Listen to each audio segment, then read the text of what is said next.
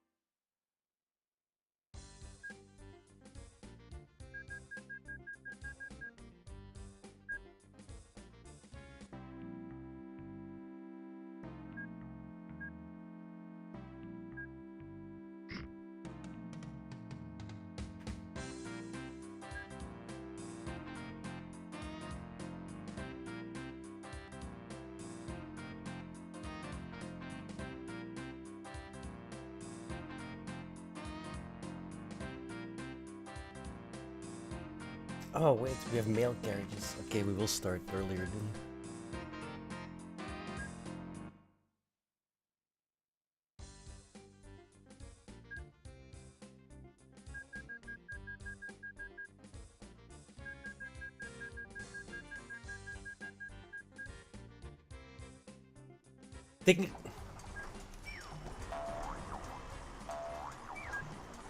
That's technically the earliest I can start.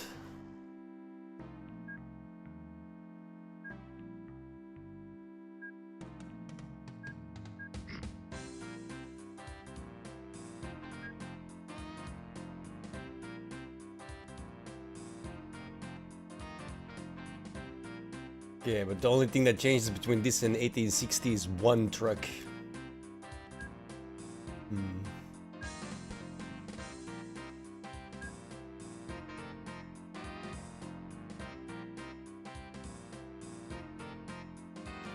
Yeah. Not even a train yet. Okay. Too early.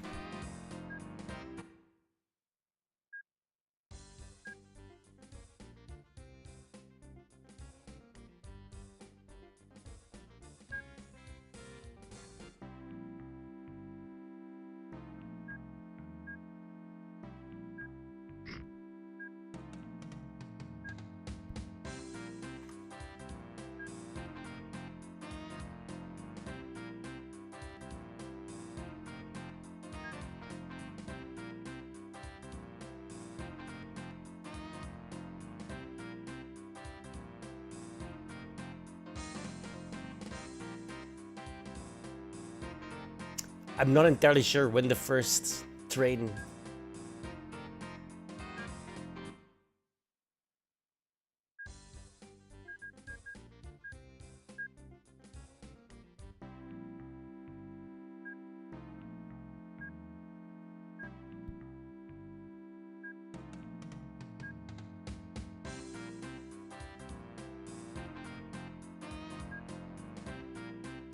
It's gonna have to be 60.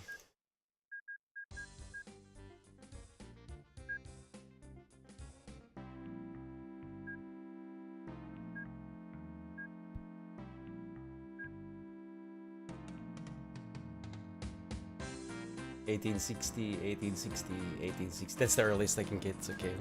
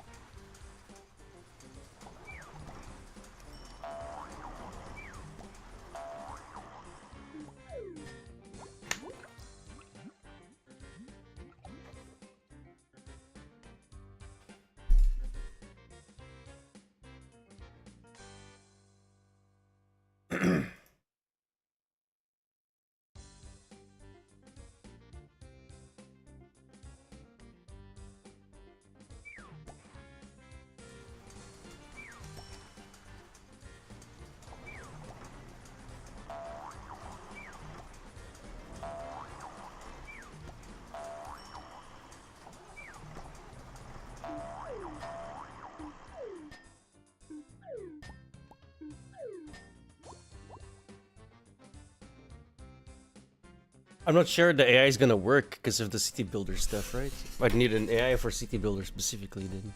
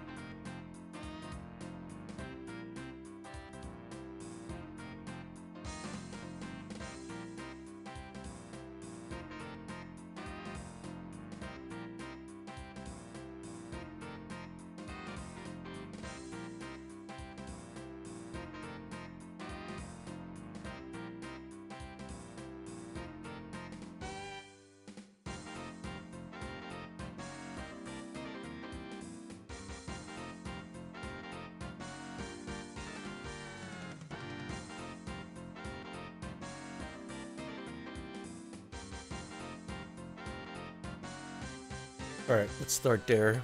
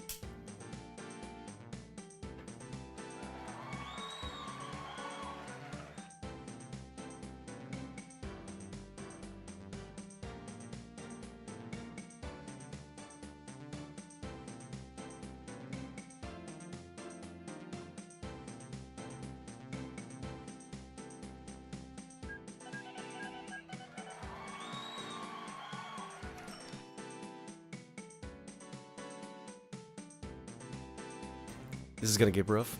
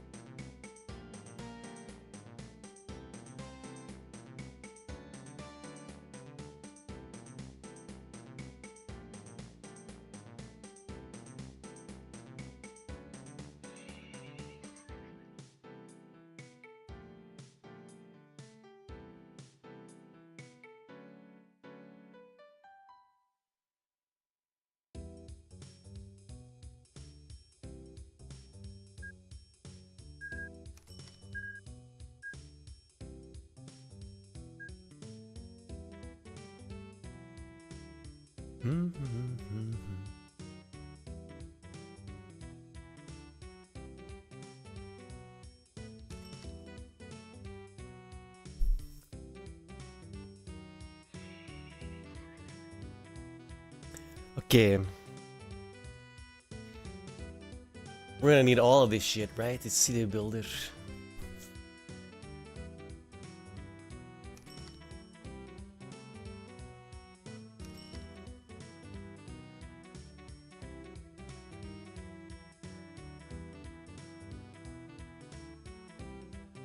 Okay, at least those are all mine.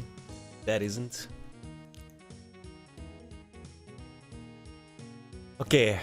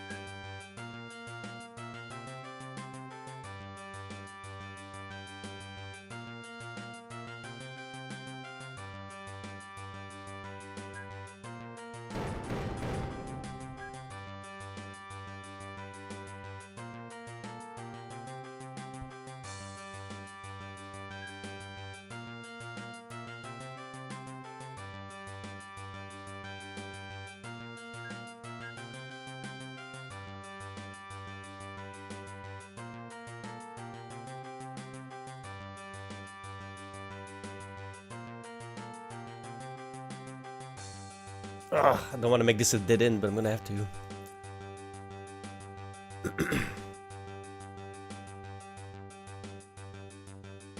Oh, I can't get to the mail.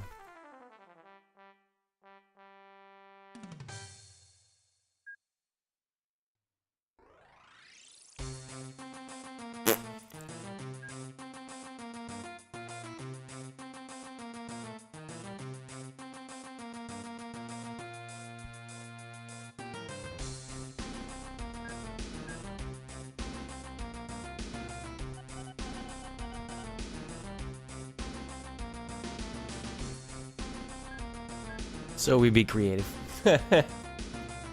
I got to the mail now.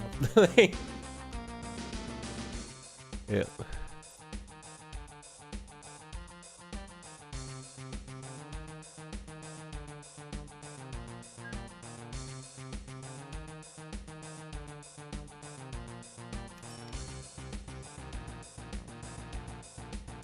Whoa.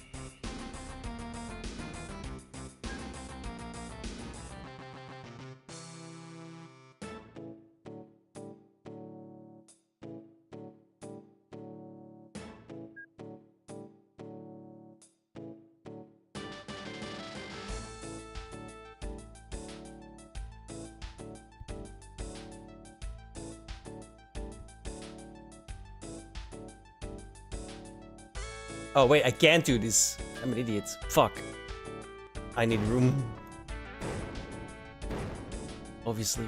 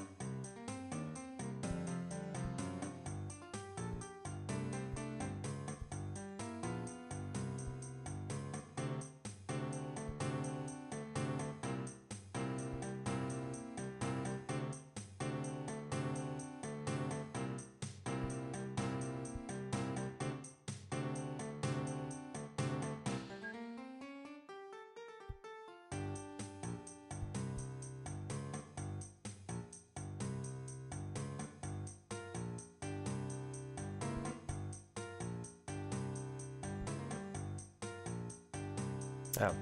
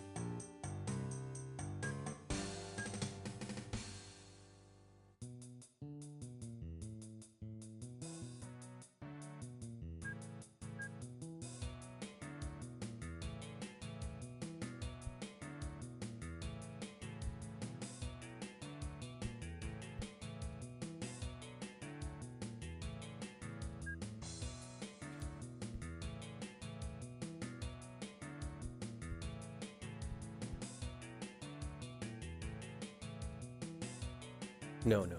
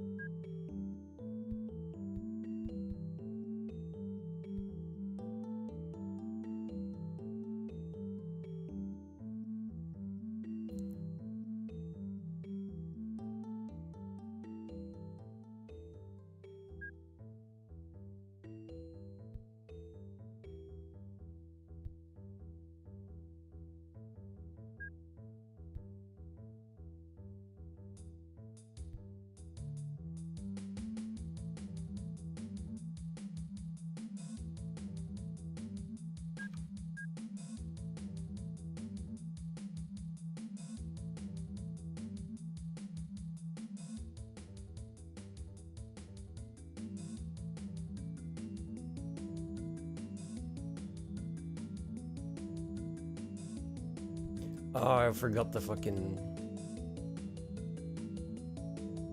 Whatever. We'll figure it out later if it needs, if I need it.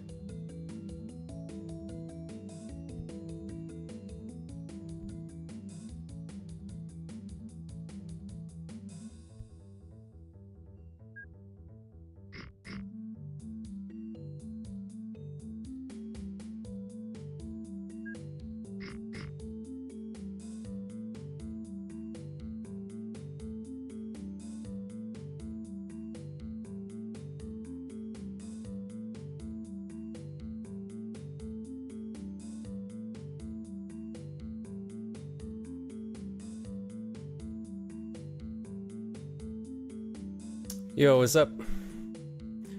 How's it going?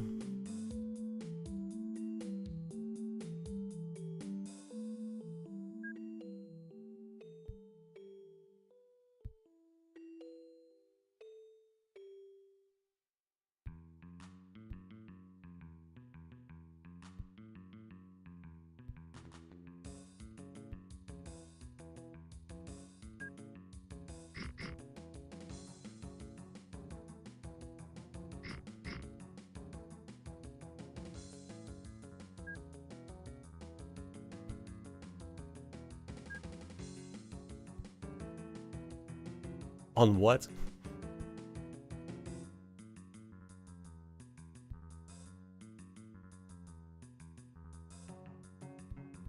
Oh.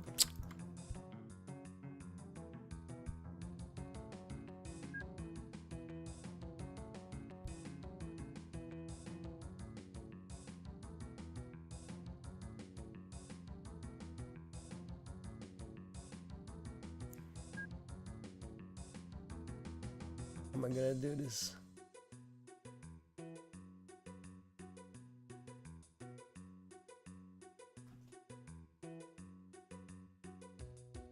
Yeah, but there's a lot of politics. You're gonna have to be a little bit more specific.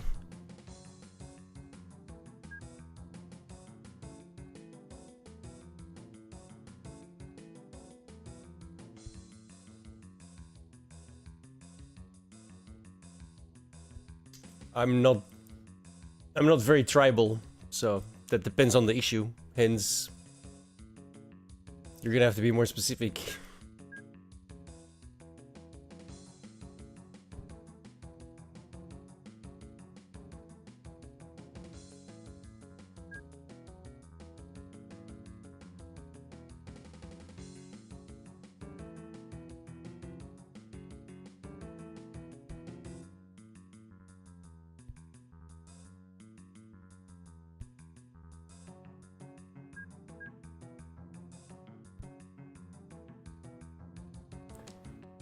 As in, I can't tell you that I'm right and I can't tell you that I'm left, because it depends on the issue.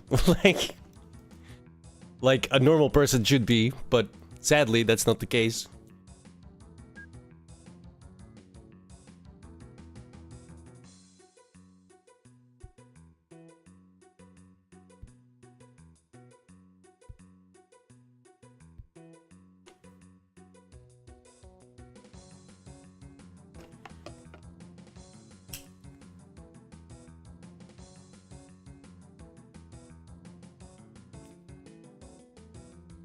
Well, I'm from Europe, so I'm pro-abortion up to 3 months.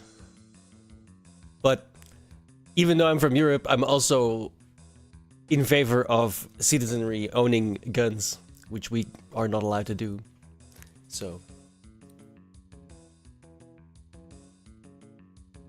immigration, we should really stop that as soon as possible. Restore Britain. That's yes, please.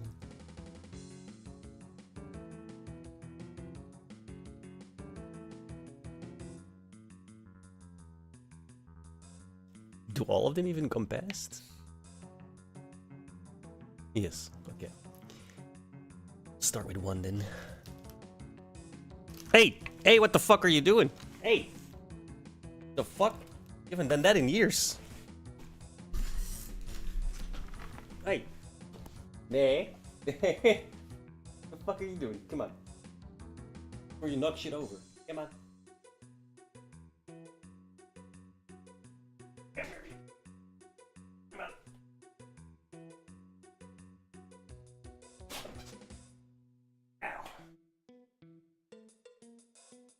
You little shit.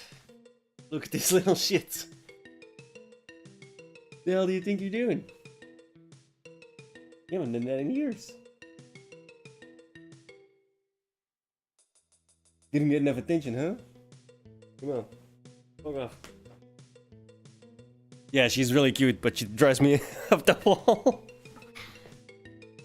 There's another screen right there, so I really can't have her up there.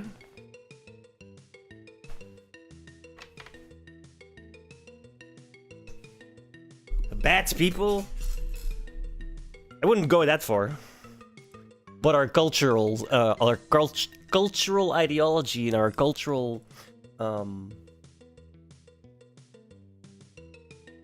yeah. I don't mind them, I just don't want them here. Right?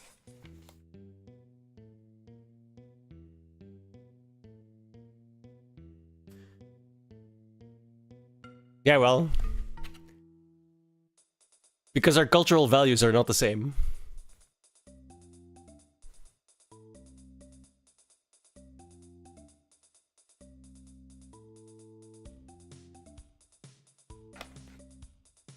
Well, how about we start with marriage? And what age you can do that?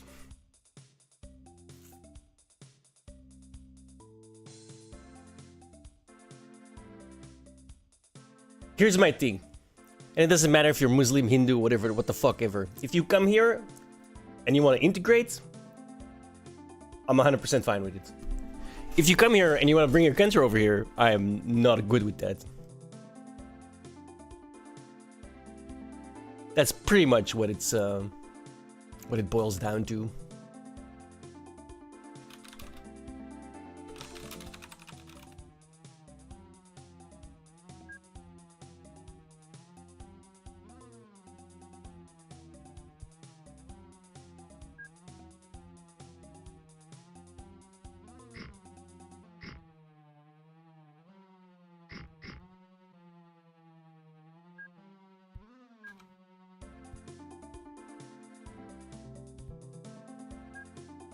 Was this Saw the music? That was a bit fucked up.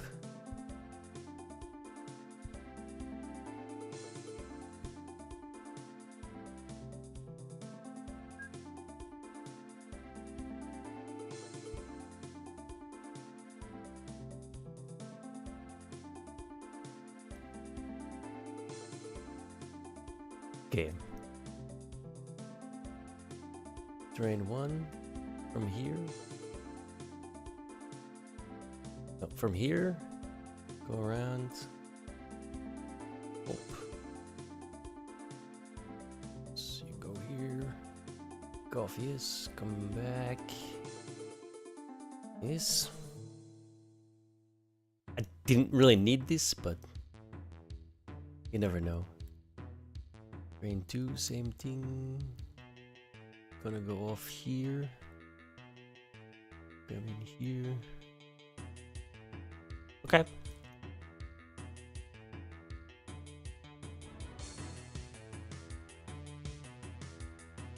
Weird nation called Pakistan. I don't know enough about it. I'm from Belgium. I don't really need to know, you know. Meow. What's up? I know they're next to India and they hate each other.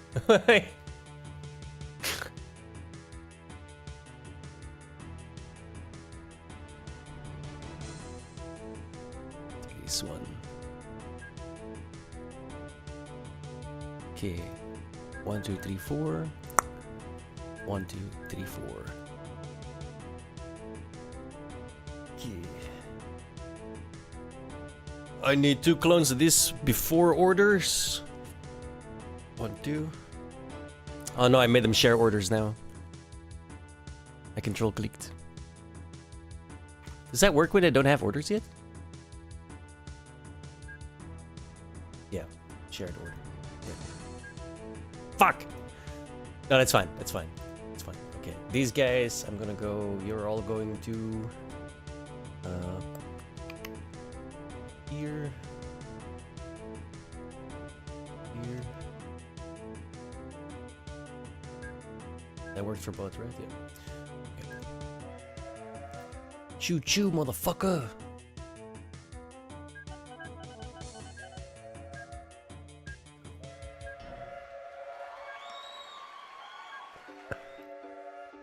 Ah, fuck, I need to... Oh, shit.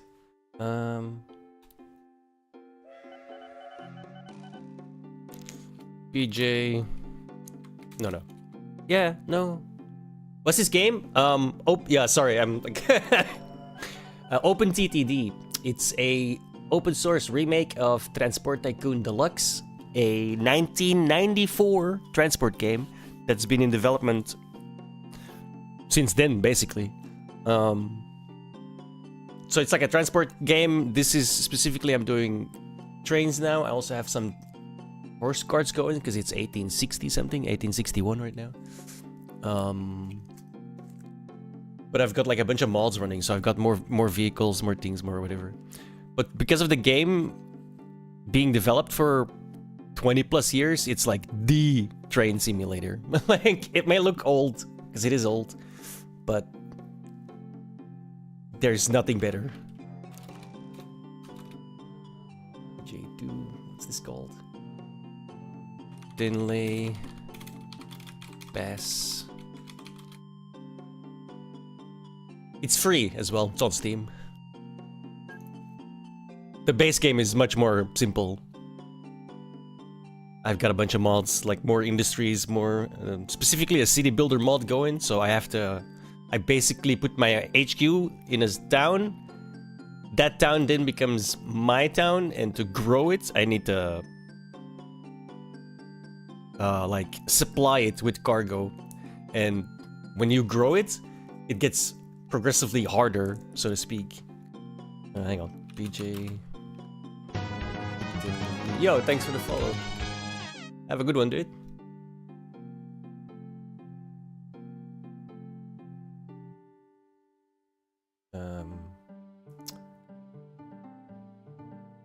Maybe oh shit, fucking copy pasted.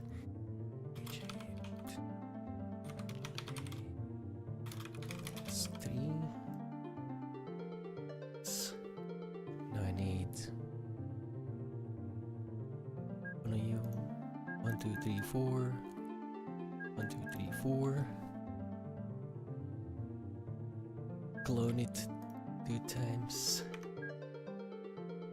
Go here. Go there. No, fuck. Oh, God damn it, now I have to fucking... I should have done everything first, named it, and then cloned it. BJ.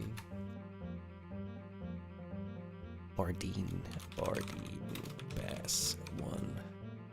Can I copy paste this? I cannot copy paste this. Fuck! Fucking bullshit.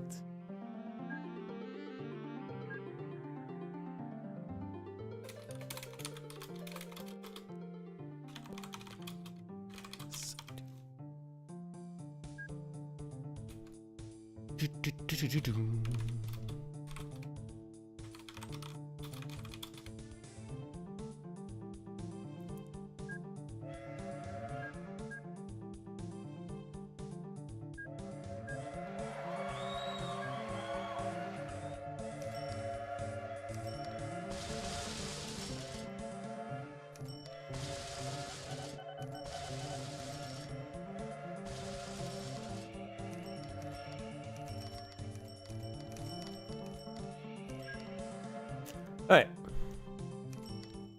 How we doing? There we go.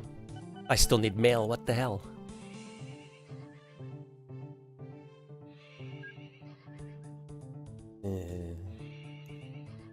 More mail, please.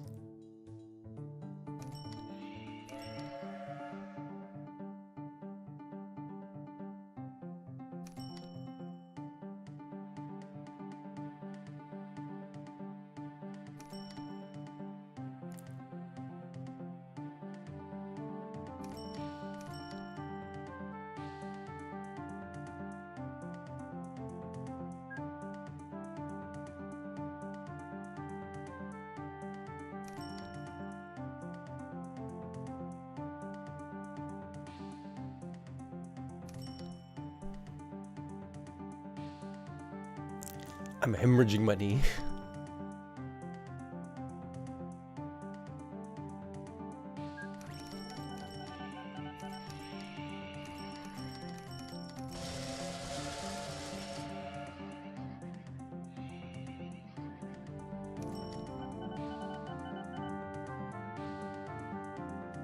Ooh, hello. Ooh, okay, what the fuck?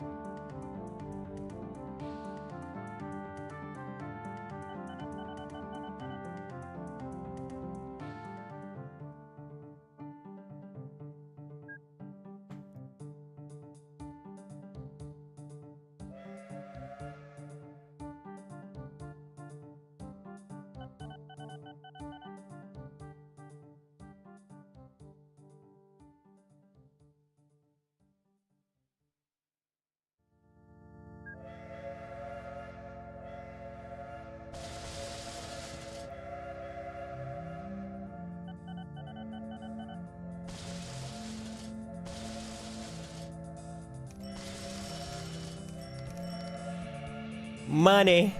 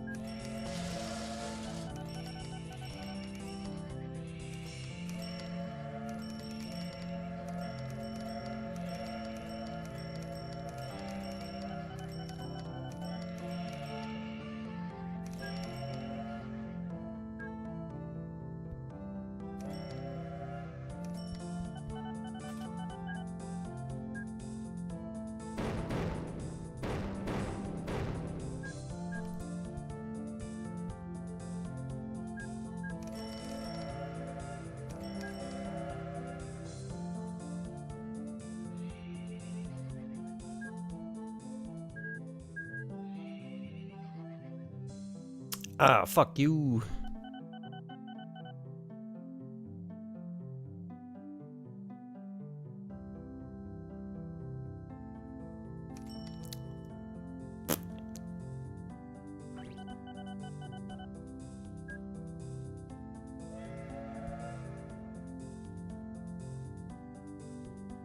So annoying.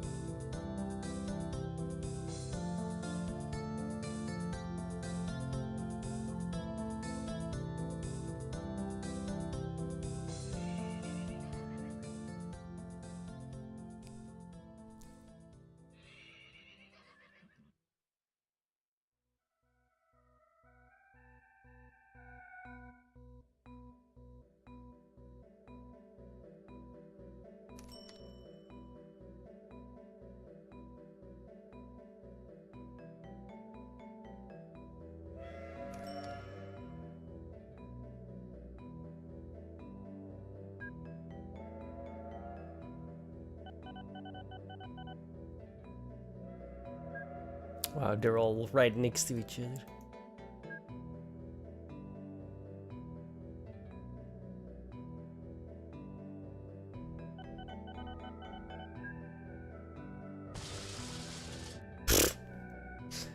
All right.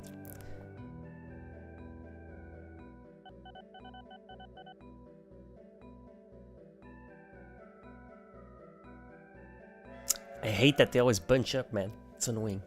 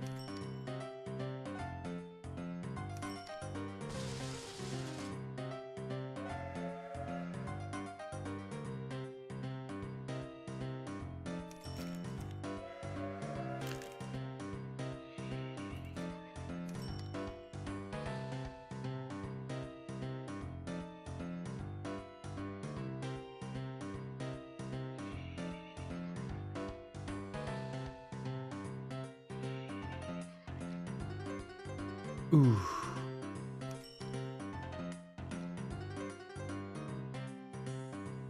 No, it's not even a fucking... Do I not have? Oh my god, I don't have a port near me.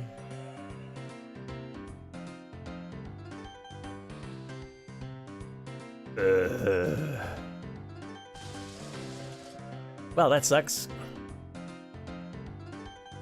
I ain't getting farm supplies anytime soon. Shit. Or engineering supplies. Oh. Damn it! I could really use it too, because milk to here. And if I have a slaughter nearby or whatever the fuck.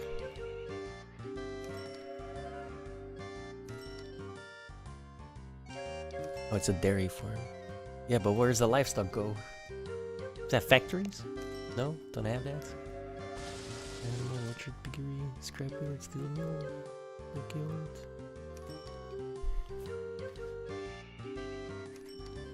Oh shit! I was making food an hour ago. That'll be done by now. Just 20 minutes. Good thing I was in the air fryer. That doesn't really... Just chocolate buns.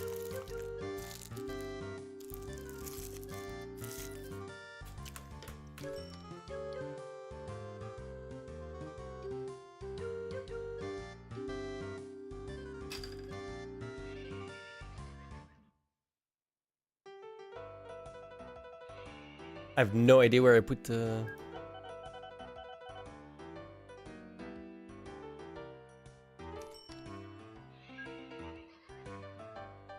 stockyards.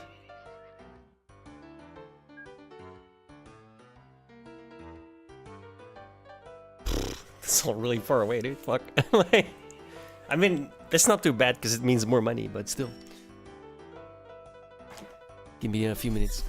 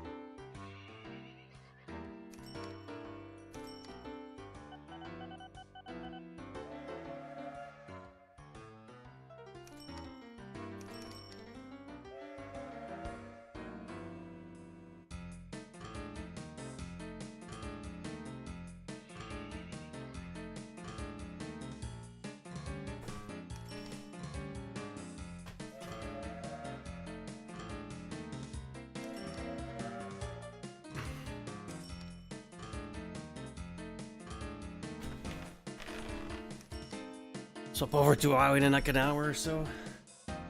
Hopefully most people have gone then, so I can like do some mining.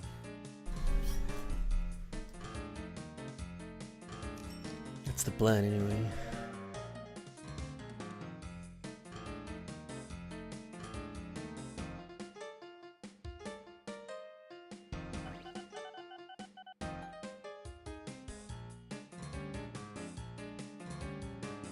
Oof. Too many trains.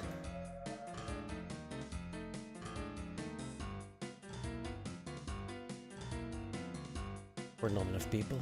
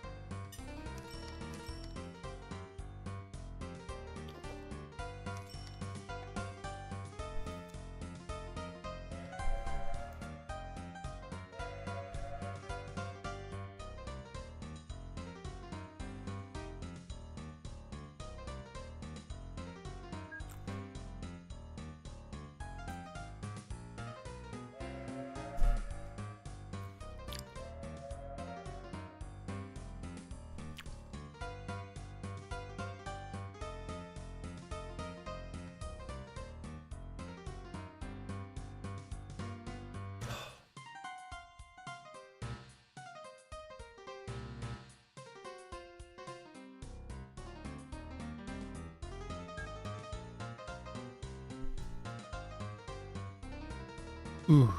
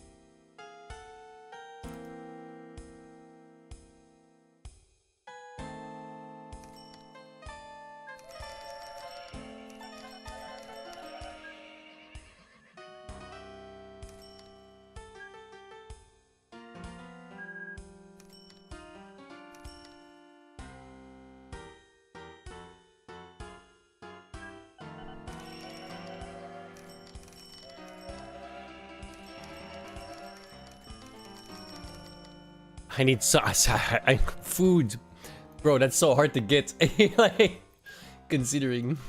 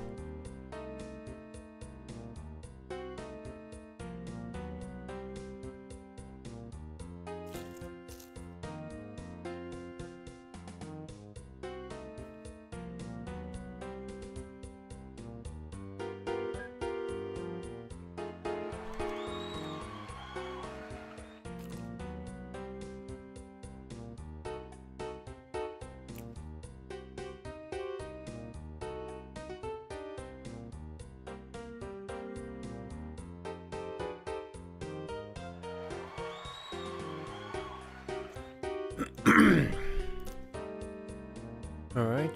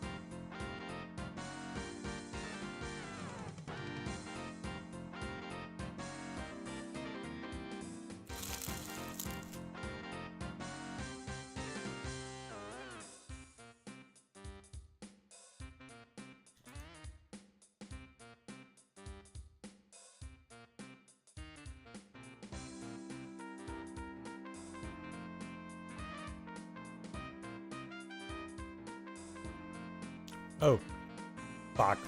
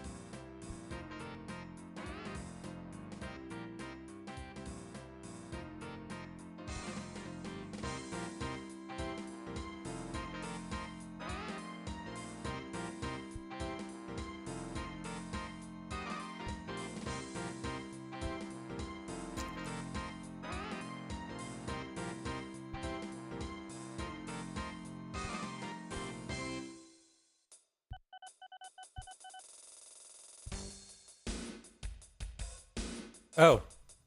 I'm a fucking retard.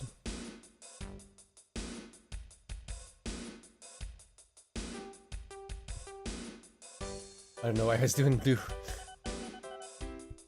Force habit.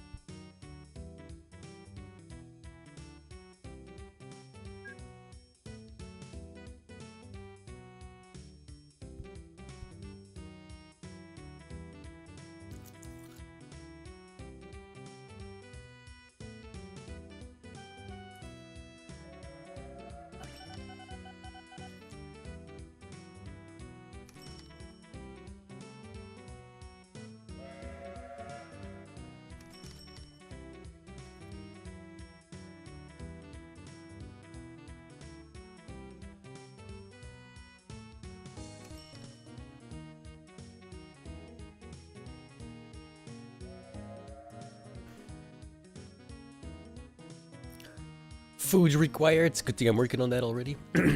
Actually, I'm done. I just need the trains.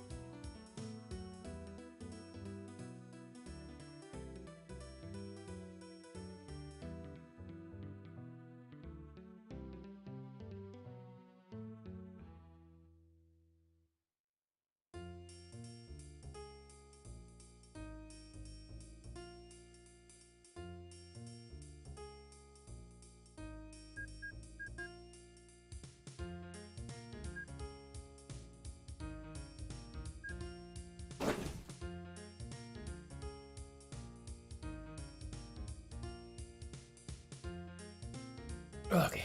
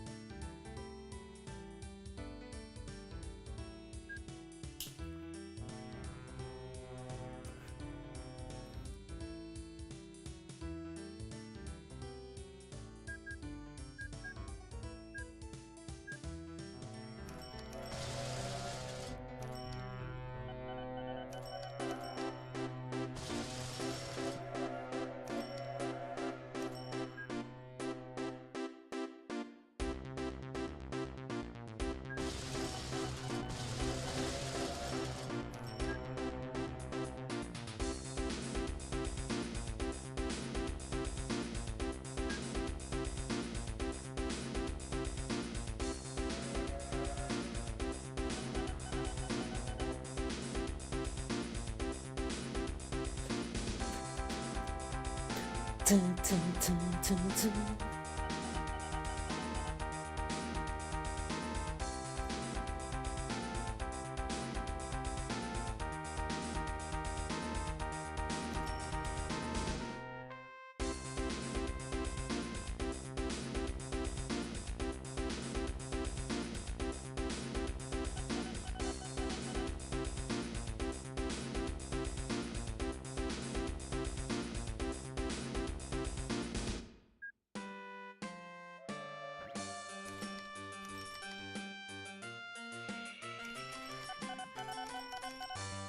Oh.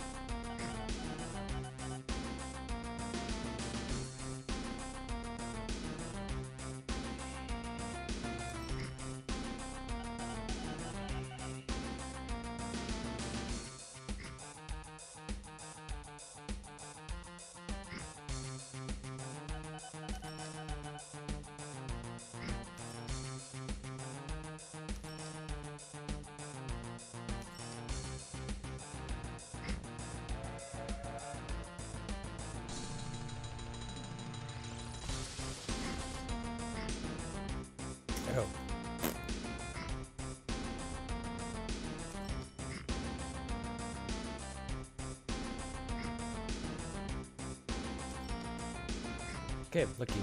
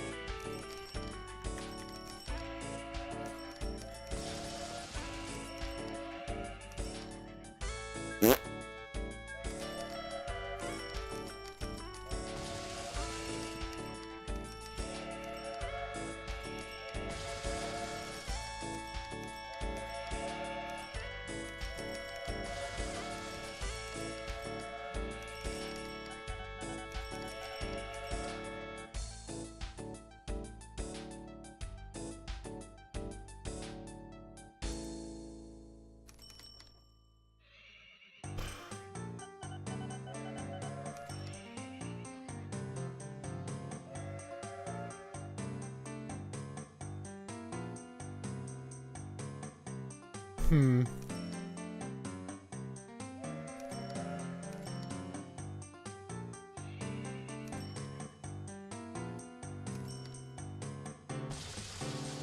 Hmm.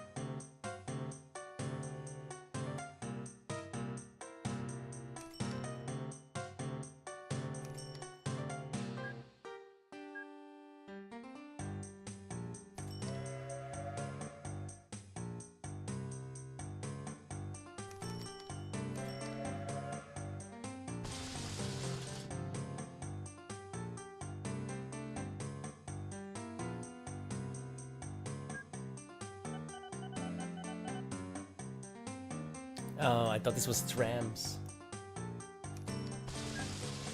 This one.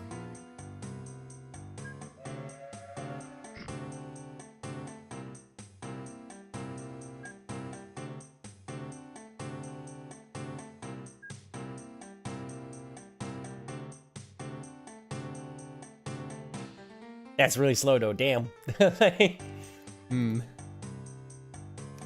Maybe later.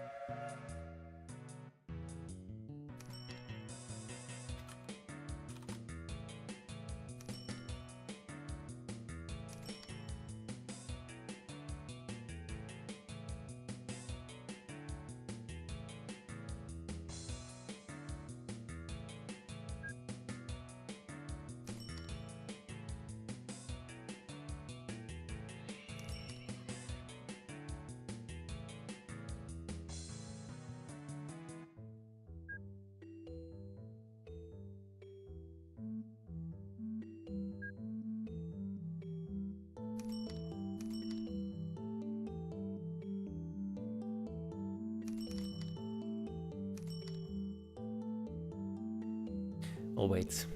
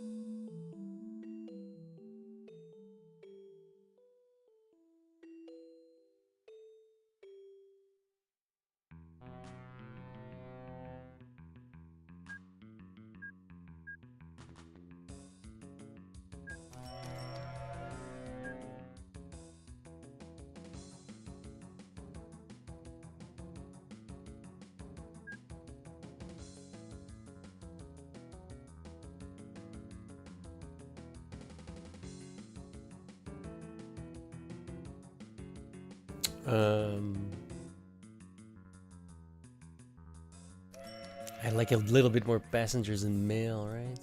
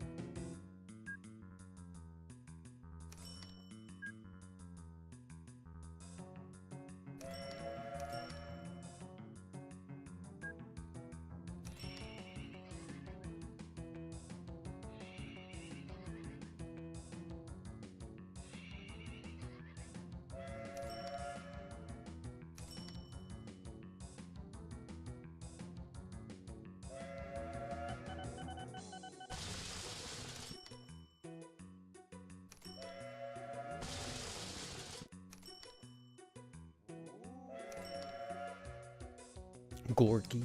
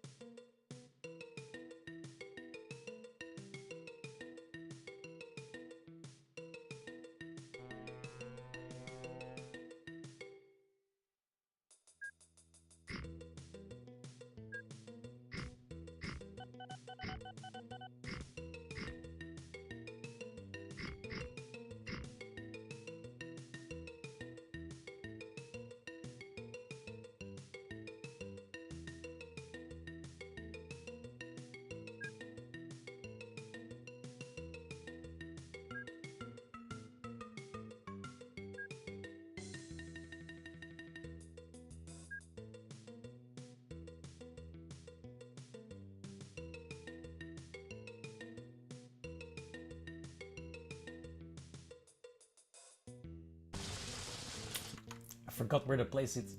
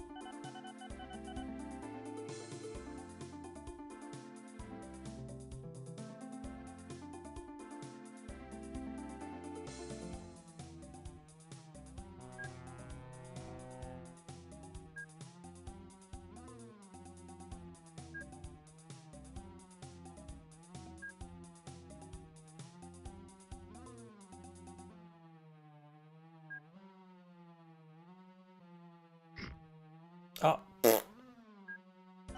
Why did you double up on that shit?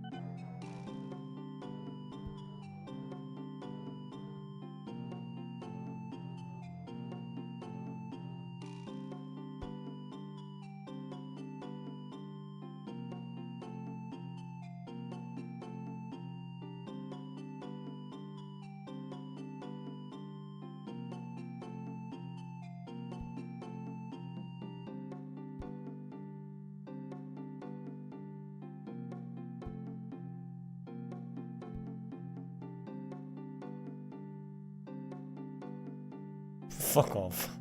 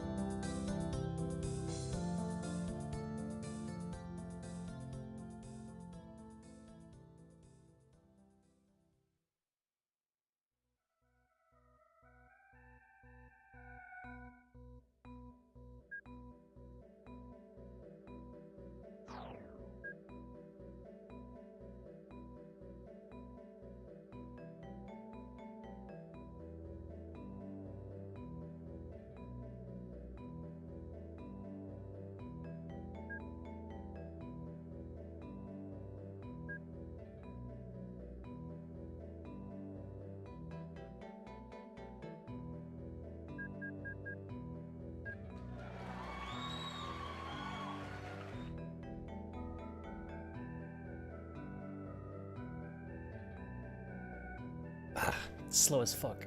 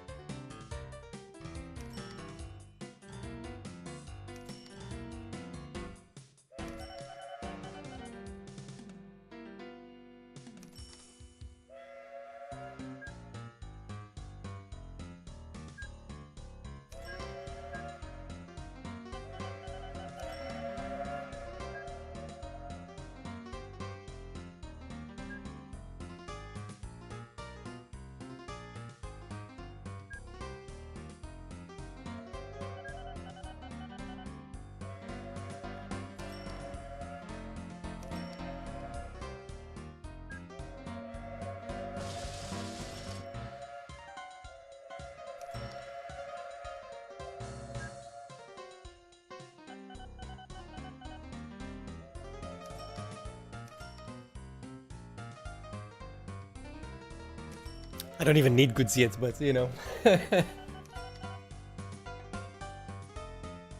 I'm thinking ahead.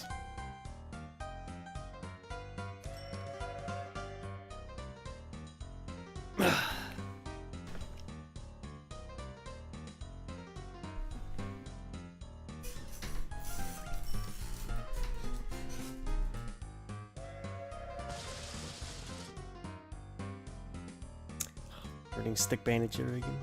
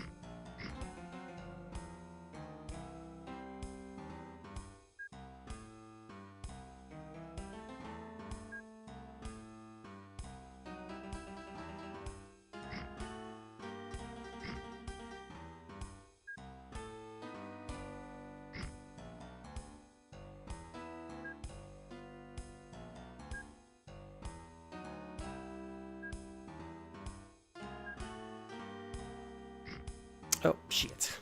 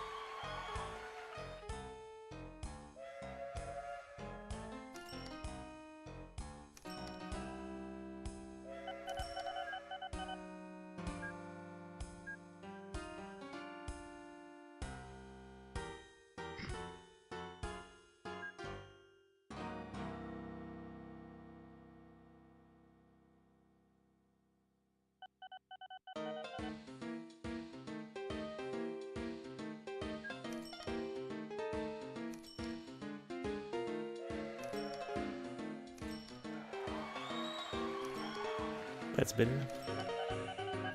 Damn it.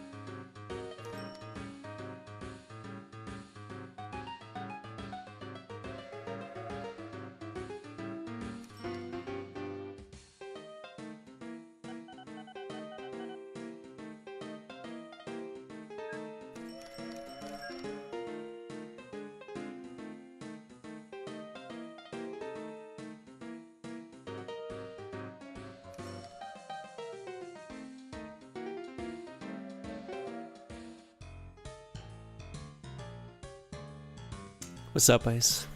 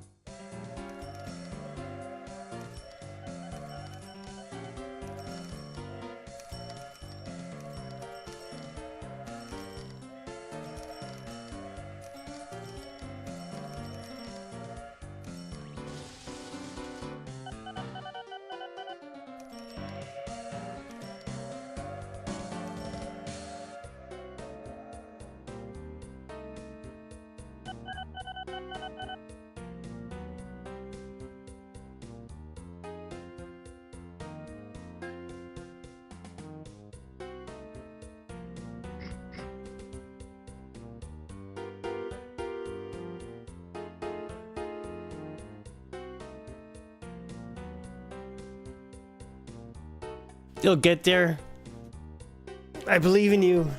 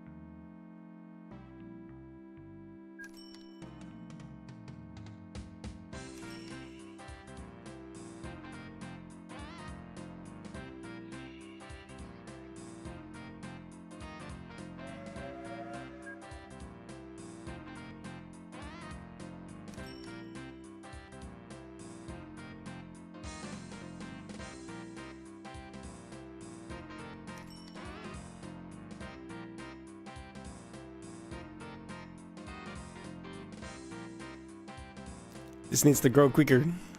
Go, go, go, go, go. I need more passengers here, because the trains are losing money now. This one's doing fine. He gets the passengers from that too, though. Oh, so does he. The fuck?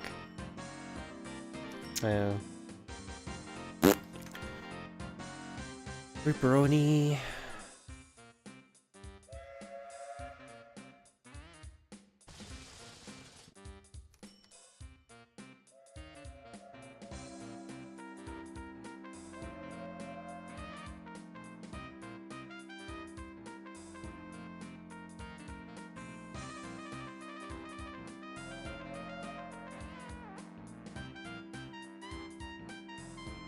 Why they always bunch up, I'll never know.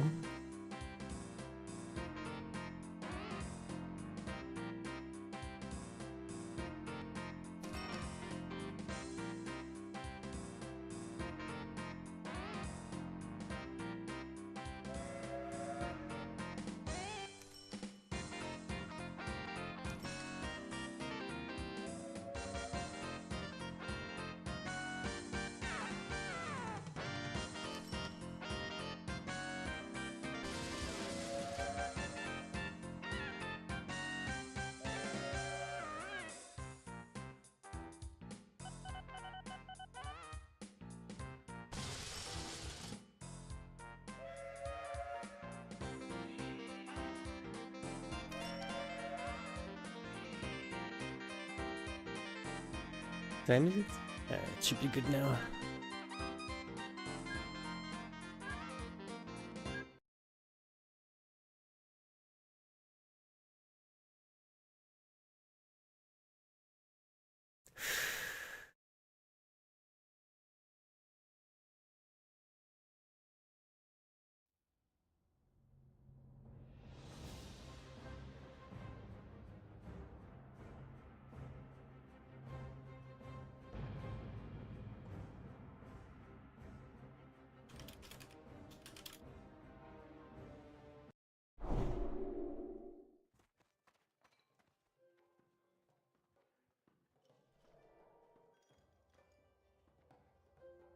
I am listening.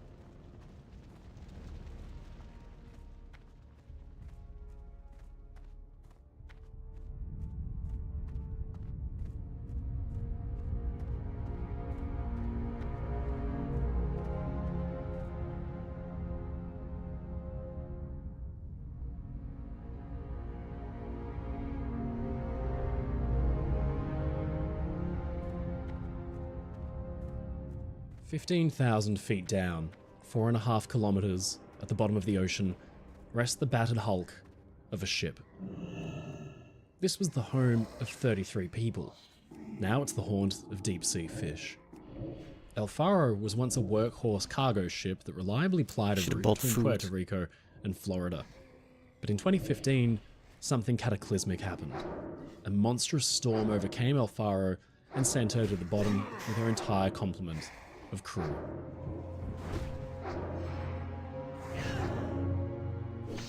The loss left many questions unanswered in the minds of families and investigators alike.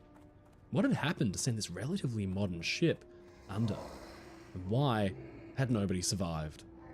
The investigation and the answers it turned up would send shockwaves through the maritime industry and remind us of a valuable lesson: that mankind and our inventions are never immune to the power of nature. Ladies and gentlemen, I'm your friend Mike Brady from Ocean Liner Designs, and this is the harrowing true story of the ship that disappeared into the eye of a hurricane, the SS El Faro.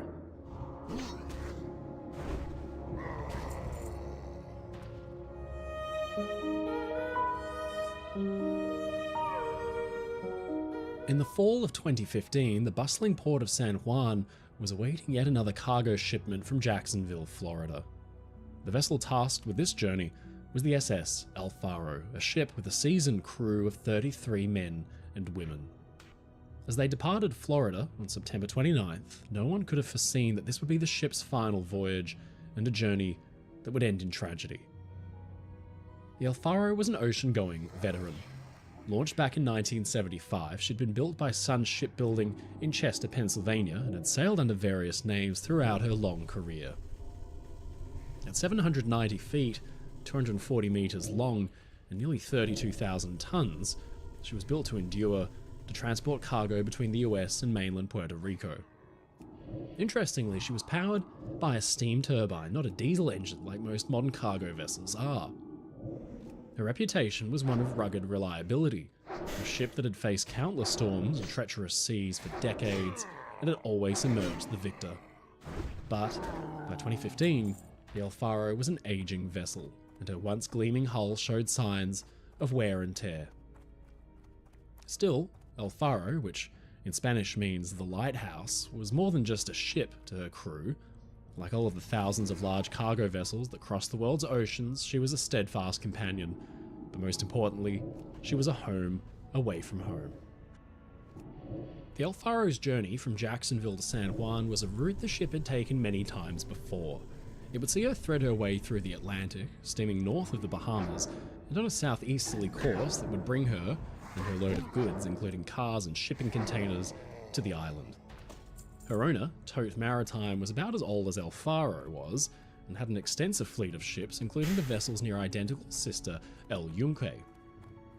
The voyage was routine, and the crew, led by Captain Michael Davidson, prepared for what they expected to be another straightforward passage. Davidson was a man as seasoned as the ship he'd commanded for the past 2 years. Hailing originally from Maine, he was a maritime man through and through. In fact, his father had been a ship's captain before him. The sea was practically in his blood. With over 3 decades of experience, Davidson was known for his cautious approach to maritime safety. Sometime prior, he had captained a vessel with steering problems and requested an escort of 2 tugboats to guide his vessel over 100 miles down the Chesapeake Bay. His employers saw this as far too overly cautious and costly, and according to a former colleague, he was fired for it. Former crew under his command remembered him as a warm figure. One even called him happy-go-lucky. Oh, God. To his crew, he was a mentor and a figure they trusted with their lives. As the El Faro prepared to depart Jacksonville on September 29th, there was little reason to believe this voyage would be different from any other.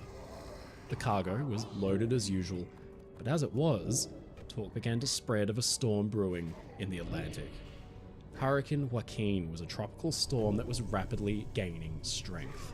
But Captain Davidson and his ship had faced many storms before and had always emerged unscathed. The captain endeavored to track the storm's path using satellite imagery and computer software he'd used before. He believed the El Faro could outrun Joaquin, keeping a safe distance from the storm's worst. He must have felt a deep responsibility for the men and women under his command, and he was determined to see them safely to San Juan. But the sea is a fickle master, and even the most experienced seafarers can find themselves at the mercy of forces beyond their control. As El Faro cast off and made way, the weather, naturally, began to deteriorate. The first day passed uneventfully. By the time September had given way to October, the mood aboard the El Faro had shifted. Dark clouds loomed low on the horizon, and the wind began to howl with increasing ferocity.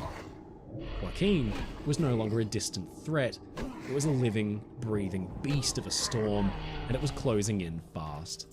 It was now a Category 4, with winds exceeding 130 miles, over 209 kilometers per hour. The ship began to lurch and groan as the waves grew larger, and the ocean became a churning mass of fury.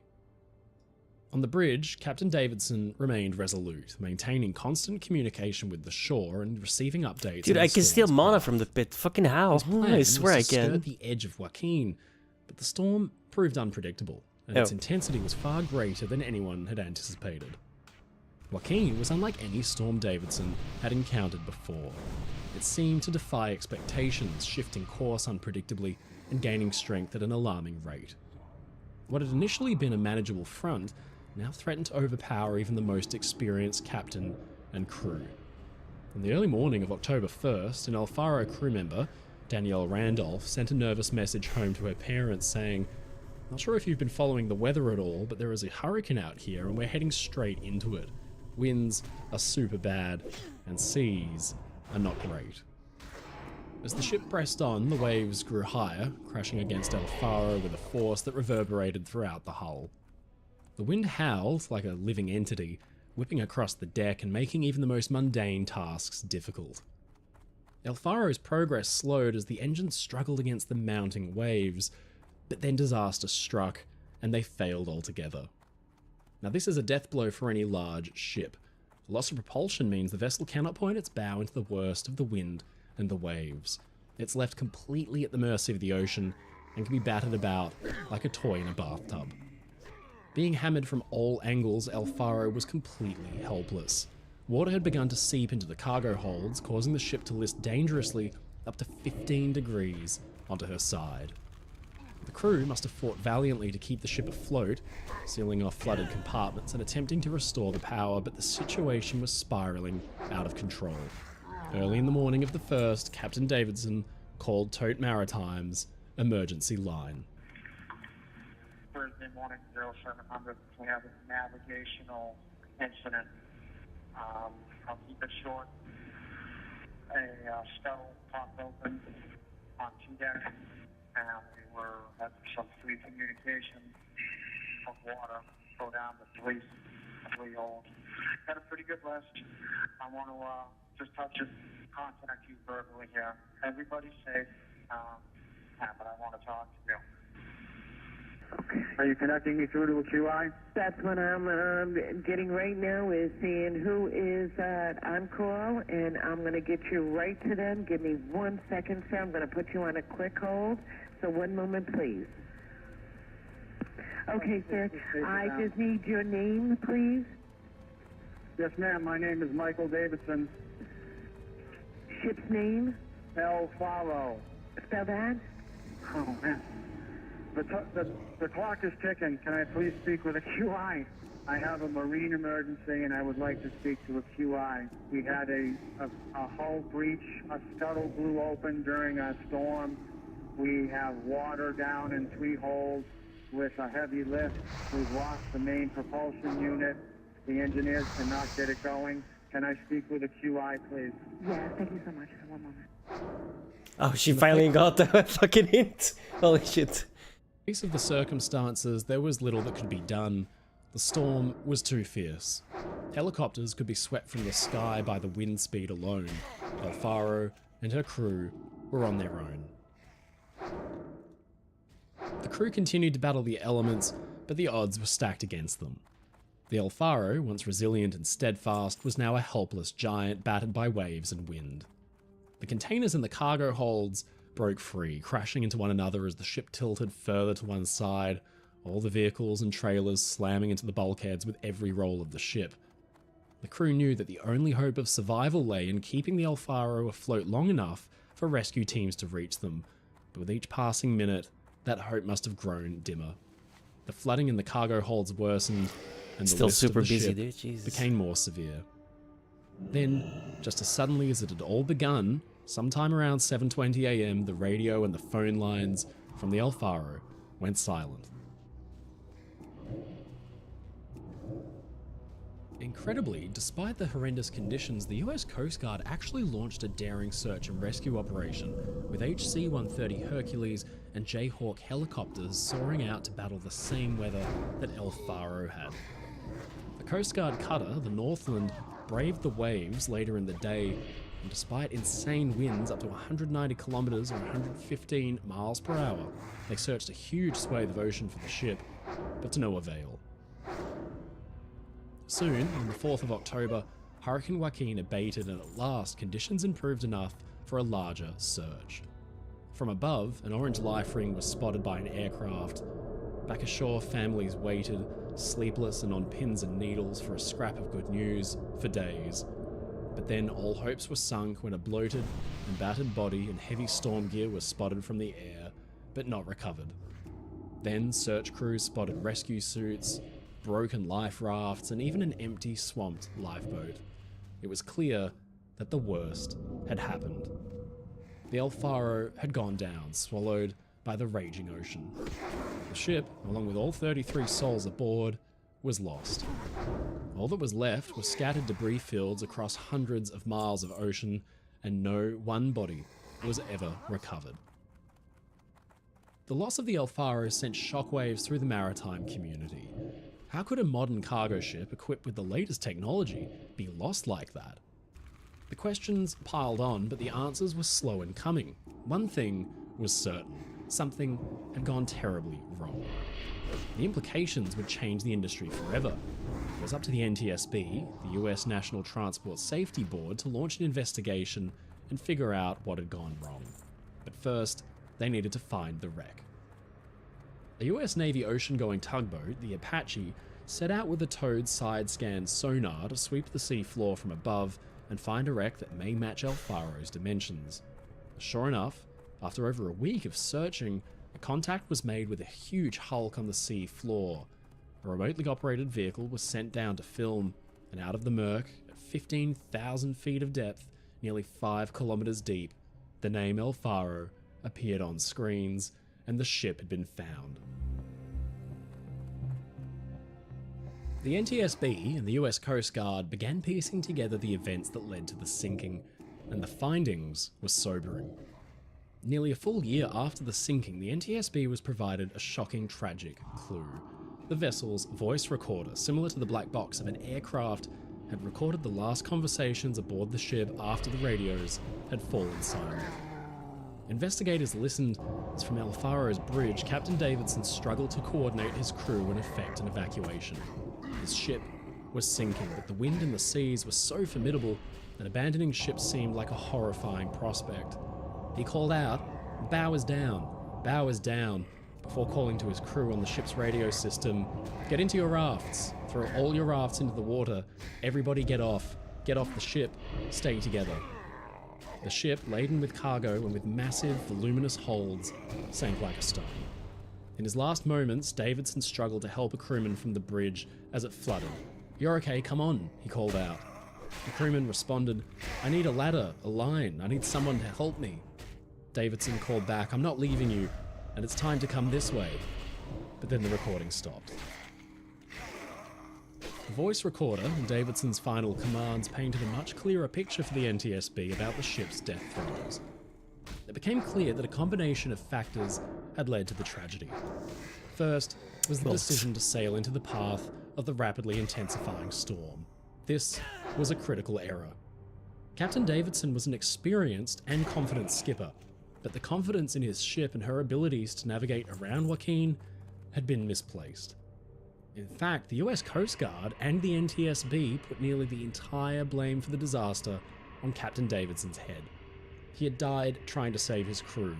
A valiant final effort to be sure, but they should not have been there in the first place. Their ship was not as capable as they might have hoped. First, clues came from former crew members who told investigators they were shocked El Faro had gone to sea at all that September because of what they called holes forming in the ship's structure.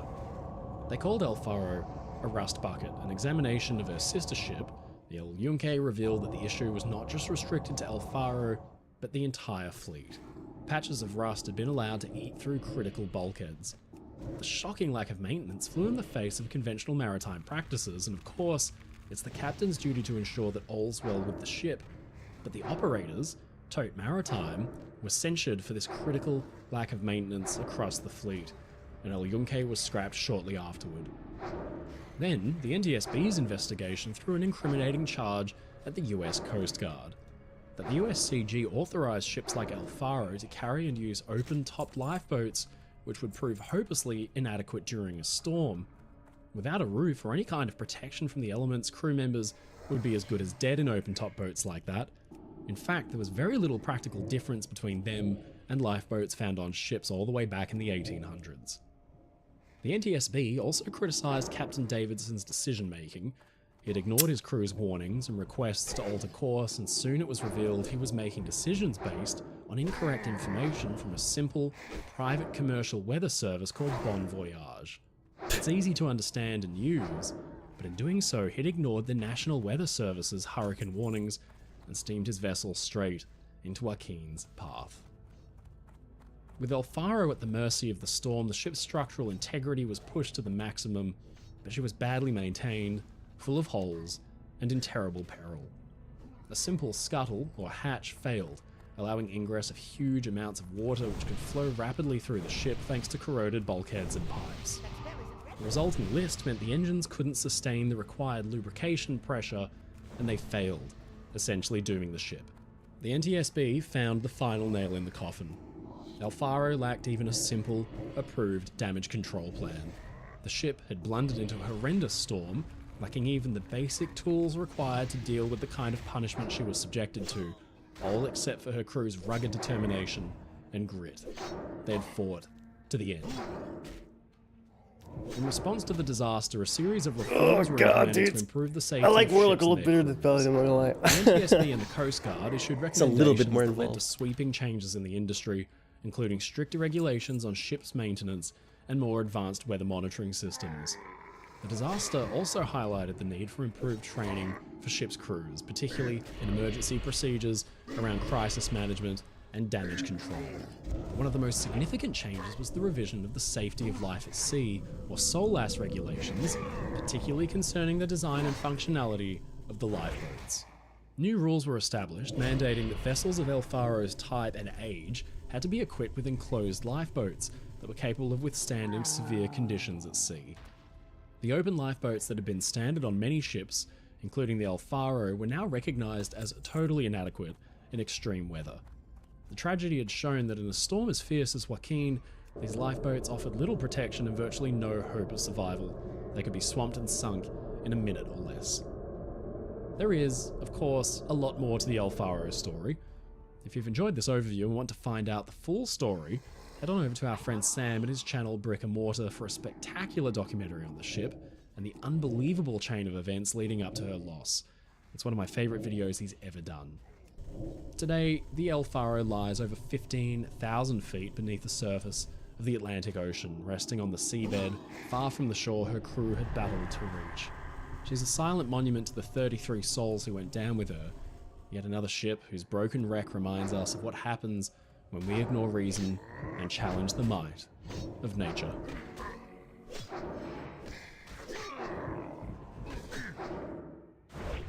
I don't know why I like these documentaries, bro. The ship documentaries are the coolest.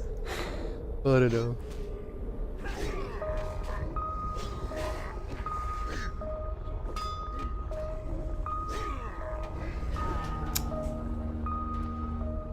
Rape. This is one of the most inhospitable places on our planet. Antarctica, a frozen kingdom. I don't know, it's just cool to me. 2007. I would never get on a In the dead ship, of night, right? a Fuck red ships. cruise ship plunges ahead through ice But and they're slush, cool. engines rumbling as she makes slow headway. Respect for the people that do.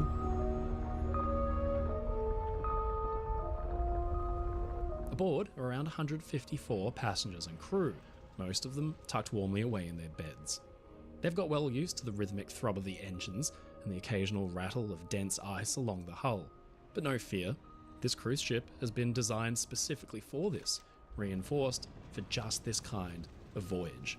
She should be impervious, but then there's a deep groan, a bang.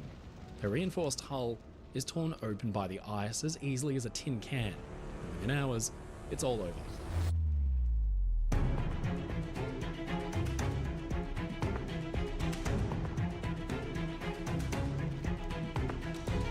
passengers are set adrift in open-top lifeboats in one of the planet's most dangerous environments.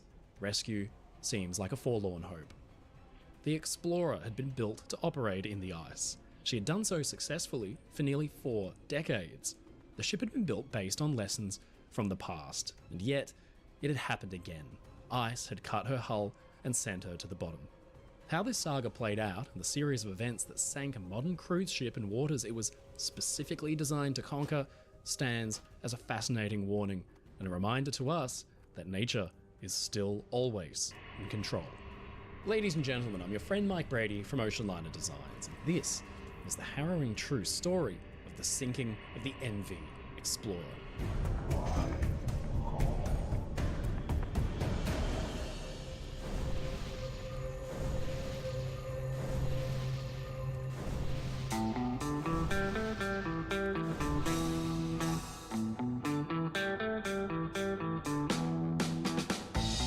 Our story begins in the late 1960s as a new form of tourism is beginning to gain rapid popularity. Once, ships were useful only for carrying people between the world's continents, but by the 1960s, the jet airliner had taken over, and the great ocean liners disappeared almost overnight. But big passenger-carrying ships found a new popular purpose: cruising. Former liners carried people to beautiful sunny destinations like Hawaii and the Canary Islands alike. But there was another kind of market that was emerging: adventure tourism. The idea that passengers could be taken deliberately to far-flung and exotic destinations was a new and exciting one. An immediately attractive option were the poles, the Arctic, and the Antarctic.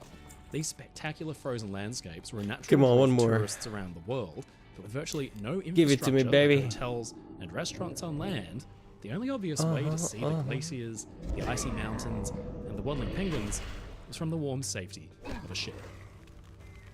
For a time, cruises were run on converted merchant vessels, but in the late 1960s, a Swedish-American entrepreneur named Lars Erik Lindblad thought that a purpose-built cruise ship would blow the potential polar adventure cruise market wide open. He'd already had a string of successes running other exotic cruises to the Falklands, the Seychelles, and many more, but the draw of Antarctica among his customer base was clearly evident. He commissioned a ship almost 240 feet, or 73 metres long, and about 2,400 tonnes, really little larger than most luxury super yachts. But the small size of the ship had an advantage for the intended cruise location. She would be manoeuvrable, able to more easily weave her way through patches of dense ice on the surface in an area where a larger ship would struggle to do the same. Now, this new ship had to obviously feature some special design considerations because of the onerous nature of its intended role and the danger of the environment. Now here, we need to step away for a minute and just talk about the history of ships and their encounters with the ice.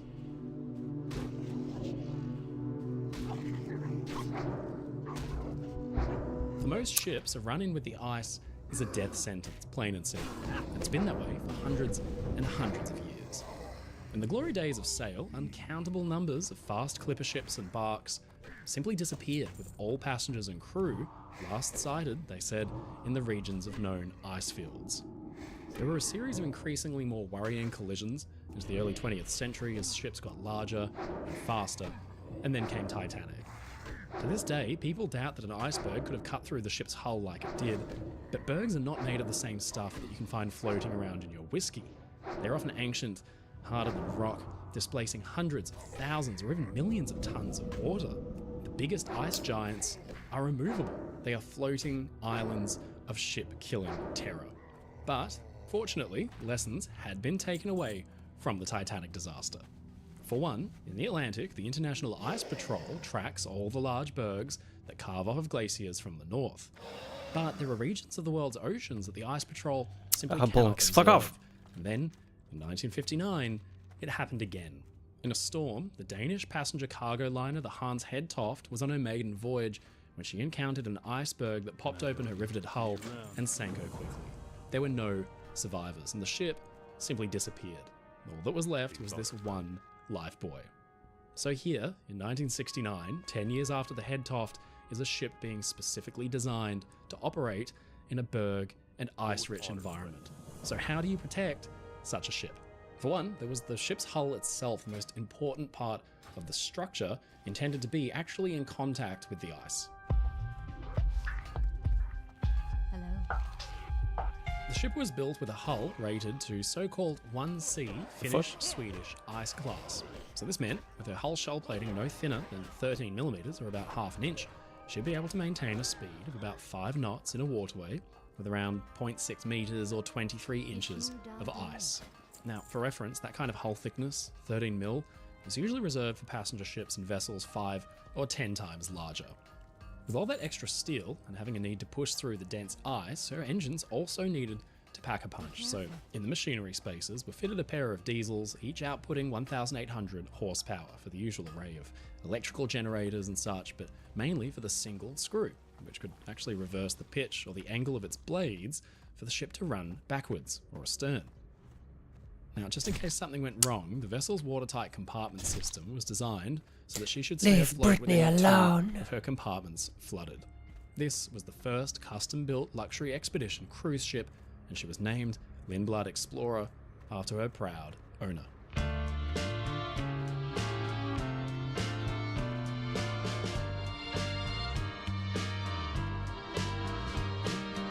The ship, eventually renamed to simply Explorer in 1992, had a very impressive, very lively career for such a relatively small vessel. Naturally, she established a series I'm so of dead. firsts. The first purpose-built expedition cruise ship, the first cruise ship to navigate the Northwest Passage, the first ship to circumnavigate James Ross Island, and the first ship to sail to the origin of the Amazon River. Now, clearly, Explorer was making a name for herself, and her years spent exploring the globe earned her an enviable reputation. But soon, the Little Red Ship, as many lovingly called her, would earn her final and her most dubious distinction of all by becoming the leave me first alone. cruise ship to sink Oh my in god, these polar guys are falling waters. forever. In November 2007, Explorer set out for an exciting trip. This was designed to retrace the steps of the famous polar explorer Sir Ernest Shackleton. Over the course of 19 days, passengers would enjoy a trip that would take them from Argentina out to the Falklands, South Georgia and Sandwich Islands, then down through the Drake Passage into the frozen world of Antarctica. The passengers on board were probably oblivious to the heated debates that were taking place within the polar exploration community about this exact type of voyage. Explorer was a specially designed ship, but in the decades since she had been built, over nearly 40 years earlier, more and more cruise ships had entered the market and crowded the Antarctic waterways. But few of these were properly ice-rated. Now this was a recipe for disaster, and a few people actually predicted it. The 2006 paper by Professors Emma J. Stewart and Diane Draper had warned about the increased numbers of cruise ships in dangerous polar waters, especially those that weren't properly ice-strengthened. For Explorer's part, that ship had her ice rating actually improved over the course of her career. As a 1A rated ship, she could, in theory, maintain 5 knots through ice a meter or nearly 40 inches thick. But only if it was non-consolidated, something which is called first-year ice. Consolidated ice features layers of ice that have melted and then refrozen, but this actually hardens the ice and strengthens or consolidates it, freeze bonding the mass together. Now obviously, this kind of ice is a ship's worst nightmare, but in Explorer's 4-decade-long career, she had navigated the polar ice safely, save for 2 incidents where the ship was grounded.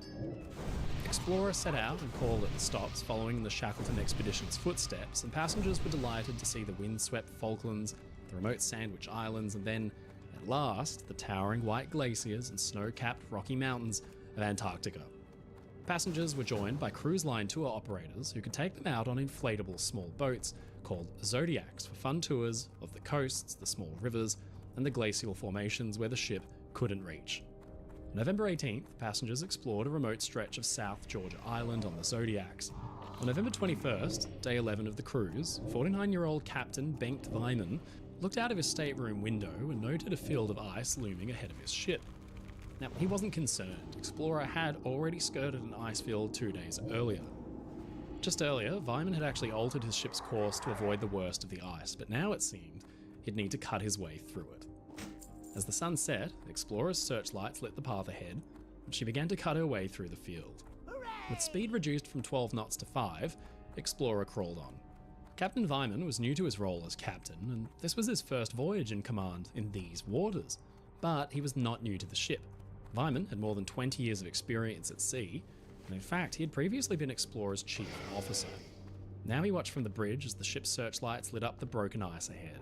He wasn't worried though, because he had judged the ice to just be first year ice, exactly what Explorer was designed to motor through.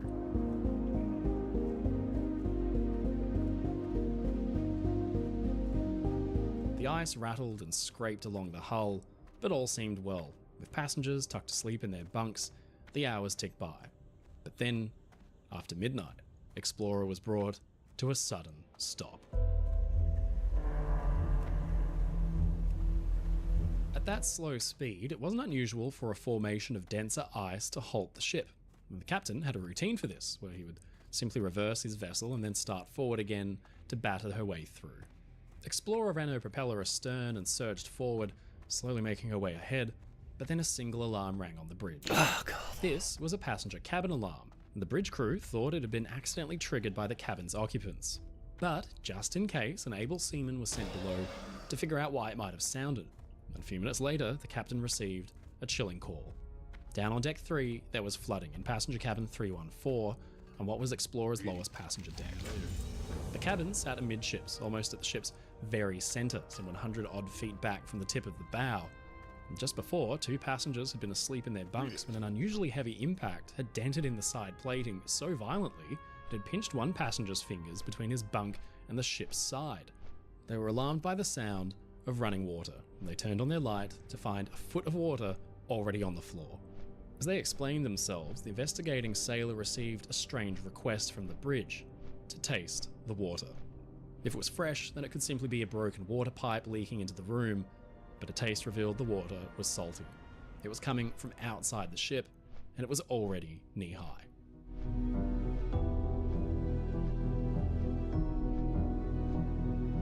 The captain rushed below to check for himself and found the flooding around his feet. Somehow, Explorer had been holed, her reinforced hull torn through by the ice regardless.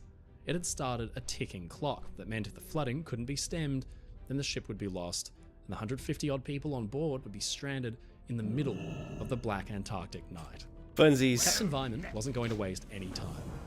He made an urgent announcement calling for the crew damage control party to assemble on deck 3, and then sounded the general alarm. Through the cabins, a series of tones, 7 short and 1 long, woke sleeping passengers up, and announcements urged them to don warm clothing and gather in the Penguin Lounge to await for further instruction. This was just a precaution.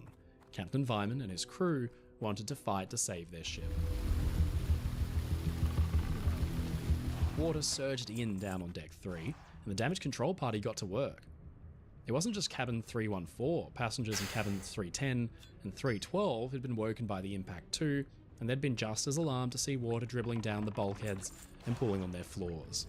A check in cabin 308 found the same thing.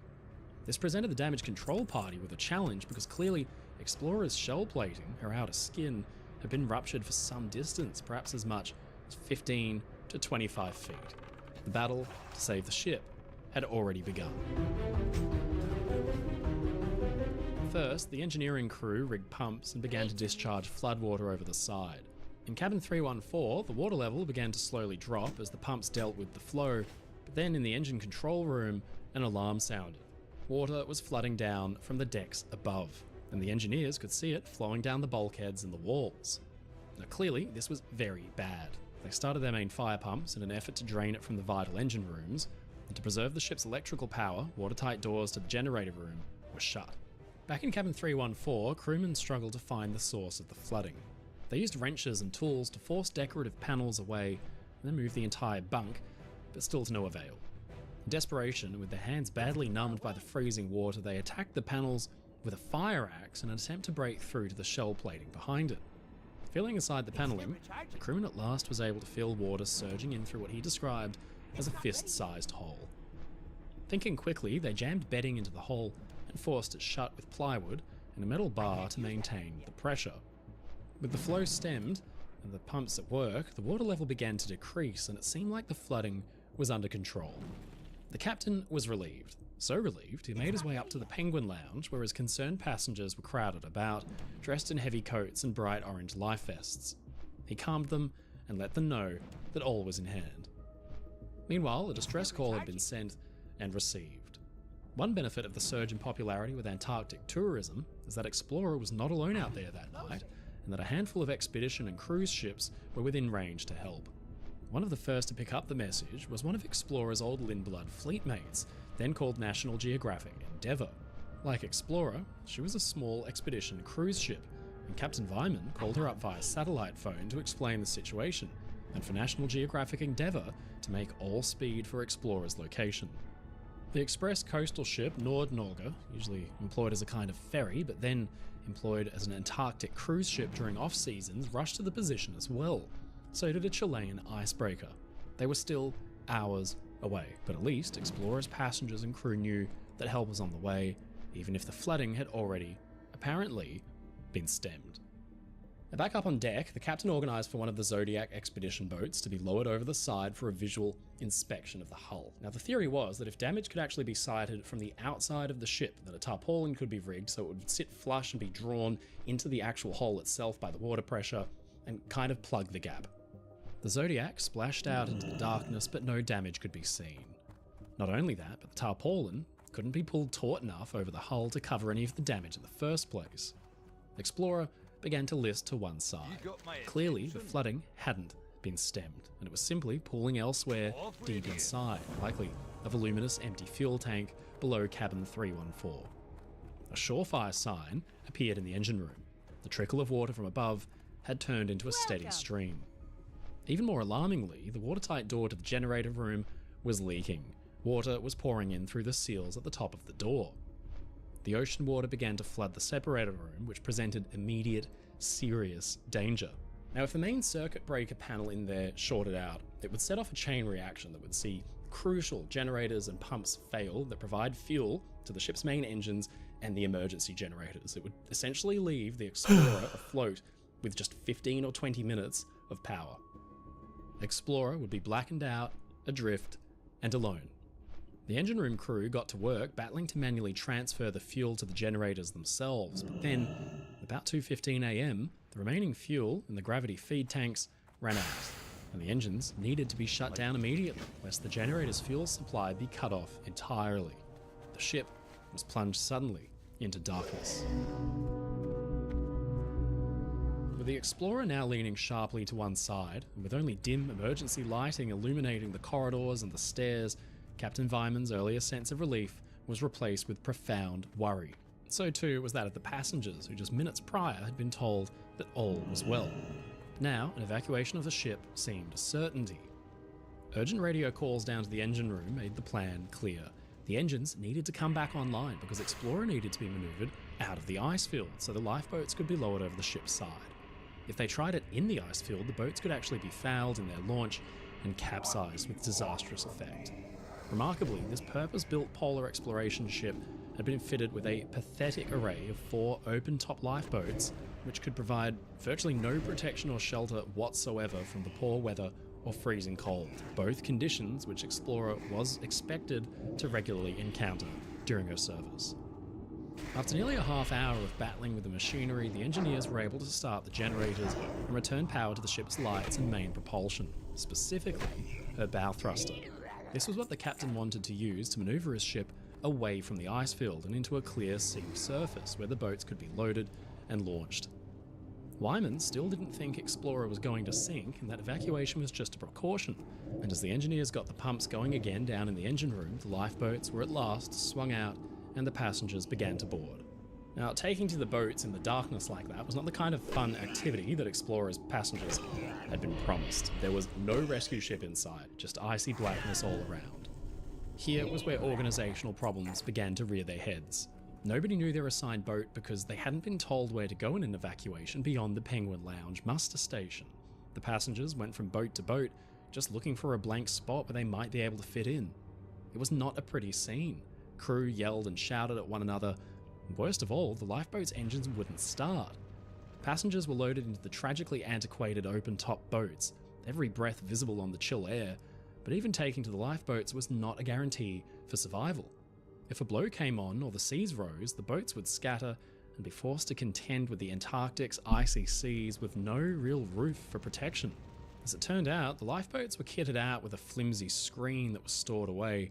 This could be erected and put up, but the crew either forgot about them or didn't know how to use them, because none of them were put up at all.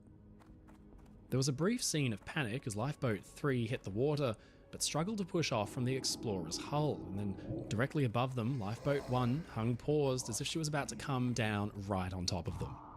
There was an urgent struggle to push away before disaster struck. Fortunately, the boat slowly moved out of Lifeboat 1's path. On the other side, lifted high into the air by the list, Lifeboat 2 rattled down the ship's hull so alarmingly that most inside thought it was going to capsize and the boat might tip them out. They had every reason to be panicked. This exact same scenario had played out with devastating effect on such sinking ships as the Empress of Ireland and the Lusitania nearly a century before. Unfortunately, the sea state that night was initially fairly calm, so the lifeboats plopped down into the water as if it was just one more happy excursion outing. There was a telltale sign that not all was well. Explorer was, by this point, listing over to about 15 degrees, and walking from one side of the ship to the other was like walking up a steep hill. Now, down in the engine rooms, the battle to save the Explorer was slowly being lost. Despite the pumps and the engineers both working overtime, the water level slowly continued to rise thanks to the water surging in from the deck above. It slowly rose until Generator 3 began to be submerged. For safety, it had to be shut down. Inspections of the deck above showed water pouring out through toilets and flooding the entire deck. The actual holes in the hull still couldn't be found. Agonizingly, slowly, the Explorer was being flooded by an invisible series of punctures, and the math was simple. More water was coming in than the pumps could push out. It meant that Explorer was doomed. The battle was over, and the ship was going to sink. With all the lifeboats away and every passenger accounted for, the chief engineer made his way to the bridge to report to the captain what he probably already knew. Explorer was lost. The captain acted right away and recalled every single engineer who was still down in the flooding machinery spaces. Without ceremony, the party of engineers rigged the excursion Zodiacs, boarded them, and left the captain and a small party of officers aboard the bridge. They wanted to try to stay behind on Explorer until the rescue ships could arrive, just in case the vessel could be saved. But then, the unexpected happened. With all of Explorer's engineering crew off the ship in their Zodiac boats, Explorer's variable pitch propeller reversed pitch and began to run full astern. The ship began to move, tracing a wide, slow arc through the black water, moving backwards and wallowing like some kind of sad whale. The captain and his officers rushed to shut the engines down, but their kill switch in the bridge did nothing. They called out the engineers and the Zodiacs to come help, but realized that with the Explorer careening out of control, it would be too dangerous to even try to approach her. With a heavy heart, Captain Vyman and the remaining crew gathered on the bow, boarded a Zodiac alongside, and left Explorer behind them, heeling over to a sharp 20 degrees of list. With Explorer finally abandoned, the passengers and crew had to take their chances in their open-top boat, adrift in the ocean with no help on hand. To their dismay, the calm sea began to develop a slight chop, which sprayed them with cold seawater. Only one main boat's engine even started. The other three were joined by the Zodiacs, who could take them under tow. Thermal blankets stored inside the boats had their zippers rusted shut. They tore when people tried to use them, or they simply did nothing at all to protect against the biting cold. As the chop worsened, dozens of passengers became seasick, and the ship's doctor worked from boat to try to help. The sun began to rise over the Antarctic Sea, and after having spent a freezing, bumpy, uncomfortable night in their open-top boats, a helicopter at last roared overhead with the promise of a rescue to come. It was an exciting sight, the people crammed into the small boats, and then, on the horizon, a searchlight was spotted. It was the Nordnorge and the National Geographic Endeavour. They had worked through the night to rush to the scene, and finally, at 6:25 a.m, the Explorer's lifeboats came alongside the reassuringly tall hulls of their rescue ships.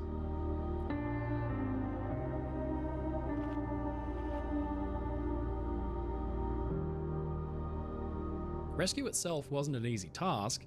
Transferring people from the small Zodiacs to the boats and then to the ships called for some delicate maneuvers in the choppy seas. But the rescue could not have been better timed. Just hours after all were safe and sound aboard, a gale roared through that would probably have overwhelmed and sunk Explorer's little lifeboats in no time at all. Remarkably, Explorer remained afloat for hours, drifting sadly and leaning heavily over, she was photographed by aircraft from above. And then that night, nearly a full day after the initial impact, the Explorer was finally overwhelmed and sank to a depth of about 600 meters, or nearly 2,000 feet, below. Lindblad's intrepid little cruise ship, the expedition vessel that had brought so much joy to people over 40 years, was gone.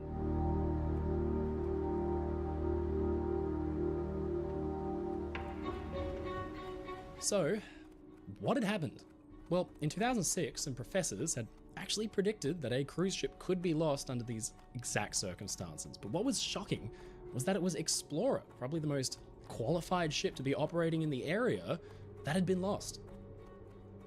An exhaustive investigation was launched that resulted in a nearly 100-page final report that found a number of deficiencies in the ship's handling. But first and foremost, it actually praised the crew's concern for the safety of the passengers and for their battle to save the ship. The engineers had worked like lions to keep Explorer afloat. The captain had treated the situation with the seriousness it deserved too. Mustering the passengers right away was the right call, and abandoning the ship had been done as well as could be expected despite the initial confusion. If they'd waited any longer, the boats on the high port side couldn't have been used at all, and the evacuation would have needed to take place with Explorer running 8 knots backwards. It's likely one or more boats would have been swamped and lost. Dozens could have died. The rescue itself was perfectly timed. It was thought that had the rescue ships not arrived for another hour or two, then passengers would have been lost thanks to hypothermia. It was just that cold. Why had the ship run itself astern anyway? Well, it seems that the captain and officers, as they remained on the bridge, may have kept the ship's engines moving slow ahead to try to keep her bow into the waves or maybe maneuver her clear of the ice field. But then hydraulic pressure in the variable pitch propeller system had dropped thanks to the flooding, and the blades simply shifted angles thanks to the force of water overload. Explorer began to move backwards.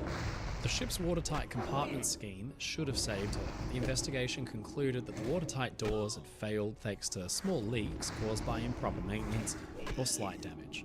The water had flooded through the halls and seeped through the sewage system and into ducts down into the engine rooms below, meaning it was impossible for her engineers to save her.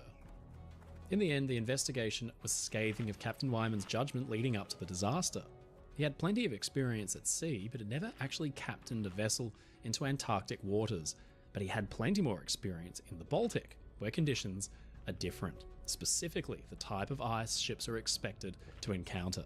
He had observed the ice field ahead and judged it to simply be first-year ice, relatively soft ice that Explorer could safely punch her way through. But reports and subsequent analysis suggest this may have been the wrong call, that scrappy clumps of small icebergs called growlers may hide, just below the surface, shelves of dense land ice from glaciers with complex refrozen layers in between. This is the stuff that's harder than rock. It can slice easily through the steel hull of a ship. Explorer had been brought to a sudden stop by something large and dense below. It seems likely that a hidden pack of consolidated ice had arrested her in her tracks and punctured her hull plating with ease. In his defense, Captain Wyman said he had no other choice than to punch his way through the ice field because Explorer was only about 4.5 miles away from reaching open water and safety. But this confidence seems misplaced. The report draws attention to the captain's own testimony when he said he felt confident as he had a, quote, fully ice-classed vessel in my hands, which seems to indicate a reductive understanding of Explorer's ice handling capabilities at best. The captain and crew did make one very large oversight. In their hurried escape from the ship, they neglected to remove the voyage data recorder, the ship's equivalent of an airplane black box. Without this crucial piece of information, conclusions had to be drawn on the sinking based solely off of recollections and fragments of video footage. Based on all the evidence they could gather, the investigation lay the blame at Captain Wyman's feet, all stemming from that initial decision to enter the ice field. He shouldn't have attempted to transit the field in the dark, and even when he did enter the field, it's thought that he should have slowed Explorer down even further.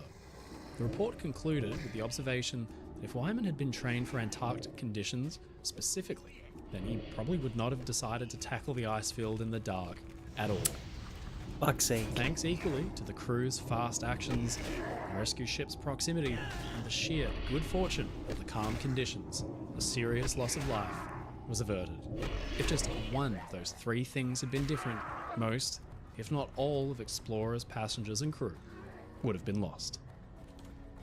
Today, cruise tourism to the poles continues to steadily grow as people rush to have the opportunity to see some of the true last frontier wilderness of our planet.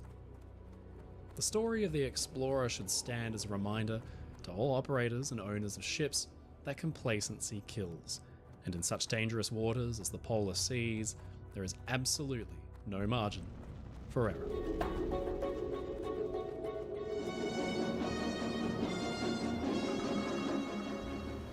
Добрый вечер. Здравствуйте, товарищи.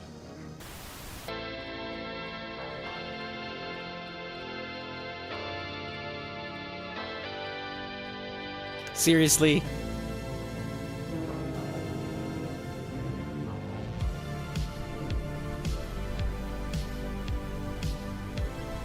It's 10:30 on board the Russian cruise ship Admiral Nakimov. The vessel has just set out with 888 passengers and 346 crew. It's a warm evening, and the mood on board is cheerful, lively.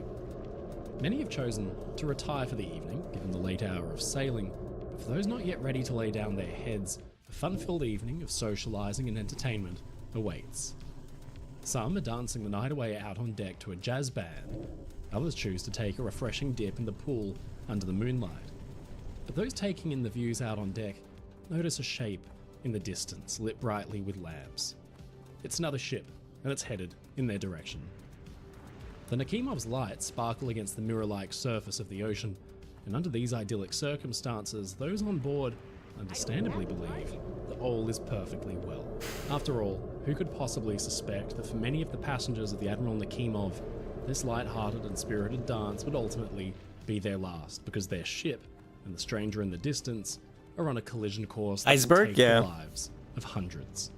Slowly, inevitably, they draw closer. A big together, one though, and not either small changes ones. Course until then, with the thunderous tearing of steel, there's impact.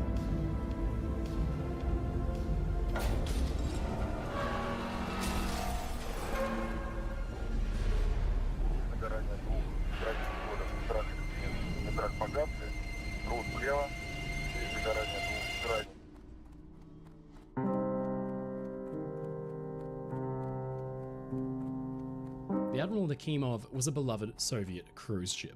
It had carried excited holidaymakers on summer trips that formed happy memories for tens of thousands, and yet, on a calm, clear night, a third of her complement met their end and the ship was lost. It became a scandal for the Soviet Union in a year of scandal so large that it was ultimately confined to the history books, and few in the West ever even heard the name Admiral Nakimov. Yet, for the families of victims, the events of that evening are still all too real.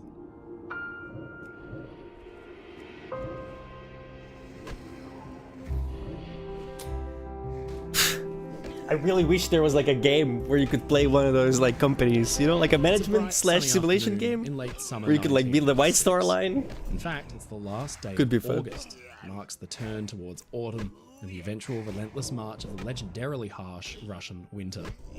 Tied up at berth 34 of the dock at Novorossiysk on the Black Sea is a gleaming white ship.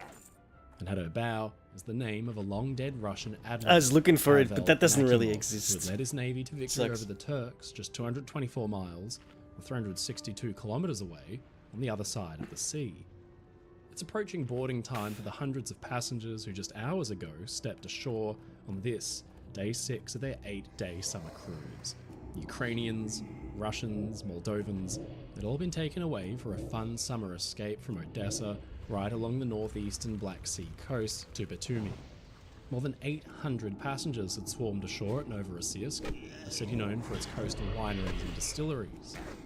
The ship had arrived at her berth at 2 p.m. that day, and most passengers spent the day excitedly exploring the city, but many of those without the desire to see the sights. Damn it, opted I wanna play while away Transocean now. instead in a comfortable terminal directly across from the ship's berth. Fuck's sake. And you could hardly blame them for Some it. game I picked up for like And the Nakimov $3. suffered from horrendously bad ventilation because she was not a new ship.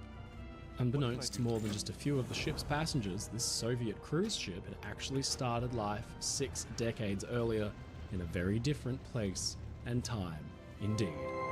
I can't do it. I gotta fly back to Honor Room.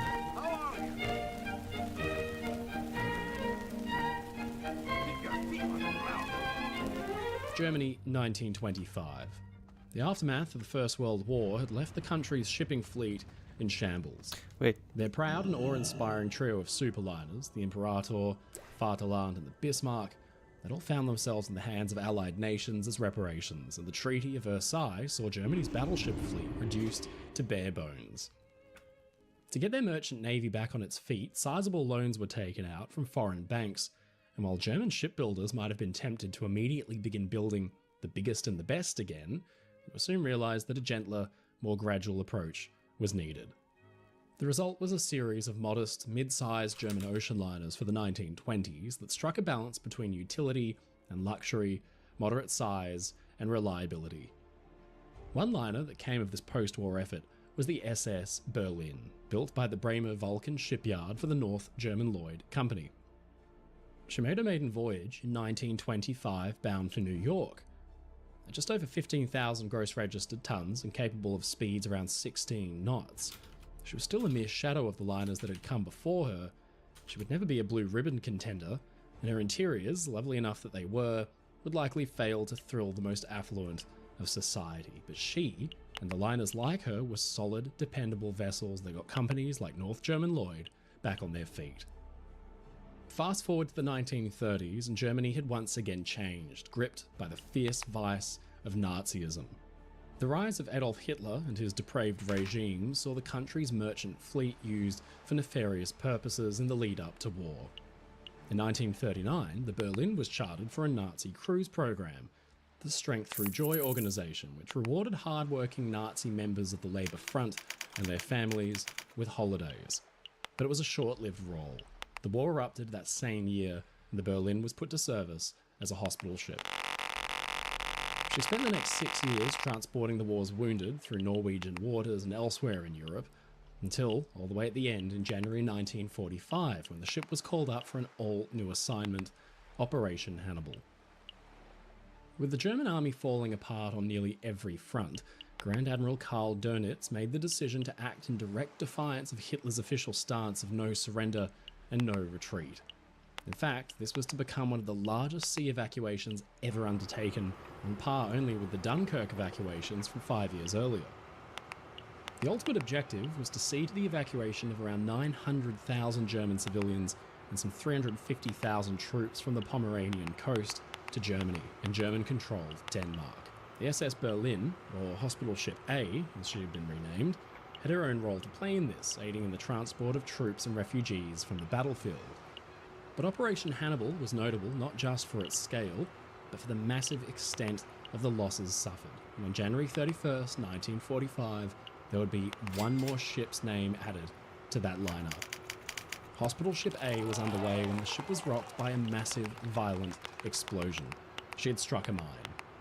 Racing to ensure the ship's survival, the captain and crew made a valiant effort to beach the wounded vessel. The Berlin managed to maintain an even keel and was able to be driven under her own power towards the shore, but as attempts were made to put the ship under tow, a second explosion rang out and she was sunk, coming to rest on the soft, shallow bottom. Abandoned and forlorn, the former SS Berlin sat submerged and exposed to the elements. Just a few months later, in April, the war was over. As ever, to the victor go the spoils, and the Soviet Union, which had lost nearly 30 million people in the war, were going to extract more than a pound of flesh from their adversary. What little remained of the German merchant navy was picked apart and seized by a victorious but vengeful USSR, and even the battered, half-sunk SS Berlin was not immune. Soviet divers were sent to the wreck with instructions to patch the holes punched in her sides and pump the water out from within until she was finally able to float once again. It wasn't easy going. One failed attempt saw the ship rise, only to sink once more, almost killing an experienced salvage diver in the process. But finally, defying death, the Berlin was successfully raised and was sent off for repair. It would take a full 8 years before the ship would be seaworthy again, but in 1949, the Black Sea Steamship It's because of the Company fucking unveiled documentaries, the bro. newest flagship of their fleet, proudly bearing her new name, SS Admiral. It's like I wanted to play some WoW, but I'm like not really in the mood for it right now.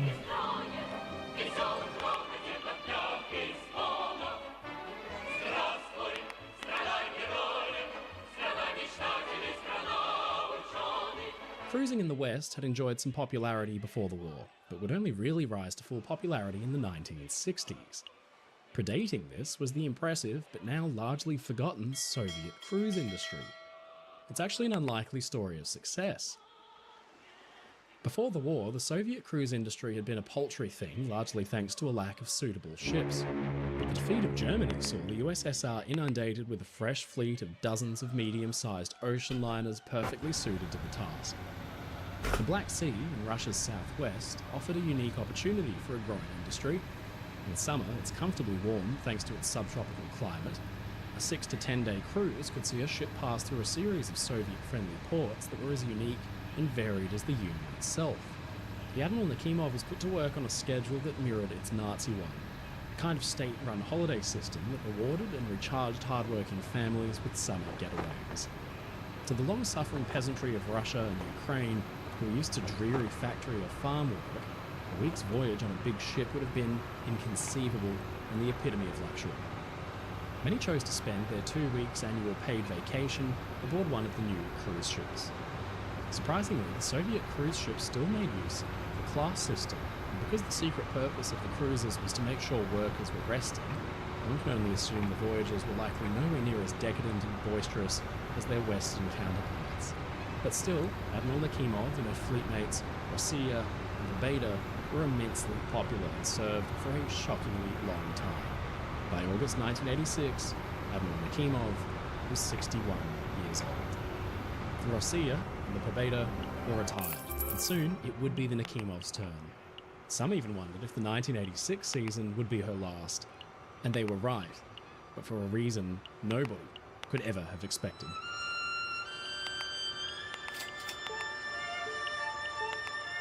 Up on the bridge, Admiral Nakimov's captain, Vadim Markov, along with the officers and crew, prepared to get underway. Passengers had streamed ashore and explored Novorossiysk. Now tour buses lined up to bring them back by their dozens. By 10 p.m, the gangways were retracted and 2 tugs came alongside for the departure. The ship was brilliantly lit, the reflection of her sparkling lights creating a glittering effect on the surface of the water. It had been a perfect evening with a glorious sunset. No wonder these cruises were so popular. Aboard there was a party atmosphere. Music could be heard playing from the decks, while underfoot, with a deep rumble, Okay. Nakimov's engines once again burst into life, and her propellers began to slowly turn. To those watching the ship pull away from the shore, she looked to have all the grace and liveliness of a vessel at least half her age. On board, hundreds of passengers began to settle into the familiar routine of the evening. One was 35-year-old Leonid Toyunda, the head of a Soviet bank branch, rewarded for his hard work with the cruise. In fact, he was joined by 4 of his colleagues. As the Admiral Nakimov began to pull away from the quay, he and his friends were up top, and celebrations for Miners' Day were well underway. People danced, and they laughed. It had been the perfect summer's afternoon, and now the party would carry on into the night. I wish I could, like, it's Shortly just after oh, Nakimova's whoa. departure, the engine What? slowed, and she was joined by a smaller boat. A ladder was lowered from the ship's starboard side to allow an important man to climb aboard. The harbour pilot was tasked with navigating the ship through the narrow and precarious channel out to the open water. Pilots are local experts. They know the waterways like the backs of their own hands. Everything about this departure was so ordinary, so routine. The pilot made his way up to the bridge, greeted the captain and the officers, and assumed control of the ship. Nearby, another vessel was making her way towards Novorossiysk. It was the freighter Pyotr Vasev, laden with 28,600-odd tons of barley. Just like on the Admiral, I forgot what I was gonna Nakimov, say. There's nothing out of the ordinary about the evening's Yeah, routine. it's not like the White Star Line, but it's like the cargo equivalent in modern day, I suppose. An officer radioed the port supervisor with the ship's course and speed, and the supervisor confirmed their message. They also noted that Admiral Nakimov was on her way out of the port. Pyotr Vasev was asked to yield to the Nakimov, to which the Vasev responded, "Understood, I will let them pass." On board Admiral Nakimov, a similar message was received from the port authorities, signalling that the Vasev was nearby and had agreed to yield. Satisfied that all was in hand and that there was no immediate cause for concern, Captain Markov retired for the evening, leaving First Officer Alexander Chudnovsky in charge of the bridge with the harbour pilot. Admiral Nakimov proceeded ahead on her course while keeping an eye on the freighter, which was now some 7 minutes I away. can let tugs do this and then it's automatic. That takes After waiting for some time, Chudnovsky peered through his binoculars towards the direction of the freighter and noticed 100K a no apparent each. change in the course of the other vessel. on the By all smaller accounts, chips. the Pyotr Vasev should have been maneuvering away from them. It's by kinda that expensive. point, but Chudnovsky thought maybe they knew something he didn't. The Admiral Nakimov sent a radio message crackling out. "Can we continue on the same course and not slow down?" they asked. "Yes, you can go," came the reply. "Will you let us through?" "Yes, go ahead." Dubiously, they waited and watched. Several long moments passed, and the crew of the Vasev were now beginning to get nervous. Despite repeated assurances from their captain, Viktor Tichenko, that the two ships would pass each other without incident, the once distant passenger vessel was getting closer and closer. The Nakimov had radioed the Vasev again, verifying that the Vasev did in fact intend to allow the passenger ship to pass. The captain once again signaled that he would yield, but had still not ordered any changes to his ship's course or speed. The Vasev's third officer reported that the bearing on the nearby ship remained unchanged, a huge red flag that any seasoned skipper should have heeded right away. Wait, it's this way. But Captain Chichenko still seemed confident Oh, no, that it's no this. change of course was necessary. He thought the two ships would miss. He was tragically dead wrong. The two vessels were on a clear collision course, and it was becoming more and more evident to the crew with every passing second that time was running out. Just moments I after was assuring fucked. his men for the final time that they were in no danger, Chichenko glanced for a moment through a nearby porthole and then fell silent. The realization hit him like a gunshot. He rushed to the engine telegraph, ordering his ship's engines to slow. The warnings from his crew echoed in his head, but now it was no longer a matter of simply altering course. He could only hope he had enough time to avoid a total catastrophe. He sounded 3 short blasts of the ship's horn, a warning of imminent disaster.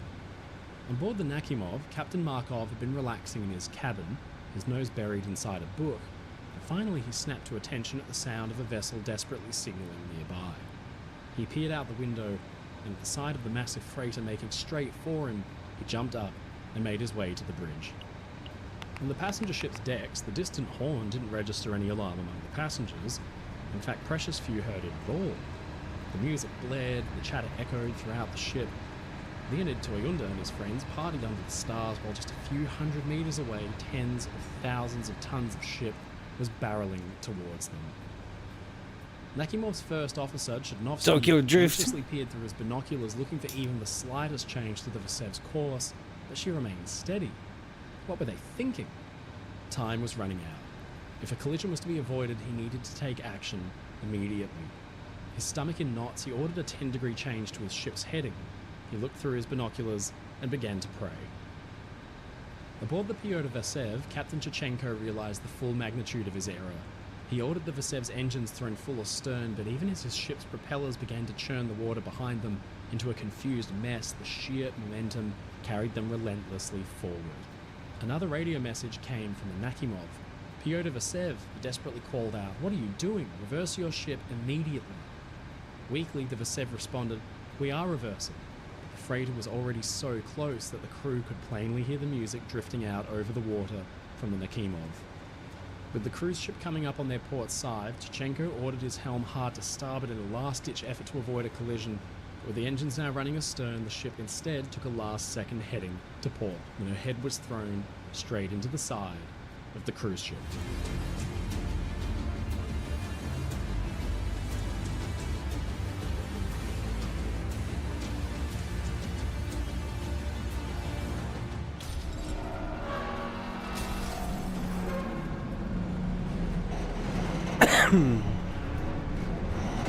I would like to avoid that. That costs a lot of money. The jolt ripped through the Admiral Nakimov, seemingly to its core as the bow of the Vasev hammered into her starboard side, tearing through the hull like tissue. On deck, Leonid Toyunda was sitting on a bench at the dance when he felt a deep blow at his back. But despite the harsh impact and because of the joyous mood, nobody seemed to know what had happened. With a deep groan, the forward momentum of the Admiral Nakimov wrenched the bow of the freighter free from her side, leaving behind a 900 square foot gaping hole that allowed the Black Sea to roar in with frightening force. The Nakimov, which had just been lit so brilliantly against the Do I have to night go sky, backwards? That's suddenly gonna be fell into rough. darkness as her boilers and generators were flooded with hundreds and hundreds of tons of seawater. The sudden inrush threw Admiral Nakimov hard onto her side. Even for those most confused among the passengers, this must have seemed like an obvious portent of doom. A sailor, Sapozhnikov, knew the seriousness of the situation and waited for an alarm, but nothing came. With the Nakimov rolling slowly onto her side, panic began to take over, and as passengers screamed and ran, Sapozhnikov realized they didn't know where they were even meant to be running to. One could only imagine, he said, what the people who got on the steamer for the first time felt. These are 8 decks, 180 meters long, with numerous passages, nooks, ladders and doors. Even I needed 2 weeks to study this entire metal labyrinth. What can we say about the passengers who knew only a few routes to the restaurant and the exit to the shore? As if the gaping hole left by the freighter weren't bad enough, a fatal flaw in Admiral Nakimov's character was sending her to the bottom even faster. Her aging ventilation system had meant that every stateroom, every public room was almost unbearably stuffy in the summer. Portholes were left open to try to scoop in some fresh evening breeze, but now, instead of letting in refreshing air, the portholes were slowly lowered into the ocean. Get out of the way! An unstoppable No! stream of water. Every row of portholes Uh-oh. that were submerged only made the ship sink faster. Uh-oh. There was absolutely no time to react. Those asleep in their bunks were awakened only by Oh, surging that's water at close. their feet, with just seconds to do Oh my god, this something. guy's gonna fuck me. Hundreds died in their cabins. From the darkness, the sounds of screams, the thundering Holy frantic shit, bro. footsteps running could be heard in every direction. That was close. Back up on Damn, that deck, thing's Leonid fast. Toyunda and his friends received some basic instruction to gather on the port side of the ship in a vain attempt to counter the list. Fighting against the heavy lean, passengers struggled to make their way to the lifeboats, but to their horror they found instead that there was simply no time to launch even a single boat. The Nakimov was going under, and very quickly. Navy cadets who were aboard for training struggled to unfasten and free the boats ready for launch, but the ship beneath their feet was dropping like a stone. The list made lines and ropes that were normally slack unusually taut, and the boats couldn't be freed. Even so, if they had been, there was simply no time to fill them. Admiral Nakimov was going down. Only minutes after the impact, passengers and crew resorted to throwing rafts and other makeshift flotation devices overboard in hopes of saving anybody in the water, and then they followed suit, jumping overboard themselves into the dark ocean, slick already with thick motor oil. With each passing second, more and more of the ship was disappearing beneath the waves. Alexander Dolinsky, one of the ship's Oh. electricians, had been travelling on board with his wife, Elena, and their infant son, Denis. When the collision occurred, all of his attention had turned to saving his family. Now, up on the boat deck, it was a Damn mad it. scramble for survival. In desperation, with his wife frozen in terror, Dolinsky passed his child into a raft that floated free of the deck, when suddenly from above, a lifeboat crashed free of its davits and crushed the raft directly in front of him. On the upper deck, Leonid Toyunda struggled to hold on until the strain proved too great. He was thrown bodily by the ship as it began to roll, and he came crashing down into the cold black water 22 meters or some 70 feet below. He surfaced, gasping for air, and found himself surrounded by his desperate shipmates, struggling in a blind panic to grab hold of anything that would float, including him. He dived and swam away to escape with perfect timing. As he swam below, the ship's enormous funnels came crashing down into the sea, sucking water and people down into their exposed black moors. It's pretty slow, but A40 is that's nice. While pandemonium raged aboard the Nakimov, the crew of the Pyotr Vasev Not that I can could afford only it. look on in horror as the steamship rapidly rolled onto her side and began to disappear beneath the sea. In the brief moments that the Nakimov had power, another radio transmission had been sent to the Vasev, this time pleading with the crew to lower their own lifeboats. Now the Nakimov had once again gone dark. The first officer of the freighter watched on in horror as people slid down the ship's decks into the water. With a thunderous roar, everything that wasn't secured to the ship broke free and rained down on top of them. Boxes, boards, even the life rafts. The ship's power had cut out before emergency lighting had taken over. This is but so even close, that I have to died do it with a myself sudden or I make no snap that money. plunged the dying ship into blackness. Watching on in frozen terror were the crew of Pyotr Vasev, with the Nakimov now completely on her side and Oh my god, I have to go fast, backwards a frantic again. radio message went out from the Vasev to the port authorities in Novorossiysk. They tried frantically to coordinate some kind of rescue, but then, to their horror, the Pyotr Vasev's crew realized they couldn't see the Admiral Nakimov at all.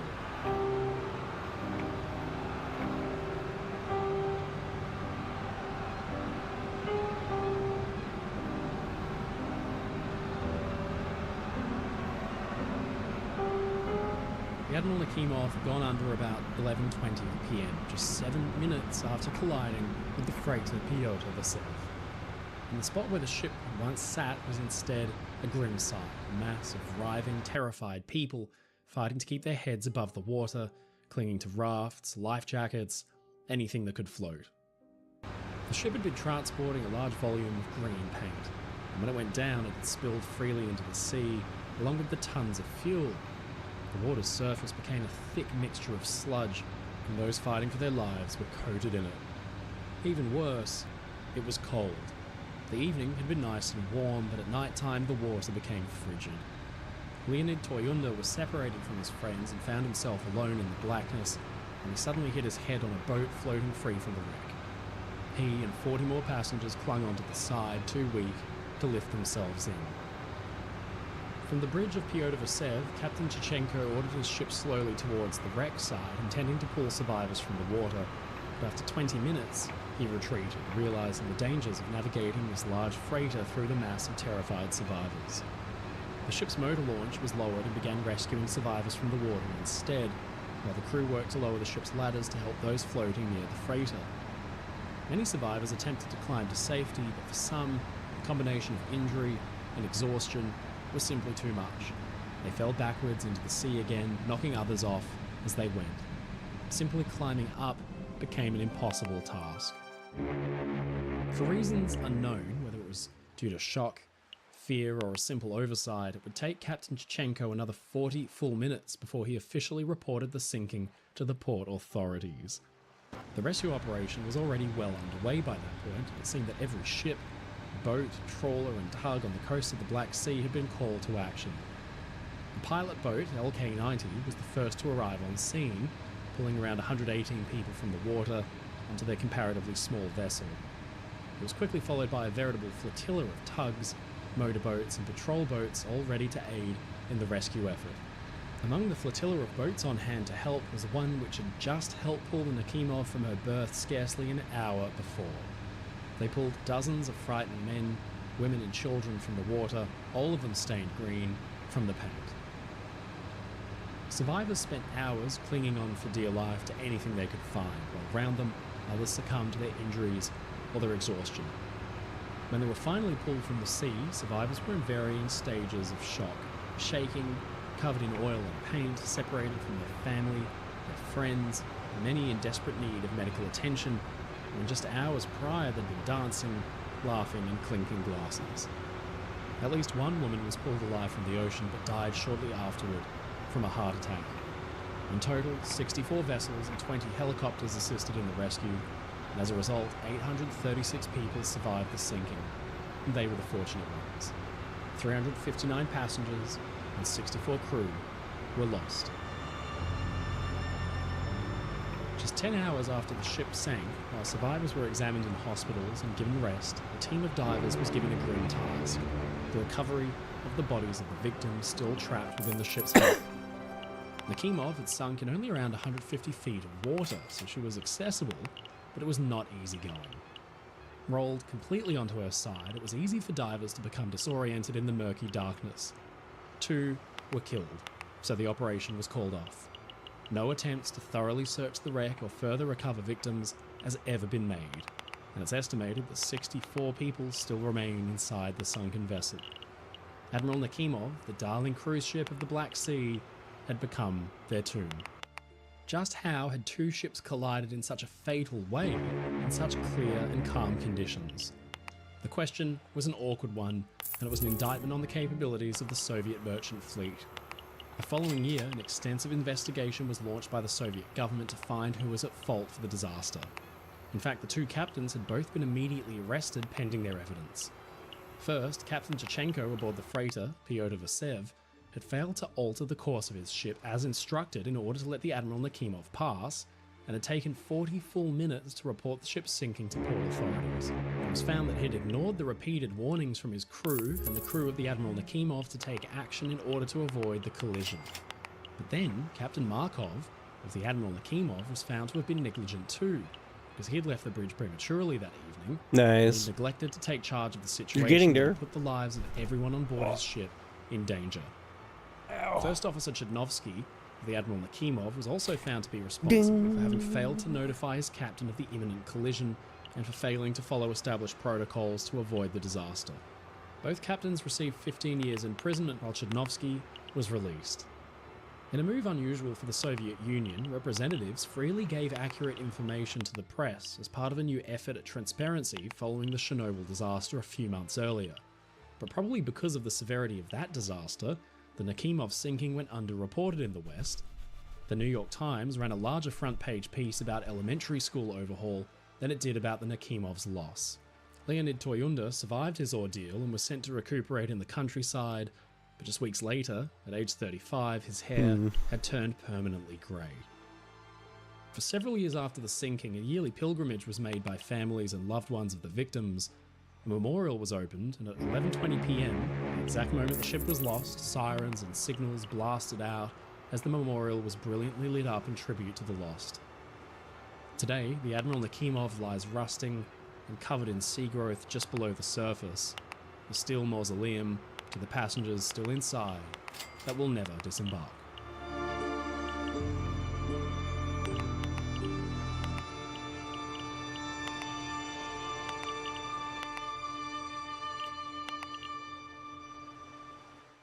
As the clock ticked past midnight on a balmy December evening in 1998, all was calm aboard the cruise ship Monarch of the Seas. She was built for luxury, and at the time exemplified the best in modern cruising. She was, at 73,937 gross tons, one of the largest cruise ships in the world. That evening, as she navigated through the waters off St. Martin in the Caribbean, passengers indulged in gourmet cuisine, lavish entertainment, and breathtaking views. As everybody settled in for the night, they were totally unaware of what was about to happen. In seconds, their carefree trip was transformed when their ship dragged itself over a reef, tearing the hull like tissue paper. What happened over the next few hours was a brilliant demonstration of why ship safety measures are in place and how they can save hundreds of lives. But curiously, the incident has been forgotten almost entirely by the general public. The Monarch of the Seas, owned and operated by Royal Caribbean International, was a favourite for many in the cruise industry in the 1990s. With a substantial gross tonnage of 73,937 tonnes and an impressive length of about 880 feet or 268 metres, she was equipped with an impressive range of amenities and features including an outdoor basketball court, a climbing wall, a selection of pools, all the usual bars and restaurants. But it hadn't all been smooth sailing. Early in her construction, the ship had been gutted by a fire after a welding accident. She had to be completely Forgot rebuilt already. at the shipyard. What was it? But What's despite that? its onboard magnificence, all was not well with this ship because few aboard could know that it would soon be involved in an incident and almost sunk, and it would put all of those safety standards and procedures that had been generated through the last few decades into practice. In the early hours of Tuesday, December 15th, 1998, on her journey from the US Virgin Islands to Martinique, the Monarch of the Seas had to make an unplanned stop. The ship was forced to make an emergency diversion to Philipsburg, St. Martin, as a passenger on board had suffered from a suspected heart attack and needed to be disembarked immediately. As the passenger was escorted to shore with the ship's doctor, nurse, and a small detachment of crew, the Monarch of the Seas waited in the pristine waters off Great Bay, staying in position under her bow thrusters and her engines. Wind conditions were light, visibility was clear in all directions. At about 1:25 a.m, the doctor and his small team returned aboard, and the ship's crew prepared to get back on track to their original destination, Martinique. Now this is where things began to go wrong. There were 5 crew members on the bridge that night: the captain, the staff captain, his second in command, the officer on watch, the helmsman, and the duty helmsman, who was asked to serve as a lookout. Now once everyone was back on board, the captain was faced with a challenge, as his ship had to negotiate getting around the nearby, dangerous Proselyte Reef. He navigated primarily by sight, while relying on assistance from the officer on watch, who was making calculations using the ship's Automatic Radar Plotting Aid, or ARPA for short. The calculations he made that night were for the ship to pass the reef within the closest possible approach, a distance of some 3 cables or about 0.3 nautical miles, off the reef's lighted night marker buoy, which essentially marked it out as a hazard at night time. Unfortunately, the crew would soon find out that the calculations and the plotted course, they were all wrong. About 1:28 a.m, the ship's captain handed navigational duties over to the officer on the watch because of an unexpected problem. He was suffering from a gastrointestinal issue that had been spreading throughout the ship. Before leaving the bridge, he confirmed twice with the crew their position, their safe distance from the buoy and the reef, which could be visually seen at that point, and headed down to his quarters. At the later investigation, the staff captain, who was not part of the navigation efforts, noted that he was actually surprised to see the ship's course was being set to pass east of the Proselyte Reef light buoy, which was not the usual route. But he didn't question it. The course taken on the night was considered a more direct, but riskier course toward Martinique. Now, this was most likely done to make up for the time lost disembarking the sick passenger. The officer on watch began making a planned course change that would take the vessel safely around the south side of the reef, when 2 seemingly benign things happened next. A call came through regarding a passenger complaining of noise, which the officer on watch said he would attend to shortly, and then an automatic smoke alarm sounded on the bridge, which was quickly silenced by the lookout and cleared of any issues. Then, a moment later, at 1:30 a.m, as the Monarch of the Sea's course started changing, it happened. The ship grazed across the Proselyte Reef at a speed of 12 knots. While it was not stuck on the reef, the damage had been clearly done. Feeling the vibrations from the hit, the captain raced straight back to the bridge. He burst in and demanded, "Where are we? And what has happened?" taking back command of his ship. After conducting a thorough assessment of the damage, it was soon apparent that the vessel had suffered significant structural impact. The open gash along the starboard side of the hull ran 40 metres, that's 131 feet long, by 2 metres, or 6.5 feet wide, similar in length to 2 full basketball courts. She was opened up like a tin can. Monarch began taking on water and going down by the head. A number of tanks and compartments below the waterline began to flood. The pumps were helpless against the flow of water rushing into the ship. It was clear she was living on borrowed time. At about 1:35 a.m, as Monarch of the Seas continued to take on water, the captain consulted with his senior officers and made the decision to return to St. Martin and intentionally ground the ship on a sandbank in Great Bay. Now, this would prevent the vessel from sinking completely or, most dangerously of all, listing and capsizing before an evacuation. With the situation growing increasingly dire, the crew now risk it. faced a race against time to ensure the safety Sometimes of they inspect you themselves and you have to as pay a well lot of as their money. passengers. 12 minutes later, 7 short blasts and 1 long blast from the ship's public address system signaled a general emergency to all passengers and crew. To avoid a panic, the captain made them aware over the PA system of the exact nature of the situation. Now, this was crucial. We'll come back to that later. What happened next was a orderly and careful evacuation, which came from years of drill and delicate preparations. Miami's marine operations and the St. Martin port authorities were notified in turn. The ship's lifeboats were made ready for launching, and then, from the shore, the Coast Guard began readying local tender vessels to actually assist in the evacuation. Over the next hour, those frequent updates were given over the public address system in English, Spanish, French, and German, with the captain requesting repeatedly that passengers and crew get dressed, don their life jackets, and report to their muster stations. It was time to prepare to abandon ship. At about 2:35 a.m, the captain then intentionally guided his ship into a soft sandbar in St. Martin's Great Bay, grounding it smoothly to a halt with no further damage. Monarch was now, thankfully, at no risk of sinking, and the evacuation could properly get underway. Over the following 3 hours, those shore-based tender boats from St. Martin carried all 2,500-odd passengers safely away from the ship. The breaking dawn showed a very strange sight. Monarch of the Seas, down by the head, with a slick of oil on the surface of the pristine Azure Sea. Despite the dramatic scene, though, the disastrous loss of life had been averted, and everybody was safe and sound. So, what exactly had gone wrong? Well, of course, following the incident, a pretty major investigation was launched that pieced apart everything very forensically, picked apart all the circumstances to try and draw out areas for improvement. Now, this was led jointly by the Norwegian maritime investigator and the US Coast Guard.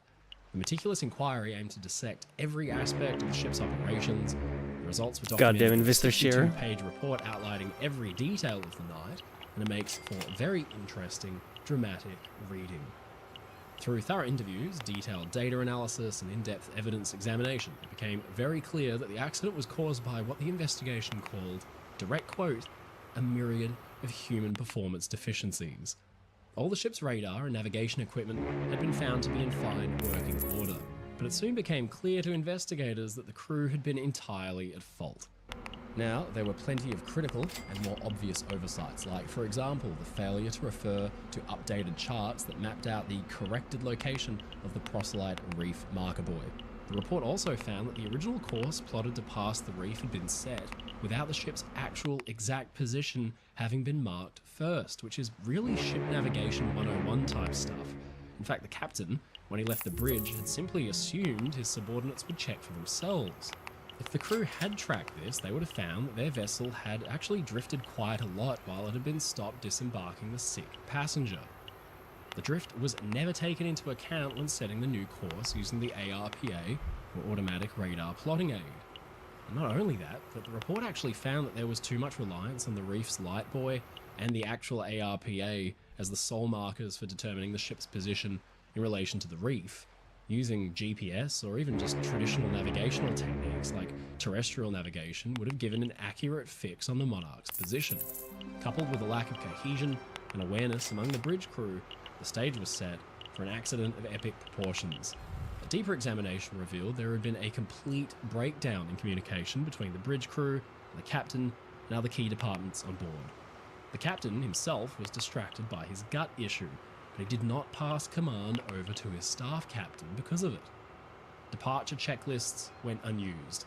The staff captain, the second most senior officer on board, had no idea of the captain's plans and was actually surprised by the course he had chosen. The report found that he trusted the captain so implicitly that he never questioned him about it. The seemingly benign phone call from the ship's purser concerning the passenger complaining of noise and that fire alarm that sounded, both of those things had distracted from the bridge crew's focus at a critical moment. In fact, the crew member, who was actually trying to plot the Monarch's position via the radar, as well as keeping his eye on the reef's marker buoy, had then also taken the phone call from the purser and then tried to handle all three of those tasks at the same time. The already stretched resources on the bridge were saddled with more issues. If not for those mundane distractions, the bridge crew might have actually noticed what was about to happen. Now, despite many of the circumstances leading up to the incident, some commendation was actually deserved for the captain and the crew for the actions taken after the grounding. The safe beaching of the ship so it couldn't sink, and that evacuation that worked like clockwork. It showed that thanks to all the careful drills and intensive safety training, a big ship could be evacuated in a short amount of time with everybody got away safely. Monarch of the Sea's passengers had expected a holiday in the sun. That's a lot. Truly a vacation they would never forget. Monarch's captain and senior officers were found to have committed at least 11 specific errors which caused the accident, and the captain's behaviour was blamed on complacency. He knew those waters well, had been there many times before. It lulled him into a false sense of security. When combined with a pressing health issue, he was clearly ready to cut some corners. More worryingly though, the report found that the captain's complacency registered with the crew as easy confidence. He seemed completely in control of the situation, so nobody dared question him, not even his own second-in-command.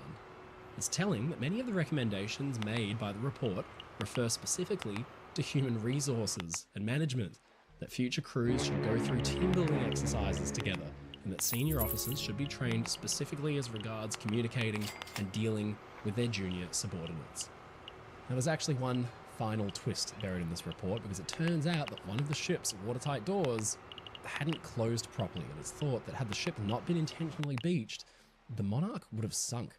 The whole story serves as a cautionary tale for any would-be captains and sailors out there that complacency kills. It doesn't matter how many times you've been in that stretch of waters before, bending the rules can, and often does, lead to disaster. Monarch of the Seas was lucky because she could be beached and saved, but other ships, like Costa Concordia, more recently in 2012, were not so fortunate. The Monarch story has gone down largely forgotten to history, but its lessons shouldn't be ignored.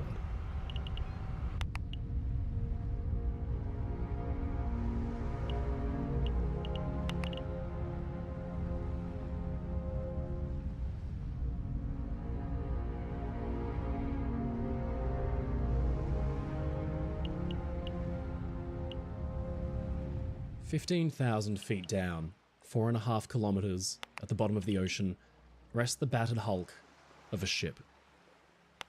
This was the home of 33 people. Now it's the haunt of deep-sea fish. El Faro was once a workhorse cargo ship that reliably plied a route between Puerto Rico and Florida. But in 2015, something cataclysmic happened. A monstrous storm overcame El Faro and sent her to the bottom with her entire complement of crew.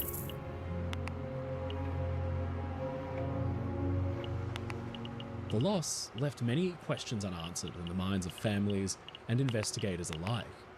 What had happened to send this relatively modern ship under? And why had nobody survived? The investigation and the answers that turned up would send shockwaves through the maritime industry and remind us of a valuable lesson: that mankind and our inventions are never immune to the power of nature. Ladies and gentlemen, I'm your friend Mike Brady from Ocean Liner Designs, and this is the harrowing true story of the ship that disappeared into the eye of a hurricane, the SS El Faro.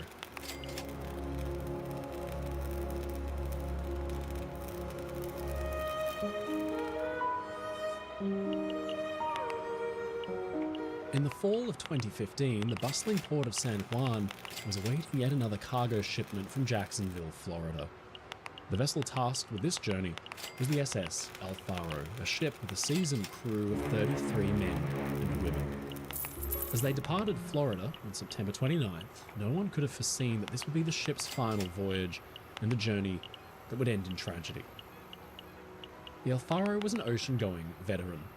Launched back in 1975, she'd been built by Sun Shipbuilding in Chester, Pennsylvania, and had sailed under various names throughout her long career. At 790 feet, 240 meters long, and nearly 32,000 I'm not gonna make that, I tons, think. she was built to endure, to transport cargo between the US and mainland Puerto Rico. Interestingly, she was powered by a steam turbine, not a diesel engine like most modern cargo vessels are. Her reputation was one of rugged reliability, a ship that had faced countless storms and treacherous seas for decades and had always emerged the victor. But by 2015, the El Faro was an aging vessel, and her once gleaming hull showed signs of wear and tear. Still, El Faro, which in Spanish means the lighthouse, was more than just a ship to her crew. Like all of the thousands of large cargo vessels that cross the world's oceans, she was a steadfast companion. But most importantly, she was a home away from home. The El Faro's journey from Jacksonville to San Juan was a route the ship had taken many times before.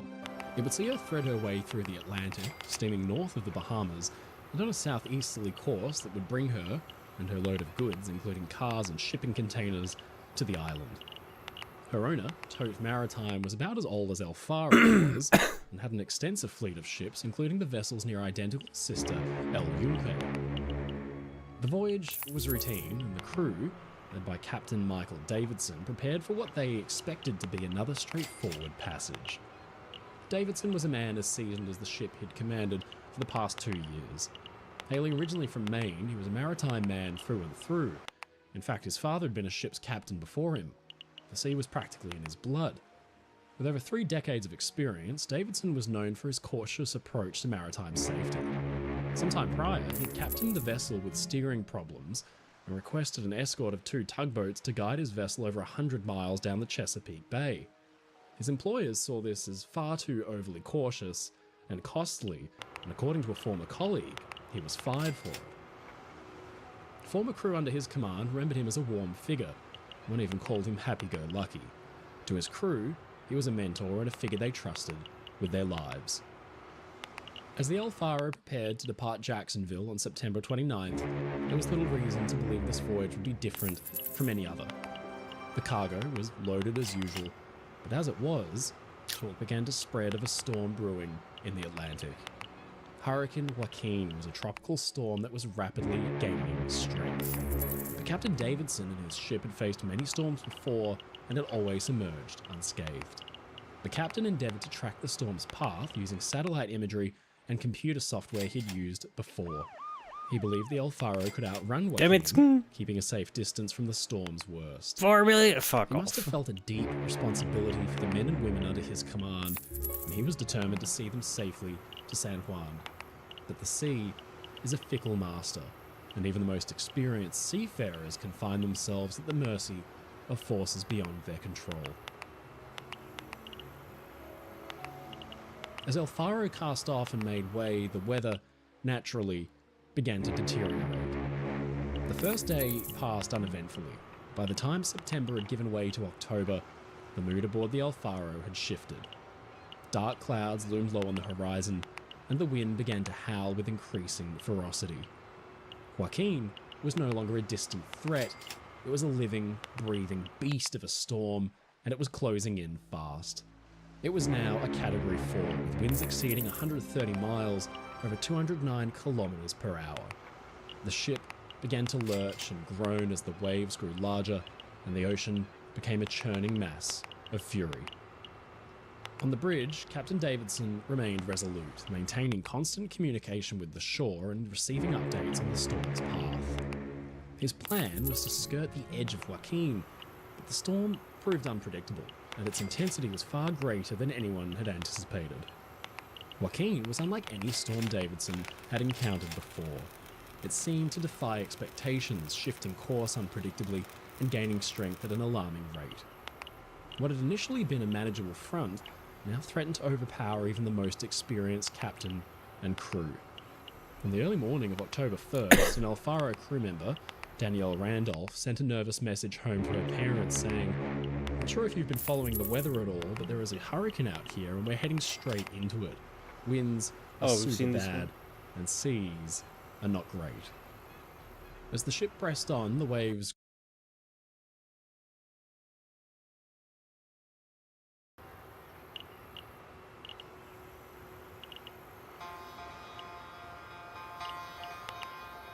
Unfortunately, today we're used to seeing big ships in trouble on the news, captured in high definition and colour on TV cameras.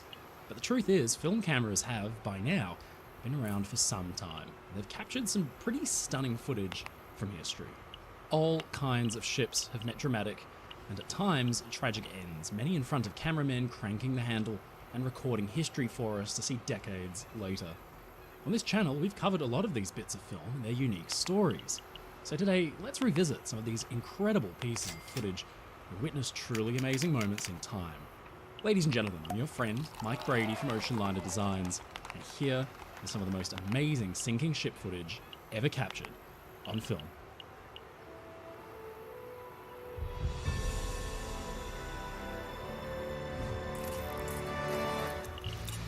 In 1956, the world's eyes were glued to their television screens as news came out from America that one of the newest, most luxurious ships afloat had been lost beneath the waves after a collision that had cost some 46 lives. Now this is probably one of the most widely reported on sinkings of all time because it happened with aircraft and helicopter crews buzzing around filming the whole thing. The SS Andrea Doria was a spectacular floating palace of a ship built for the Italian line. With the rise of the airliner and a slowing down of migrant numbers out of Europe, Italian Line intended to court the travelling public by building ships that were of exceptional quality and luxury. Instead of competing with Queen Elizabeth's size and United States' immense speed, Andrea Doria and her running mate, Cristoforo Colombo, were designed with comfort in mind. Over $12 million in today's currency was spent on her interior design and decor alone. Of course, the ship was fitted with all the modern safety features one could hope for. All of this glamour and luxury mattered for little when, in a dense fog on the 26th of July 1956, just 5 years into her service career, Andrea Doria was rammed amidships by the Swedish liner Stockholm, and she began to slowly sink. What happened next was an absolute media sensation. Rescue ships, including the French liner Ile-de-France, rushed to the site and helicopters buzzed around. By the time the camera crews got to her, Andrea Doria was mostly evacuated and listing heavily over in the water, completely helpless. For her part, Stockholm remained afloat and was steaming for home with a grotesque wound, her bow completely telescoped and crushed beyond recognition. What Damn. played out was an orderly evacuation. Fortunately, Andrea Doria's safety features kept the ship afloat long enough for most aboard to evacuate safely. Tragically, nearly 50 people lost their lives, mostly in the initial collision, when the Stockholm's bow had plunged deep into passenger staterooms and public areas. The Andrea Doria's list grew even more as water rushed into the ship, and soon the crew who had remained aboard were forced to abandon their posts when the situation proved helpless. Some 10 hours after the collision, Andrea Doria was finally pulled under the waves. The footage captured of the sinking ship is nothing short of remarkable. You can see the port propeller completely exposed as the ship rolls onto her side and sinks bow first. More than 1,500 people were rescued from the sinking vessel and taken back to New York, mostly aboard the Ile-de-France, followed closely by the Stockholm herself.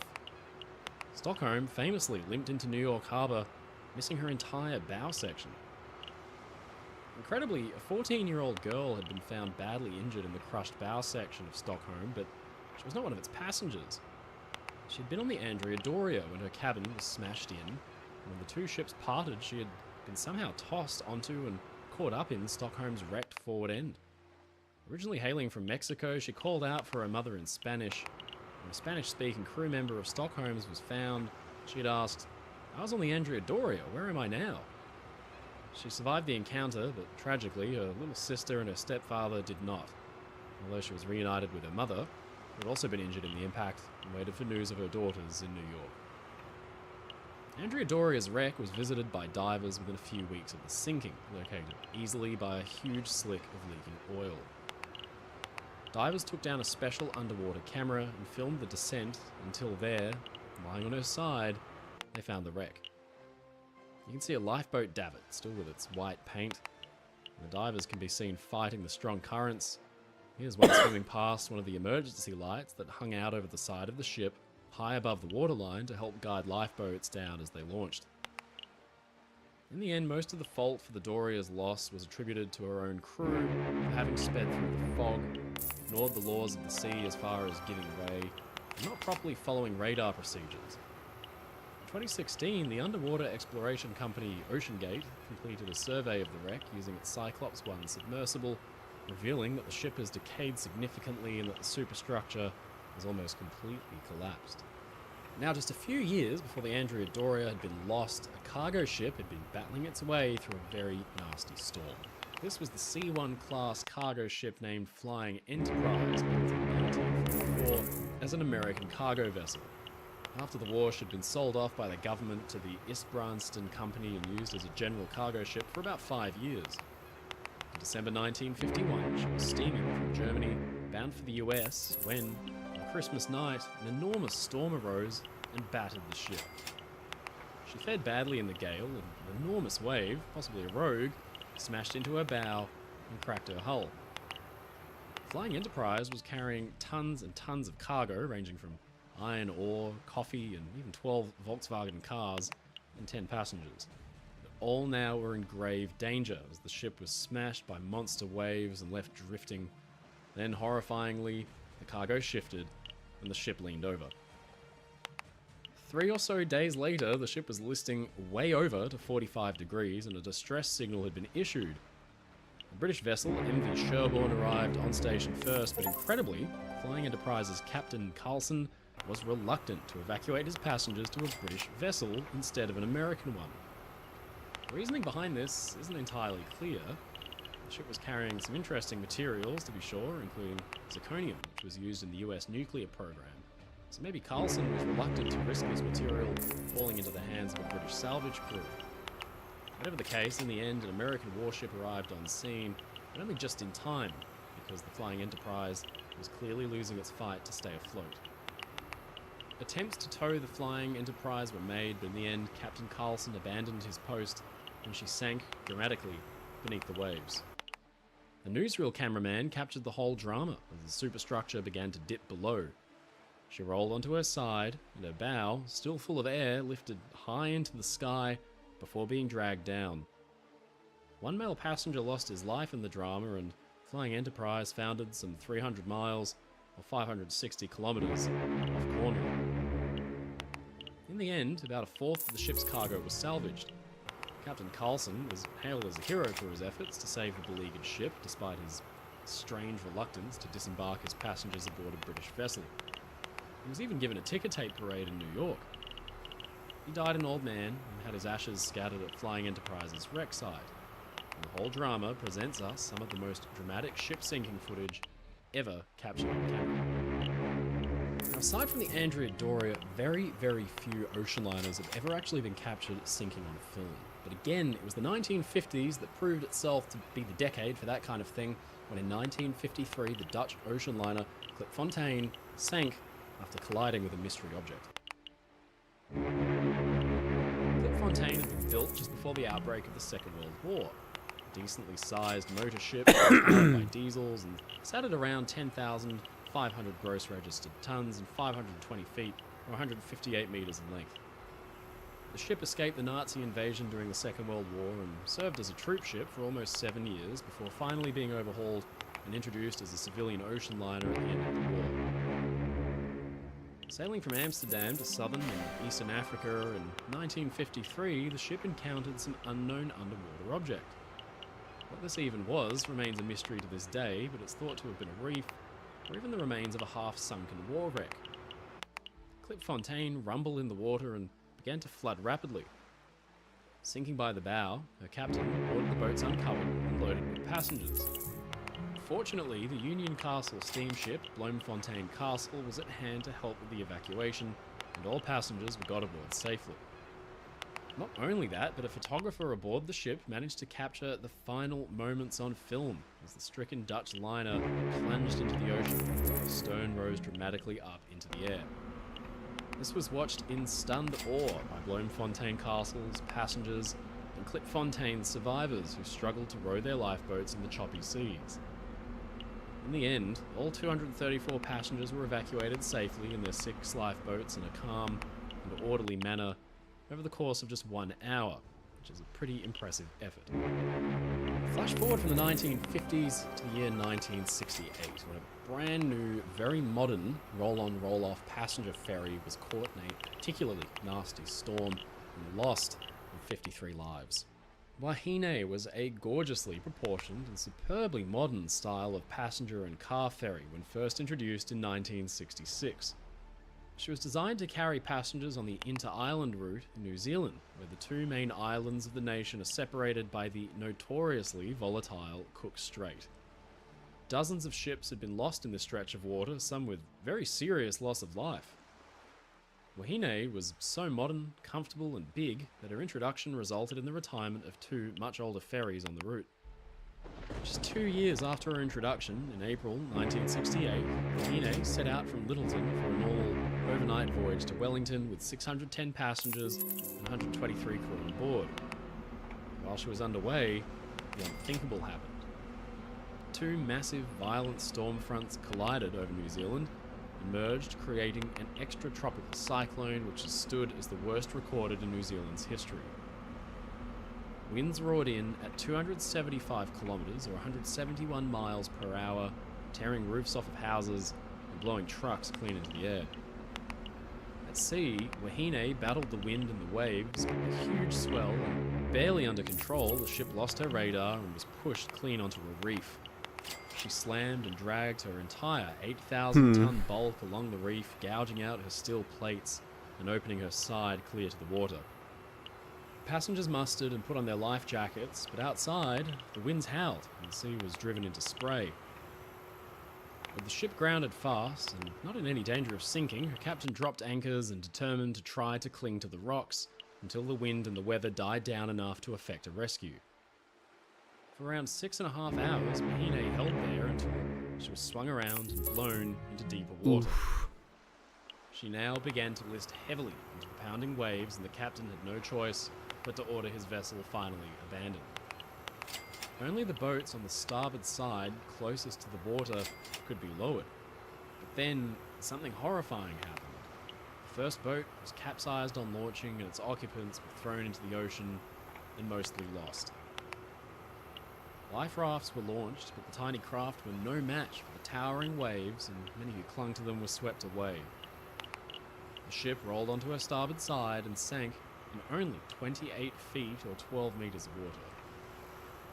Groups of bedraggled passengers made their way ashore, frozen nearly solid by the wind and the spray.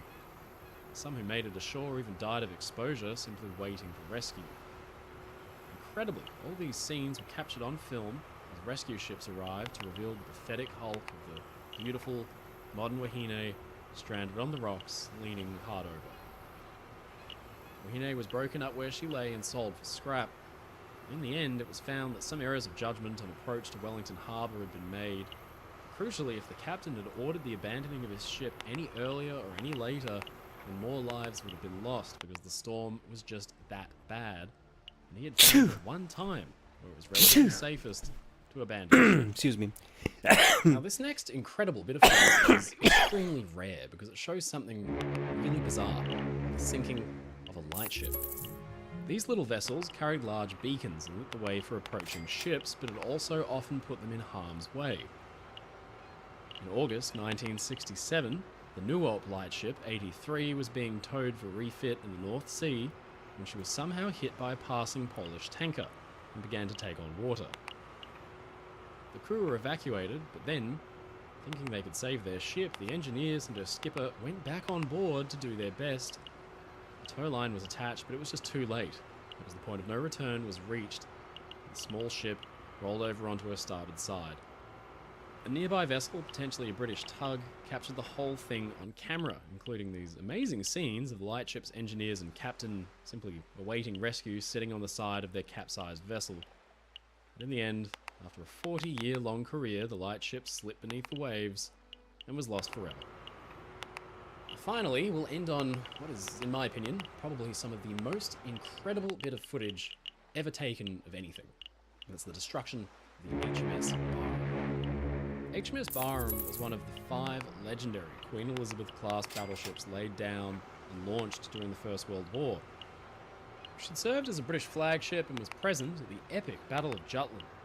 Modernised during the 20s and 30s, she was back in the fray for the Second World War. In November 1941, Barham was sailing in convoy with other warships from the 1st Battle Squadron with a heavy destroyer escort when their engine noise was picked up by a German U-boat. U-331 manoeuvred herself into a position to attack, and it itself was detected by one of the lead destroyers.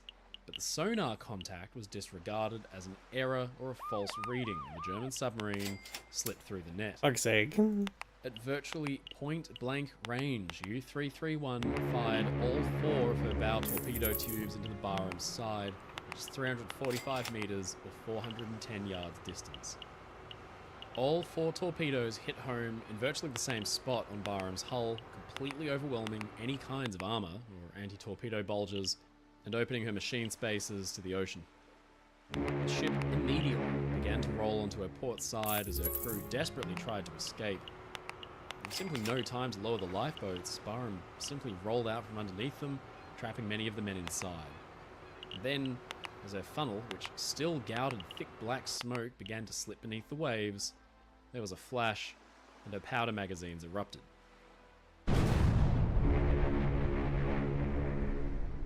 Like a volcano blowing out the side of a mountain, Barham simply disintegrated as her main magazines detonated. In a flash, hundreds of men who had still been clinging to the ship's side were simply vaporized, and horrifically some 862 men were lost with their proud ship.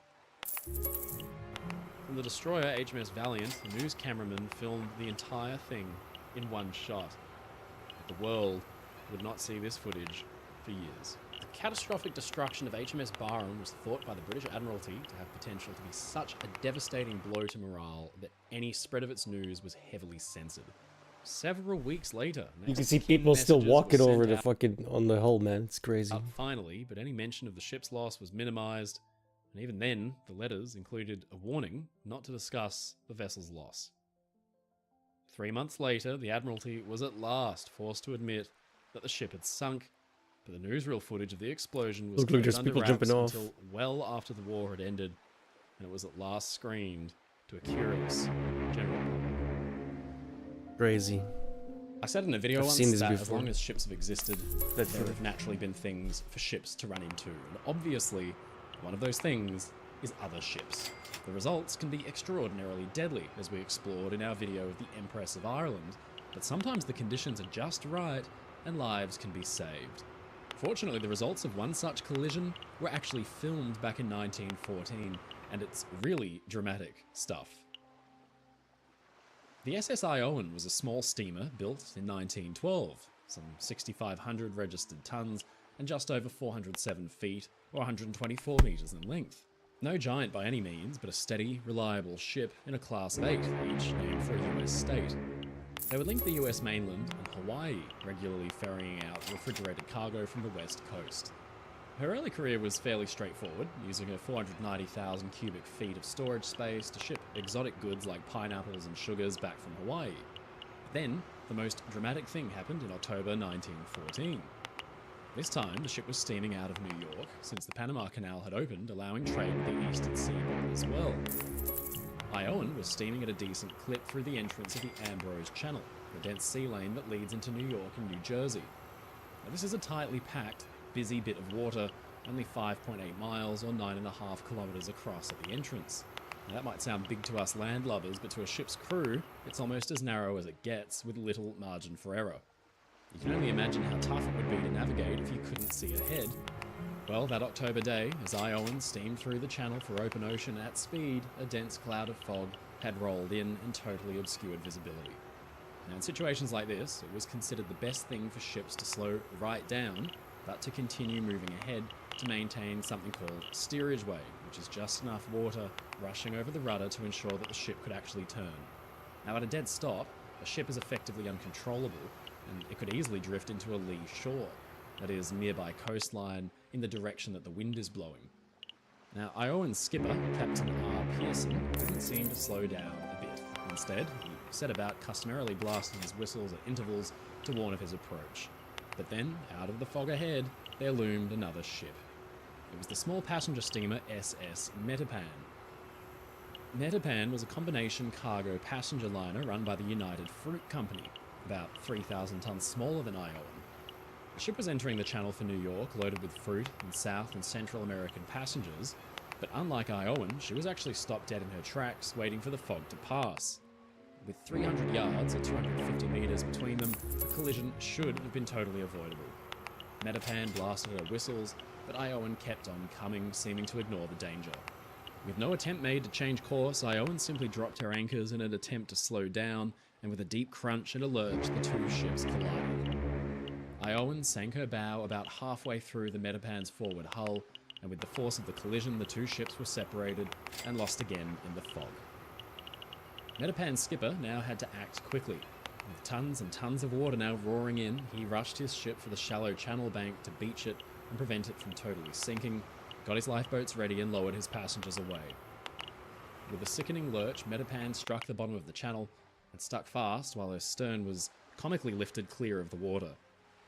Now, the result was a pathetic sight, Metapan half sunken and resting on the bottom with a huge gouge taken out of her bow.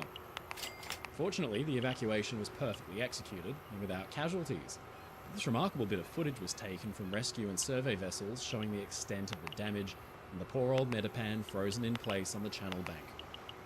Now, this is a fairly obscure event, so I haven't been able to track down the results of the accident, but passengers and crew blamed Iowan for not slowing down or changing course when the ships had spotted one another. Iowan's bow was crushed, but she was returned to service and went on to become a troop transport and cargo vessel which served successfully in both world wars. But the Metapan was patched Jesus. and refloated and eventually sunk by mine without casualties in the Second World War. This time her sinking was for good. Sadly though, not all maritime incidents are as relatively harmless as that of the Iowan and the Metapan.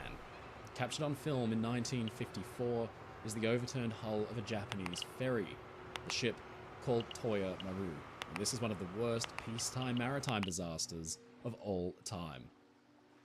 Toyo Maru was built in 1947, part of an effort to rebuild Japan's merchant fleet. Japan's navy had been simply shattered by the Second World War. In fact, of all the nation's dozens and dozens of big passenger ships from before the war, only 2 had survived, including the Hikawa Maru, which is today moored in Yokohama as a museum ship. Toyo Maru was no giant, but she was new and she was modern. Almost 4,000 registered tons and 390 feet, 119 meters long. The ship was a ferry designed to link a railhead between Japan's 2 main islands, from Aomori and Hakodate. It was a 4.5-hour trip, 55 kilometers, or 33 miles of which would be through the Tsugaru Strait. Now, Toyo Maru was a new style of ferry, the roll-on, roll-off ferry, which we've covered on this channel before. Suffice it to say, this style of ship had a bit of a troubled beginning, because they relied on cars being able to drive straight into the hull, resulting in poor watertight subdivisioning, allowing easy access, and huge doors that were a natural Achilles heel in the design. Now, that Tsugaru Strait is a particularly rough bit of water, essentially an open sea, given the nickname of the woman who calls the storm. And in 1954, 7 years into Toyo Maru's career, the strait would live up to that moniker with deadly accuracy. Japan's typhoons are wild, raging storms that roar in, causing devastation. But they are not short-lived events. Rather, they tend to hang and mope around, sometimes blowing over the mainland, and other times swinging wildly out to sea. Typhoon Marie had smashed through the main island of Honshu in September 1954, and then lay offshore in the Sea of Japan. Toyo Maru was maintaining her usual busy schedule, an important one given the need to link the 2 main Japanese islands, but on September 26th, her departure from Hakodate was delayed as her captain observed and predicted the path of the typhoon. It was predicted to hit the Tsugaru Strait and blow clean through sometime around 5 p.m. Now, another ferry's trip was cancelled entirely, so that ship's cars and passengers were instead loaded aboard Toyo Maru as well, and the ship sat waiting for a chance to cross all day. Hours later, at 5 p.m, the weather had begun to clear as predicted, and Toyo Maru's captain assumed the typhoon had passed safely through the area. The ferry completed loading, made steam, and set off for Aomori. Tragically, Toyo Maru's captain was misinformed.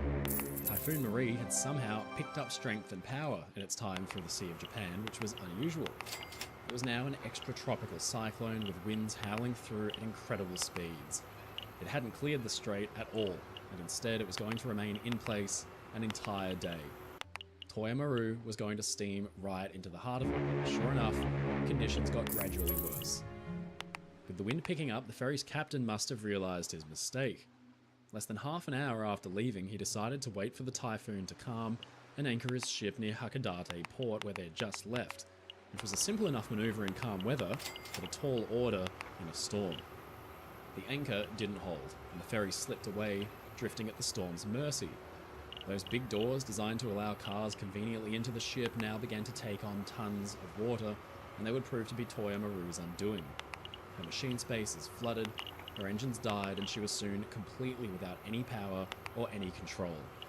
For 3 hours, the ship was battered about by wind and huge seas until she finally came to rest at 10:30 p.m, aground off Nanae Beach, only 4 kilometers, or just shy of 3 miles backwards from where she'd set out hours earlier. With monstrous, strong waves battering the ship's hull, the danger was plain. Although the town of Hakodate was agonizingly close by, the shore was just 100 meters away, the ship was stuck in the shallows and gradually being thrown over onto her side. Just 15 minutes or so after grounding, Toyo Maru was capsized and flooded quickly. The ship's lifeboats broke their lines and were washed clean away, along with tons of equipment and flotsam.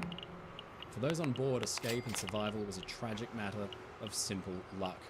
There were around 1,300 people on board, and the next day it had become clear that just 150 had survived.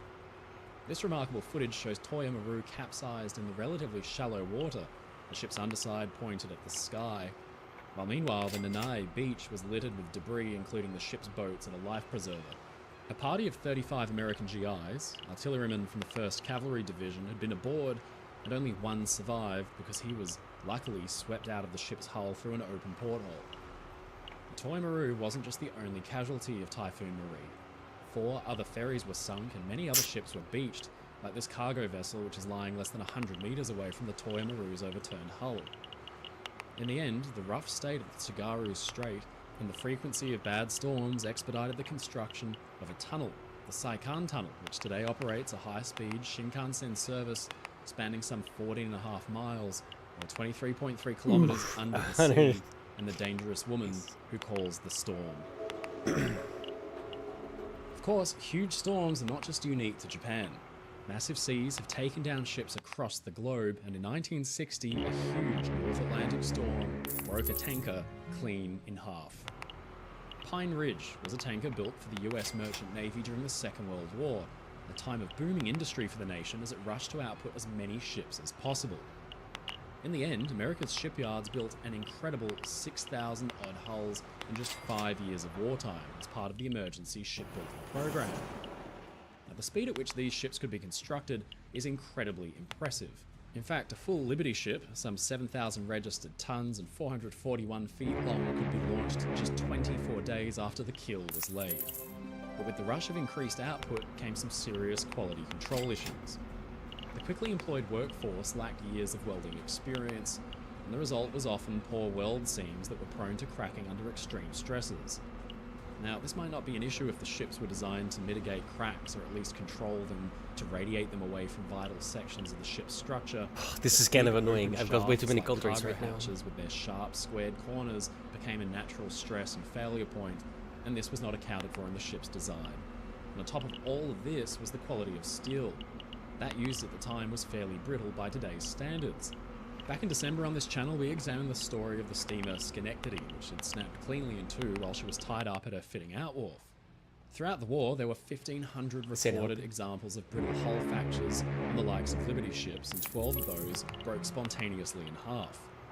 Now, the cause was attributed to something called ductile brittle transition temperature, which is a certain point at which cold water can change steel's character from that of ductility, that is, being fairly flexible, to brittleness, more prone to cracking. Of course, the frigid North Atlantic Ocean was behind this, and subsequent ships were built with design changes to accommodate for it. But even so, ships built during the war exhibited some dangerous characteristics, especially in North Atlantic storms. Tankers like Pine Ridge were long and narrow. In tall waves and troughs, they could have monumental forces concentrated at their centres. In 1952, a storm had caught two World War II era tankers, SS Pendleton and Fort Mercer, which both broke apart and sank with the loss of a combined 14 lives. Well, years later, in 1960, it was SS Pine Ridge's turn. On a trip from New York to Corpus Christi in ballast, that is not loaded with her cargo of fuel, the tanker was caught in massive seas and wind. Off Cape Hatteras, the ship was battered and thrown around until finally it all became too much. With a disturbing crack and a huge groan, the ship was broken cleanly into two sections which quickly separated. The bow section, with 8 men, including the ship's captain, sank, and the men were lost in the storm. But curiously, the stern section's watertight bulkheads held up, and the 28 men aboard anxiously awaited rescue. After the dangerous conditions had died down, this incredible footage was taken, showing the weird side of Pine Ridge's decapitated stern section floating dead in the water. Fortunately, the majority of the ship's crew was rescued by the aircraft carrier USS Valley Forge. The ship's stern was found to be in a good state of seaworthiness and was towed slowly home at just 3 knots, eventually making it into Newport News shipyard with her flag flying at half-mast out of respect for her 8 lost men. The shipbuilders at Newport News got to work, and the stern was welded to numerous other components to make a real Frankenstein's monster of a ship. A forward bow section of the T2 tanker Redstone, and the midship section of the T3 tanker Sachem. The result was a new ship named That's a lot of money though, damn. Returned to service 2 years after the disaster to enjoy another 20-odd years at sea before scrapping in the 1980s. Finally, we'll return to the waters off of New Jersey, which is a real hotspot when it comes to maritime incidents and disasters. Here in 1934, passers-by and residents were drawn out in their thousands by the horrible sight of an ocean liner burning stem to stern on their doorsteps.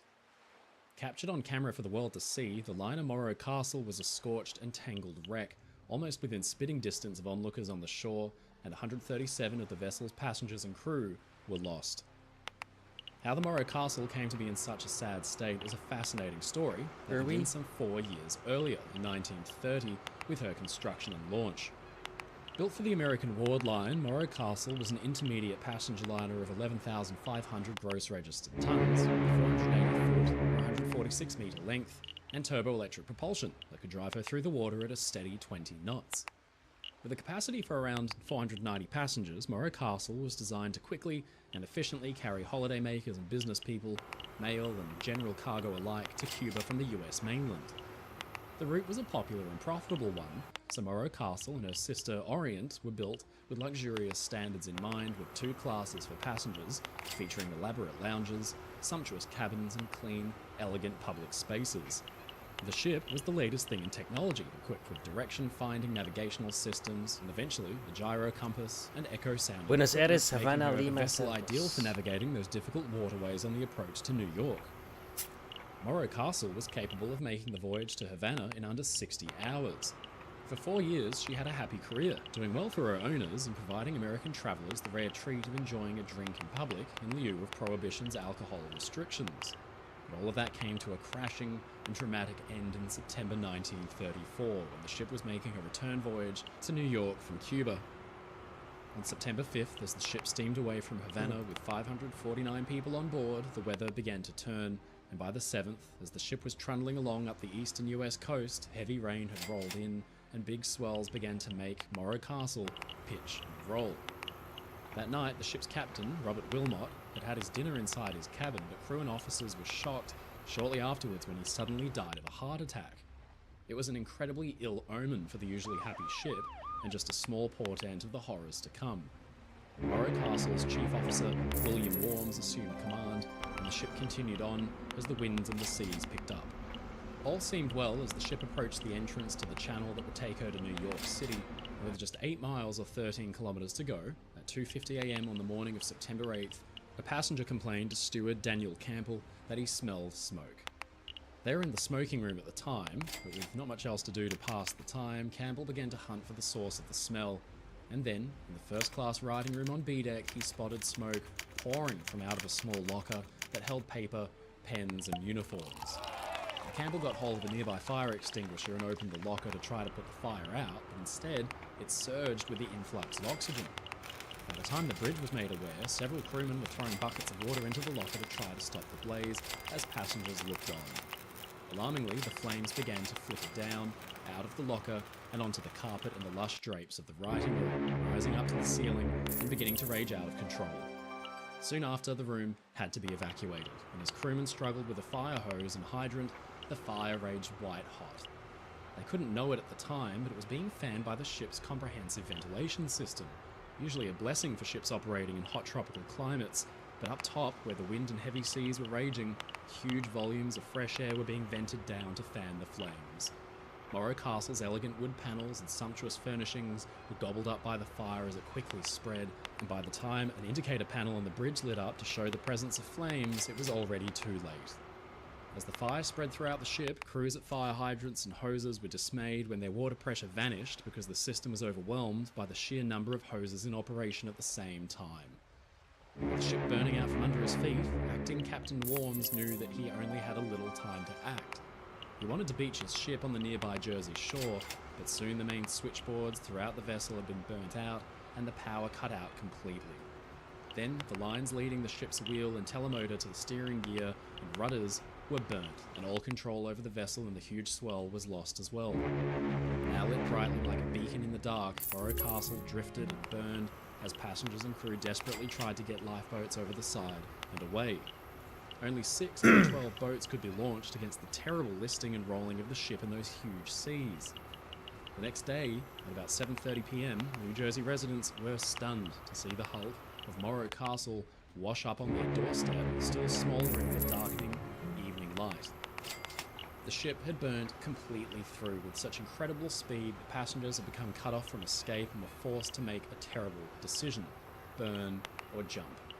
Swimming in those conditions was a near impossibility, but still, passengers and crew were forced to jump for their lives, leaving whatever clothes or possessions they had at the ship's stern railing.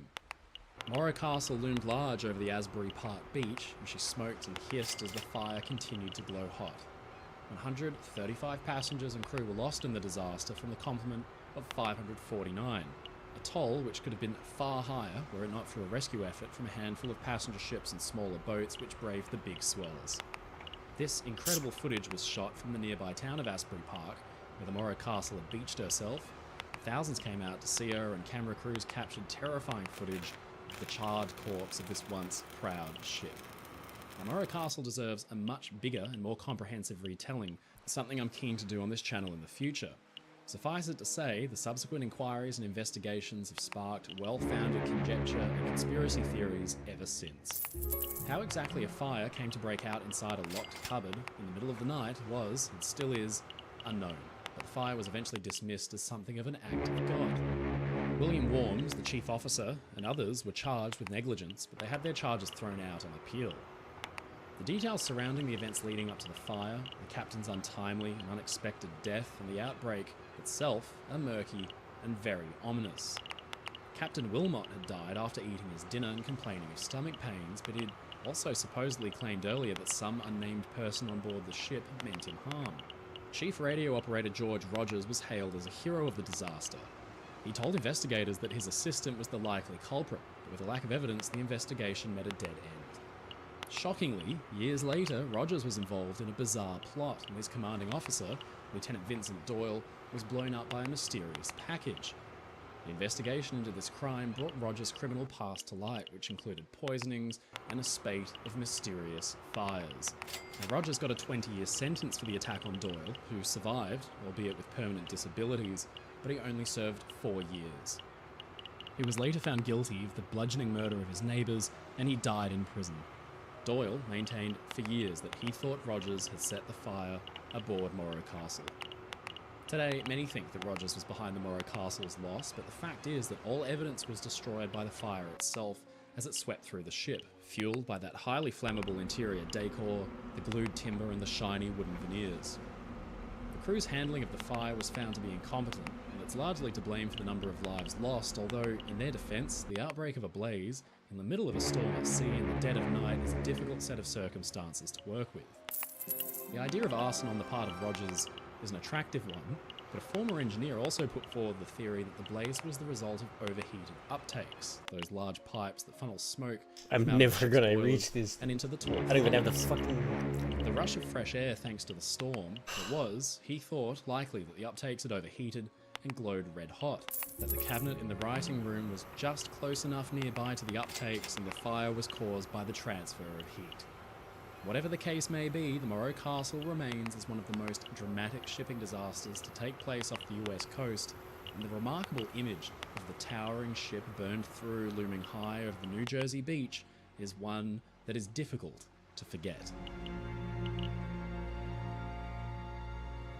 Now we turn to a mammoth battleship from the First World War that met a tragic end after just a few short years in service, Where's the and it fifth was one? all captured, startlingly, on film. The Austro-Hungarian Empire had begun to rapidly expand its naval power in the lead-up to the First World War. The realization had been that many of its ships were capable only at coastal defence, but a war with Italy would mean battles at sea, the scale of which that nation had never really fought before. Archduke Franz Ferdinand took direct interest in the navy since he had served in the position of admiral. It was his influence which sparked the sudden expansion for the empire, which had never really taken much interest in warships at all. A plan was put forward for the construction of a new class of battleship, a modern dreadnought that could serve Austro-Hungary, but before details could be finalised, a leak saw the proposed design published by the press, and an immediate reaction from the Italian navy. They laid down their own modern dreadnought design, the bizarre-looking Dante Alighieri, in anticipation of the Austro-Hungarian design, and the naval arms race between the two nations only intensified. The game was afoot. Rather than commission the new ships overseas, the Austro-Hungarian government commissioned a local shipyard at Fiume, now modern-day Croatia, to build the 4 ships of the class. Now these things were monsters and far larger and more expensive than anything the nation had produced before. In January 1912, the keel was laid down for the last of the class, and just 2 years later she was launched. The St. Istvan was a 499-foot-long, 20,000-ton dreadnought with 4 turrets mounting 3 12-inch, 305mm guns each. Well, this represented a whole new era for the Empire, and they were justifiably proud of their creations. They were the first dreadnoughts ever built by the Empire, and they would soon prove to be their last. In 1914, Ferdinand, the driving force behind the Austro-Hungarian Empire's navy, was infamously assassinated in an attack which inadvertently sparked the largest war the world had yet seen. Suddenly, Europe's powers raced to put the machines and technologies they'd developed into combat, and the Austro-Hungarian Empire was out for blood. St. Istvan and her sister ships proved too valuable to be lost, though. Their sinking would be a huge propaganda blow. Instead, they spent much of the war bottled up in their ports. In 1918, an audacious plan was developed to break the Allied stranglehold on the Empire's position in the Mediterranean. Istvan and her sister ships would spearhead a powerful force designed to smash through the Italian, British, and French ships which were keeping the Empire's navy in check. On the 10th of June 1918, at around 3 a.m., Italian torpedo boats were spotted by the force, but their speed and the night's darkness made it difficult for them to be tracked. They sped through the escorting cruiser's screen and fired off their payloads. 2 torpedoes struck St. Istvan with powerful explosions that rattled the ship and opened her hull up to the water. The crew rushed to conduct damage control, but the rate of flooding was simply too great, and soon power was lost as the ship's boiler and generator compartments were flooded. St. Istvan began to roll to one side, and so desperate was her crew to correct the list that her gun turrets were turned to port, but it was all in vain. Her crew gathered on deck to counterweight the list, and the ship's chaplain delivered a final blessing. Then, with a camera rolling on Istvan's sister ship stopped nearby, the ship rolled over, throwing hundreds of men into the sea. She came to rest perfectly upside down, with her belly pointed straight at the sky, before slowly, as flooding waters roared through her interior, the ship settled and disappeared from sight. One of the Austro-Hungarian Navy's finest ships was gone, and around 90 men were lost with her. The numbers could have been far deadlier, but fortunately the ship had simply taken so long to sink that most of the crew had managed to make it topside without being caught out far down below. The incredible piece of footage filmed by a lieutenant on the Istvan's sister ship, Tegethoff, was supplemented by more films shot by an Austro-Hungarian camera crew, and the video captured a very important piece of history. In fact, this is one of only 2 existing pieces of moving picture film to capture the sinking of a battleship at sea due to combat. I have lots is pretty nice. The devastating loss of the Istvan rattled morale, and the raid on the blockade was called off. The Austro-Hungarian Navy spent the rest of the war mothballed in their harbours, and with the end of the conflict in November 1918, the Empire itself collapsed. Interestingly, the Italian torpedo boat, which had sent her to the bottom, the MAS-15, still exists today on display in Rome, but arguably the most important legacy of the warship is the film footage which paints a captivating picture of the mighty dreadnought's final moments. Not all casualties of war were intended targets, though. A few ships have found themselves in exactly the wrong place and time with devastating consequences. One of these has been almost forgotten to history, but the toll in human lives caused by its sinking is enormous, with nearly 3 times as many people lost as were killed when Titanic sank. Qianyar was a ferry completed just before the outbreak of the Second World War in 1939. The ship was very small, only about 2,100 tons, and designed to service the myriad waterways around the northeast of China, where the mainland is hugged by islands like Zhoushan. The little ship survived the Second World War unscathed, but all throughout, China itself was suffering intense political upheaval. What the The Civil War saw China's Communist Party engaged in a bitter war against the old government, and soon the Communists began to make huge territorial gains. In 1948, their advance on Shanghai and its surrounding areas was so rapid that civilians were desperate to flee. The ferry, designed only with a maximum capacity for around 1,200 people, was absolutely crammed, with perhaps as many as nearly 4,000. The exact number can never be known, because despite the existence of an official passenger manifest, the sudden rush of desperate and panicked civilians resulted in the embarkation of hundreds and hundreds of stowaways and their families. Qianyar set off for Ningbo on a voyage of around 112 miles or 182 kilometers, but then, while underway, there was a tremendous explosion that rent the ship in half and sent her to rest awkwardly on the shallow bottom in mere seconds. The sudden explosion and rapid inrush of water caught hundreds completely unawares, with the result that there was absolutely no chance of escape. A news camera captured scenes as salvagers attempted to rescue the living and retrieve the dead, but it was an enormous job. This tiny ferry had sunk with a death toll sitting at around 3,000 souls. There were only 700 survivors. The dramatic footage captured Qianyar stranded on the bottom with her upper works protruding above the surface of the water. But what had so violently exploded that the ferry had broken apart? Well, tragically, it seems that a Japanese mine laid years before, during the Second World War, had remained adrift and armed, that Qianyar had struck it and gone up, with the result this tiny Chinese ferry stands today as one of the deadliest peacetime maritime disasters in history. Remarkably, Qianyar's hull was salvaged, repaired, and rejoined. The ship actually went on to have a 24-year-long career before being broken up for scrap. But the story of the little ship, and the terrifying footage of her loss, stands as a tribute to the hundreds of lives lost the day Qianyar found itself in the wrong place and the wrong time. Now we come to one of the most famous ship sinkings of all time, but not because of the number of lives lost. In fact, nobody died in this disaster at all. Instead, what makes this ship sinking so special is that the dramatic footage captured on film shows in full colour the process of a large passenger ship sinking from start to finish. This is the story of the legendary Oceanos. Oceanos began her career as the French liner Jean Laborde, one of a handsome class of ships designed to connect France and the tiny island nation of Mauritius, far off the coast of eastern Africa. Mauritius had once been a French colony, but despite more than a century of British rule, it still had strong French ties. Jean Laborde was a small but modern liner, around 14,000 tons and just over 500 feet or 153 metres long. Over the course of a few decades, Jean Laborde served under a string of new owners until finding herself under the control of Eperatiki Lines, a Greek operator of cruise ships whose post-war business model essentially centered around the idea of converting old liners for Mediterranean cruising. They bought the old French liner and renamed her Oceanos in 1976. Years later, in August 1991, the ship was chartered for a cruise out of South Africa from East London to Durban, but she almost immediately ran into rough weather and strong headwinds. Being lashed by 40-knot gusts and enormous waves, the little cruise ship forged ahead, pitching and rolling madly. With conditions worsening and the ship being battered by the ocean, there came panic from crew as flooding was discovered deep in the Oceanos' bows. Constant impact from huge waves had damaged a critical pipe, which now began to allow water to surge in through the hull and throughout the lower compartments. Suddenly, the ship's engine room was overwhelmed, and Oceanos lost power. This remarkable footage, taken from a news helicopter, shows Oceanos as she slowly began to succumb to the waves.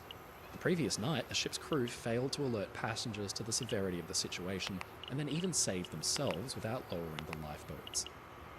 It was one of the entertainment staff, Moss Hills, who coordinated an evacuation that saw every single passenger safely taken away from the ship, first by boats, but later by rescue helicopters which winched people to safety. Cameras rolled from above as the empty Oceanos began to settle by the head, empty of passengers and crew, but still a tragic sight as she was swallowed up by the massive swells. Water burst through doors and windows and began to pull the ship under until at last her stern swung skywards, pointed dramatically at the sky, and then roared under with a huge rush of air and dust from deep inside the ship. Moss Hills and the other entertainment staff members were quickly recognised for their bravery, while Oceanos' captain and crew came under intense media scrutiny for their part in abandoning ship before passengers even knew what was happening. The news footage of Oceanos' sinking gives us a very rare and deeply poignant look at a ship in its final moments in full and vivid colour. For all the famous and big-name ships that have sunk on film, there are plenty of lesser-known ones that have done so as well. Take, for example, the I hate SS that Ratia it's like- of the Hamburg America line. Built in 1883, I wish there was a the little bit of small German automation liner was originally built. one of a class of 4 350-foot-long liners capable of transporting around 900 passengers across the Atlantic. She was sold to the US government, rebuilt, and by 1916 was known as the US-AT Sumner for use as a transport with the US Army. That year, Sumner was steaming off New Jersey when she was caught in horrible weather. Battered and thrown around by the waves, the ship slammed bodily into Barnegat Shoals. At first, the ship was only stuck on the rocks, and there was hope that she could be refloated at high tide. But the punishment didn't end there. With the seas still surging and the ship stuck fast, Sumner's back was dramatically broken. This rendered Sumner a total loss, and there was simply no hope for her. and there wasn't even time for salvage. The relentless force of the ocean broke the ship up entirely, and she was gone soon after. Another series of disasters that was regularly filmed back in the day were collisions. The busyness of some of the inlets and waterways leading up to some of the world's biggest ports resulted in some pretty catastrophic incidents. In 1937, the freighter Edward Luckenbach was making its way along the Columbian River when, in a harsh rainstorm, she shuddered and trembled momentarily before continuing on her way. To her horror, her crew discovered they'd actually collided with the Italian vessel, the Feltre, which had quickly sunk to rest on the riverbed. Luckenbach, for her part, had her bow smashed in and limped along before her crew temporarily beached her to prevent a full sinking. The Feltre sunk to the bottom, a tug and another steamer came alongside to safely evacuate the more than 40 people on board. Just over 10 years earlier, in 1926, the pleasure steamboat Washington Irving was the flagship of the Hudson River Day Line. Built in 1913, the classic-looking riverboat ran a regular service between Albany and New York City until the fateful day she was sunk. In a dense fog, the Irving set out as usual, but her crew struggled to see through the thick mist. With her whistle ringing out a shrill sound, the steamboat slowly felt her way ahead when suddenly the inevitable happened. A Moran Company tug surged out of the fog hauling two massive coal barges. One of the barges, with an enormous momentum behind it, slammed straight into the Irving's hull and hauled it. The steamboat's captain, realizing the end had come, jammed the boat's whistle so it sounded all the way through. Other boats from all around could hear the shrieking steam whistle and headed towards the scene of the accident. In the end, around 200 passengers were safely evacuated, but the Irving was filmed sunk down to her superstructure, a truly pathetic sight. Amazingly, the wounded vessel had been guided towards a pier on the Jersey side of the river where the passengers could alight. But tragically, 2 were killed, including a mother and her 3-year-old girl. Eventually, the ship was raised and scrapped, and her days of majestically sailing the Hudson River were over. Oh, I can't get these. Finally, we fucking one of the most Buenos Aires and heartbreaking shit. scenes for ocean liner nerds like me, the burning and partial sinking of the SS Normandy, an icon of the Art Deco era which burned dramatically in full view of all of New York City. SS Normandy was a palatial ocean liner designed and built in the late 1920s, intended to be a true ship of state. The liner embodied all the finest that French artisans and craftsmen could create. She was intended to snatch the blue ribbon at last from Britain and Germany. Normandy burst onto the world stage and with her powerful turbo-electric ran out of engines time. roared That's across the Atlantic for a record-setting run that saw her emerge as the fastest and most prestigious ocean liner in the world. At nearly 1,030 feet long and 80,000 gross registered tons, Normandy's hull was simply enormous, and French Line wasted no time in filling it in with the absolute finest luxury they could manage. Normandy today is remembered for her palatial, almost gallery-like first-class interiors, which featured stories, tall ceilings, and smoking rooms and dining saloons lined with ornate Lalique crystal chandeliers and light fixtures. Clever design choices meant that the ship's interiors continued for nearly the full length of the vessel, uninterrupted. Fine art graced nearly every aspect of the ship's first-class accommodations, but equally impressive was the technological leap that Normandy represented. Not only were her turbo-electric engines extremely modern, but she featured an impressive fire suppression system that made use of pumps and indicators that could help crew determine the source of fires and put them out. The ship had been largely designed by a genius Russian emigre, Vladimir Yorkovich, who, like other forward-thinking marine architects like William Francis Gibbs of the SS United States, well understood the danger of fire at sea and was committed to ensuring that his magnificent ship could never burn. With the outbreak of the Second World War and the Nazi invasion of France in 1940, the world's great ocean liners were frozen seemingly in fear, with many seeking shelter in neutral American ports. The SS Normandy remained tied up at French Line's Manhattan Pier 88, flanked by her rivals Queen Mary and the new Queen Elizabeth, for months. But then America was no longer neutral, because on December 7, 1941, it was drawn into the war. The country seized Normandy with plans to convert her for US Navy service.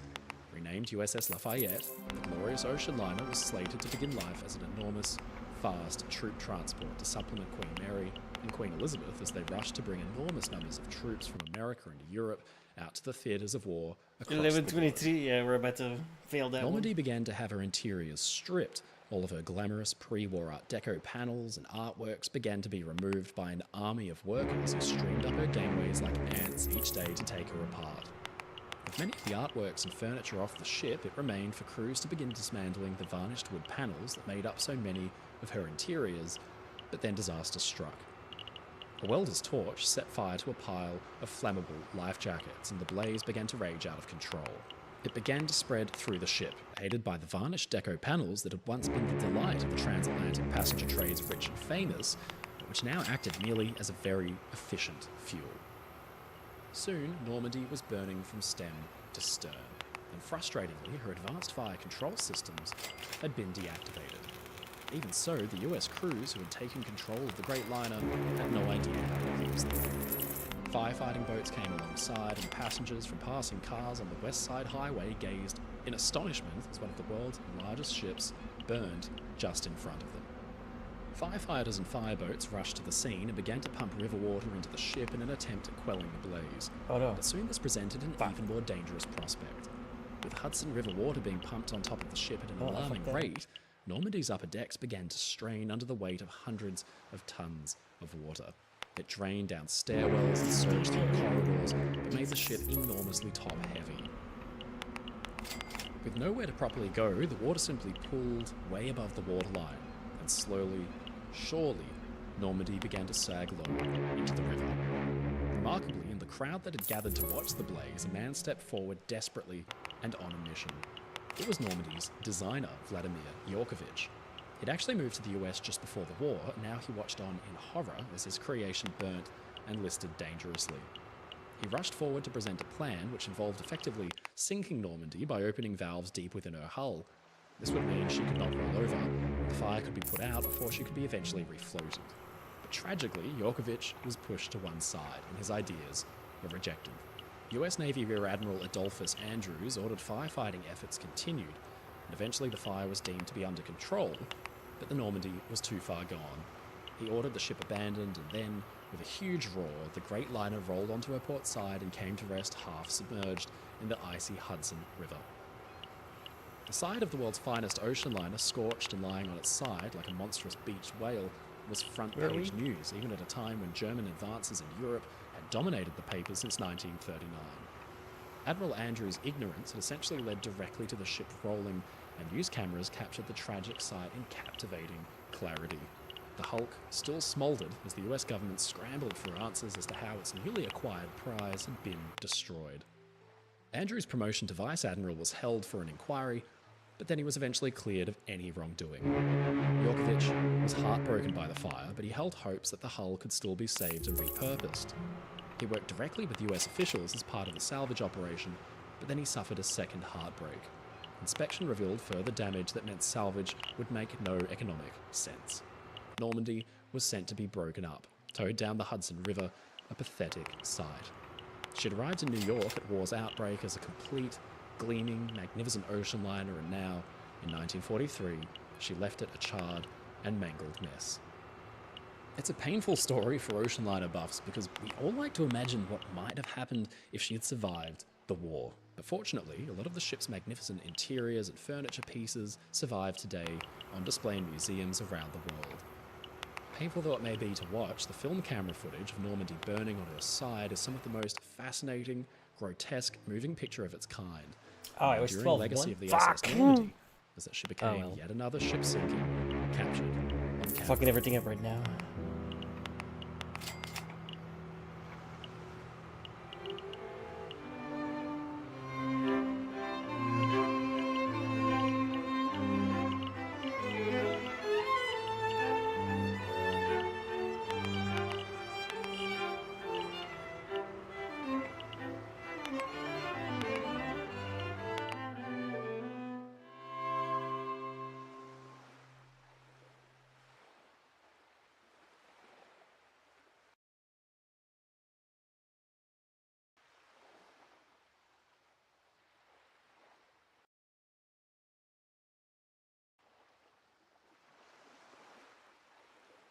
Ladies and gentlemen, it's your friend Mike Brady coming to you from New York City. Now, I'm still away at the moment, but I thought in the meantime, what we do is do something a little fun.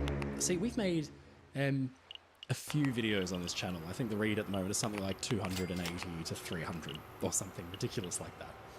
That's a lot of ship stories, and it's kind of easy for a lot of that stuff to get buried because there's just so many stories that we've told, and I've got a few favorites of mine that I just haven't really been able to highlight since we made the video. So I thought what we'd do today is make a little compilation of some of my favorite ship stories that we've ever told in short on this channel. So sit back and relax and enjoy some of my favorite ship stories.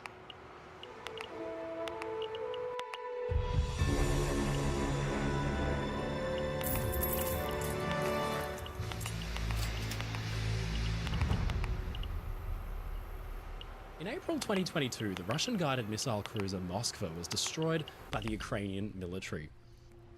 The ship had been commissioned in 1983 and had been thoroughly modernized through the years for the equivalent cost of millions of dollars.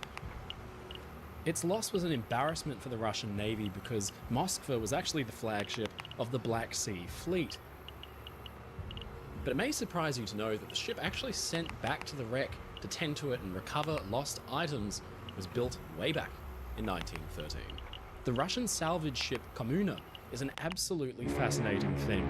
Over 110 years old now and still in service, this makes her easily the oldest active duty Navy vessel in service in the world. Her story is as unorthodox and bizarre as the design of the ship itself. So how exactly does a ship end up serving its country for over 100 years? Well, it's actually a fairly rare occurrence. Most major navies warships today can be up to 30 or 40 years old, but that's around the time when faults begin to appear. The cost of maintaining a ship beyond 30 or 40 years can begin to mount as critical machinery needs more care and fatigue from decades of sailing on the ocean begins to show. Kommuna is a special case. The US Navy's oldest active duty ship by comparison is the 54-year-old amphibious command ship USS Blue Ridge from 1970. Kommuna is almost 60 years older than that. How she's managed to avoid the scrapyard is an interesting tale. It all begins back in the early 1900s. That is Russia. The Imperial Russian Navy was preparing for war back then, and famously, it wouldn't actually go so well for them. But at the time, they were investing in new and exciting technologies, and one of those was the submarine. With a fledgling submarine fleet, the Navy realised it would need to provide support to their new boats, and a dedicated tender or support vessel was needed. Now this is where Kommuna comes in. Back then, the ship was called Volkov, and she was built at the Pudilov shipyard at St. Petersburg, Russia, ordered less than a month after Titanic had sunk in the North Atlantic. In 1915, the ship was officially commissioned into the Russian Navy as a submarine support vessel. Now, having such a dedicated task, Volkov had a few obvious design peculiarities. Obviously, she wasn't too good looking, although I do guess beauty is in the eye of the beholder. The ship is a twin-hull vessel, or a catamaran. The idea behind the weird shape of the hull was that the ship could sit comfortably over the top of the submarine and restock torpedoes or fuel from above, but that wasn't all. Volkov was also a submarine salvage ship, so if a Russian submarine was sunk, Volkov could anchor above the wreck and use a very heavy-duty lifting winch and crane to pluck the wreck from the sea floor from between its two hulls. Now, the Russians had seen the concept tested earlier on the German salvage ship SMS Vulcan in 1908, and they were evidently impressed. So Volkov improved on the German ship by adding a bigger and more impressive lifting rig, a type of gantry crane. In 1917 alone, the ship salvaged 2 Russian submarines.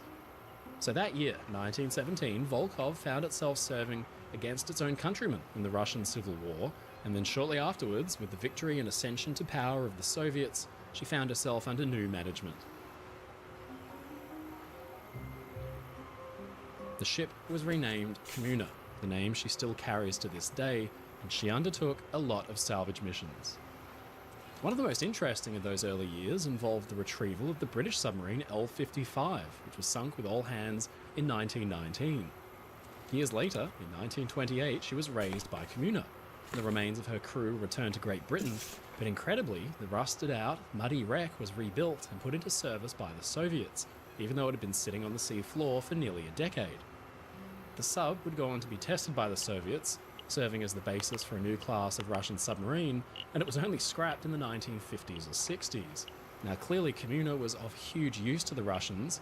Whenever something needed picking up from the seabed, Kommuna was called out to do it. Aircraft wrecks, tugboats, it didn't matter. If it was within her weight capacity, Kommuna could raise them up.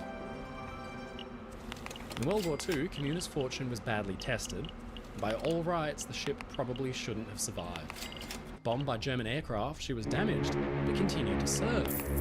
Her most interesting mission in that war happened in March 1942. Dozens of critical vehicles for the war effort, as well as heavy machinery, had actually fallen through an ice road and sunk. Communa got to work and pulled out no fewer than 4 massive KV tanks and 33 other vehicles like trucks, tankers and tractors that had plunged through. In the year 1944 alone, Communa had recovered some 11,800 tons of shipping and repaired over 30 ships. By the end of the war, Communa was 32 years old and probably nearing the end of her life. Or at least you'd think so, but clearly the Soviets had other ideas. All through the 50s and 60s, and the 70s, Communa was doing her thing with her usual aplomb. In 1954, she'd actually gone in for a massive refit in the Netherlands, and the months-long work saw the old workhorse re-engined, her ancient reciprocating steam engines being replaced with modern diesels. Incredibly, this gave the specialist ship a fresh bill of health and a new lease on life.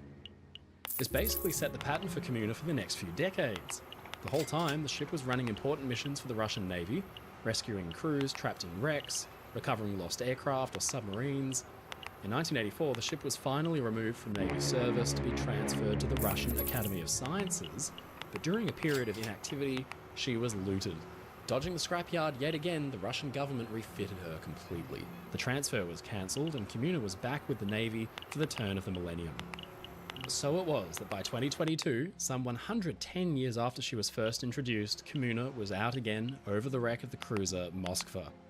Now, a warship that big stands no chance of being 65 pulled million, up by a Jesus. rescue vessel like Communa, but it's probable that the old ship was actually recovering important and classified documents, equipment, and even crew remains. Bitch. In this way, the world was treated to the bizarre sight of the Communa of 1913 recovering things from the wreck of a cruiser from 1983. So why has Communa been able to serve for so long? Well, like many other ships that serve way beyond the normal amount of time that a ship should, it's usually down to one of 3 factors. It's either cost and convenience, it's either designed for a very specialist task and therefore difficult to replace, or it's just good old-fashioned good luck. Specialist vessels tend to stay in service for long periods of time because they're so unique and expensive to reproduce that if they're doing a good enough job and the design is sound, then there's simply no need to retire or replace them. One good example is the deep-sea diving submersible Alvin, which famously was used to explore the wreck of the Titanic. This incredible little sub will turn 60 this year, and it is happily still in service. Another example is the US Iowa class of battleships. Now, these are decommissioned now, but they were in service from the 1940s and recommissioned briefly for a stint in the 1990s for Operation Desert Storm. World War II rendered battleships nearly useless thanks to advances in aircraft technology, but the Iowa class, with their insanely powerful guns, could serve as very capable offshore artillery platforms for bombarding enemies far inland from the sea. And so it was under these very specific operating requirements that the Iowas were recommissioned and sent to the Middle East. Interestingly, a US federal law dictated that at least 2 Iowa-class battleships should be included in the Naval Register because their use as a floating artillery platform was so unique that no modern-day cruiser, frigate or missile-armed warship could do it as well. She was finally decommissioned in 2006, over 60 years after she had been built. In more modern times, it's been announced that the Arleigh Burke class of destroyers of the US Navy will actually be modernized and pressed into service possibly for another 40 years. When they are finally retired, sometime in the 2060s or 70s, they'll be around 80 years old. In the sky, the same is true of the B-52 bomber. Only 744 of these things were built, just between the years 1952 and 1962, and it's thought that they will still be in service 100 years after they were first introduced. So some ships do sneak through the cracks and do a job so well that they just don't need to be retired or replaced. One day, of course, Communa will need to be decommissioned, and that day is probably looming soon. But so long as her steel plates stay watertight and her engines keep her chugging along, it seems that the Russian Navy isn't in too much of a rush to put this maritime supercentenarian to bed just yet. 3 US Air Force bombers are roaring through the skies, searching for their target. They're looking for a celebrated vessel. It's paramount to their country that they find it. Rain squalls obscure visibility, but then, like an apparition, the ship appears.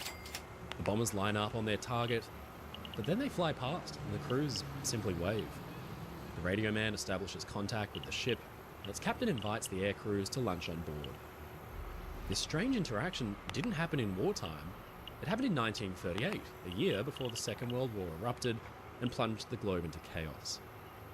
The target ship was the SS Rex, a luxury Italian liner, winner of the Blue Ribbon for the fastest Atlantic crossing and the toast of European shipbuilding.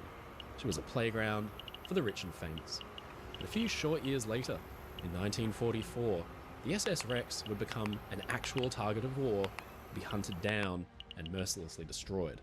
SS Rex was an absolute technological marvel when she first debuted in 1931. She was the result of a strong push by the Italian merchant marine and government to establish the nation as a serious player in the transatlantic routes to America.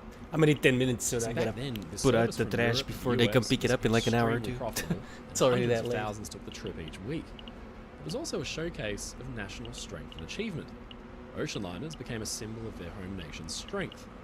They were owned by private companies which built and operated them, but they were also heavily subsidized and paid for by the government to serve as a floating billboard for that nation. For years, Britain and Germany had dominated the headlines. Aside from the occasional American interjection, those nations had always had the biggest and fastest ocean liners, and Italy set out to change that. It was the Italian line that rose to the challenge with government backing and ordered the construction of two impressive ships, Rex and the Conte di Savoie. At 885 feet, 270 metres long, around 55,000 gross registered tons, they couldn't take the title for the largest ships in the world, although they were extremely impressive. Where they would shine was in their luxury, and especially in their speed. The ships used all the modern technology, powerful steam turbines driving four propellers, a bulbous bow to reduce drag through the water, and fine hull lines to maximise the effect. The result was a pair of very fast ships, and Rex was the fastest. She set to sea in 1931, and at first failed to capture the prize for the fastest ship on the Atlantic run, but then, in 1933, she did it, breaking the record and winning Italian line the coveted Blue Ribbon for the first time in history. Rex was fast, sure, but she was also absolutely gorgeous inside. Passengers adored her rich and luxurious interiors. The designers knew exactly what they were doing. The ship had been dubbed the Riviera afloat. To capitalise on this, her outdoor swimming pools even had sand and colourful umbrellas. Thousands travelled on Rex in comfort and style, but around her, and for the world at large, things were changing in a big way. The halcyon days of carefree sailings at sea were about to end, because there was a war coming. Now I know that this is a ship-focused channel, but we have to talk about aeroplanes for a minute.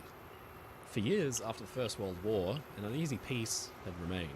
Germany and its allies had been defeated, sure, but then a shock political reversal happened and the Nazis came to power. They secretly funneled money into military projects. So did the Japanese government. Across the world, nations were entering into an arms race at the same time that wild and tested new technology began to be introduced all the time. And one of these was the airplane. Sure, it had proved its worth as a military platform in the First World War, serving in fighter and bomber roles, but its capabilities at sea were never properly tested. By the 1930s, airplanes were very different to how they'd looked during the First World War. They weren't wood and canvas anymore. Bombers were almost all metal, with 2 or 3 or 4 powerful engines and massive payloads of bombs. It might seem crazy to us now, but none of that technology had been tested or adequately deployed in combat. The 1930s would teach the world's nations a lot of important lessons, and at the heart of one of these lessons would be the SS Rex.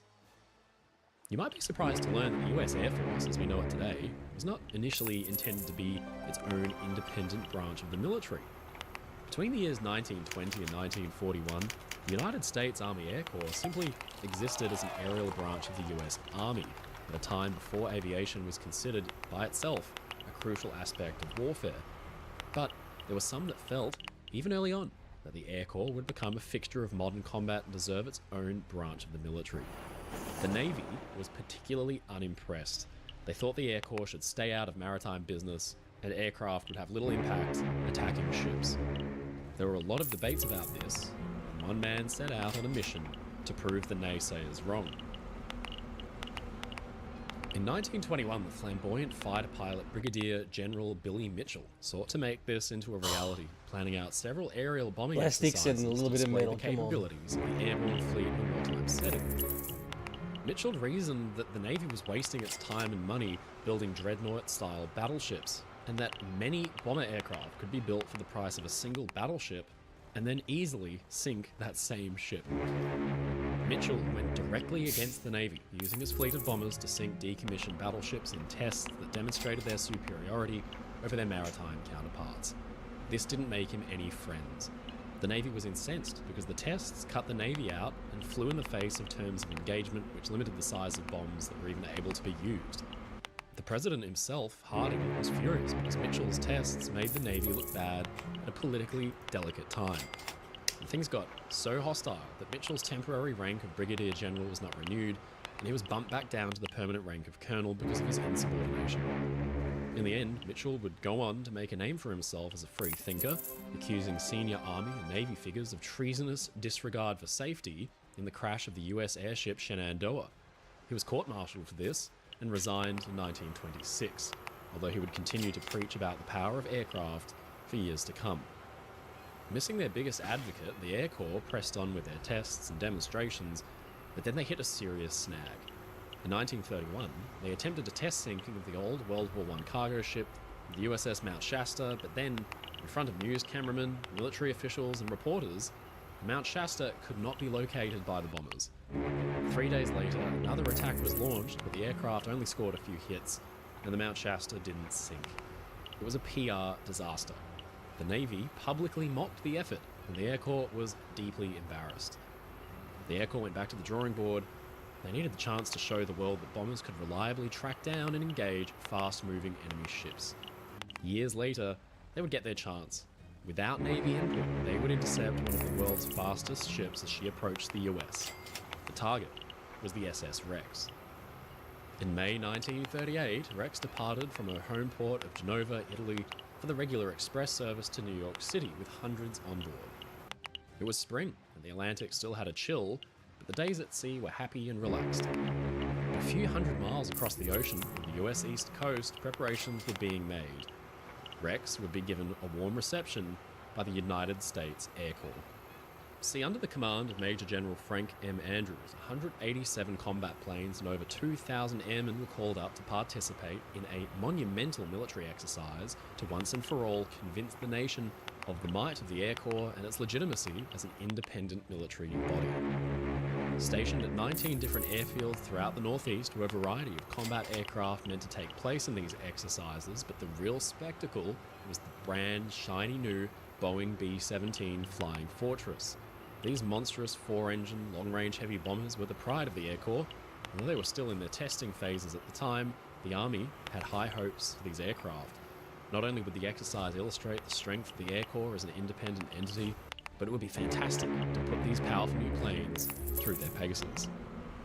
The point of the exercise was to simulate the defense of New England by the B-17 force against an attacking aircraft carrier fleet.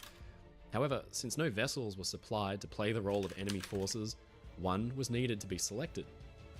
Lieutenant Harris Hull, a reporter for the Washington Post who was a reservist on temporary duty at the time, suggested the possibility of using an ocean liner as a target, flying far out to sea to intercept the ship at a distance far beyond what had ever been attempted before.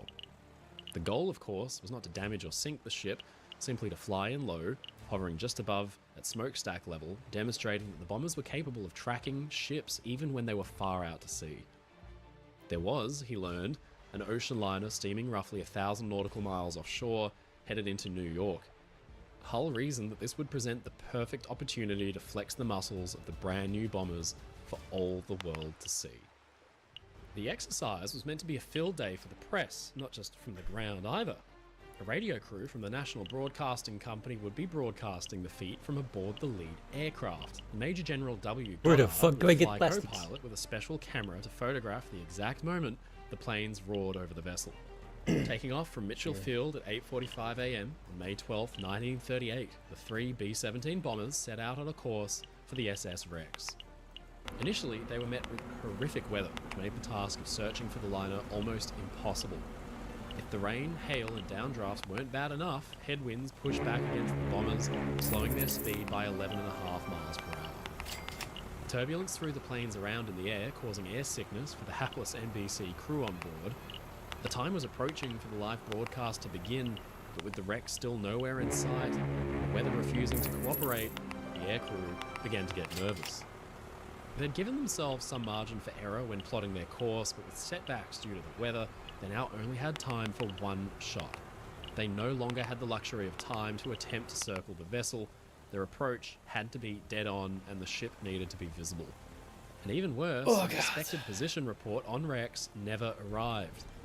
The crew realized that if the weather didn't clear up quickly, the whole mission would need to be aborted. They'd been in the air already for nearly 4 hours. The very real possibility of another thwarted attempt began to set in. Embarrassment seemed near, and suddenly, the planes broke through the clouds into clear skies, and then incredibly, right below them, there was the SS Rex. They had done it. The aircrew exploded with cries of "There she is! There she is!" and the 3 bombers descended and shot past Rex at smokestack level, while hundreds of passengers crowded on deck to marvel at the spectacle. Some Americans on board even began singing the Star Spangled Banner as the planes flew overhead. Alright. Give me a few minutes.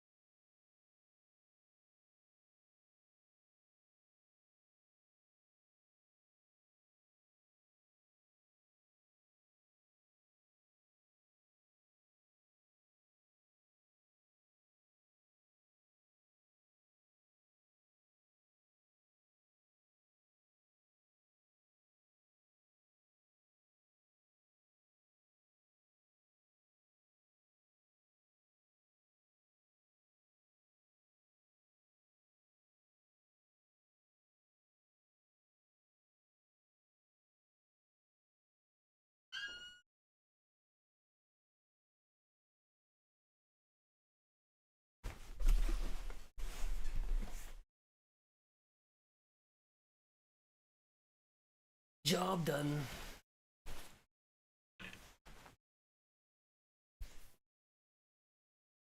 The ship's captain made contact with the aircrew over the radio, exchanging pleasantries, and then inviting all members down to come for lunch. The intercept was broadcast live by NBC on a coast-to-coast hookup, and Goddard's photograph of the three B-17s hovering weightlessly above the proud ocean liner would be found on the front pages of newspapers across the country. SS Rex was again front page news. The Navy was, of course, less than thrilled by this stunt. Top Navy brass insisted the exercise, quote, was in violation of the Navy's prerogative of controlling the sea approaches. And as a result, an attempt was made to prevent all Air Corps aircraft from operating beyond a 100-mile line from the US coast. Now, this order was seen as flimsy at best, and was only intermittently enforced. There are in fact reports that this order was never even put into writing, because no Air Corps officer ever laid eyes on an official copy. In fact, just a month after the SS Rex was intercepted, the Air Corps successfully carried out another similar interception of the ocean liner the Queen of Bermuda, some 300 nautical miles offshore, no apparent infraction. Though the Navy protested, the Air Corps had made their point, and there was no more denying the capabilities of these powerful B-17 bombers and aerial combat as a whole. As we now know, the Air Force would later become its own independent military branch, owing in part to the spectacle of the interception of the SS Rex. But sadly, Billy Mitchell, the maverick pilot who had championed the aircraft so much, did not get to see the triumph. He died in 1936 of a heart attack, aged just 56. Of course, Mitchell would go on to be proved totally right. Battleships and large warships were incredibly vulnerable to air attack. Dozens of prized warships were lost in the Second World War from all nations. Ships that represented national pride, Prince of Wales, Bismarck, Yamato, all of them were badly damaged or sunk by aircraft with almost no recourse. And another ship hunted down was the SS Rex. In 1938, she had been part of the effort to prove that aircraft in wartime could be devastating to an enemy fleet. Then, in the Second World War, she went through the real thing.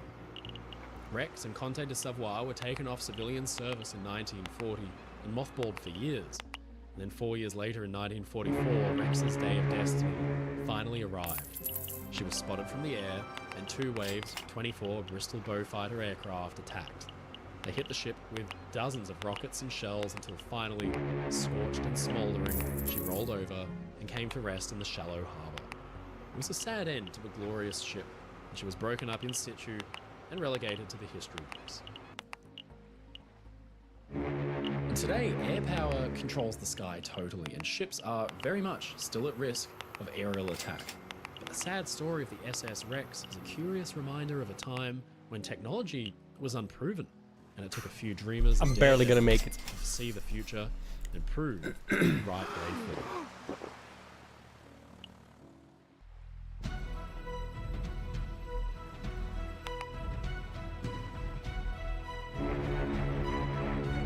It's a bright, sunny day, and sitting tall and proud on the stocks of a slipway is the towering hull of a huge ship ready for launch. This is the RMS Titanic, the newest of the Harland & Wolff shipyard's works in Belfast, and very soon she'll be rumbling down the slipway to float for the very first time. The Titanic was just one in a long and proud line of ships built by this legendary company, and remarkably, most of the work was done by hand. Men drove home red-hot iron rivets into hard steel with huge hammers.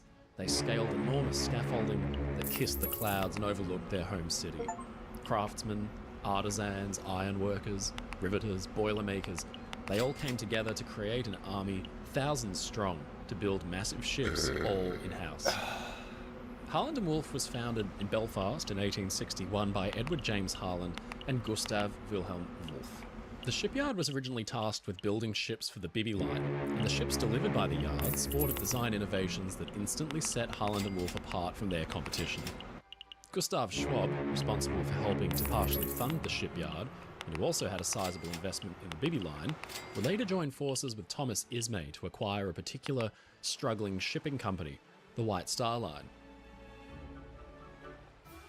Schwab, seeing the opportunities for a fruitful partnership, made a deal with Ismay that Harland and Wolff would provide White Star Line with new ships to fill out their new fleet, and in return, White Star Line would promise to acquire their future ships only from Harland and Wolff.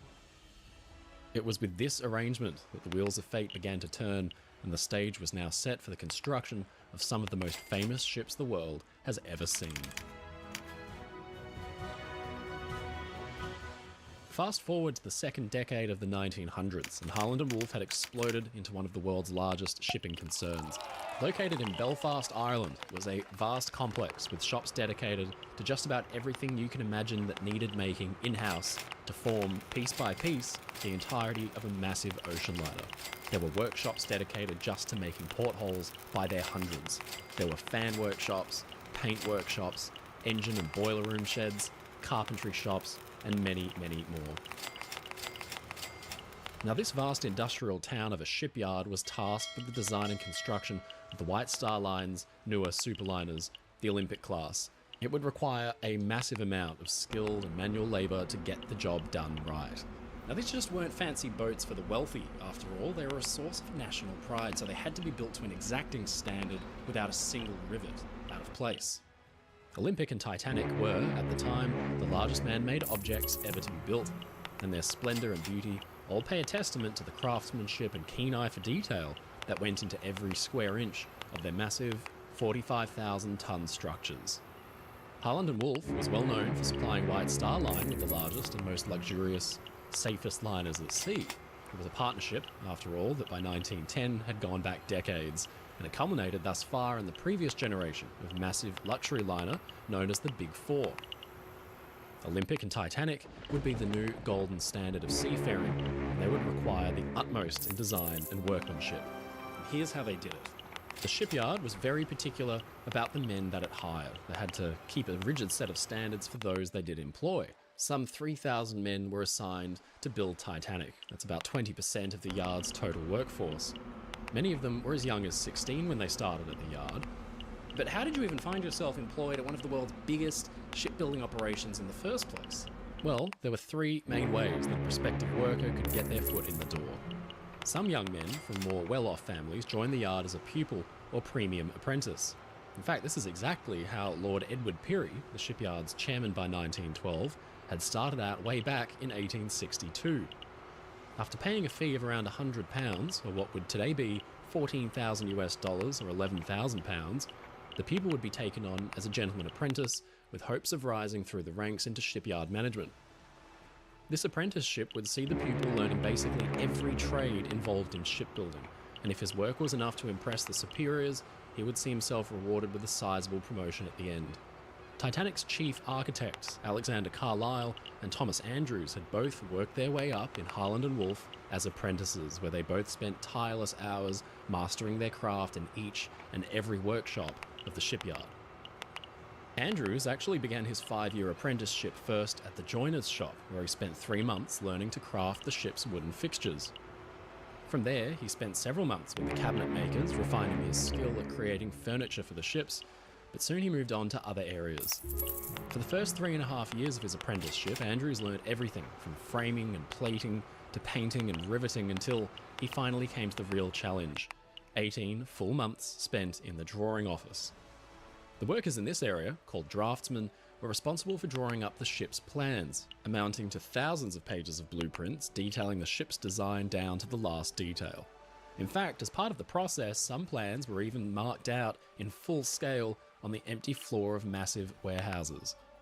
Now, this is truly the backbone of any ship's construction, so an apprentice would spend the most amount of time here plotting out every porthole and rivet, and it's for very good reason. The apprenticeship was designed to shape workers into well-rounded shipwrights who would later oversee the construction of ships on their own. And this is exactly what happened in Andrews' case.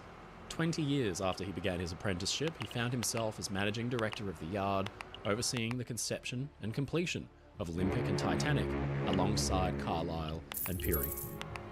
But if your family couldn't afford the fee, or you weren't interested in being promoted to management, there were other options available to get started in the yard. A prospective worker could enter the shipyard as a basic apprentice without needing to pay a fee. These were usually tradesmen intent upon becoming artisans or workers in one specific area of shipbuilding. While they were rarely promoted into upper management roles, they would typically rise through the ranks in the trade of their choosing. The final, and perhaps most dehumanising method of finding work, would be by means of casual labour. Prospective employees, many of whom were desperate for work of any kind, would assemble outside the yard at around 6 a.m. every day, at which time a foreman would assess the crowd to pick out a crew from amidst the hopeful faces. There were no interviews, tests, or evaluations of any sort. The foreman liked the look of you. You were hired. It was common for a foreman to choose the same men repeatedly if he knew that they were good workers, but this also meant that many unfortunate men who the foreman didn't fancy would have to return home to their families with no hope of pay. For those that did successfully find employment with Harland and Wolff, the roles they could find themselves in were as varied as the sprawling yard's facilities themselves. Work was primarily divided into two separate areas of the yard, the shipyard proper and the engine works. The shipyard was of course concerned with the construction of the ship itself, while the engine works dealt with construction of her boilers, engine and propelling machinery. It took thousands of highly skilled labourers working across various departments to bring a ship like Titanic to life, and the roles were far too many to list here. But among the most iconic jobs a worker could find themselves in a shipyard would be among the team of riveters, generally composed of 4 men, working in tandem to carefully and precisely drive the ship's rivets into her hull, either by hand or with the help of hydraulic machines. The job was of the utmost importance and required no small amount of skill, as these rivets, about 3 million of them in Titanic's case, literally held the ship together. Riveters were paid per rivet, not per hour, and this meant that many workers exacted schemes to ensure that they would take home a few extra pence at the end of the week. One scheme required the heater boy, responsible for heating the rivets in small furnaces, as the name implies, would sneak into the yard early before work began and light the fire that heated the rivets so that the rest of the team would waste no time getting started and they could eke out a few more rivets by the end of the day.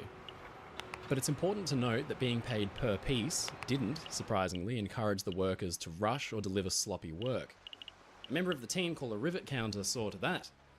Shipyard workers were actually proud of the ships that they built as well, meaning that even with their pay on the line, they generally did their best to make sure their work was of the utmost quality. For Harland and Wolff management, overseeing a workforce of this size was no easy task. And because of this, all workers were supplied with a list of rules they had to adhere to in order to continue with their employment. To start, workers were to arrive ready to work at 6:20 a.m. sharp every day, equipped with their own set of tools, either purchased with their own funds or gifted from a family member or friend, but never provided by the shipyard. Workers could only enter and exit the shipyard through the appropriate gates, otherwise they could be terminated on the spot. Upon entering the shipyard, a worker would be presented with a board, as it was known, which was a small square of wood used to keep track of the hours spent working. A worker's board was to remain on him at all times, only being surrendered during bathroom breaks, of which workers were allotted just 7 minutes per day. An employee called a Minuteman was responsible for keeping track of these very important 7 minutes and ensuring that no one took more than their fair share of bathroom time, if you want to call that fair. The board would also be turned over to an employee called a timekeeper at the end of the workday, whose job it was to calculate all the hours worked and the wages owed. Now, this system was not without its flaws. The boards, being small wooden objects made for enjoyable projectiles for the workers to unceremoniously chuck at unsuspecting timekeepers, who would then have the unenviable task of rounding up all the boards that were now strewn about the floor. But what were the conditions in the yard actually like? Workplace safety regulations still had decades before they would be properly implemented, and this period in time was infamous for countless avoidable workplace accidents. Harland and Wolff was sadly no exception. Contrasted with the immaculate, elegant liners they were knocking together rivet by rivet, the workers knew very little of luxury. While building Titanic, 8 men lost their lives, with about 250 more sustaining injuries. The constant hammering and use of loud machinery meant that many riveters were prone to deafness, and the handling of red-hot rivets often lent to burnt or calloused hands. Shipyards were also notorious for their use of asbestos in everything from insulation to a special mitt worn by members of the riveting teams to protect against the heat. Now this, of course, led to extremely high rates of cancer among shipyard workers. One rivet counter, Robert Murphy, tragically lost his life when the 2 wooden planks he was standing on gave way just as he raised his hand to count the rivets before him, and he fell 50 feet to his death as his fellow workers watched helplessly nearby. Now, the danger didn't just extend to the time spent working on the ship either. One of the most infamous and tragic deaths associated with the building of Titanic actually happened not during construction, but on the day of her launch. It was a bright and cheerful day, and Titanic stood proudly on the slipway, finally ready to take to the water for the very first time. As a lively crowd and a number of proud shipbuilders looked on, the timber stays that were used to hold the ship in place were knocked away, and all eyes were on Titanic as she began to slowly slide down the ways.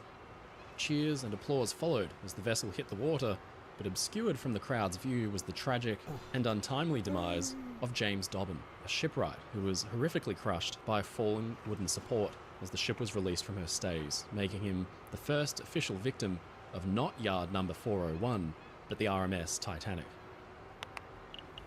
To this day, there are a number of researchers that contend that the shipbuilders were at fault for the Titanic disaster.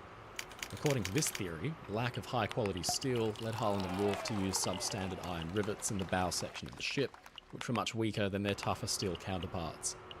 Other theories speculate the company had settled for unskilled riveters due to a shortage of workers in skilled trades, but it's simply not true. Despite the raised eyebrows of all the parties blamed for the sinking, no fault was ever found on the part of Harland and Wolff. In fact, all evidence collected shows that the yard designed and constructed the liner to exacting specifications for her owners and the strict standards put into place by the British Board of Trade.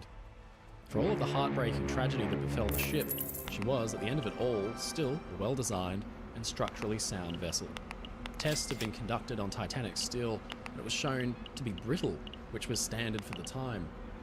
Advanced knowledge of the chemical composition of metal and alloys was still decades away, and the shipyard did the best with what they had for the time. Had it not been for the unfortunate circumstances that historic night, Titanic may very well have enjoyed as successful a career as her sister Olympic, the pride of her shipbuilders, who went on to delight seafarers for a remarkable 24 years. These vessels were not quickly slapped together and tossed into the sea with fingers crossed. They truly were the best that Edwardian engineering had to offer.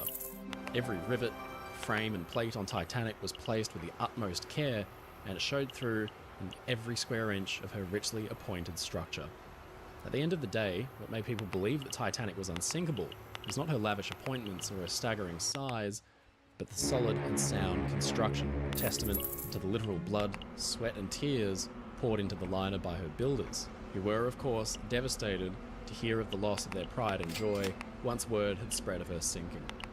While Harland and Wolff did not succeed in building an unsinkable ship, what they did succeed in building was an unsinkable legend, a behemoth whose splendour will continue to transfix the world for generations to come.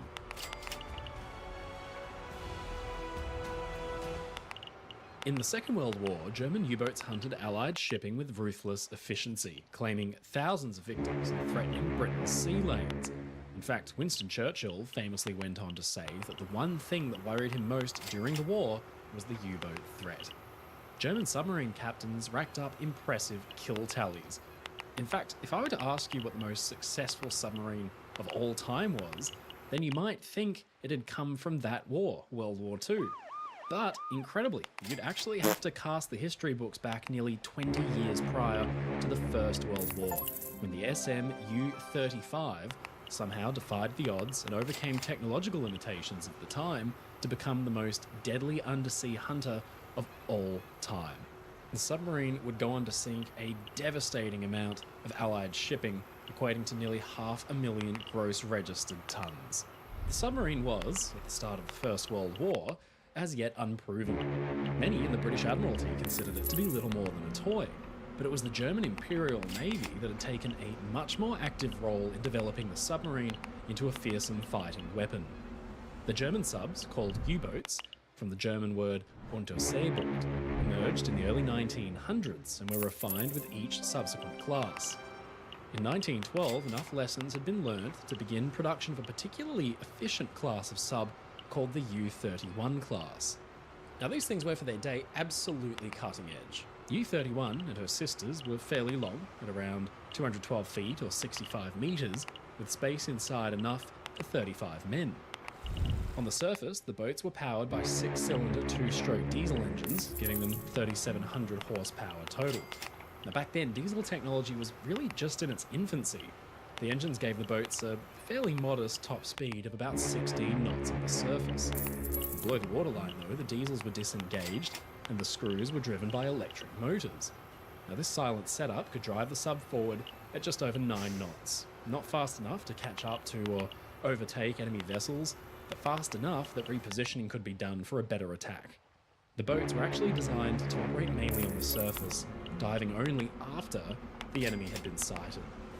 At the start of the war, the U-boats operated according to the so-called cruiser rules, intercepting Allied ships, ordering them to surrender, and only then engaging and sinking them. The Germans were dismayed to discover, though, that the British and Allied ships, instead of surrendering, began to attack the surface submarines, with some even veering off to ram and sink them. It changed German doctrine and the way submarines were used forever. Now there would be no warning before the deadly blow struck. The U-boat's primary weapon was the torpedo, then over 6 meters or 263 inches long, packing a massive 353-pound, 160-kilogram hexanite explosive warhead. They were driven at speed by piston engines, turned with compressed air, mixed with kerosene vapor, which would ignite, expanding the air to provide more power and driving a single propeller. Now, the Kaiser's U-boat fleet was very well trained, and they were keen to show what they could do at the outbreak of the war. Unfortunately for the British, one of those submarines would prove to be very, very good at hunting indeed. The U-35 was sister boat to the U-31, and from the outside, there was nothing out of the ordinary about her. Her design was not revolutionary. She didn't push the technological boundaries or anything like that, and there was nothing to suggest that this modest U-boat would go on to become the deadliest submarine of all time. Her first skipper was Captain Waldemar Kopphamel, a capable German Navy veteran who led U-35 on her first successful patrols. After initial reconnaissance work, U-35 was let loose to do as much damage as she could, and those early days were highly lucrative for the boat. For the first year or so of the war, she sank no less than 38 ships, nearly all of them British and French transports. Her final kill in this period was a ship of some notoriety. Back in 1912, the liner RMS Titanic had sunk after striking an iceberg, and famously, a mystery ship could just be seen off in the near distance, which never seemed to respond to distress calls or rockets. That ship was called SS California, and her crew were horrified to discover the next morning that Titanic had sunk, and that the strange sights they'd seen had actually been the Titanic going under. In late 1915, it was Californian's turn, when she had been damaged by a torpedo hit from U-34. Under tow by a French vessel, U-35 struck the final killing blow, and Californian, the unlucky villain of the Titanic story, was sunk.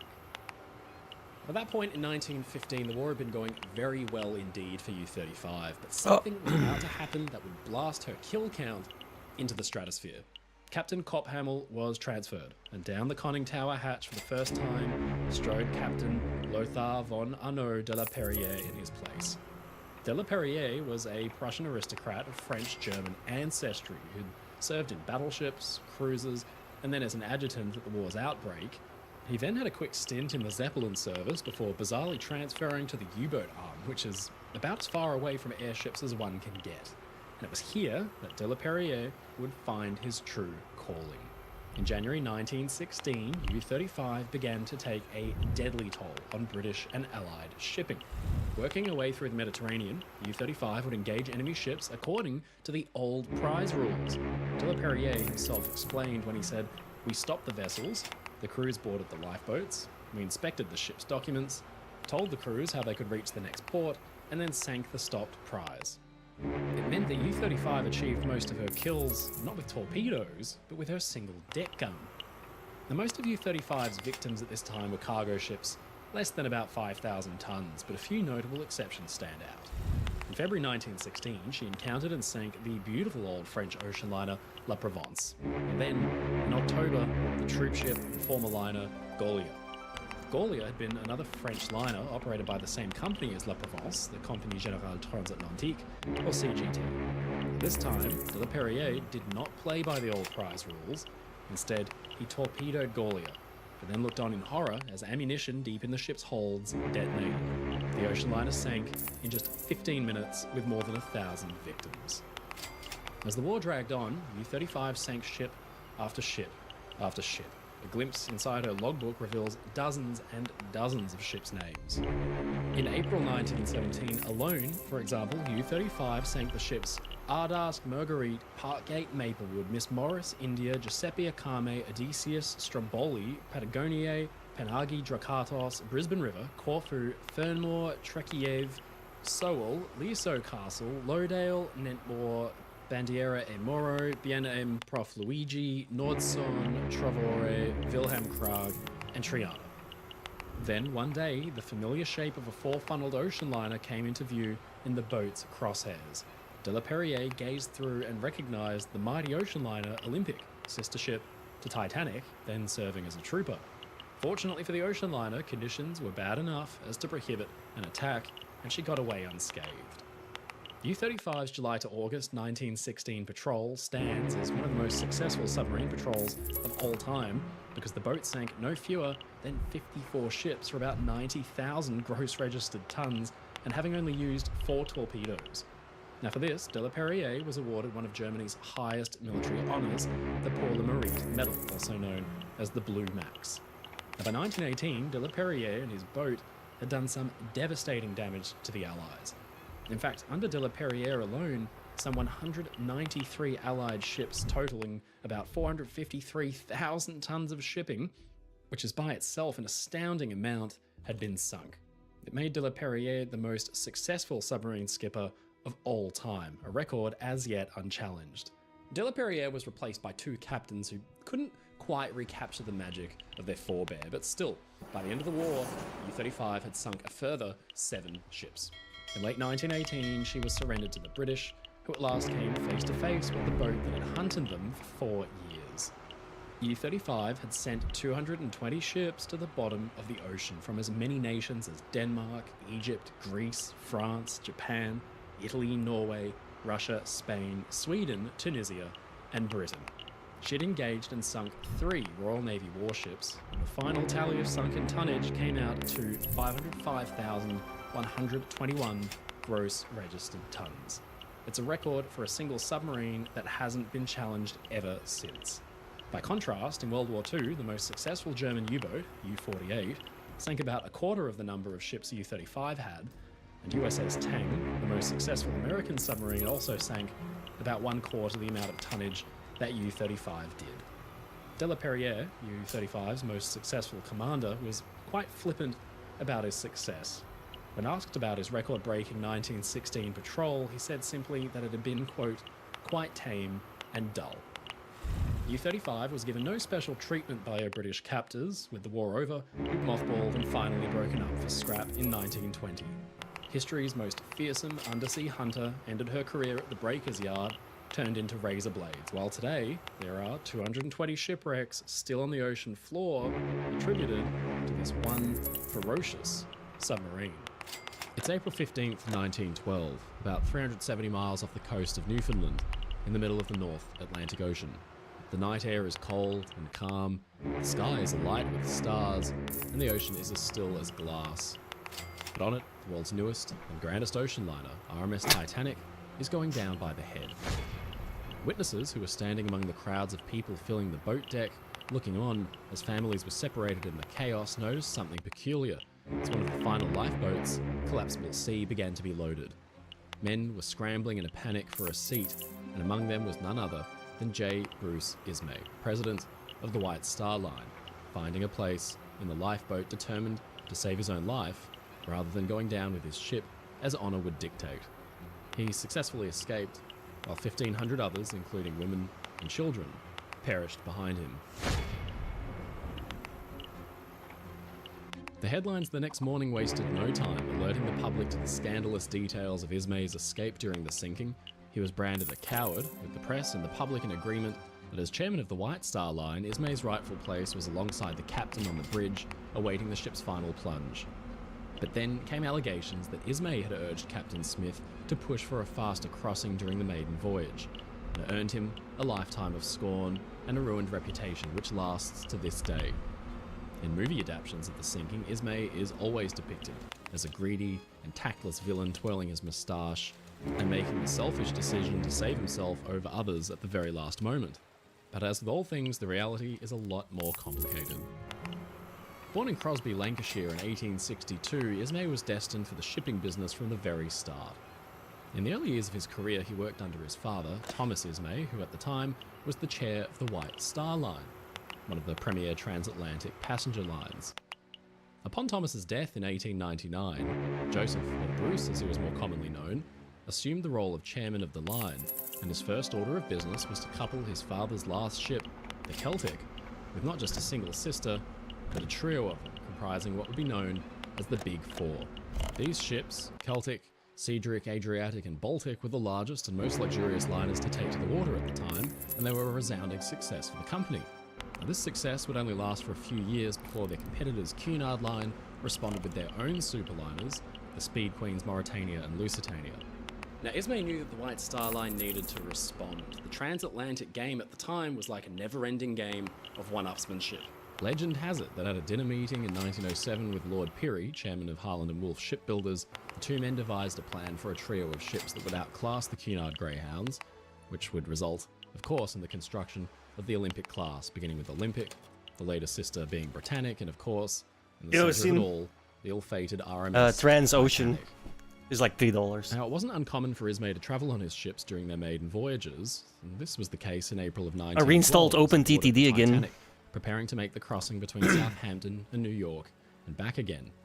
Now, as we know, this round trip would be cut short. Still by the cruel best twist of management game fate, ever. and it's believed by some that Ismay By was far. far from blameless in the tragic foundering of the liner. Elizabeth Lynes, a first-class passenger travelling on Titanic, recalled overhearing a conversation on board the ship between Ismay and Captain Smith, in which the men were discussing the prospect of putting more pressure on the boilers in an attempt to potentially speed up the ship's crossing. The conversation gave rise to the rumour that Ismay coerced Smith into speeding the ship into the ice field, therefore dooming the liner. He was quoted as saying, "Things are working smoothly, the machinery is bearing the test and the boilers are working well. We'll beat Olympic and get into New York on Tuesday." But while many took this to mean the ship would be pushed harder than OpenTTD? Olympic's crossing It's free on times the year Steam. before, it was likely just Hang on, an I'll show you. indication. At the time of that conversation, the ship had been steaming along at an impressive clip, and Titanic was on track to beat her sister's crossing time. But it was also not up to Ismay to make decisions as to the ship's operation. Those decisions lay entirely with the ship's master, Smith, and Ismay, while he was the ship's owner, was officially making the crossing as a passenger, This one. not an officer or crew member. It's been said that Ismay, as White Star Line's managing director, could put undue pressure on Captain Smith to make it into New York early. But evidence seems to show that Ismay was one to mostly honour his role as passenger when it came to Ships. decision-making and defer judgment to the ship's officers and Road crew. vehicles. But Olympic had first Airplanes too, entered but it's service, way too Ismay early. exchanged a series of communiques with Philip Franklin, the chairman of No, the the White one Star before Line's that. parent. So roller coaster, same guy, Chris Sawyer, Microprose, but this was his first game, and it's still one of the greatest games ever made. But OpenTTD is like an open source remake, I guess, and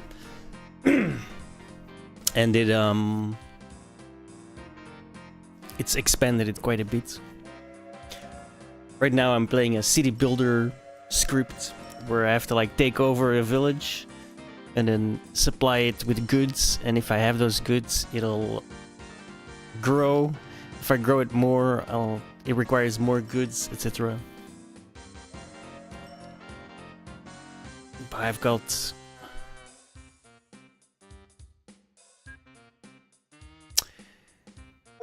18 trains running on the same fucking... Oh, U-boats ready to install. I just installed U-boats. I was installing it. I got 18 trains running on the same line, sort of. What? Oh, okay, no. That doesn't matter.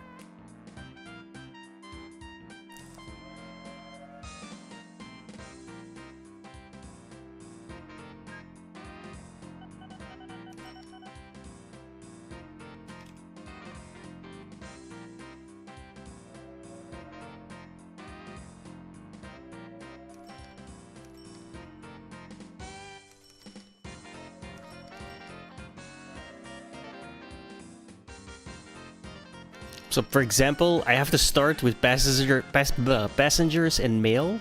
So the first thing I did was make like these little... Oh. Rip. Make these carts. I gotta replace them though. Actual... vehicles came out. This is multiplayer, by the way. You can play this multiplayer. Co-op or not. And then I made a giant station, because I already know, right, I knew what was coming. This requires more and more goods, so I need big stations for lots of trains, lots of throughput. Connected them to both the cities. I also put stuff at the cities, because you make them grow faster if you have transports going around. Same here. So I get more passengers and mail to ferry over here, which I need for the growing. You have to start at a 500 below, so I've raised it up to 1281 now. At 1000 I required food, which meant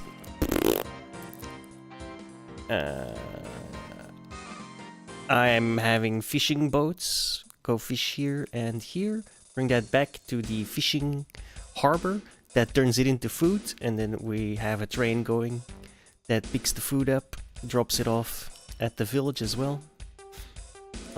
That's why this is here. This is part of this, but how do I show this? So every train you make, every station has like a highlight area, and everything that touches that highlighted area will, you see now that the accepts changes. Nothing, because nothing's in the highlighted area. The hotel here. So passengers, alcohol, and food. This requires food. And you need... I need food, right? Because just because this requires food doesn't mean I can just drop food here. Right? I can drop it there, but if it doesn't accept food, so if this wasn't near it, so I had to like get a little extra tile and make it part of the same station to expand the highlighted area so it would reach the hotel, because it wasn't initially. Next up is goods. But this here is a general store, which... Oh, this also requires food. Okay, never mind. Actually, I did have food in range. But having this in range is better, because now I have extra passengers that I can, like, grab here for more money, right?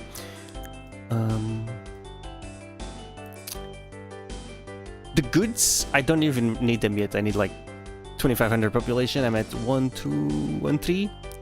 So it's gonna take a while, but it's already ready and building. So I'm making sand. I built this port, by the way, 3.5 million. I'm making sand. The port imports chemicals. I bring the sand and the chemicals, like blah blah blah blah.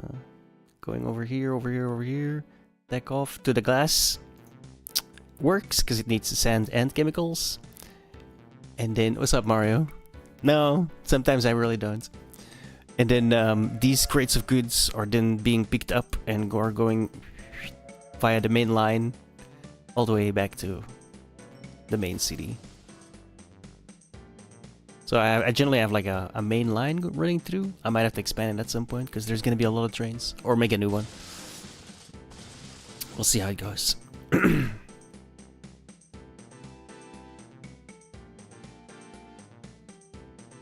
Basically right now I just have to wait. But maybe I should get some more passengers and mail coming in. I don't know.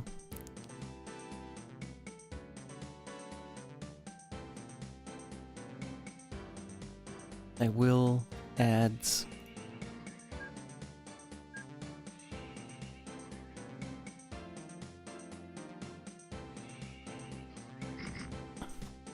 one of these, so it touches both these buildings, but it also touches this, which is good, because that means there's gonna be a bunch here. But then I need... I see passengers... orders... They're all shared, so every one of these are... I shared them. If you clone a vehicle while holding control, they all have the same... So I'm gonna go, actually, just in case. I'm gonna grab the first vehicle, because that's what I made the orders on. And then before the road vehicle depot, we're gonna add this right there. boom. 1, 2, 3, 4. Technically I need 5, but we have to grow it shit first. What's the city starting to look like? We're getting there.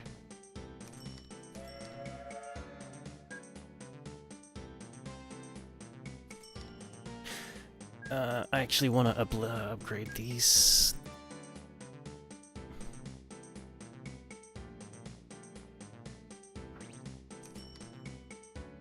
Passengers.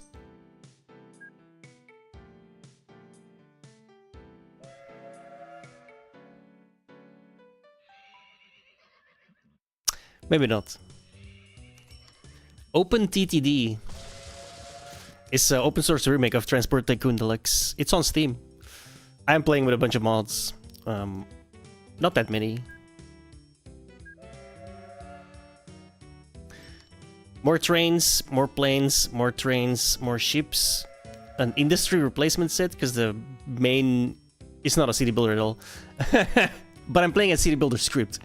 But a main industry, vanilla industry is quite meh. More planes. This changes what the stations and stuff look like. Same for rail and road depots. And town replacement with the town. It makes the town look a little bit better than what it does normally.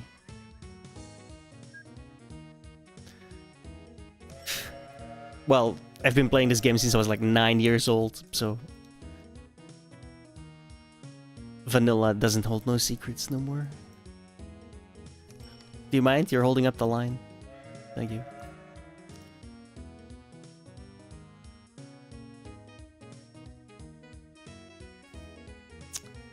Do I make? Yeah, I'm growing it already, but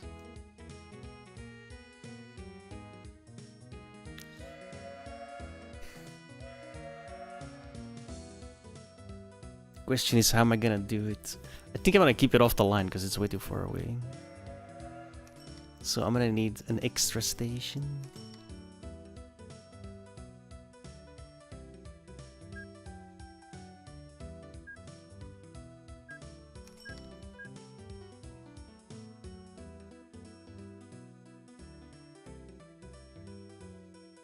The problem is it won't accept nothing. I have to get really close for passengers and mail, right? Could do the maximum size, then we just barely reach it.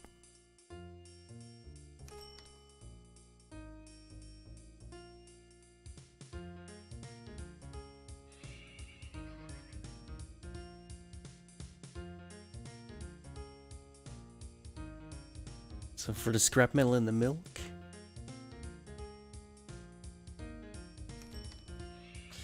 Oh, how am I gonna do this?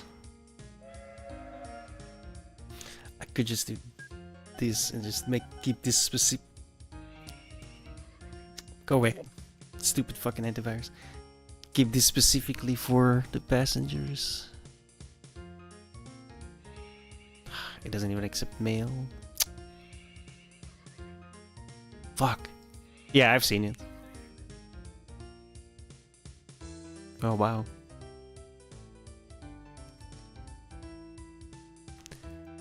What the hell?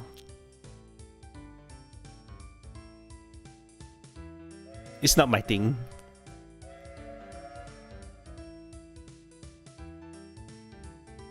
Not really.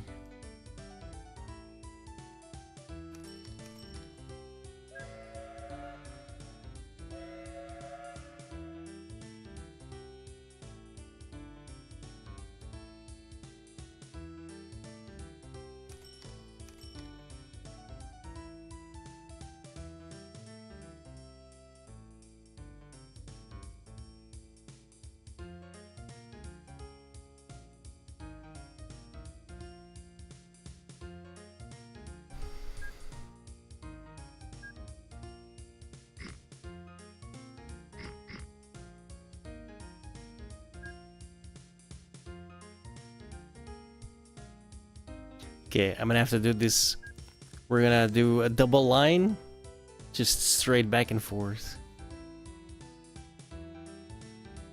Ain't got no ain't got no other choice, really.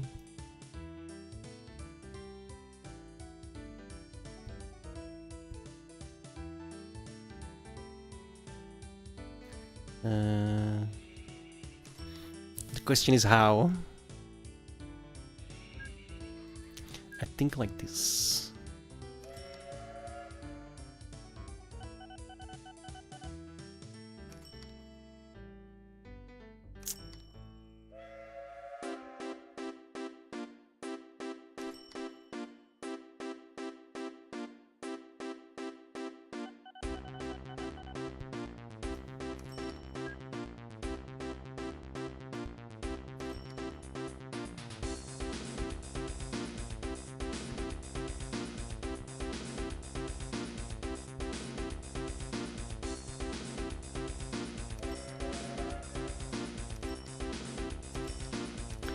No, wait.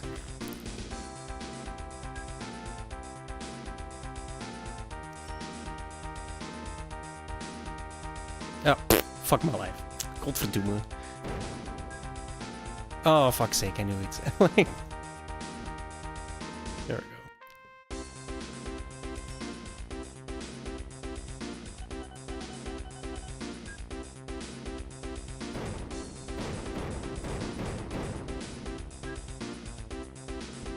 Oh, I guessed. I'm being too quick.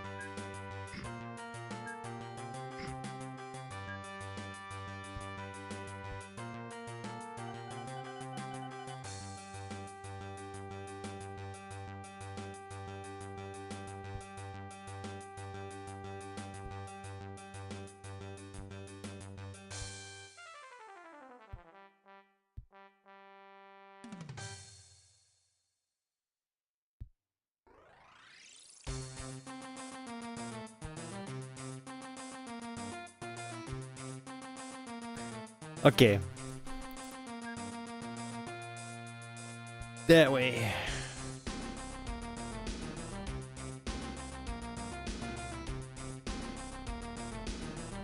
Perfect. That way.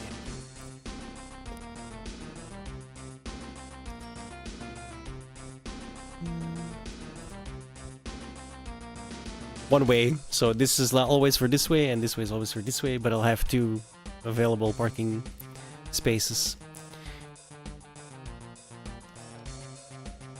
Somewhere halfway, we do this. 1, 2, 9.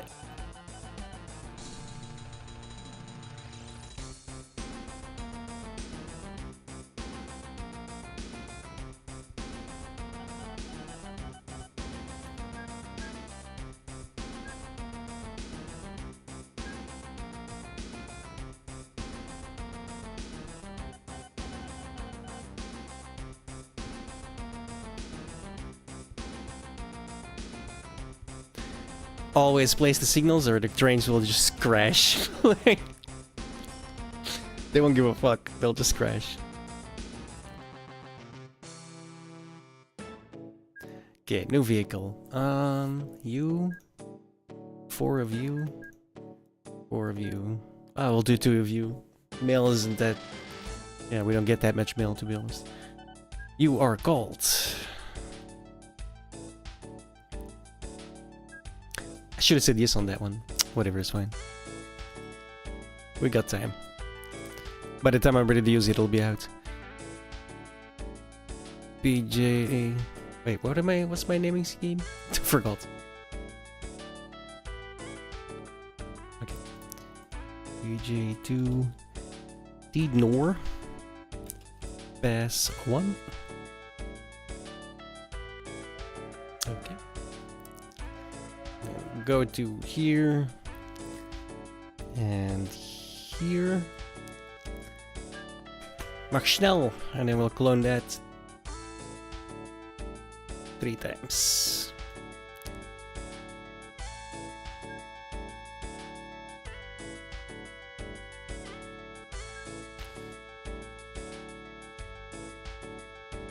Oh.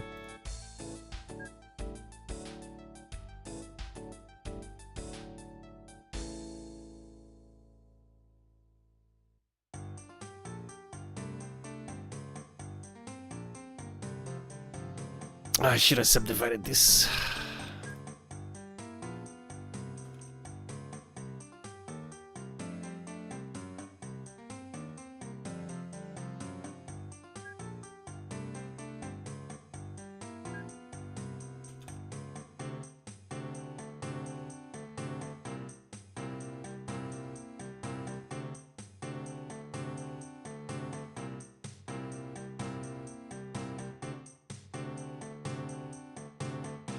I should delete this one. But it's gonna go up eventually, just... damn it.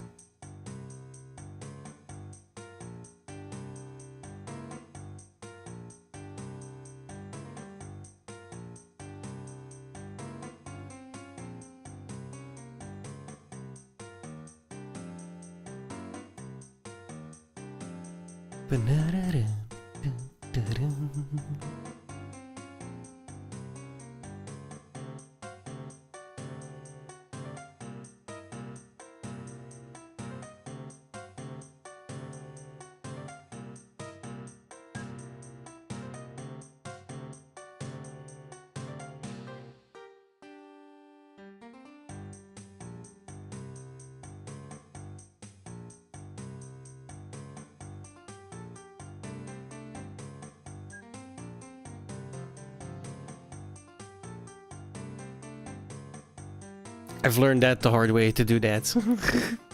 As early as possible.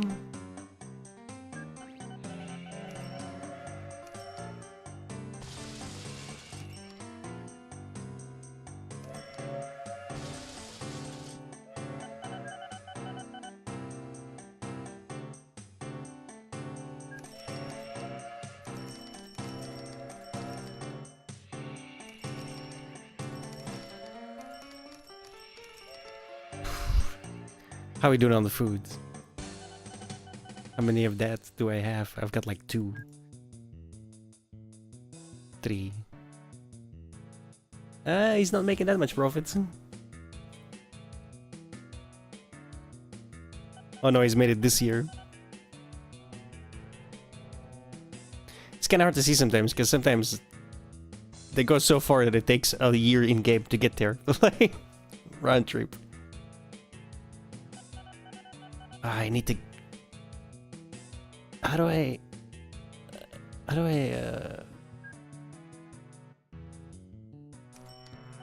guess I swear I was able to...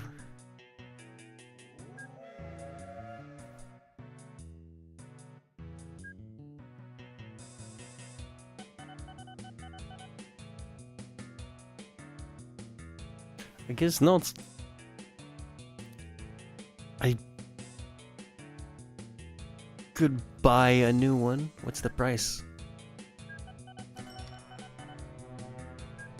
A new industry. Oh, fuck's sake. Options. Fund.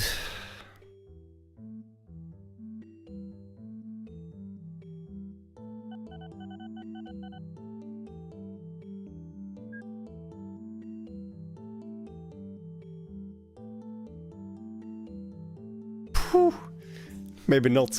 Holy shit. 16.5 million. I got 7 million right now. Yeah, we're gonna have to find an alternative or wait. Livestock. Ooh. Wait a minute.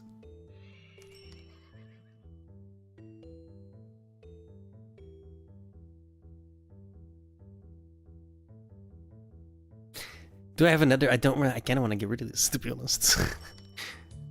Is there anyone nearby?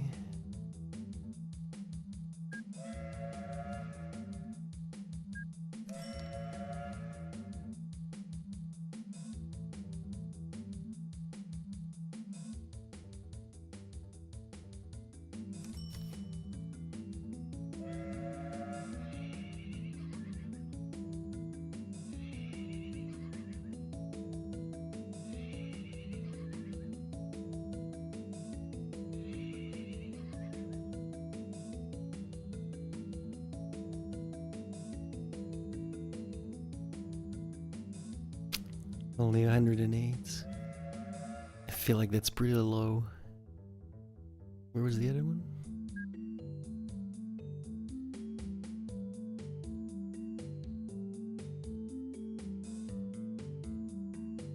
Oh, that's... Never mind.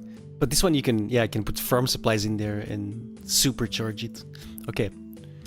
I have an idea.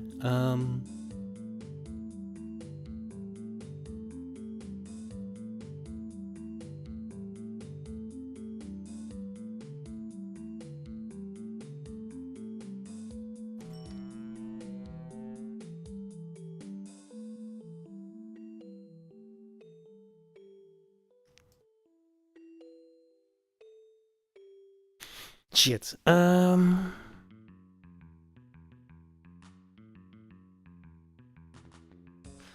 Okay. I can...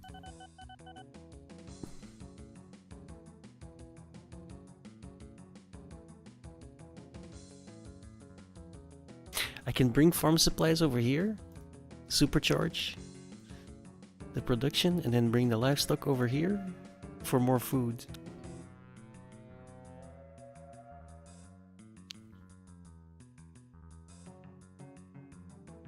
And then move that to the city, obviously.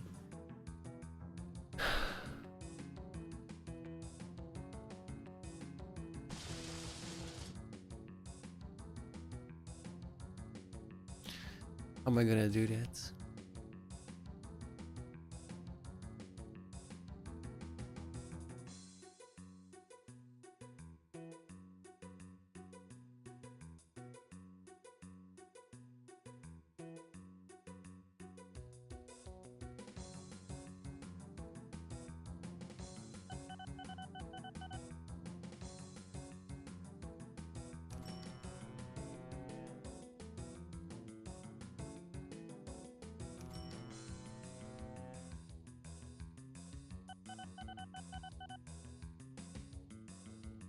I mean, I can list to move it to the city. I can just latch on to this one, right? That's no problem. Ah, well, yeah.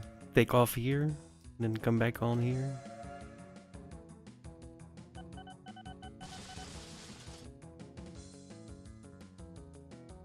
Yeah.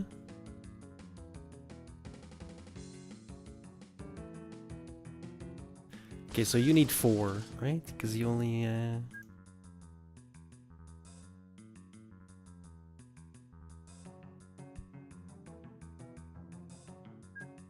give you the outside. Let me think.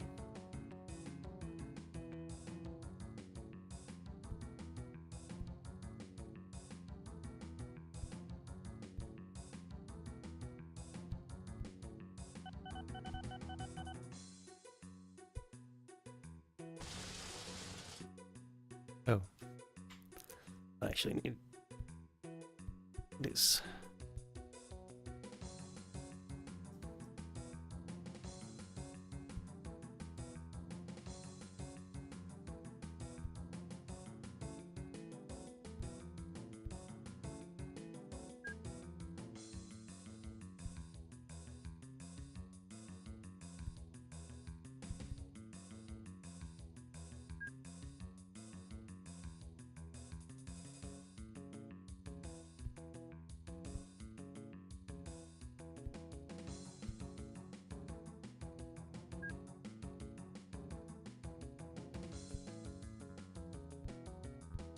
Okay, that was easy.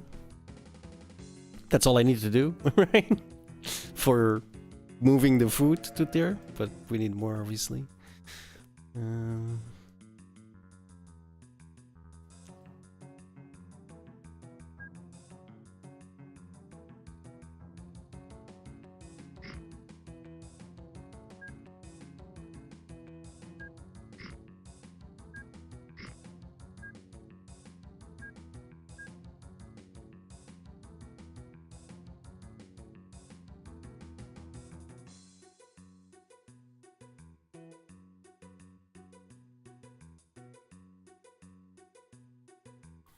Okay, hang on, because this needs more.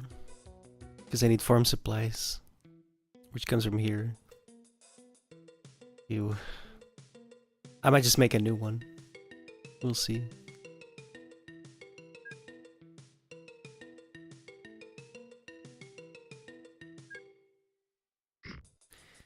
Just in case.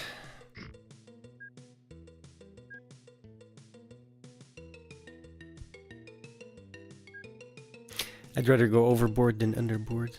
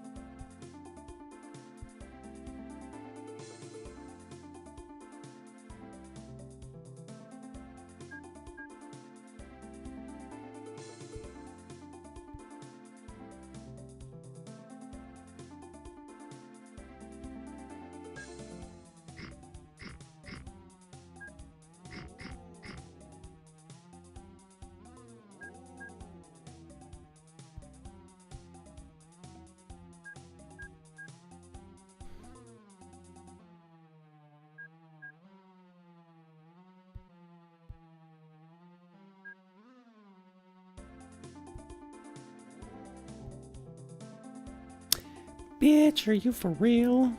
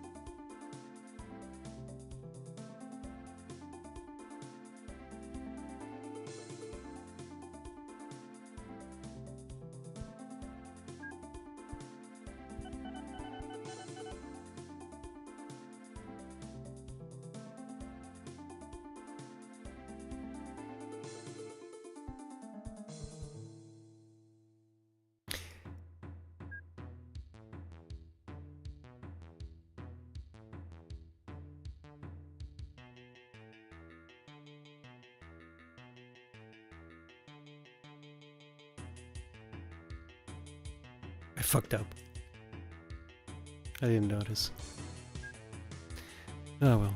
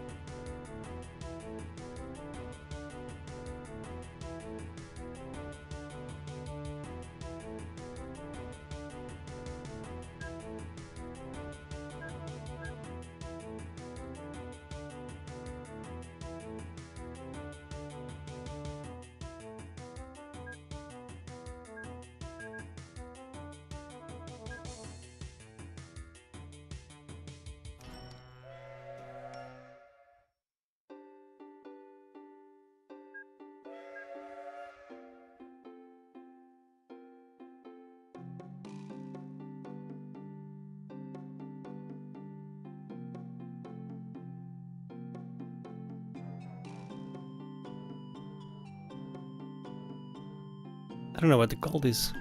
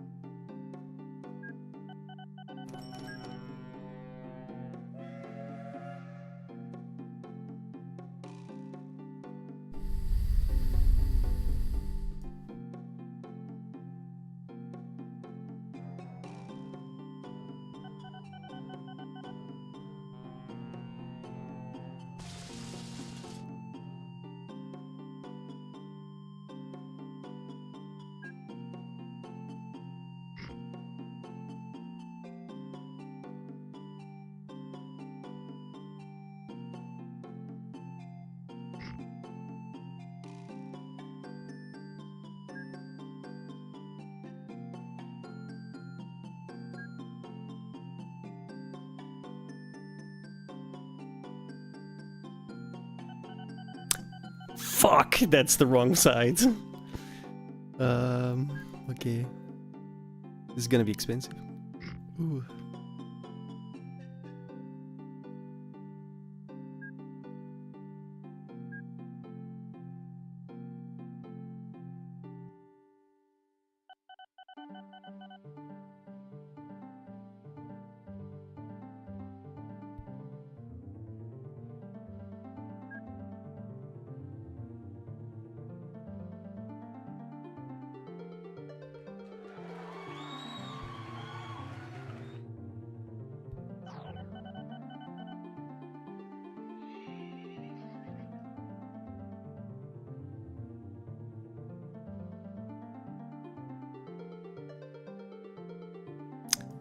They bunch up sometimes, it's kind of annoying.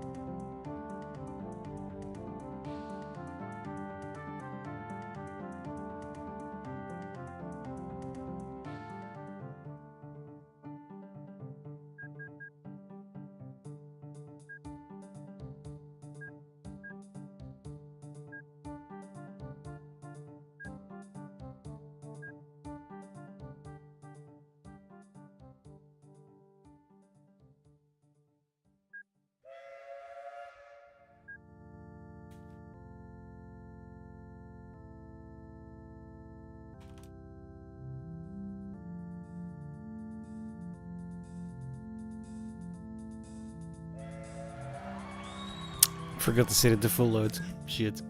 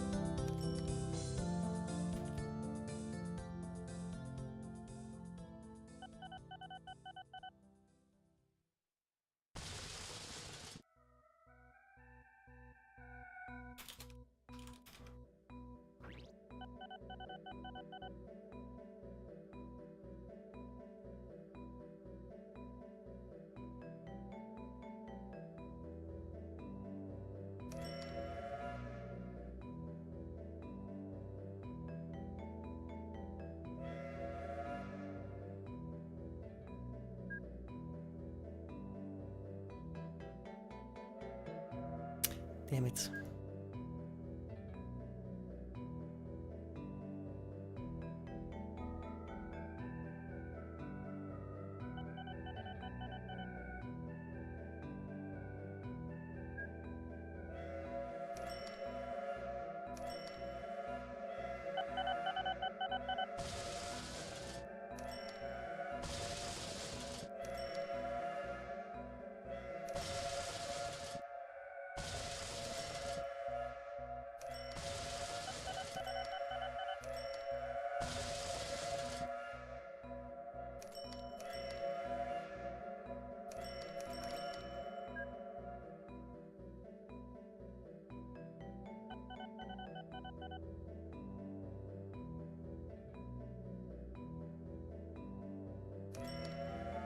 Okay, we're getting there.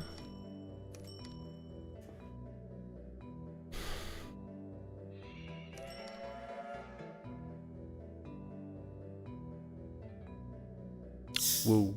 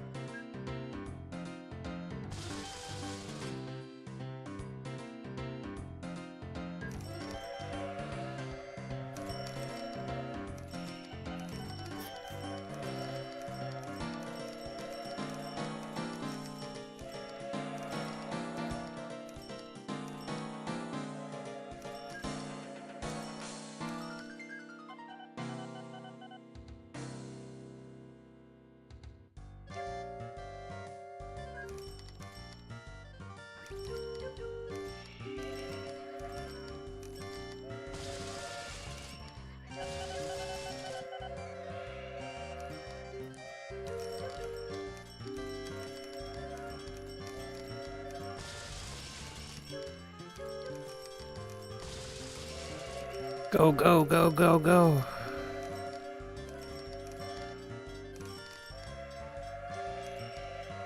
Okay.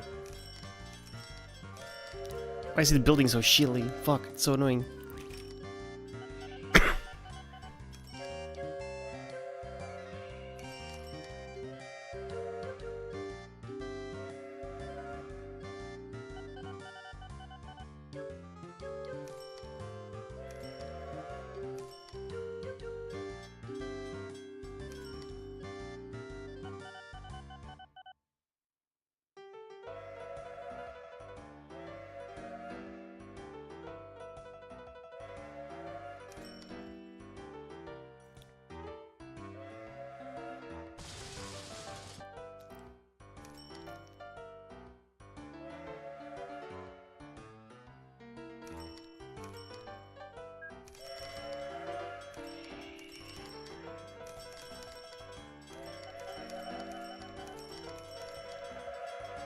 Alcohol at 5,000.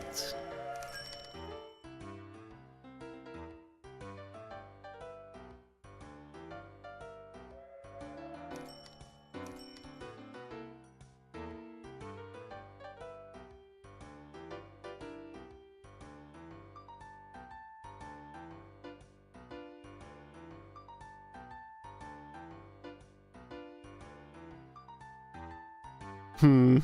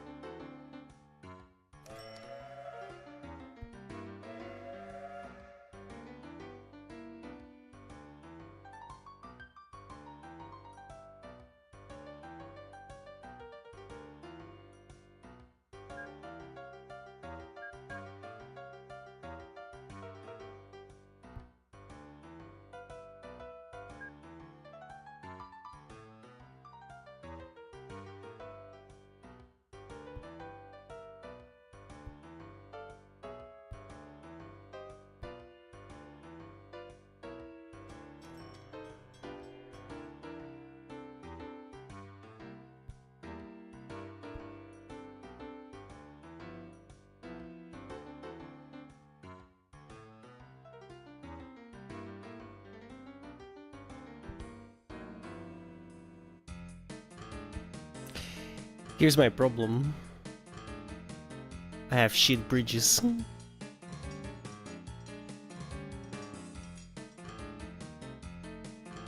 It's still very early in the year.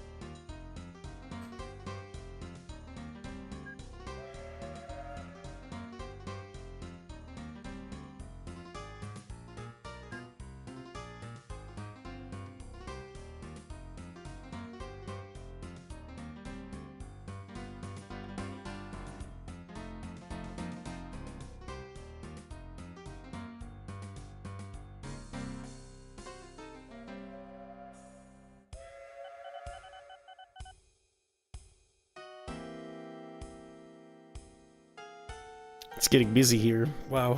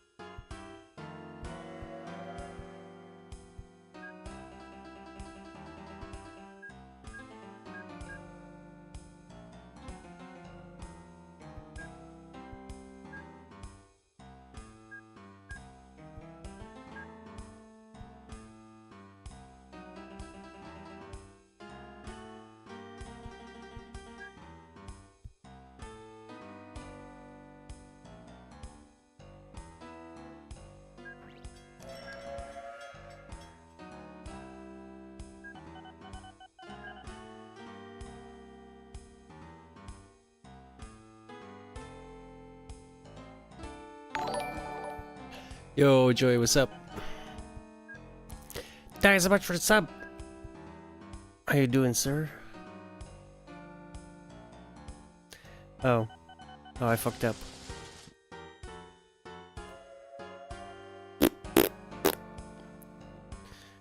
I fucked up.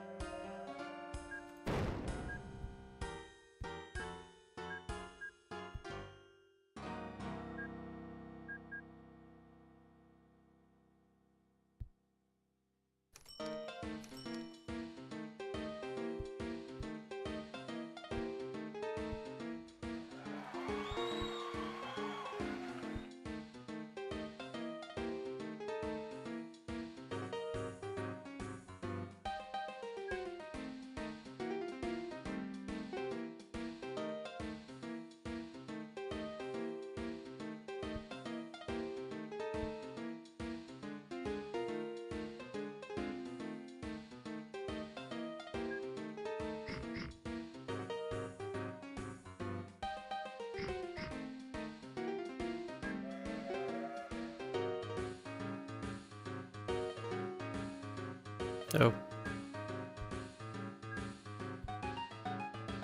I was about to say, there's no way that's too far. What the hell?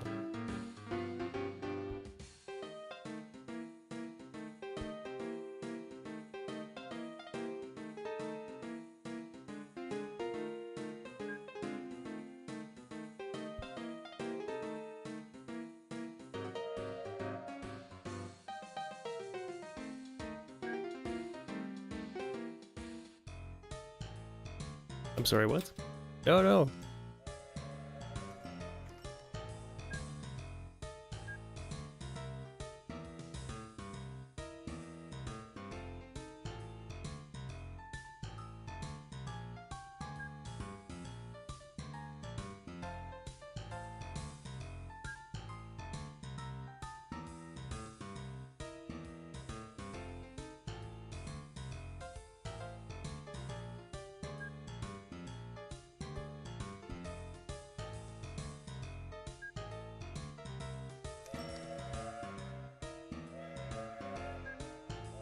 Oops.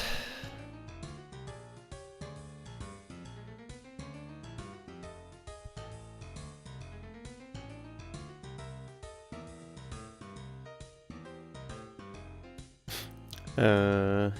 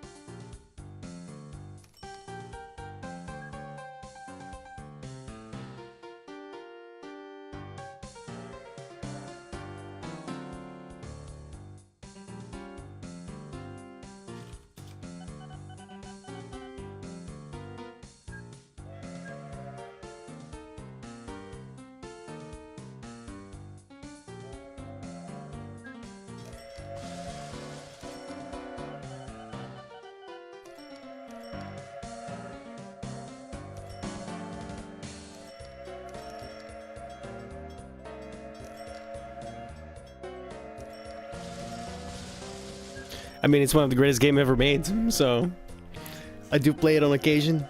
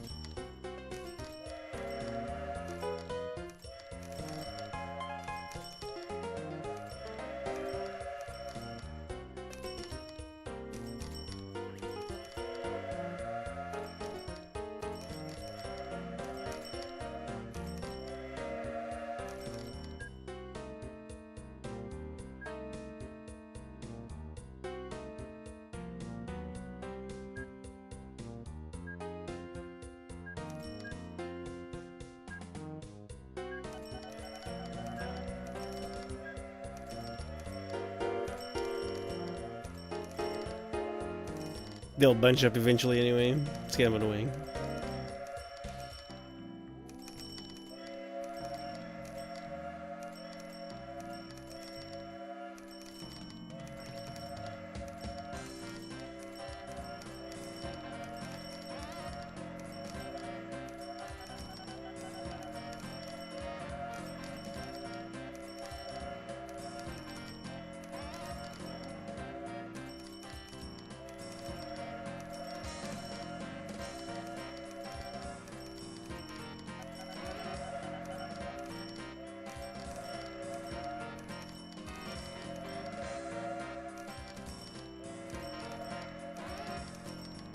Why is this not growing?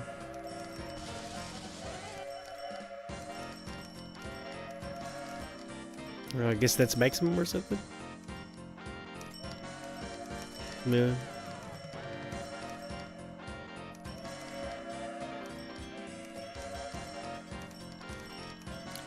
That's a lot of goods. Holy shit. Wow, we definitely aren't reaching that at all.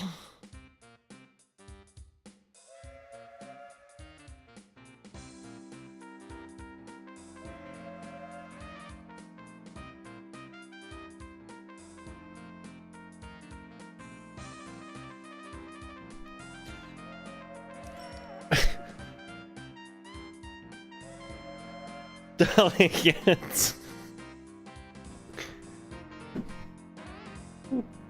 Weirdo.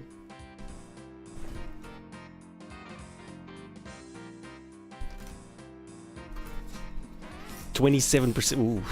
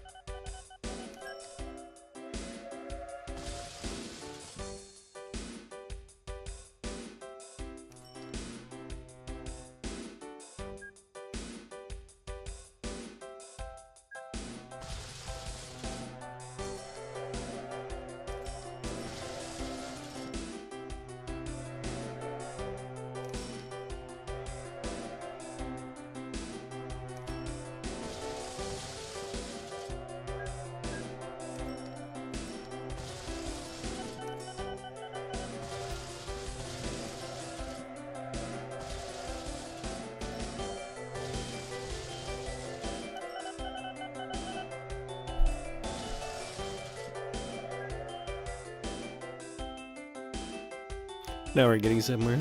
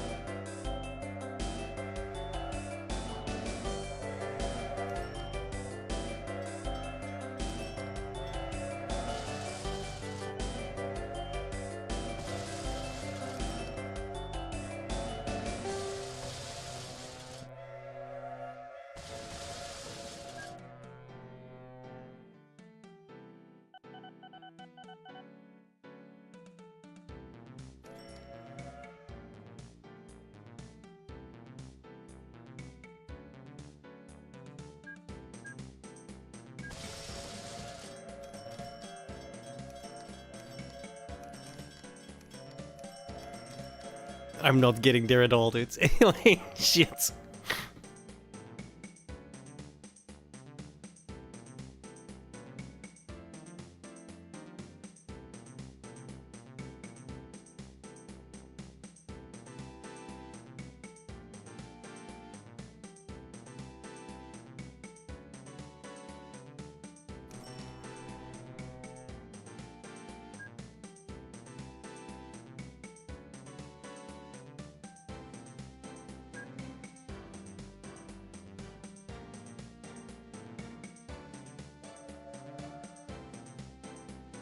No.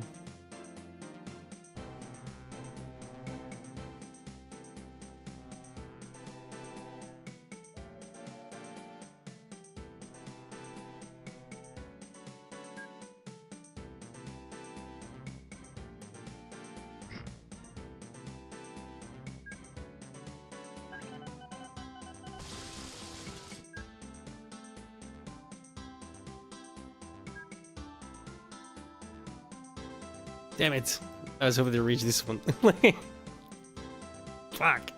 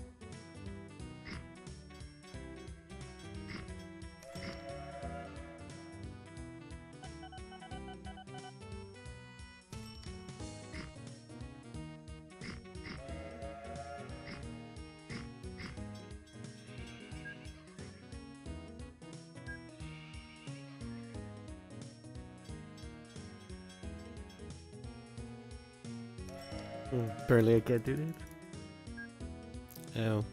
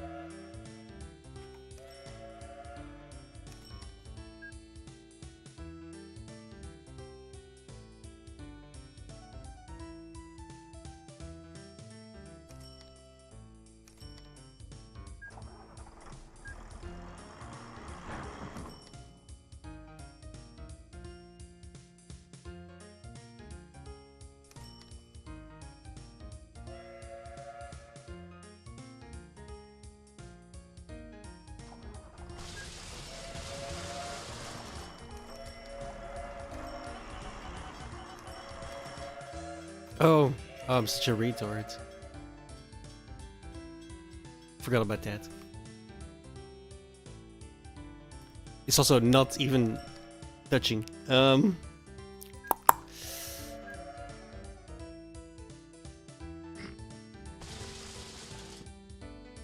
we go.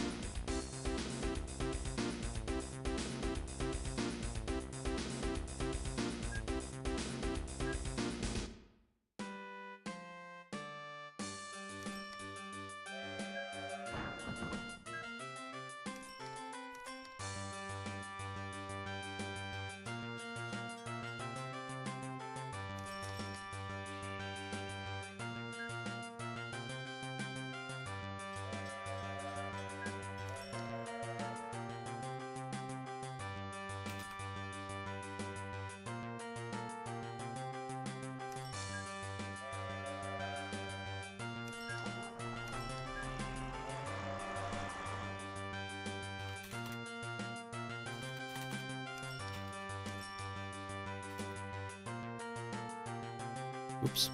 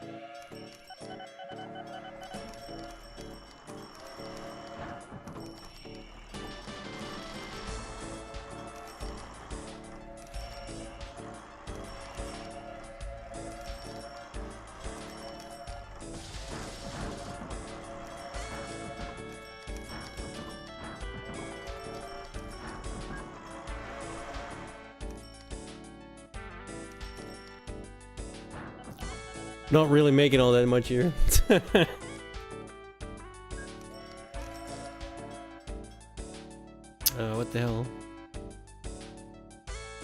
What's wrong with these?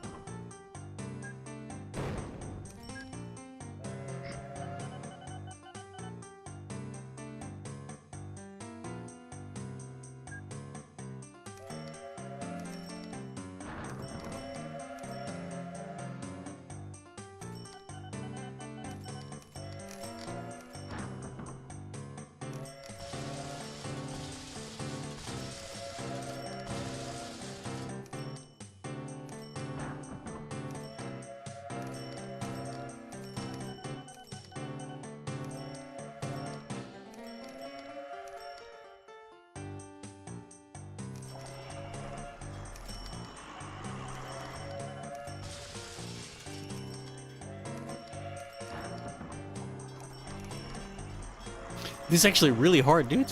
Like, damn. I forgot how ridiculous the city builder was. You just need so much.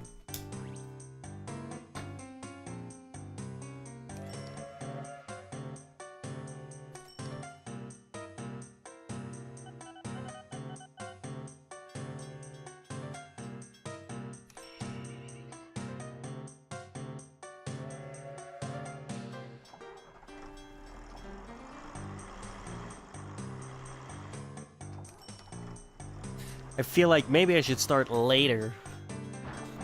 Because 1860 as a start was a bit... I can't move enough. Like, I just can't have enough throughput to actually reach the requirements of the fucking... Like, they're pretty fucking high, dude.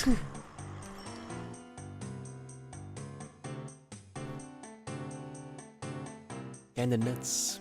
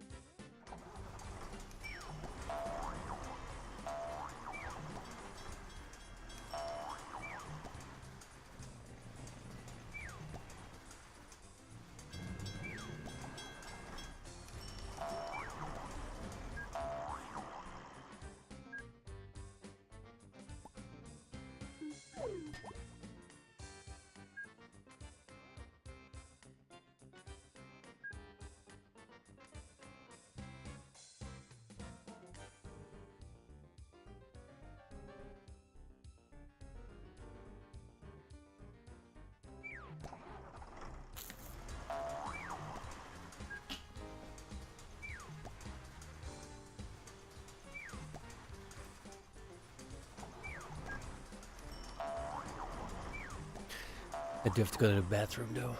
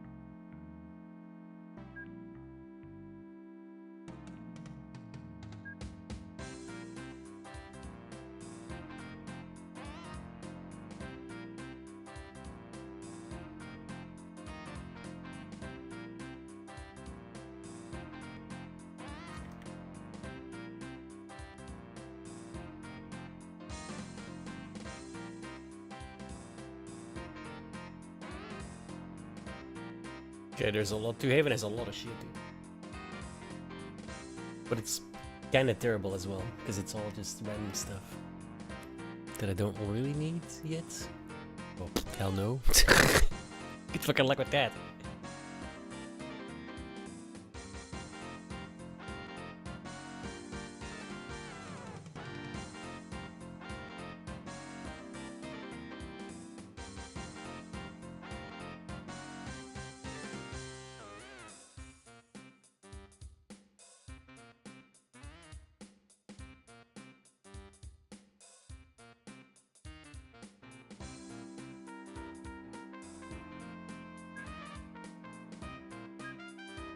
Oh, wait.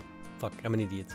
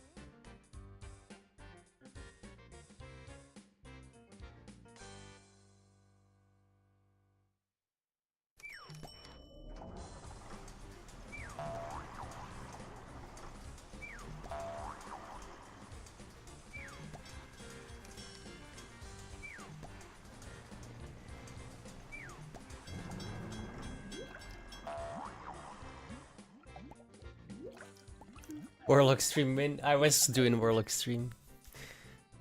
I'll do it a little bit later as well, probably. It's starting to itch.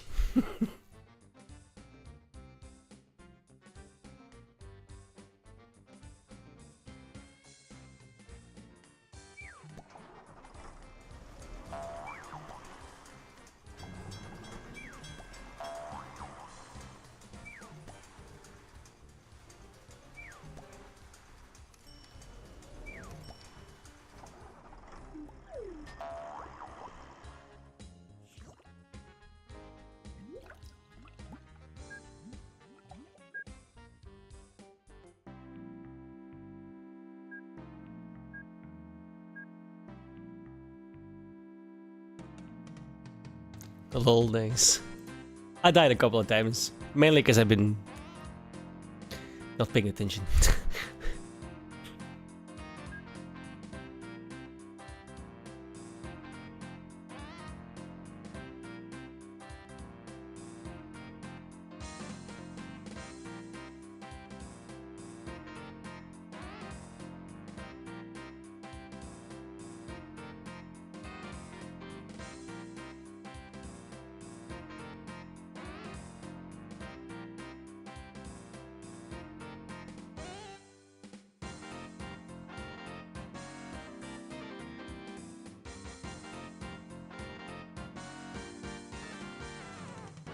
Hmm.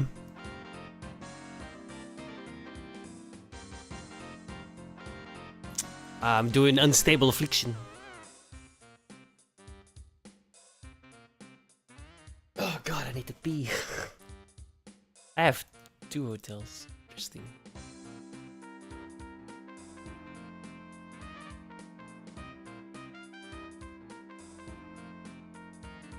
Okay, no. I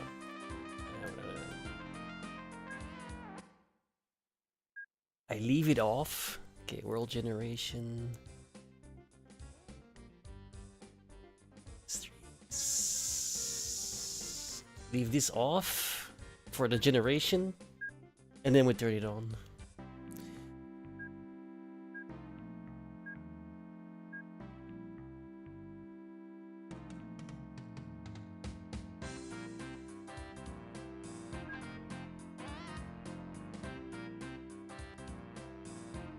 In another castle.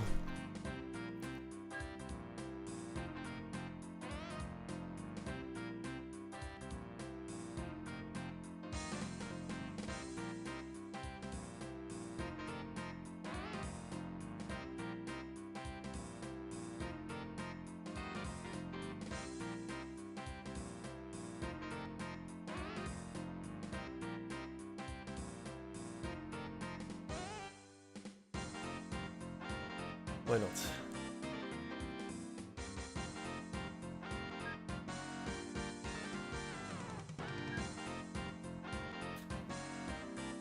You ever play this? Oh crap.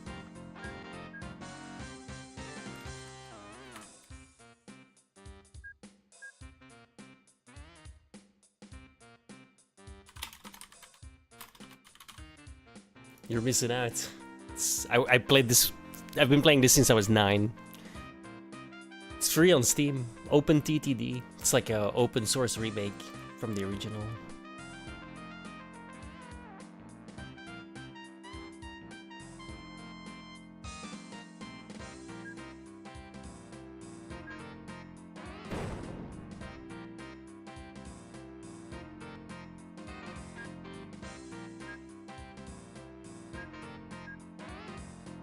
I'm running like 5 mods on it though.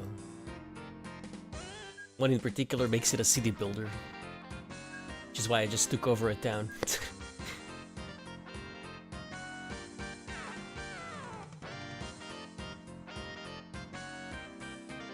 Oh wow, I just realized this doesn't have a hotel.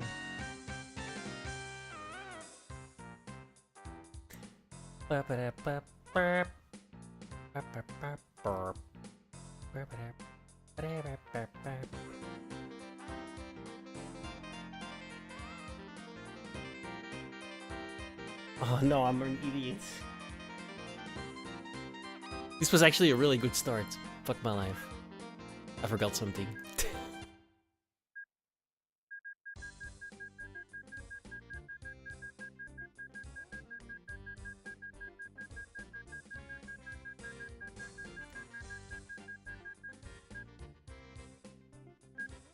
Oops. It's the whole reason I restarted.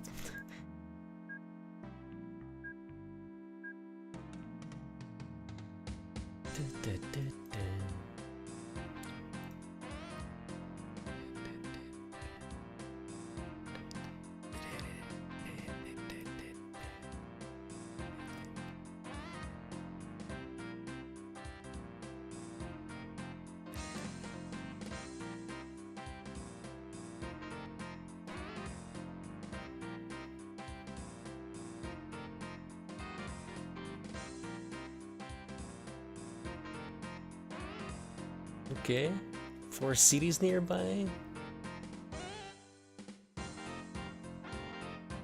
How much is it gonna hate me?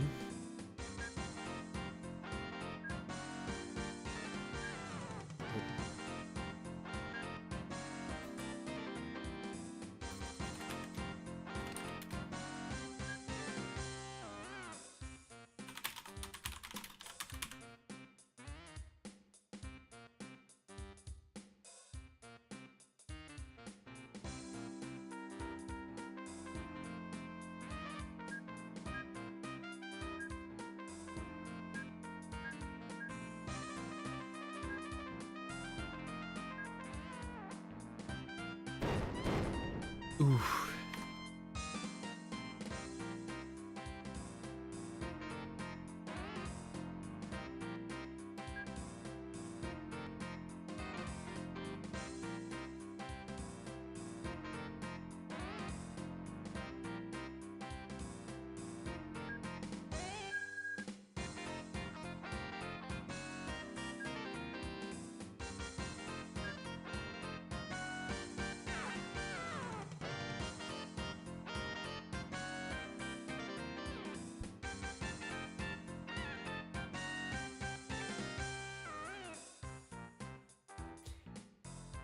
Um.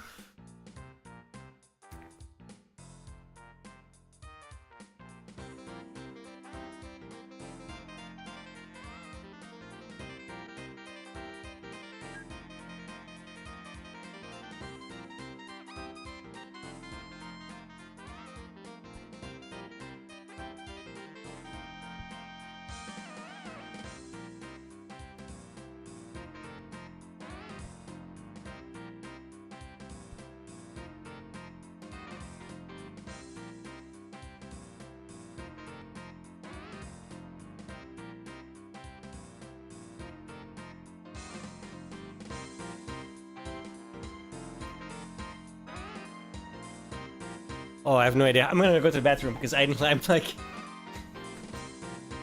it's gonna be too late otherwise. Give me like 5 minutes. That was my phone.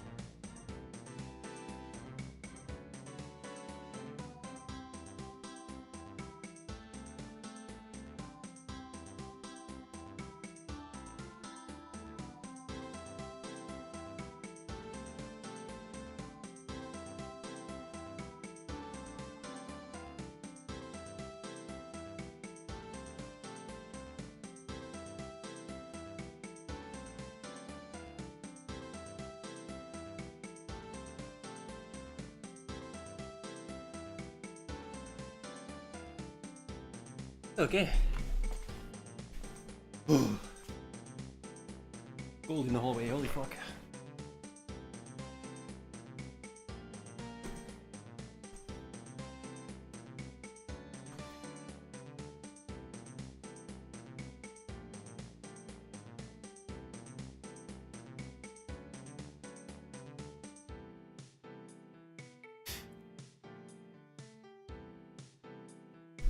Hmm.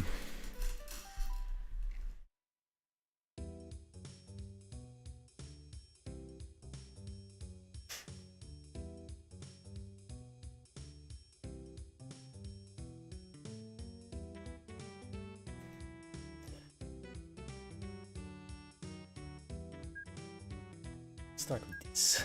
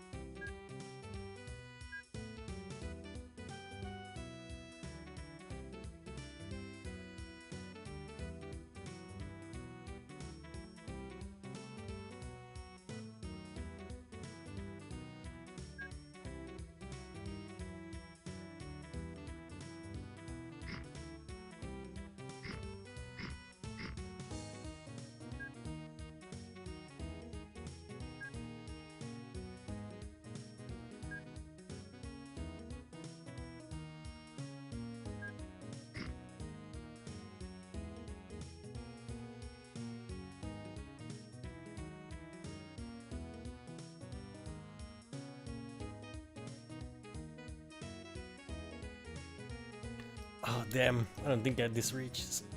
Ugh.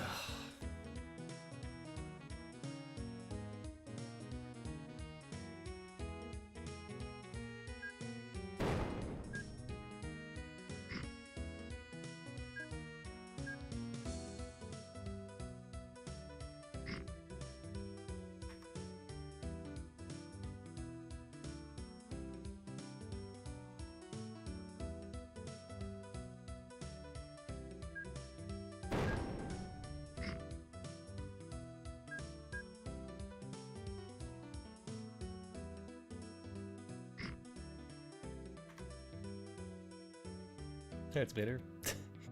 I need that goods. It needs to be in range. I hate this, but not much choice.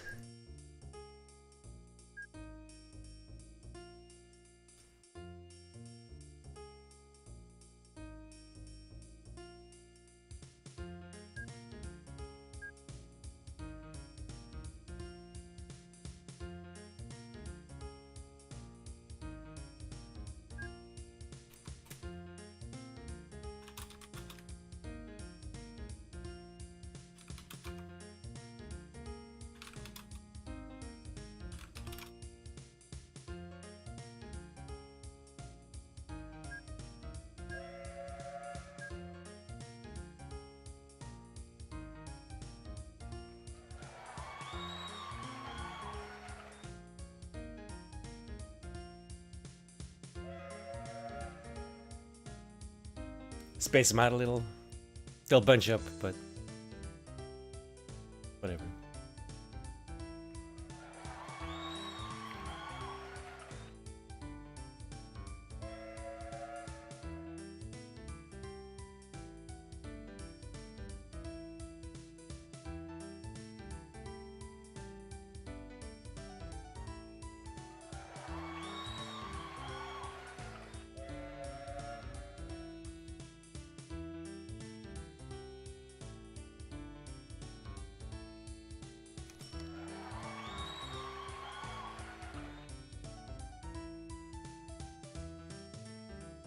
Okay, let's see how we're gonna do this.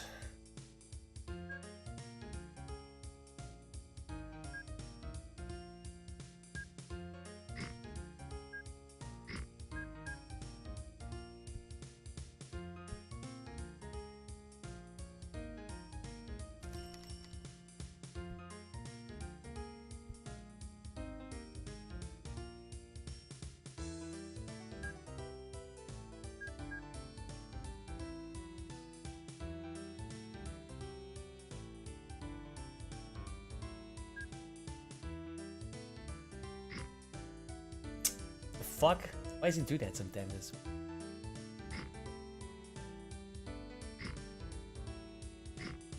That was needlessly expensive.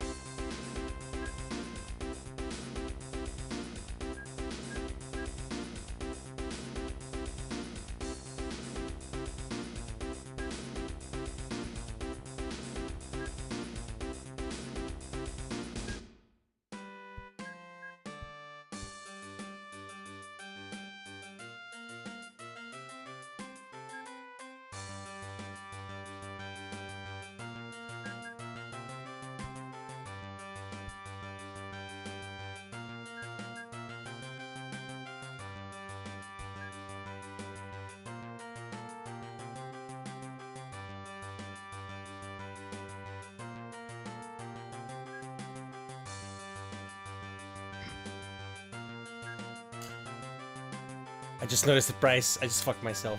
wait. No, we're good. We're good.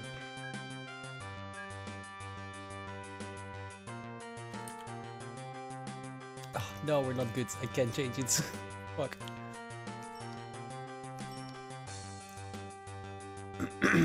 That's not good.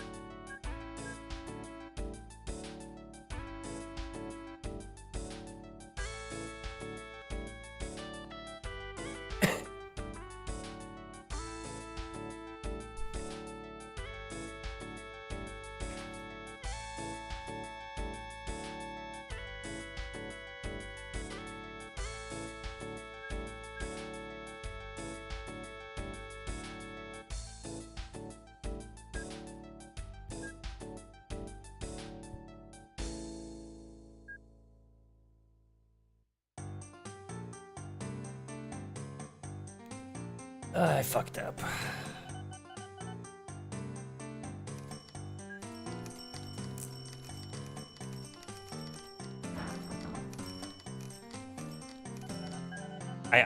I'm dead.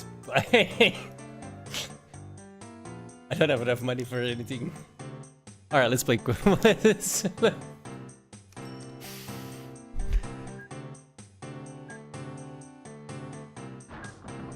Wow. Nobody saw nothing. Nothing happened.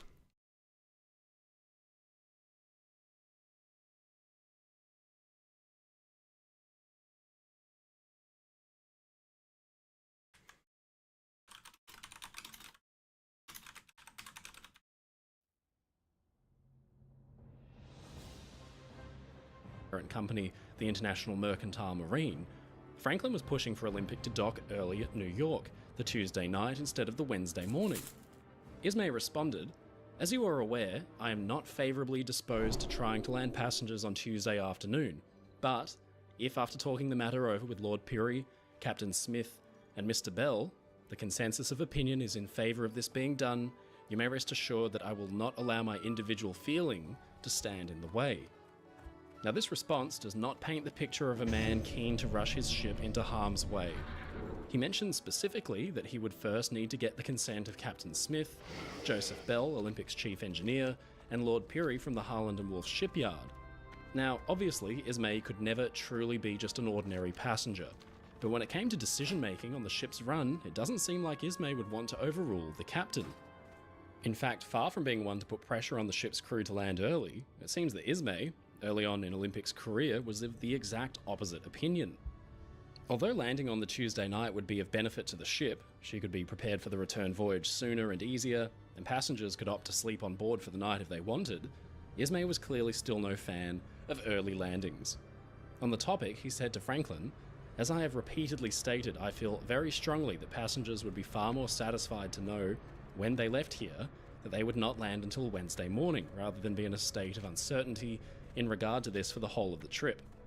I do not think you can have ever experienced the miseries of a night landing in New York. Had you done so, I think your views might be altered." Now, by the time Titanic was steaming on her maiden voyage, the concept of landing on a Tuesday night instead of the Wednesday morning may have become more the norm, so chances are they may have been a little bit more flippant about it aboard Titanic. But as a character study, this does not sound like the kind of moustache-twirling villain who was keen to put pressure on the ship's crew to make an early landing in New York in the first place. Now, further blame was cast on Ismay for his decision to apparently disregard the ice warnings which had been sent by other vessels. Excuse me. Now, as with the ship's speed, it was once again not within Ismay's purview to decide what should be done with ice warnings. While several witnesses describe Ismay flashing a Marconigram with ice warnings from the nearby ship Baltic, one of the Big Four, and then subsequently downplaying the danger, this was in no way a show of negligence or carelessness. The messages had already been handed off to Ismay by Captain Smith, who had received them and then made note of them in their positions before passing the information along to Ismay. It was entirely common for Ismay and other higher-ups, like Thomas Andrews, the ship's designer, to keep tabs on the ship's performance throughout her maiden voyage and assure that everything was functioning as intended. Now, weather reports, like those from Baltic, were also part of this routine. Now, what Smith chose to do once he received these warnings is no real reflection on Ismay, who was merely using the Marconigrams, which were then the absolute latest technology at sea and a marvel in their own right, to make I conversation forgot you with can passengers fly throughout there. the For voyage. fuck's sake. Now, shortly after the collision with the iceberg, Ismay gathered with the ship's officers on the bridge to discuss the extent of the damage. Donned in pajamas, an overcoat, and slippers, he was one of the first people on board to learn of Titanic's impending fate. Now, despite knowing full well that the fuck. iceberg had damaged Well, his I was ship not paying mortally, attention. Ismay reportedly proceeded onto the boat deck as the passengers were mustered, a serene smile on his face, careful not to let his expression betray him in case panic should spread among the passengers. As lifeboats began to be loaded and lowered away, Ismay himself, as an ordinary passenger, spent 2 hours, almost the entirety of the time it took the ship to sink, ushering women and children into the boats and helping the ship's officers maintain order. One woman reportedly approached a boat with Ismay saying, "Come along and jump in." And she replied, "But I'm only a stewardess." Ismay saw her hesitation and responded, "Never mind, you are a woman. Take your place."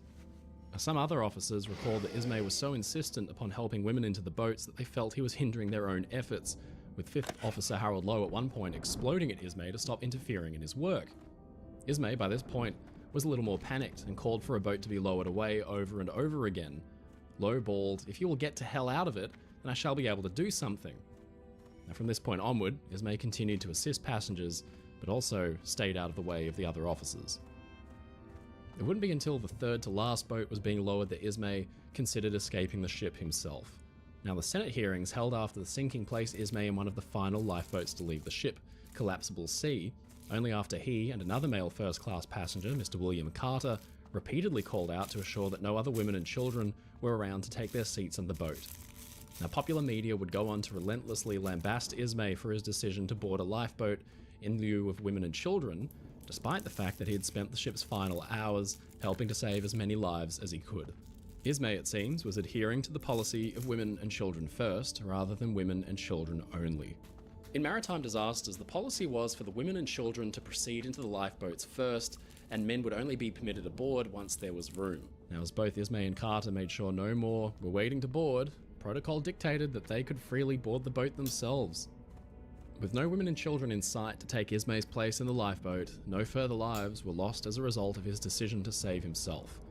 Perhaps to underline this, Collapsible C's total occupancy upon leaving Titanic was 44 passengers, while its ultimate capacity was 47.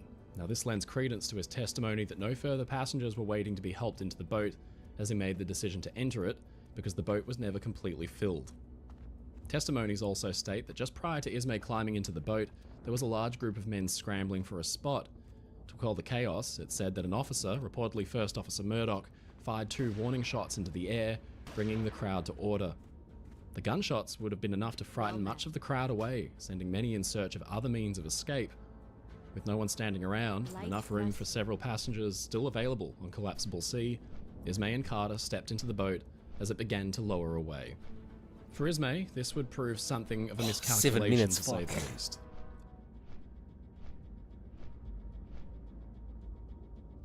Edwardian culture focused on the concept of the ideal man, one who would sacrifice himself gladly for king and country. It was the kind of ridiculous, nationalistic chest-thumping that would lead in just 2 short years to the horrendous casualties and battlefield losses of the First World War. Even children were being indoctrinated with this stuff. In Peter Pan, published just 1 year before Titanic sank, the titular character is confronted with his impending fate and, unable to escape, simply stands up proudly to declare, "To die will be an awfully big adventure." In the same book, Wendy confronts the pirate Hook, who says, "So my beauty, you are to see your children walk the plank. Are they to die?" asked Wendy. "They are," he snarled. At this moment, Wendy was grand. "These are my last words, dear boys," she said firmly. "I feel that I have a message to you from your real mothers, and it is this. We hope our sons will die like English gentlemen." This was a best-selling children's novel. Now, it was this kind of rigid, ideological society that Bruce Ismay would soon face. And as Titanic sank, the lights cut out and the ship was finally plunged into darkness, Ismay sat facing away. He couldn't bring himself to watch. Once rescue arrived, conflicting accounts of Ismay's actions once again served to muddy his reputation. Some witnesses later claimed that upon boarding Carpathia, Ismay immediately set about loudly and boisterously claiming, I'm Ismay. For God's sake, get me something to eat. I'm starved. I don't care what it costs or what it is. Bring it to me." Another variation alleges that he was shouting to be immediately shown to a stateroom, then reportedly sequestered himself the stateroom of the ship's doctor, refusing to speak to anyone in order to hide from the scrutiny of passengers. But Ismay's official testimony, as well as the testimony of others on board, directly contradict this story. Riddled with trauma and having just endured a night floating in a rickety lifeboat with no food or water in the freezing North Atlantic, it isn't likely that Ismay would have been a man with enough vigour to be loudly making demands. By all accounts, Ismay was a shattered husk of the man he'd been the day before. After he came on board, Ismay is reported to have been standing with his back against a bulkhead, refusing all offers of food and water, only quietly requesting after some time that he be shown to a room where he could be alone. He was shaking like a leaf. While in his room, he spent the rest of the journey to New York in a heavily medicated daze, grief-stricken over the loss of Titanic and the souls who went down with her. Second Officer Lightoller and first-class passenger Jack Thayer both visited him in his stateroom on Carpathia, where they recall a deeply shaken Ismay repeating again and again that he should have gone down with his ship, and they didn't realise so many women had perished. Ismay believed that he had left behind an empty ship, and the survivor's guilt had left him in a nearly catatonic state for the remainder of the journey to New York. Interestingly, before reaching New York, a few Marconigrams were sent out from Carpathia to White Star's New York office under a clever codename, signed Yamsey, which was Ismay spelt backwards. He first sent news of the sinking, and then a few hours later, another telegram was sent requesting that White Star's vessel Cedric, another one of the Big Four, be made ready immediately for a journey back home to Britain for himself and Titanic's surviving officers. Now, Ismay's critics point to these telegrams as evidence that Ismay was attempting to flee from the Senate inquiries that he knew would come to pass, realizing full well that he would be in danger of being held liable for the sinking. The White Star Line, Titanic's owner, was itself owned by an American conglomerate, the International Mercantile Marine. But Ismay's own testimony contradicts this as well. He claims that he was unaware that the hearings would be held in the US.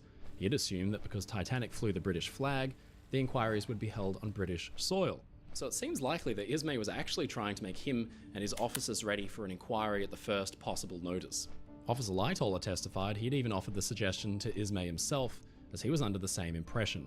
Now, both men insisted that the telegrams were Ismay's attempt to ensure he'd be present for the proceedings, rather than planning to run away from them entirely. Of course, public opinion of Ismay plummeted after the sinking, with newspaper headlines branding him a coward, and rumours spreading that he'd even dressed in women's clothing to disguise himself and be allowed entry into a lifeboat. Yellow journalism was firing on all cylinders, with one man in particular, the powerful American journalist William Randolph Hearst, dubbing him J. Brute Ismay, and publishing scathing political cartoons in an attempt to smear Ismay's name. Hearst was no Ismay fan to begin with. The two had already formed an intense dislike of one another after years of disagreements. The defamation in the American press left little for Ismay in the way of recourse. There would be very little pity from the public for a powerful and wealthy businessman who reportedly chose to save his own skin rather than die honourably. Other journalists were gentler with their assessment, but the undertone still remained, with one journal simply remarking, "It is not given to everybody to be a hero." Ismay was also widely blamed for the lack of lifeboats available on Titanic. Critics were quick to point out that the lack of lifeboats must have been a cost-cutting measure on Ismay's part in order to make the ship more profitable, which is a ridiculous myth that still exists to this day. But Titanic, like all other ships of her time, was built to specifications required by the British Board of Trade, and Titanic's designers had actually exceeded this expectation by providing more lifeboats than was necessary. And once the Senate inquiry into the sinking was concluded, Ismay was cleared of all liability relating to the sinking. Senator Smith, who oversaw the proceedings, determined that Ismay had done everything in his power to save as many lives as possible in the 2 hours he spent on deck, and that in not choosing to save himself, he would have added just one more life to the 1,500 already lost. Despite having been legally cleared of any wrongdoing, Ismay would never recover from the public scorn and the trauma of having lost Titanic. He quietly resigned from most of the companies he oversaw, but he stayed on as chairman of the White Star Line to oversee a grim task. He stayed on to help pay out insurance claims filed by victims of the disaster. It's said that there wasn't a single following board meeting where Ismay did not bring up on the agenda the payment of claims to victims' families. He became a recluse and absolutely retreated from public view until his death in 1937. It's said that Titanic became a taboo subject among his family, and no one was able to mention it. 1 year before his death, his granddaughter Evelyn naively asked if he'd ever been involved in a shipwreck. In possibly the first and last occasion of Ismay ever speaking of Titanic after the sinking, he simply replied, "Yes, I was once on a ship that was thought to be unsinkable." With all the drama surrounding the Titanic disaster and the 1,500 lives lost, the public was clamouring to find a scapegoat, and Ismay fit the bill perfectly. He had all the makings of the picture-perfect villain, a businessman who inherited a business from his father, immense wealth, and a decision to save his own life over those of women and children. But so much of this narrative was by design, essentially propaganda by an American press controlled by anti-British management that had everything they needed we're definitely to missing construct that a boat. perfect villain in the form of J. Bruce Ismay.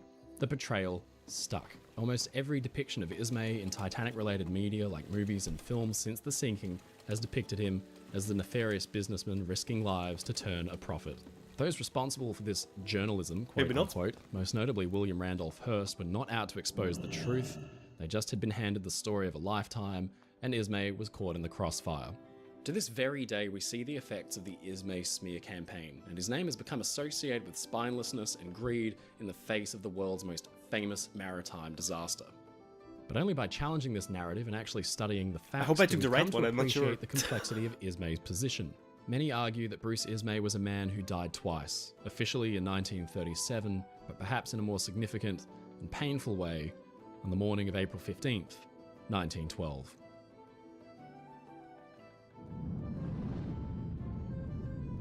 Ladies and gentlemen, it's your friend Mike Brady from Oceanliner Designs. Thank you so much for watching this video. If you enjoyed it, please leave a comment below. And don't forget to subscribe to the channel because we get new videos out weekly. If you want to support my work and get really cool perks like behind the scenes and early access, please visit my Patreon in the link in the description below, or sign up as a YouTube member. Wrong Come boat. join the crew. As always, stay safe, stay happy. Well, I guess we're I'll see staying you again on. next time.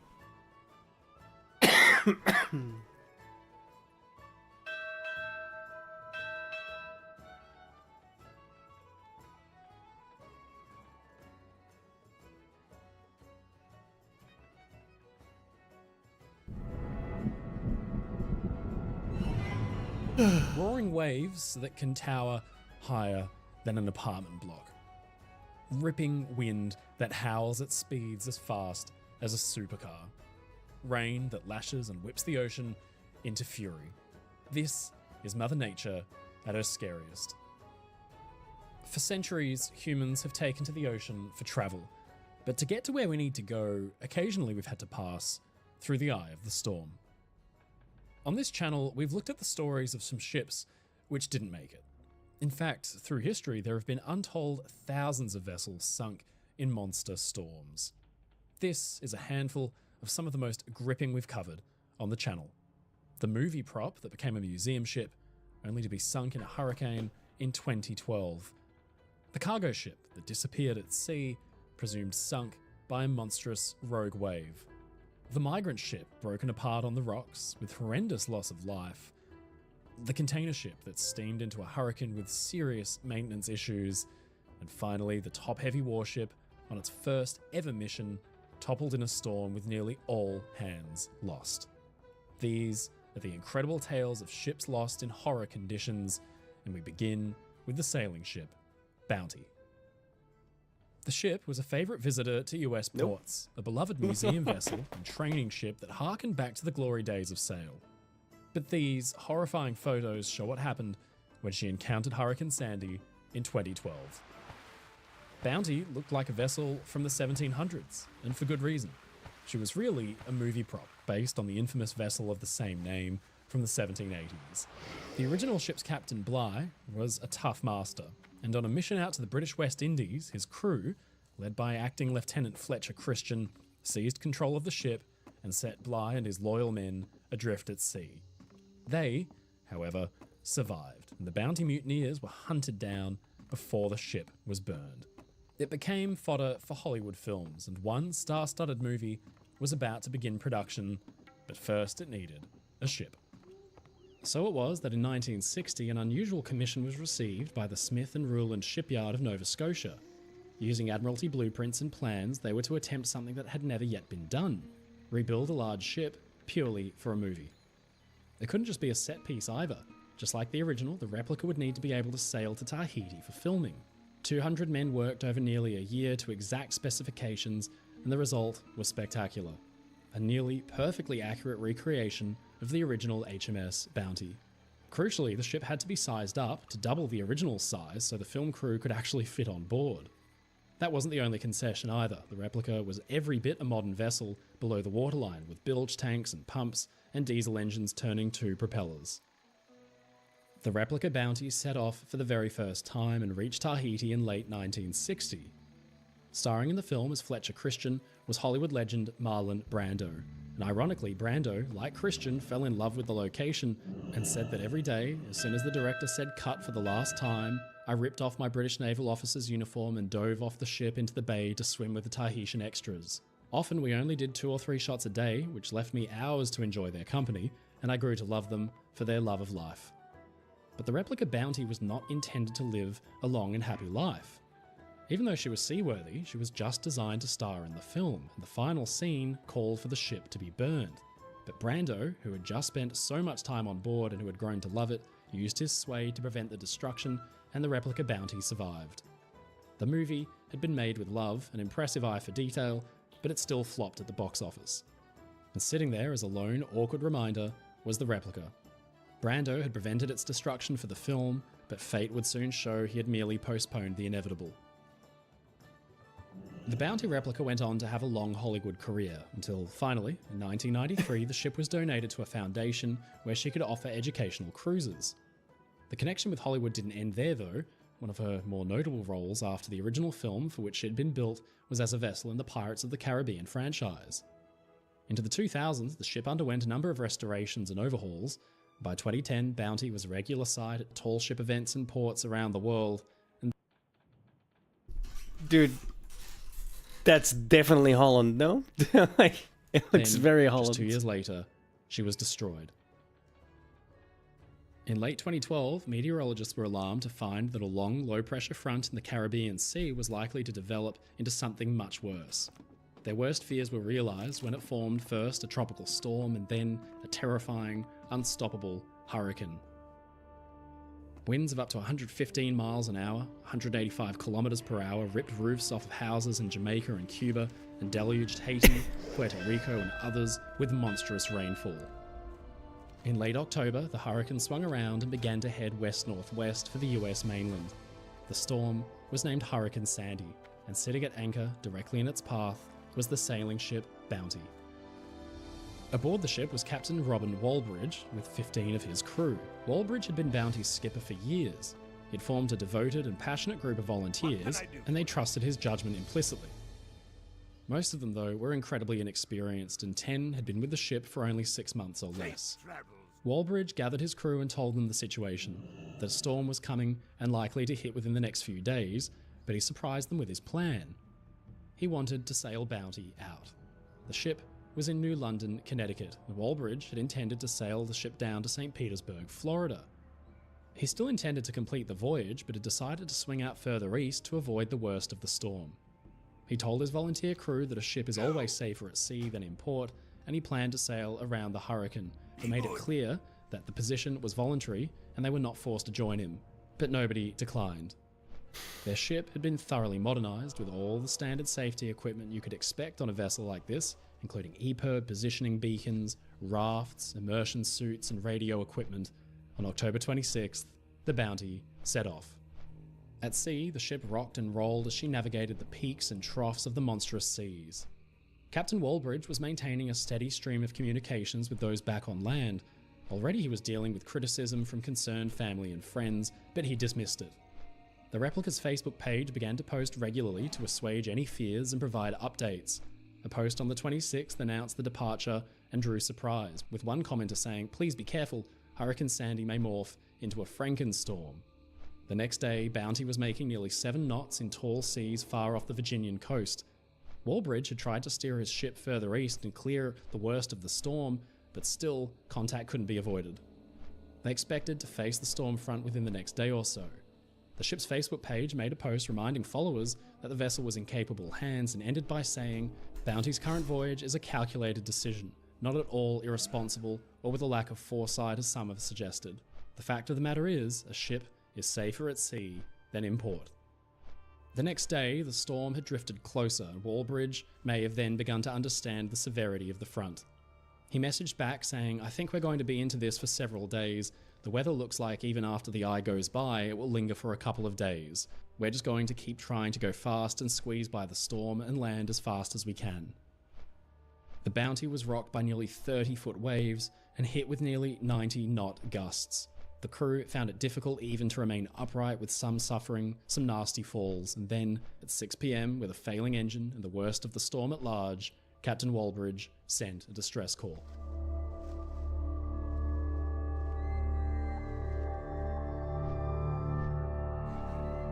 On October 29th, 2012, Coast Guard helicopters were greeted with a terrible sight: the battered remnants of a once proud ship. Bounty's masts were snapped like twigs, her spars twisted and her sails torn. Her crew had abandoned ship some 15 hours earlier, and all but 2 had been recovered after an epic rescue mission through the night. The 2 missing crew included volunteer crew member Claudine Christian and Bounty's captain, Walbridge, and the helicopters frantically searched the waves looking for any sign of them. Remarkably, Claudine was a direct ancestor of Fletcher Christian, who had led the mutiny on Bounty back in 1789. In this way, two ships with the same name, separated by 220 odd years, had both suffered terrible fates. The decision to take Bounty out into the eye of the storm was heavily criticised, but sometimes ships are caught unprepared or have no ability to avoid the worst of the weather. Such is the case with the cargo ship München, which, in 1978, was swallowed up by the sea, never to be seen again. Only a few chilling clues give us some idea of what might have happened the night that München met the storm. I can't see shit, you know that, right? The München, or Munich, was a modern cargo ship built for Hapag-Lloyd. It was designed to carry barges and effectively became a ship designed to ship other ships. The Munich was built in 1972 and was a 37,000 gross registered ton ship, about 857 or 261 metres long, somewhere in the size range of the Lusitania. In December 1978, the ship set off on a routine voyage from Bremerhaven in Germany for Savannah, Georgia in the USA. Since the month prior, a bad storm had been raging in the North Atlantic, so the Munich's crew knew, or thought they knew, what they were heading toward. The ship was thoroughly modern, very safe, and designed to handle the North Atlantic at its worst.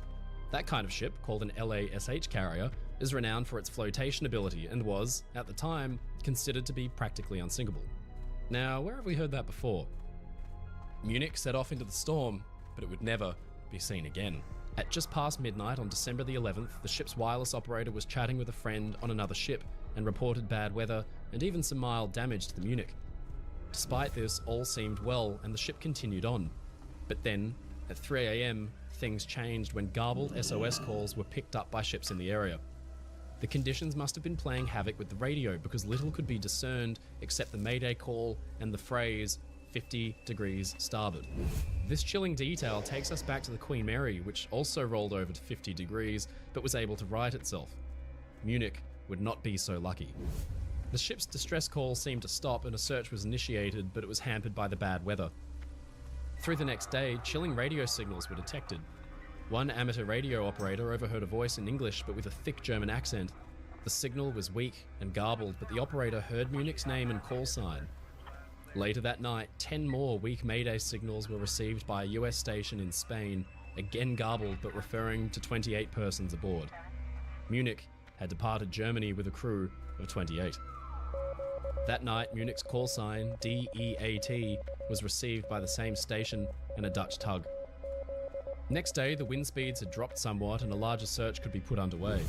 4 aircraft and 17 ships took part, and then they started to find things on the ocean.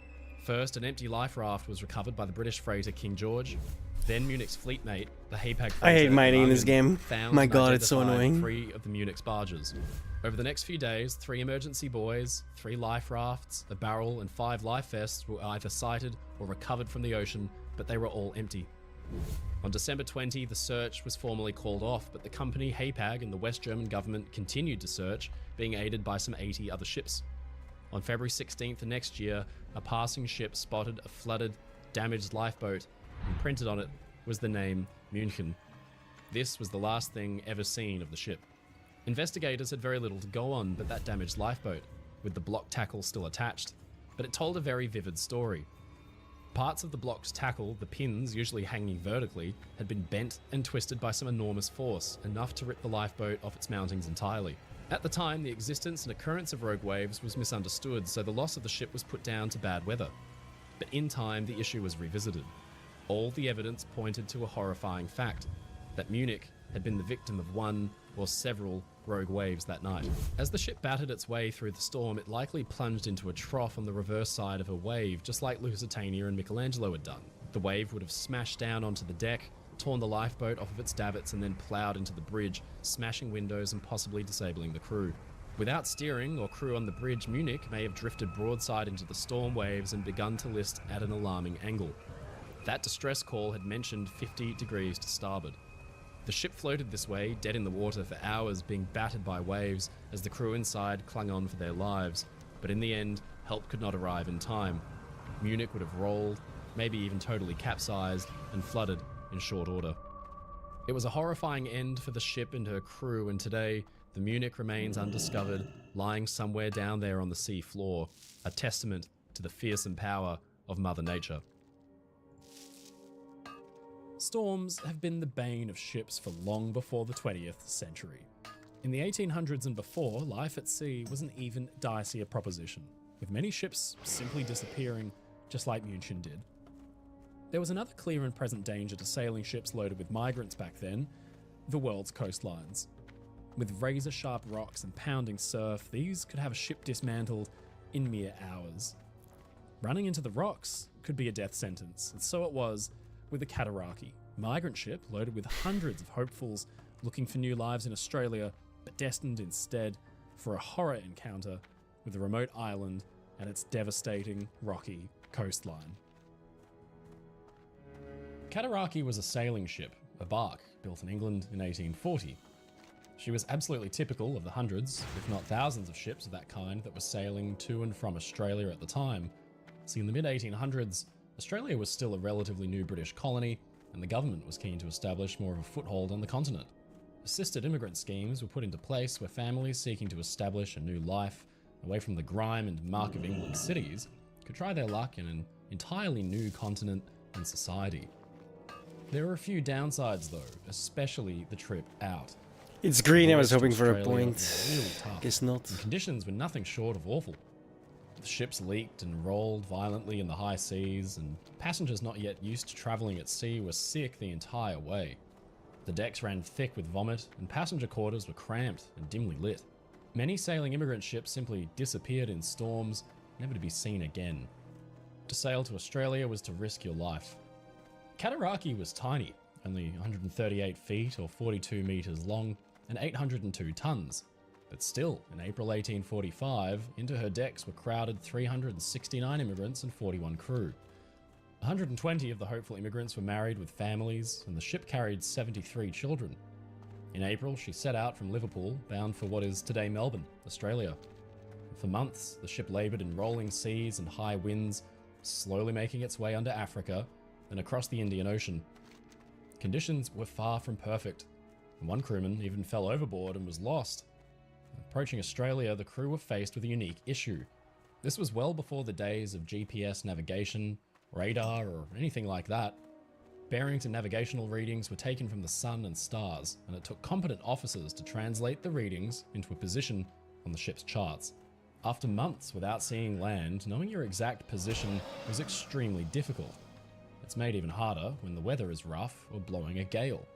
The crew knew that they were approaching the south coast of Australia and plotted roughly where they thought they might make landfall. Meanwhile, down in the passenger quarters, the two ship's doctors, both brothers named Carpenter, had been hard at work. On the voyage, 5 children had been born and 6 others had died. And such was life in the golden age of sail, when voyages took so long to complete. Cataraqui had left in April, but only began to near the southern coast of Australia in August. On the 3rd, the boisterous weather had grown into a full gale, and the ship was forced to heave to, riding the storm out, and not making any progress forward until it had passed. The passengers inside must have been tossed around and frightened witless by the pounding seas and rolling ship. Cataraqui was designed to survive exactly this kind of treatment. But there was an issue. Conditions had been so bad that Captain C.W. Finlay had not been able to take a navigational reading for 4 days. And the ship was being battered around like a cork in a storm, and they had no idea where the shore was. And to hit it would spell absolute disaster. With seas running mountain high and the wind blowing a gale, the ship groped around in the darkness until about 4 a.m. on the morning of August 4th, when there was a terrible crash. Cataraqui had hit a reef off the shore of King Island on the approach to Port Phillip Bay. The captain and crew of Cataraqui had navigated without sighting land for weeks, if not months, to the exact point of making landfall and arriving successfully. They were only 1 day out of their destination, but instead of being able to sight land, they now ran afoul of jagged, razor-sharp rocks, and the ship ground hard, driven into the reef by the thunderous oceans. The hull immediately began to flood, and the passengers panicked. And what unfolded next almost defies description and is best told by one of the few survivors, the ship's chief mate, Guthrie. The scene of confusion and misery that ensued at this awful period, it is almost impossible to describe. All the passengers attempted to rush on deck, and many succeeded in doing so until the ladders were knocked away by the workings of the vessel. When the shrieks from men, women and children from below were terrific, calling on the watch on deck to assist them. The crew were actually mostly up on deck at the time of the collision and immediately got to work. Because the ladders leading up and out of the passenger quarters onto the deck were knocked away, the crew began to tie ropes and haul passengers out bodily, one by one. It was a mammoth effort, but in the end they got a few hundred up on deck. But escaping the flooding hull was one thing. The upper decks offered no shelter from the raging sea. Waves broke over the ship and swept passengers away in their dozens. At 5 a.m., just an hour after the grounding, the ship rolled totally onto her port side, with huge waves roaring down the ship's deck and washing away the lifeboats, spars, and even part of the ship's superstructure. The captain, crew, and any remaining passengers held on for dear life, and Captain Finlayson ordered that the masts should be cut away to try to right the vessel. Somehow the crew managed to do it. The masts were all cut off, but despite this heroic effort, the Kataraki was stuck fast on its side. Passengers caught below in the hull drowned, and the ship inevitably filled totally with water. A few hundred people now clung desperately to the side of the ship, exposed totally to the storm. Now, all they could do was try to wait to outlast it. Chief Mate Guthrie recalled, "As the day broke, we found the stern of the vessel washed in, numerous dead bodies floating around the ship, some banging up on the rocks. Several of the passengers and crew, about 200 altogether, were still holding onto the vessel, the sea breaking over and every wave washing some of them away." Incredibly, they clung on from 5 a.m. when Kataraki rolled to 4 in the afternoon, with no hope of escape. To jump into the water would mean almost certain death because the seas were so high that you'd be ground hard into the rocks. Then, in the late afternoon, something horrifying began to happen. Kataraki had been subjected to unbelievable stresses, withstanding the full force of thunderous ocean waves for hours. With a groan and a crack, the ship began to give way, and then she split in two. Immediately, around 100 survivors were thrown into the waves, and anybody left holding on huddled around on the remaining section of the ship. With the ocean surging around them, they attempted to fashion a buoy to float out to the shoreline, but it became tangled and it broke up in the seas. Then the ship began to break up beneath their feet, even more, flinging more into the ocean until there was just one section of the ship's bow or front left poking out above the waves, with just 70 people left holding on. Unbelievably, this group clung onto the ship until daybreak the next morning, but when the sun rose, only 30 were left. A party, including one of the Dr. Carpenter brothers, attempted to set off in the only remaining lifeboat, but it was immediately capsized and they were all lost.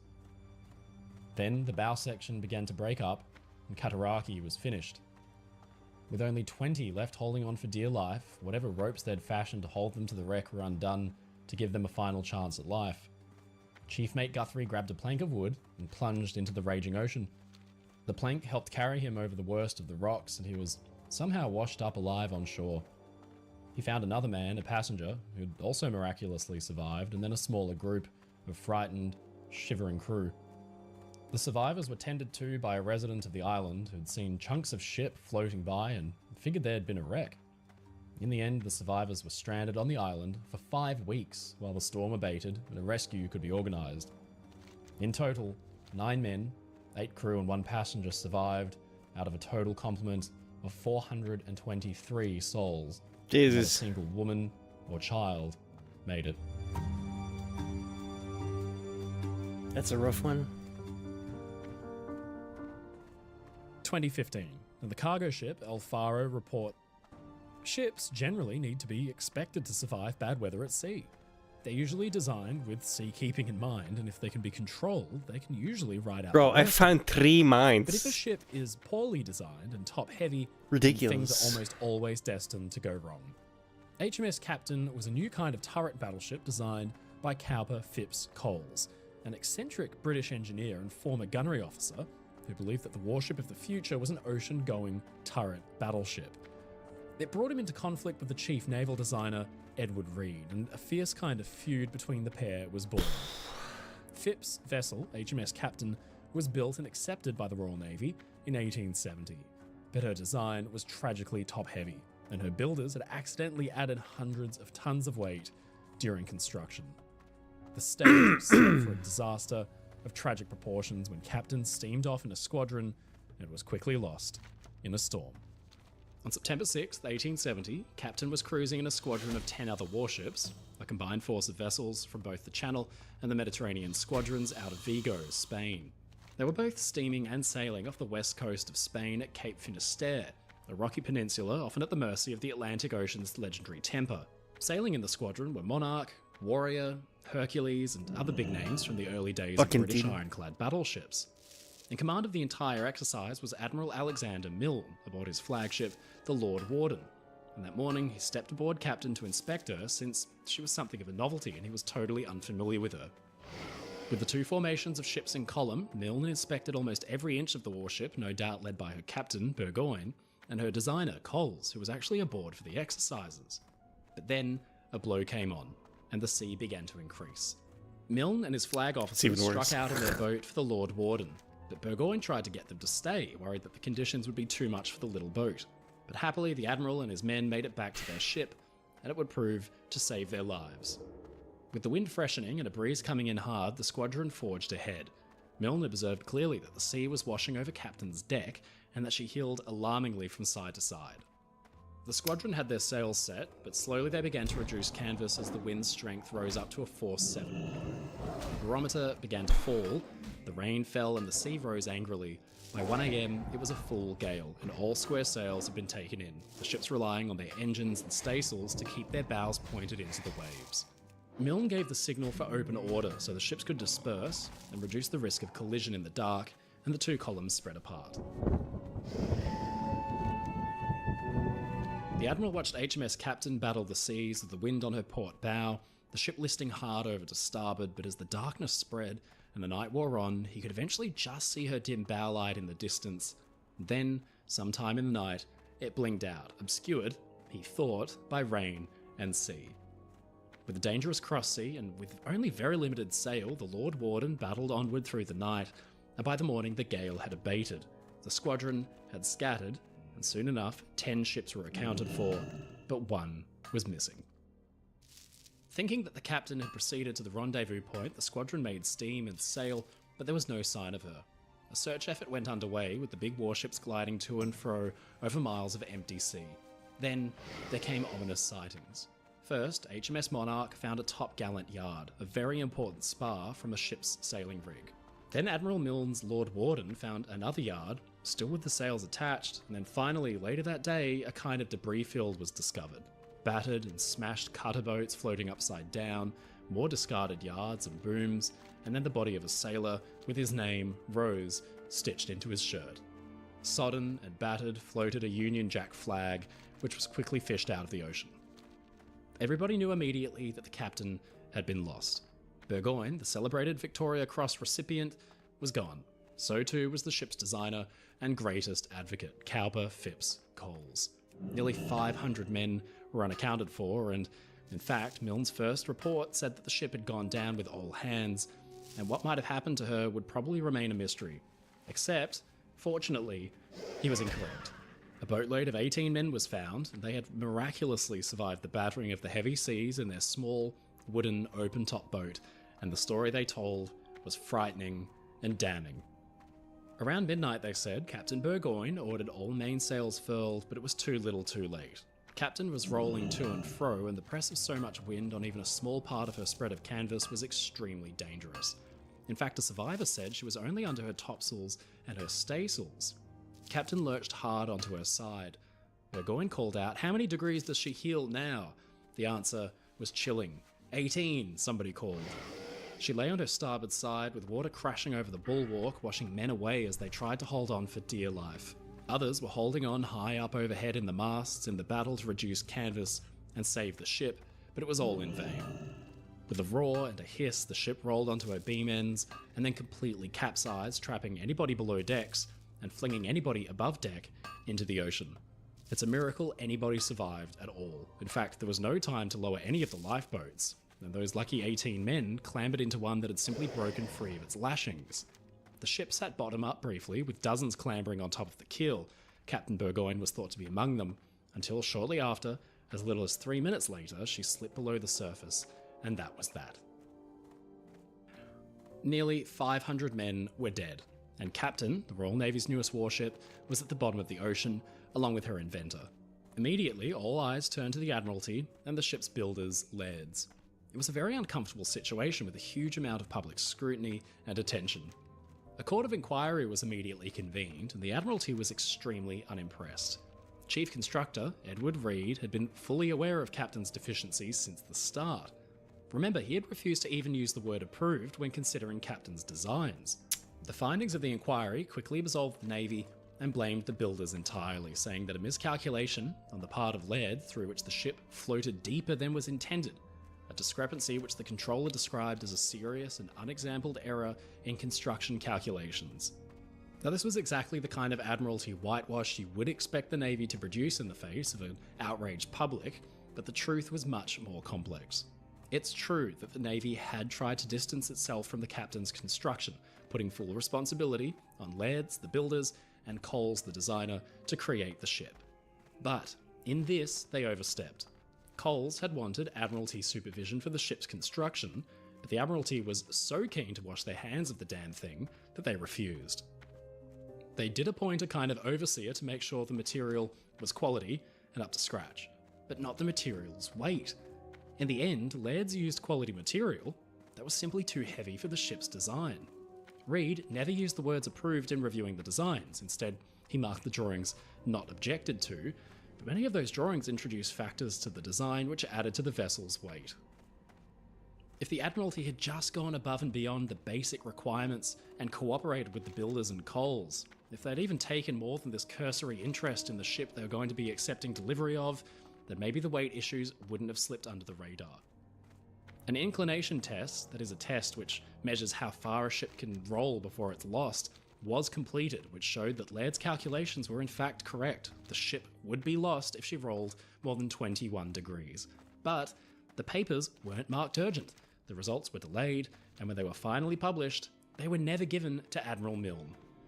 For his part, Reed had resigned his position in office and said, "I wish the court to believe that my actual departure from the office at length did not arise from this cause, but it had its weight in all that has happened, and I had the strongest reason for not keeping up a systematic assertion of the dangers incurred in the Captain."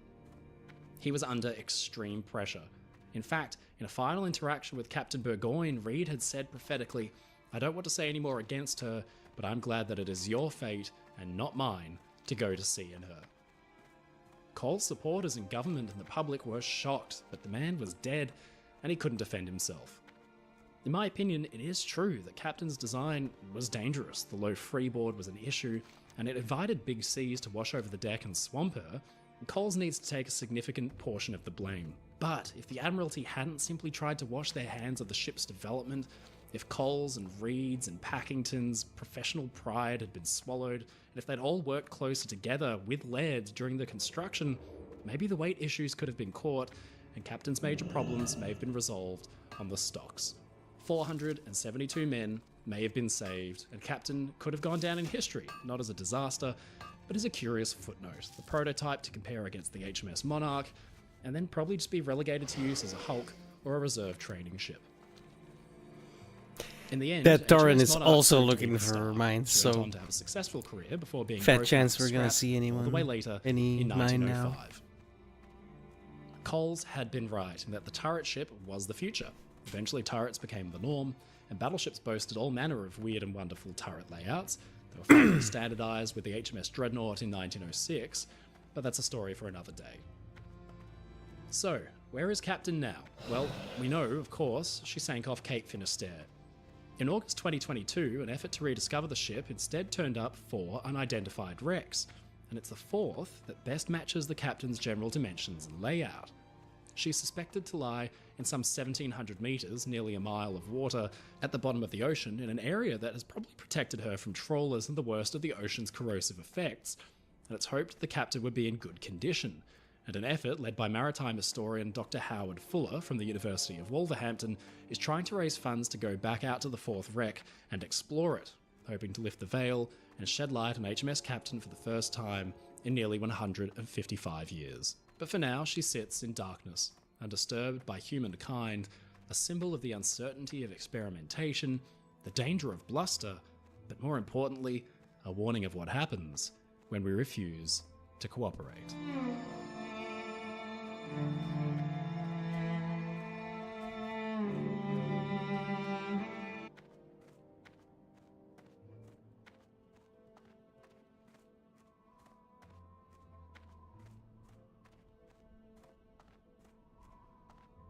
I was afraid of this.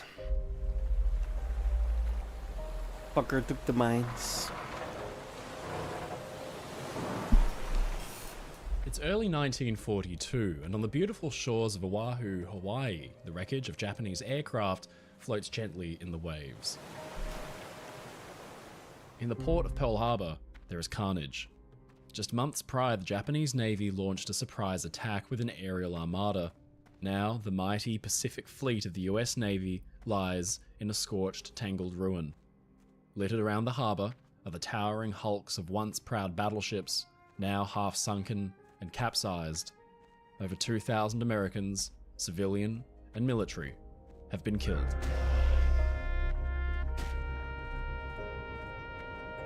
The Japanese Navy proudly reports a decisive victory. By their account, 21 American ships have been damaged beyond repair or outright destroyed, never to fight or sail again. But they are wrong.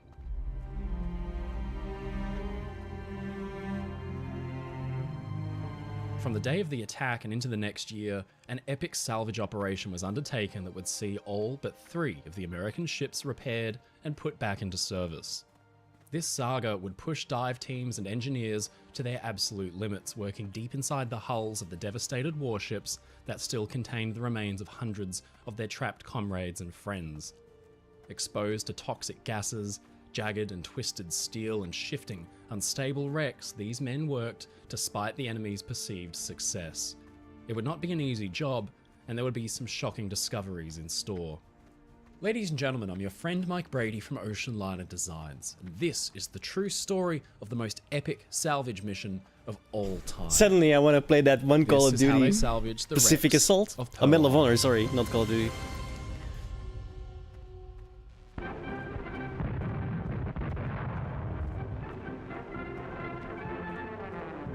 This is an extremely rare Japanese newsreel film, probably made around mid-December 1941, reporting back to the Japanese public about a monumental victory.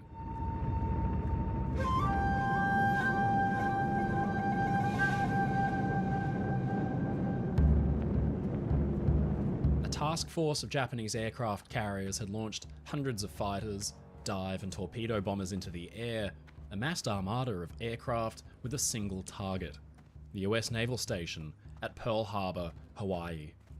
It's one of military history's most infamous surprise attacks. Both countries were not at war, and, in the past, had even enjoyed a good working relationship. Isoroku Yamamoto, Commander-in-Chief of the Japanese Combined Fleet, had actually conducted a tour of duty in Washington.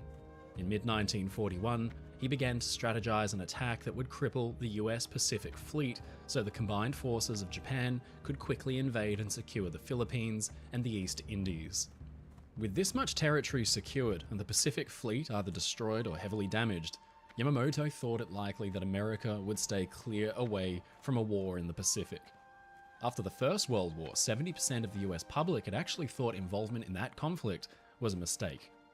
In 1940, 60% of the American public maintained that keeping out of actively fighting in the Second World War was the way to go. Yamamoto believed his attack would be so decisive as to give the US military a bloody nose, erode all public faith in the institution, and knock them out of the conflict for good. It was a bright, sunny Sunday morning on December 7th, 1941, when over the heads of busy sailors and staff at the various naval establishments across the Pearl Harbor base, there grew the increasingly I've got one loud stack of droning iron. aircraft engines. One. 350 Japanese aircraft attacked out of that clear sunny sky, This sucks. targeting installations and buildings, depots and hangars, but most importantly of all, the aircraft carriers, battleships, cruisers, and destroyers. The American Pacific Fleet, or at least a good portion of it, was tied up idly and in peacetime.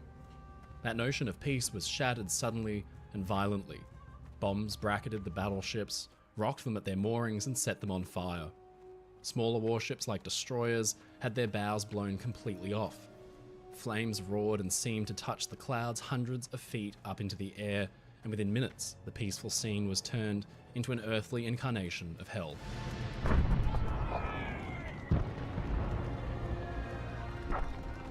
The Japanese propaganda film proudly shows the ships that were targeted and presumably sunk. The bluster and pride at the attack hides an uncomfortable truth for the Japanese. The key goal had been to cripple the US Pacific Fleet, but the 3 critical aircraft carriers were famously away on the open ocean and were never located by the attack force. Despite this, from the air and in between the enormous plumes of smoke, the sight of nearly 24 wrecked ships, burning and half sunken, must have been encouraging for the Japanese planners. With the port and its buildings still smouldering, the US Navy had to quickly take stock of their situation. To understand the sheer scale of the rescue and the salvage task ahead, we have to first review the damage and see just how many vessels had been hit. The American warships had mostly been moored in the harbour, with some in dry dock facilities undergoing maintenance. The Ford Island Air Base, in the middle of the harbour, had been hit hard, with many of its aircraft left burning and broken on the runway and in the hangars. Off the northern shore of the island, there had been a mixed group of warships. USS Tangier, a C-3 class cargo ship, survived unscathed. USS Raleigh, the light cruiser, had shot down 5 Japanese planes but was hit with a torpedo, and she listed badly in the water, although she was still afloat. She was easily pumped dry, sent for repairs, and back in action shortly after. USS Detroit, another light cruiser, had managed to get underway and knocked out several more Japanese aircraft. Despite a few strafing passes resulting in 1 injured man, she had survived unscathed and set out with the cruisers Phoenix, St. Louis, and 2 destroyers to hunt, unsuccessfully, for the Japanese attack force. Now, for the United States Navy, that was basically where the good news ended. Moored between Tangier and Raleigh was the massive Florida-class dreadnought battleship Utah. This 23,000-ton steel beast had been used as a training ship, but she was rocked by 2 torpedoes and began to rapidly flood. There was an orderly evacuation, but she rolled and completely capsized, trapping dozens of men inside her hull. On the southern shore of Ford Island, the situation was yet far worse. The area here was known as Battleship Row, where the heavy hitters of the US fleet would anchor. All of them were old ships, dreadnoughts from the First World War, which had been modernized in the years since. USS California was a Tennessee-class battleship of some 33,000 tons. She was hit with 2 torpedoes and a bomb, and settled on an even keel into the shallow water of the harbour, with 100 men lost. USS Maryland was a Colorado-class battleship. She was moored with the Nevada-class battleship Oklahoma to her flank. When Japanese torpedo bombers began dropping their payloads, this meant Oklahoma, and in fact all of the battleships outboard of those which were moored next to the island, had to bear the brunt of the warheads. Maryland took 2 bomb hits with 4 men killed, but survived the attack with little flooding. The Japanese mistakenly believed she had been sunk. On December 30th, Maryland went in for repairs, modernization, and she was back in action by June 1942. Oklahoma, outbound of her, was not so lucky. 2 torpedo hits amidships blew away whole chunks of her torpedo protection. A 3rd penetrated the hull and flooded her machinery spaces. In around 10 minutes, the ship had taken around 8 heavy hits, and she rolled over onto her side, stopping only because her masts and superstructure had dug into the silt on the harbour's bottom. 429 of her men were killed. USS Tennessee and West Virginia, like Maryland and Colorado, had been moored in a pair as well, and the results were similar. Tennessee, a class-leading battleship, was moored inboard, and she hadn't suffered any torpedo hits at all. But the explosions of ships around her had set her decks on fire, and then dive bombers had attacked from above with 2 armor-piercing bombs, which were probably actually converted battleship shells. They plunged through her decks and a turret roof, although fortunately they did not detonate within the crucial and volatile main magazines. Burning oil from other ships began to creep towards her stern, so her crew did their best to keep it at bay by turning the ship's propellers slow ahead, thus fanning the burning liquid away behind her. Tennessee was trapped because around her the other battleships were burning and sunk. Outboard of Tennessee was West Virginia, another Colorado-class battleship. She took no fewer than 7 torpedo hits to her side and 2 armor-piercing bombs from above.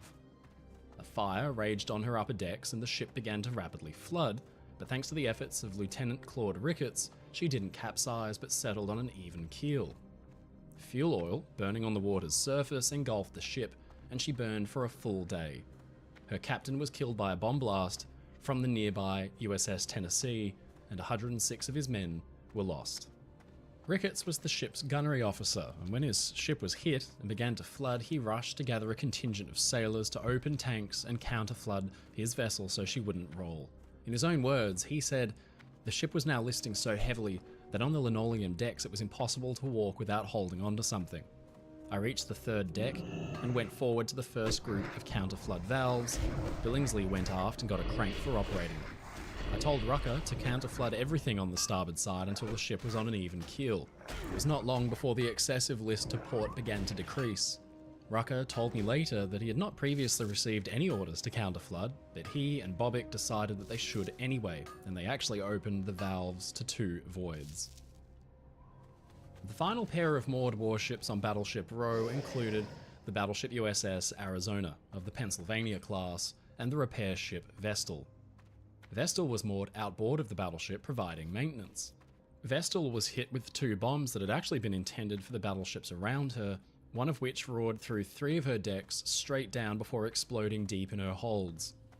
Her crew had got to work on their anti-aircraft and 3-inch deck guns, but then something cataclysmic happened. USS Arizona was moored inboard next to Ford Island. Now, the battleships moored like this had fared well in the attack, but Arizona was the tragic exception. One of those converted armor-piercing bombs plunged into her decks, crashing down deep into the ship. Now, this had happened to Tennessee too, but the bombs hadn't detonated. But on Arizona, they did. 7 seconds later, a plume of black smoke roared up through the ship's funnel as her insides suddenly and violently erupted in a massive explosion. Arizona's main magazines detonated with a flash that evaporated the ship's bow and showered debris over Ford Island and the other warships. Vestal's crew were blown overboard by the blast, her decks swept virtually clear, and fires put out by the shockwave. 1,512 men were aboard Arizona when she went up. 1,177 were killed in less than a second. She sank quickly on an even keel and came to rest, burning with thick smoke on the harbour's bottom, where the superstructure and forward tower sagging into the water. USS Nevada, a class-leading battleship, was moored far ahead of the others. When the attack began, it meant that she could actually get underway because she wasn't hemmed in. She was hit by a torpedo, but the flooding was mostly contained. Now, the sight of a damaged battleship limping away, her anti-aircraft guns blazing, marked her out as an important target to the Japanese aircraft. She was hit with at least 5 bombs, maybe as many as 10, which caused gas leaks, fires, and damage, but she still managed to shoot down 4 or 5 Japanese aircraft in the process. She came to rest on the soft harbour floor, beached just off Hospital Point to prevent her from totally sinking. Now, south of Battleship Row had been the dry docks, the Navy Yard, and the district headquarters. Pennsylvania, Arizona's sister ship, was in dry dock number 1, astern of the destroyers Cassian and Downs. The Japanese attempted an attack with torpedoes, but it failed. Bombs proved more successful. Cassian and Downs were badly hit, and they were set ablaze. The destroyers burned. I don't think I can spread mind to that yet. Pennsylvania. Quick-thinking dock workers flooded the dry dock to contain the flames, but they still spread into the magazines of the destroyers, and Downs went up. Pennsylvania received a bomb hit and some light damage, and the fire was eventually brought under control. Big fat Went nope. to sea and was repaired, ready for action again a month or so later. Cassian and Downs were stuck, wrecked, and burned against one another in the dry dock. Just over from those 3 had been USS Shore, a Mahan-class destroyer. She was in a floating dry dock when she took 3 direct bomb hits which caused fires and opened her up to the harbour's water. Firefighting was unsuccessful and her forward magazines erupted too, blowing her bow and forward superstructure clean off and sinking her. Sotoyomo, a harbour tug alongside, was badly damaged in the explosion and sank as well. Ahead of the dry docked ships were the cruiser USS Helena and the mine layer Oglala. Oglala had been a passenger cargo steamship in the early 1900s, but then was converted to an auxiliary warship. She and Helena were moored in Pennsylvania's usual berth, and the Japanese attackers expected the battleship, a valuable target, It's to right. be there. To their surprise, that warship was in the dry dock, and the 2 smaller ships were in her place. Fucker tried to steal my Torpedo shit. passed straight under Didn't work out Oglala for him. and detonated on Helena's hull. The cruiser survived, but the smaller mine layer had her hull breached and she capsized in the water.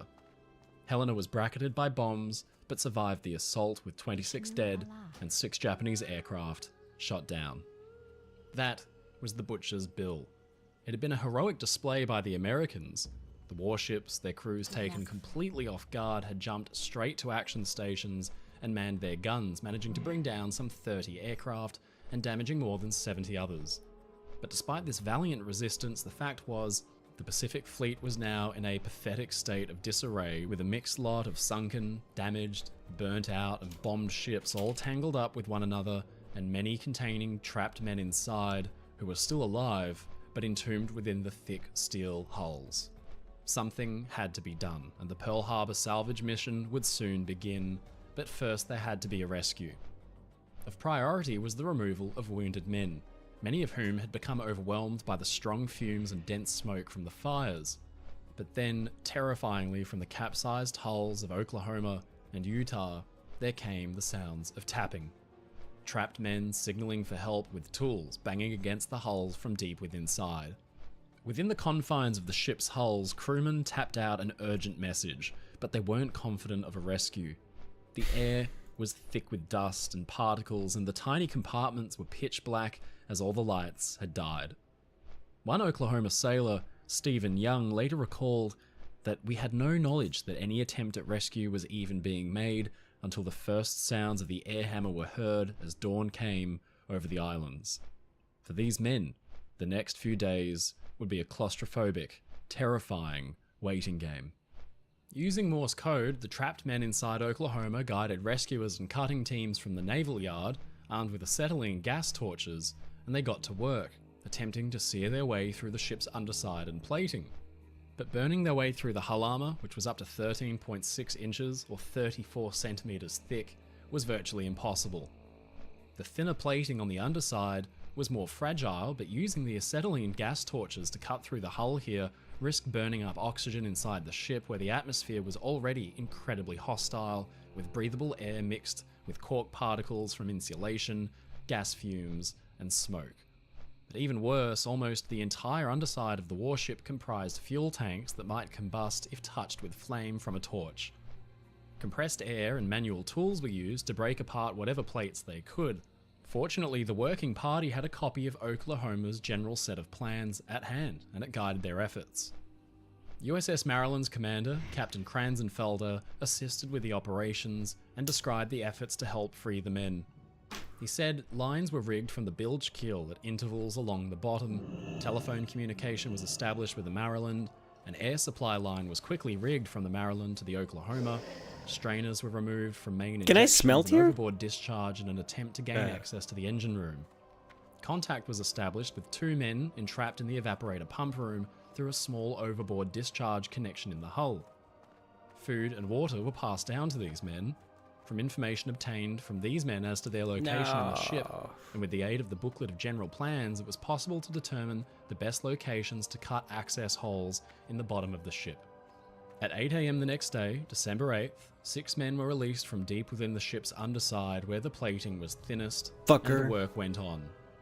Cutting in the wrong places could release trapped air, causing rapid flooding that would drown survivors, or even worse, fuel might be ignited, starting a flash fire.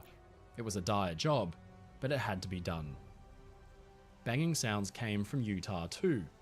A torch was obtained from USS Riley, and workers began to cut away at a lower part of the hull. Out of the hole popped fireman John Vason. He'd stayed at his post low down in the ship to help keep her lights burning.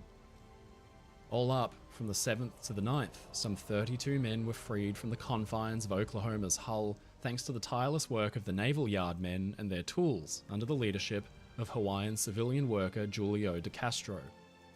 Many of the 32 men were deep down in Oklahoma's hold, the radio room, the after steering room, the evaporator pump room, and the number 4 turret's ammunition handling room. The survivors owed their lives to the efforts of their comrades, as well as an air pocket within the ship's underside, but dozens of their mates were less fortunate. Trapped higher up where the plating was thickest, they were locked inside, with no chance of freedom. It was the same case with the other battleships too. USS West Virginia contained men trapped deep within its hull, but because she'd half sunk on an even keel, it was impossible to cut through the ship's thick belt armor in the side. Divers could be sent in from above to cut their way through, but an attempt on the Arizona had almost killed a diver, so this kind of operation was forbidden. Deep within the West Virginia's hull, 3 men were trapped, and they tapped out their pleas for help almost all day and night. The ship was placed under guard, and it was said during the night, for days and even weeks later, the tapping sounds continued from within until they finally quieted and then subsided altogether. With the rescue mission completed to the best of the Navy's ability, it became clear that 2,403 people were killed or missing, and critically, the Pacific Fleet's warships were unable to avenge their loss. Sitting scattered, burnt out, capsized, and charred were the prized battleships, but early on it became clear that many of these weren't as badly damaged as the Japanese might have hoped. Just 1 week after the attack, salvage operations began. If the warships damaged at Pearl Harbor could be plugged, pumped dry and raised, they could be repaired and even put back into service to answer the challenge the Japanese Navy had set. On December 14th, Commander James M. Steele, the former skipper of USS Utah, was made commander of the Salvage Division at Pearl Harbor, and right away he had his work cut out for him. The Salvage Division's HQ was a simple shack near the waterfront, but from this humble base, a grand plan began to take shape. Working closely with all branches of the Navy, and especially the Navy Yard, the Salvage Division began to assign specific tasks to qualified officers. The idea was that each damaged or sunken warship was given a dedicated project officer, and then, under them were assigned designated specialist officers who would oversee very specific tasks. There was an officer assigned to all planned diving operations, an officer for removal and stowage of munitions, and an officer for all other ordnance. But the Navy knew it couldn't do it alone. Civilian companies came forward, especially civil engineering ones like the Pacific Bridge Company, who had themselves a good deal of experience in working with large concrete structures underwater, and their experience would prove invaluable for the task ahead. The first job of the salvage team was a surprising one. The attack on the harbour was over, but nobody knew if the Japanese would try again. The anti-air defences needed to be bolstered, and quickly, and there, in the harbour, lay battleships bristling with unused and submerged anti-aircraft guns. Divers suited up for the first time with their heavy helmet suits. Men at the compressor pumps on the decks were there to provide a constant flow of fresh air, and they got to work down below, unbolting anti-aircraft gun mounts from their positions and retrieving ammunition from the ready lockers and magazines by the hundreds. As this was done, the Salvage Division began to plan the much bigger job of repairing and refloating the warships which littered the harbour. The plan called for a kind of salvage triage. Of course, it was easiest to start with the ships which had received the lightest damage. Repairing them temporarily and making them seaworthy at the very least would mean the Salvage Division could send them under their own power to naval yards on the mainland US for proper repair and even some overhaul. First considered for salvage was USS Pennsylvania. She'd been in the dry dock with the destroyers Cassin and Downs, but had survived with some minor fire and bomb damage. Her propeller shafts and screws were realigned, and damaged anti-aircraft and secondary batteries were removed to be replaced with those from USS West Virginia, which was in a more seriously damaged state. Superficial shell damage and splintering was easily fixed by the naval yard workers, and on December 20th, the battleship was ready to make steam.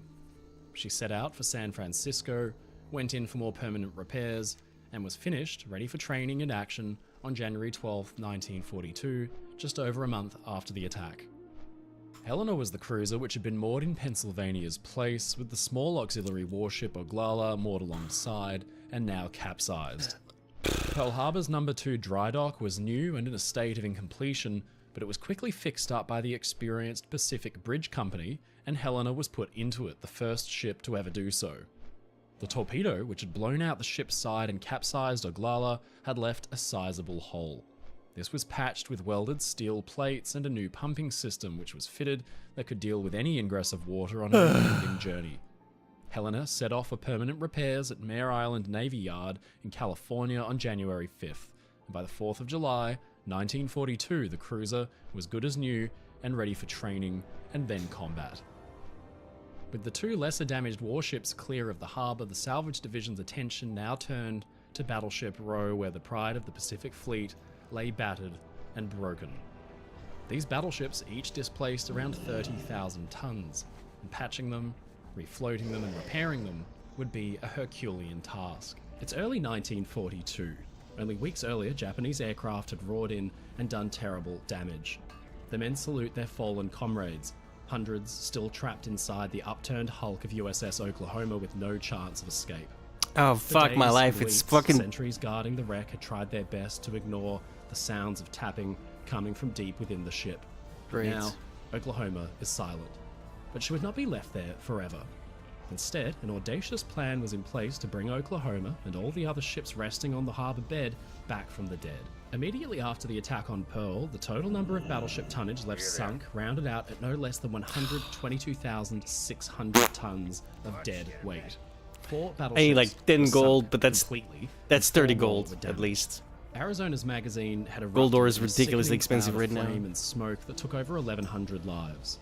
Oklahoma had been hit with so many torpedoes that she rolled onto her back with her propellers pointing clear at the sky. Nevada had managed to make steam and began to shoot down as many aircraft that she could, but the heroic flight did not go unnoticed, and as she moved for the harbour exit, she was smashed with 6 bombs and beached, smoking on the shore. Some smaller ships had it worse. USS Shore's bow section was essentially gone. Cassin and Downs were shattered by bombs and fires. Oglala, a plucky little mine layer, had almost broken her back when a torpedo detonated against the cruiser Helena, moored alongside, and she capsized at the wharf. Then there was the damage to facilities. The naval yards, it dropped. Oh my god. airfield, hangars collapsed, aircraft burnt out. All of this damage had to be seen to and reversed because Pearl Harbor, the once quiet little Pacific bastion of the US Navy, had suddenly found itself at the forefront of a vicious and cruel conflict. The United States was going to war. As American military planners began to organize their response and prepare for battles to come, back at Pearl Harbor, the monumental task of clearing up was already I mean, it was underway. still expensive, but... A simple triage system was instituted that saw the wrecked and damaged warships ranked by priority. Overseeing the operation was Captain Homer M. Wallen, who took over from his predecessor in January 1942. It was obvious he had a huge job on his hands. Over 100,000 tons of battleship littered the harbour bottom. Officers were assigned to different ships as project directors and specialists assigned for specific jobs like diving and ammunition handling. Then the salvage division could properly get to its work. First, the less damaged ships were cleared out. USS Pennsylvania, the battleship, had escaped any serious damage and she steamed out under her own power. Then it was the turn of the cruisers Honolulu and Helena. With the least damaged ships cleared and the new dry dock rushed to completion by the Pacific Bridge Company, attention could at last be paid to the more damaged vessels. These wounded warships were tended to by order of priority. Obviously, a few would need to be left until the last because they were so badly damaged, but inspections showed that a few of the massive battleships could be patched and floated out from the chaos with a little elbow grease. USS Maryland had been moored inboard of Oklahoma. It meant that Oklahoma had eaten the majority of the torpedo hits and shielded Maryland from them, but Maryland became the target of dive bombers instead. 2 15-inch armor-piercing bombs, thought to have actually been made from converted battleship shells, had plunged straight through her steel deck plates. Although they detonated, fortunately her magazines didn't go up like Arizona's did, but a massive hole was torn in the ship's forecastle deck and a second bomb caused huge flooding in the bow. She dropped by about 5 feet into the water forward. Japanese pilots reported that Maryland was sunk, but they were wrong. Remarkably, the ship's damage parties had contained both fire and flood, and then left to help other ships burning nearby. But Maryland still presented an issue for the salvage team and the Navy Yard crews. She couldn't make it back to the mainland in this state, but there was no dry dock big enough for her at Pearl. The solution was ingenious. A caisson, a kind of watertight chamber, was built around the hole where the bomb's detonation had ruptured the ship's hull bow plates. Once welded together, the caisson could be used to keep Maryland dry, while the ship's forward compartments were pumped. The hole was patched, and Maryland set out for Puget Sound, Washington, where she arrived only 23 days after the attack. Within 2 months, she was back at sea and ready for action. The Japanese had thought Maryland sunk, but for the rest of the war, the ship proved herself to be very much a living threat, pounding Japanese positions at Tarawa, Kwajalein Atoll, Saipan, Leyte, Okinawa, and more. Pearl Harbor's first damaged battleship was back in the fight. Next on the list for the salvage team was USS Tennessee. Like Maryland, she too had been moored inboard, closer to the shoreline, and had been spared the devastating impact of torpedo hits, but instead she too had been raked with bombs from above, which cut through her decks and her plating. Fortunately, their detonations were of little force. Some seemed not to have gone off at all. Tennessee's biggest problem, though, was that she was firmly stuck. When the bombs started falling, Tennessee obviously couldn't move anywhere since she was flanked on one side by fleetmate West Virginia and on the other side by the massive battleship mooring keys. West Virginia was hit so many times that she caught fire and sank to the bottom, wedging hard against Tennessee and forcing her against the keys. Then, as burning oil began to creep from other troubled ships nearby, Tennessee's crews had the clever idea of running the ship's engines slow ahead to fan the burning oil away. But even though the engines were turning, Tennessee didn't budge, and her mooring lines didn't tighten. She was clearly stuck fast. In the end, Arizona blew up and rained debris and fire all over Tennessee's decks. It looked like the ship was doomed to burn, so her magazines were flooded just in case. The fire was so hot from behind that the ship's stern plates began to buckle from the heat, and rivets even loosened. Through a Herculean effort, fires aboard were contained, but the oil burned on the water's surface for no less than 2 days after the attack. Penned in on all sides by ruined fleetmates, Tennessee had to wait her turn until Maryland was removed. Like a giant game of Tetris in reverse, this provided the battleship a path to be led out of her moorings, but the fact remained that she was still firmly wedged between West Virginia and the mooring keys. First, around 650,000 gallons of fuel oil, that's almost 2.5 million litres, were pumped out to lighten the ship, but still she wouldn't budge. It became clear that those huge concrete keys would need to come down if the battleship was ever going to move, so the Pacific Bridge Company got to work. Fortunately, with a background in bridge construction, they were well adapted for this kind of difficult task. On December 16th, the plan reached its crescendo. Dynamite boomed as the keys were blasted apart. At last, the trapped battleship was freed and nimbly slipped between the less fortunate West Virginia and Oklahoma. The Navy Yard men patched her ruptured hull plates and sent her on her way in a convoy with Maryland and Pennsylvania for Puget Sound and serious repairs. She too was back in action before the end of the year, and the ship would go on to see much heavy fighting for the rest of the war. As far as Battleship Row went, however, that was it for what could be considered easy wins. The remaining battleships were far too heavily damaged, and they would need extensive work to refloat. Arizona, Oklahoma, and Utah were so far gone that it was clear they could never serve again. There were two contenders for salvage, though: USS California, sunk at her moorings, and then the other, USS Nevada, bombed out from above and beached in the sand. Clearly, Nevada would need a lot of work. In fact, many argued that she couldn't be saved at all. If an attempt at salvaging Nevada was to be made, it would clearly be a huge undertaking. Instead, for the time being, the Salvage Division's attention turned away from the battleships and onto the smaller craft which littered Pearl Harbor's facilities. If they could get some of these in action, then maybe, just maybe, they could pull off the impossible and refloat the massive battleships. USS Vestal was a prime target for repair because she herself was a repair ship after all and could be of some serious ongoing use to the operations. Vestal had been alongside Arizona when the battleship detonated. In fact, firefighting parties on Vestal's decks were blown clear by the sheer force of the blast. Aside from that, conventional 250-kilogram bombs had rained down on Vestal and pierced her heart. One detonated in a metal storeroom with no serious effect, but the second passed straight through and out the bottom, causing flooding. With the ship settling by the stern and Arizona a flaming wreck, it became clear that Vestal needed to get away from the carnage. Her skipper, Cassin Young, had been blasted off the ship when Arizona went up, but he swam back to take control of the situation, famously declaring, "Lads, we're getting this ship underway." When he stepped on board, they cut the ship's lines with axes as the burning fuel oil began to creep closer and closer. With engines turning slow ahead, Vestal limped free as her superstructure began to burn and her flooding grew worse. First, she had anchored, but in the end, Young decided it was safer to beach his ship. She gently came to rest off Aiya Bay. It had been a heroic effort on a day of heroic deeds, and Cassin Young was actually awarded the Medal of Honor for his efforts to save his ship and her crew. And Vestal, despite being tied alongside the most horrendously damaged ship of the attack, was never sunk. Instead, her crew had first got to work helping on other damaged ships of Battleship Row, freeing trapped men in Oklahoma and others. Then, finally, it was their own ship's turn. She was in a unique position. Her own men were skilled repairers of ships. They swarmed about her like busy bees, cutting away ruined steel or welding new plates. In less than a week, all the holes had been patched, compartments were pumped dry, and damaged bulkheads were welded watertight once more. The work of Vestal's crew meant the Navy Yard teams could focus on the other ships. But then, eventually, Vestal would need proper repairs below the waterline. She was no giant, so she could easily fit in the harbour's dry docks. She went in for permanent repair and was all fixed up and finished by February 18th, 1942. She went on to provide invaluable assistance to damaged US warships throughout the entire Pacific campaign. And not just damage from the enemy either, but freak Pacific typhoons that tore steel like it was paper. Then there was the USS Raleigh, a cruiser, one of the old-fashioned Omaha class.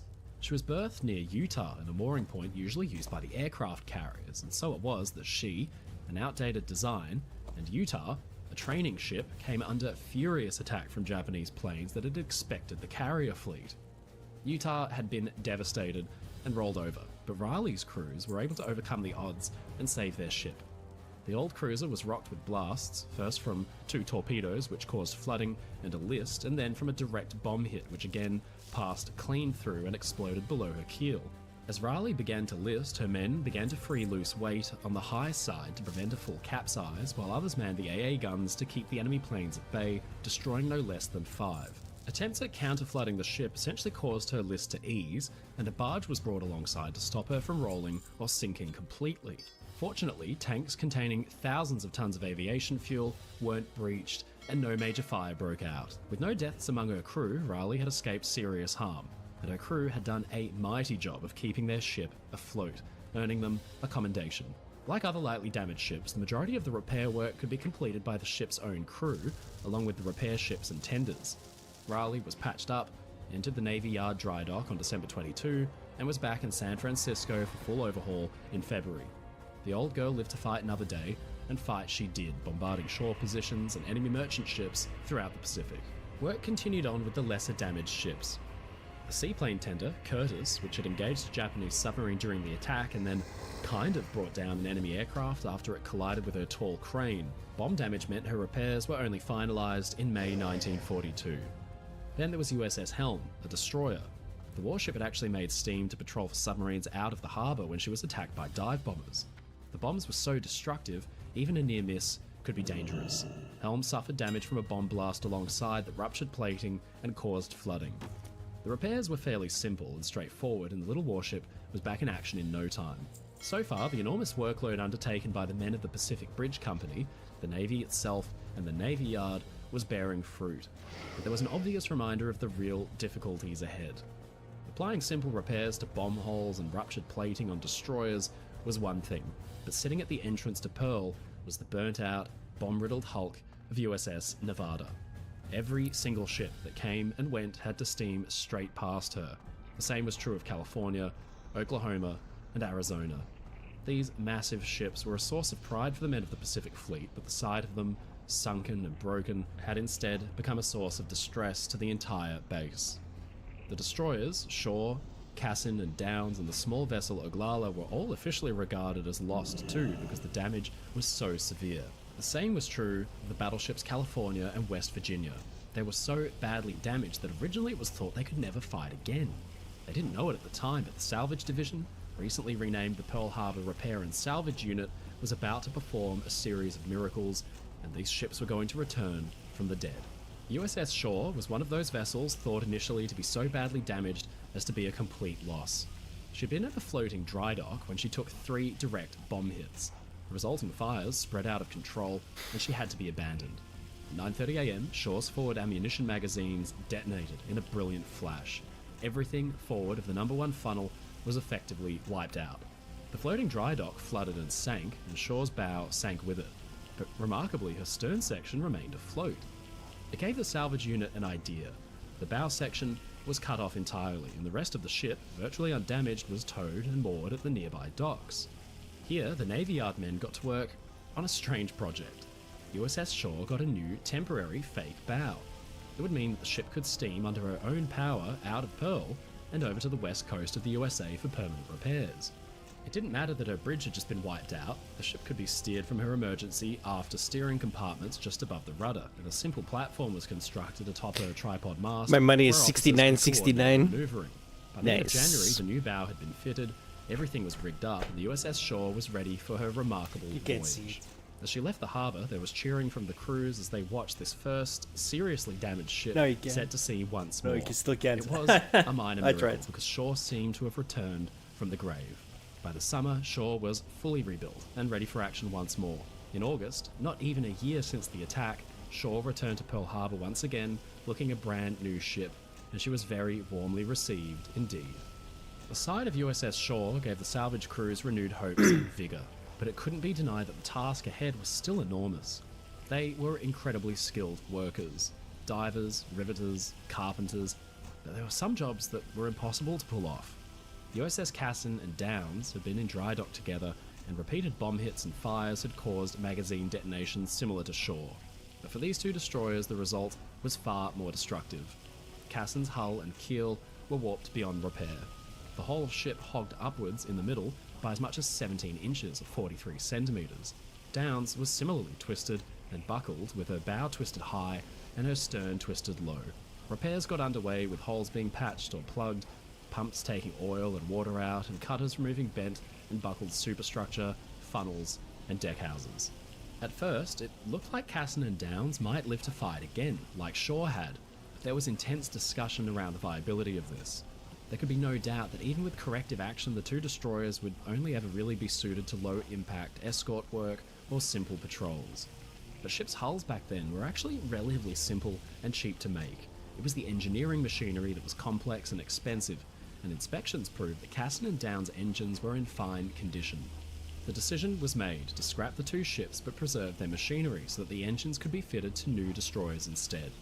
Over 1,000 tons of machinery, pumps, turbines, fans, and many more were removed, restored, and carefully catalogued piece by piece. Most of the original hulls were scrapped through 1942, and by early 1944, the new ships were ready, appropriately named Cassin and Downs. In fact, both vessels' undamaged 37-ton stern sections, which still bore their original nameplates, had been ceremoniously kept and grafted onto the new hulls. They both went on to fight against the enemy that had sent them to the bottom of the dry dock that December 1941, with many battle stars and medals won between them. With Cassin and Downs being tended to, the Pearl Harbor Repair and Salvage Unit was now also faced with their most challenging jobs yet, the 6 battleships that were still sunk or beached around the harbour. These would not be ordinary repair jobs. The ships were monumental in their scale. West Virginia was herself about 22 times larger in displacement than Cassin or Downs. The first contender for salvage work became Nevada.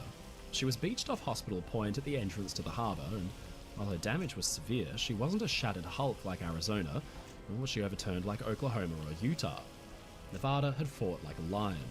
Early on, she'd been hit by a torpedo that steamed out under her own power.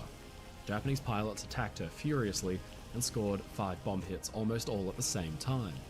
Fire ravaged her superstructure, and then Nevada came gently to rest, intentionally beached to prevent a full sinking. Her bow was in deeper water, while her stern touched the shore. Her usual draft was around 28 feet, but now the water rose nearly 2 stories higher. The damage was incredible. Photographs show her forecastle deck buckled and bent from bomb hits and fire damage.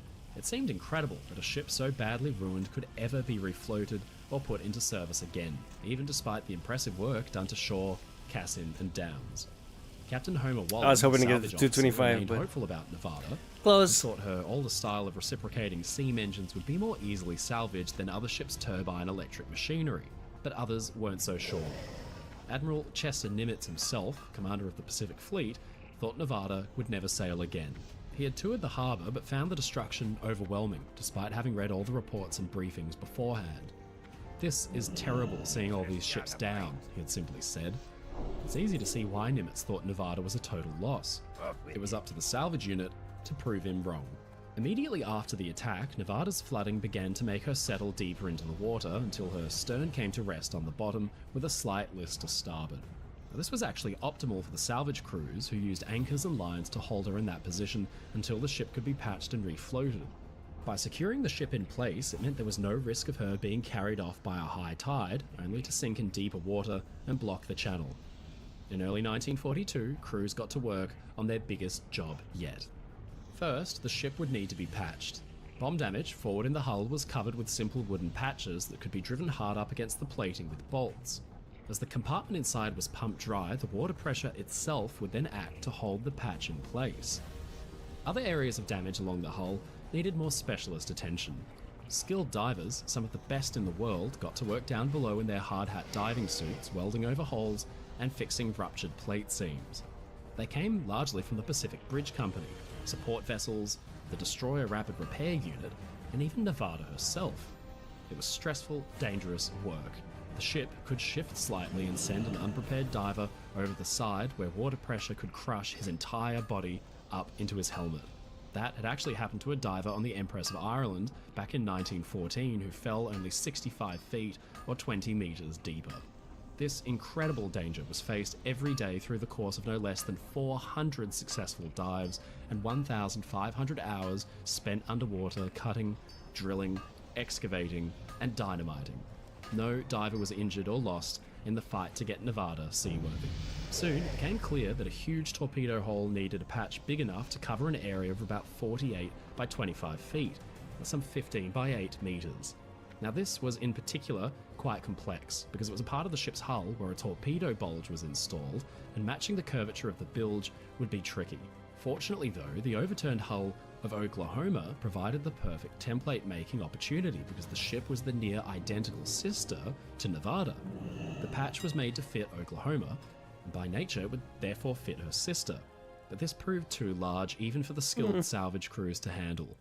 Attempts at fitting the patch proved futile, and even after a month of hard work, divers at last gave up. Totally unbeknownst to them, the projection from the hull, blown out by the explosion, was preventing the patch from seating properly and creating the seal it needed to fit. In the end, it was decided that the large hole could simply remain because the internal bulkheads would be reinforced from the inside and then relied on to prevent any wide-scale flooding as the ship was slowly refloated. With patches in place, the moment of truth had arrived. Would Nevada float again? All remaining oil had been pumped out of her tanks and the ship's weight lessened by removing guns, munitions, heavy equipment, and anything that might keep her fixed to the harbour's silt. With a mechanical roar, the pumps burst to life and slowly, Nevada began to be pumped dry, bit by bit, compartment by compartment. This was not an easy job. If certain compartments were drained faster than others, the ship could capsize completely. Hoses were rigged to suction pumps of all sizes in a complex arrangement, and slowly, Nevada began to rise again, a steady fountain of water bubbling out from the pumps over the side of the ship. As the compartments were pumped dry for the first time in nearly 3 months, teams were sent in to clear them of any contaminants or remnants of fuel, ammunition, or even organic materials like food and paper. I never made this. It was a hellish scene. The mixture had become like a thick stew which coated every bulkhead and deckhead. In particular, there was found an enormous store of what had once been fresh meat, but by that point was entirely rancid. In other compartments still lay the bodies of their fallen comrades, badly decomposed and requiring identification. They were sent off to the Navy hospital. This wasn't just unpleasant work, it also proved deadly. On February 7th, Lieutenant James Clarkson was in a confined space in the steering engine room when he was overcome by gases. A machinist mate who rushed to his assistance was overcome too, and later died in hospital.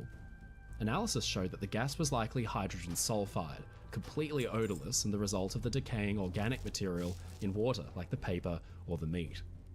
The salvage unit learnt their lessons the hard way. A lot of this kind of work was completely uncharted territory. The loss of these 2 men was a blow, but it couldn't detract from the eagerness of those who had toiled and suffered so much already to get the job finished. From then on, water samples were rigorously tested for dangerous levels of gases, and they would be detected. Salvage men were clad in thick rubber boots and overalls with breathing apparatus like gas masks as they worked inside the refloated ship, hosing away all the oil and grime. To help the men, ventilation was provided with portable fan units, and rudimentary lighting was also rigged up as well since the ship's own fittings were, of course, non-functional. That's not to say they were all finished for good though. The ship's wiring was actually found to be in fine condition. It just needed to be dried out. Machinery was taken out for repair and salvage. This was likely thanks to a wonder substance called Tectil, the kind of rust preventative. It dried out the components and applied a protective layer of film which would prevent any more corrosion. From then on, Tectil became the main weapon for the salvage unit on all the remaining ships like Nevada. In fact, they were so successful at this kind of work that about 95% of Nevada's original electrical machinery was totally repurposed and saved. On February 12, 1942, the men of the salvage unit beamed with immense pride. They had done it. Nevada was again afloat, a triumphant sight for all of those who'd worked so hard on her the previous weeks. Even Chester Nimitz must have been shocked by the sight as the ship prepared to be taken under tow for dry docking. This itself was no easy feat. If the ship broke her lines, she would not be able to correct her course, and after all that hard work, she could end up sinking or blocking the channel. Everybody held their breath as the small boats wrestled Nevada under their control, and they brought the ragged battleship successfully to dry dock number 2, only recently completed, and the only dock large enough for a ship of Nevada's size. Watching proudly over the whole operation was Nimitz, who had thought the ship to be a complete write-off. He was happy to be proven wrong. Incredibly, the work to restore Nevada was successful. The hulking wreck was transformed by an army of men from the naval yard into something resembling a functioning warship once again. But of course, her first voyage would need to be back to the US mainland for proper, permanent repair. The Navy Yard workers did their best to get the ship's galley in working order, her machinery and her electrical fittings functional, and the bomb holes patched. Once in dry dock, the magnitude of the damage done to the battleship was clearly evident. No wonder the divers couldn't fit that patch on. On April 22, not even 5 months after the attack, Nevada steamed out in a convoy under her own power for Puget Sound Navy Yard. The ship Nimitz and others thought was done for emerged from that yard in October completely rebuilt, a formidable, modernized battleship with a crew keen on vengeance. After a stint in the European theatre, including supporting fire at D-Day, Nevada rejoined the Pacific Theatre for the invasion of Iwo Jima, where her massive guns hurled shell after shell at the enemy. Nevada anchored just 500 metres, only 600 yards offshore for maximum destructive effect. It was a triumphant moment for a warship that had been considered doomed for the scrapyard, which had been the place where 52 men had fallen. Now, as Nevada's guns roared with flame and fury, their sacrifice could at last be avenged.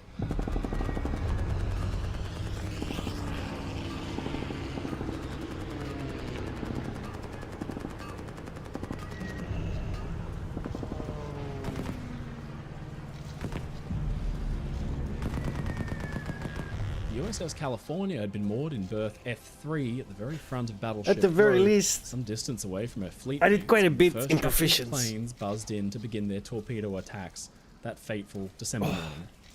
I'm going to the bathroom. I gotta stand here for 50 times 4, so... We got time.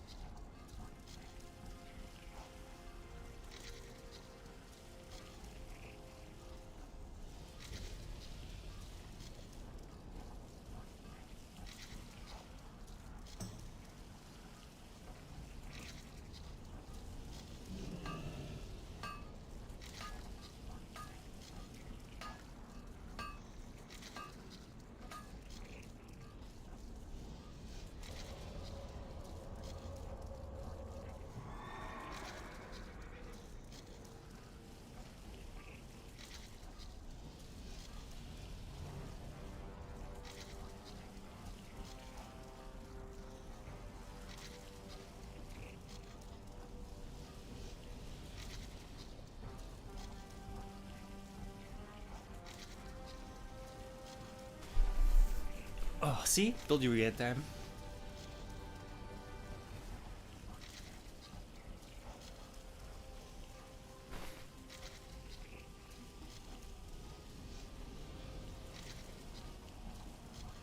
While this distance afforded the battleship protection, should one of her comrades suffer a similarly catastrophic magazine detonation as the Arizona had, the berth far away meant that she was almost immediately singled out for destruction by the Japanese flyers.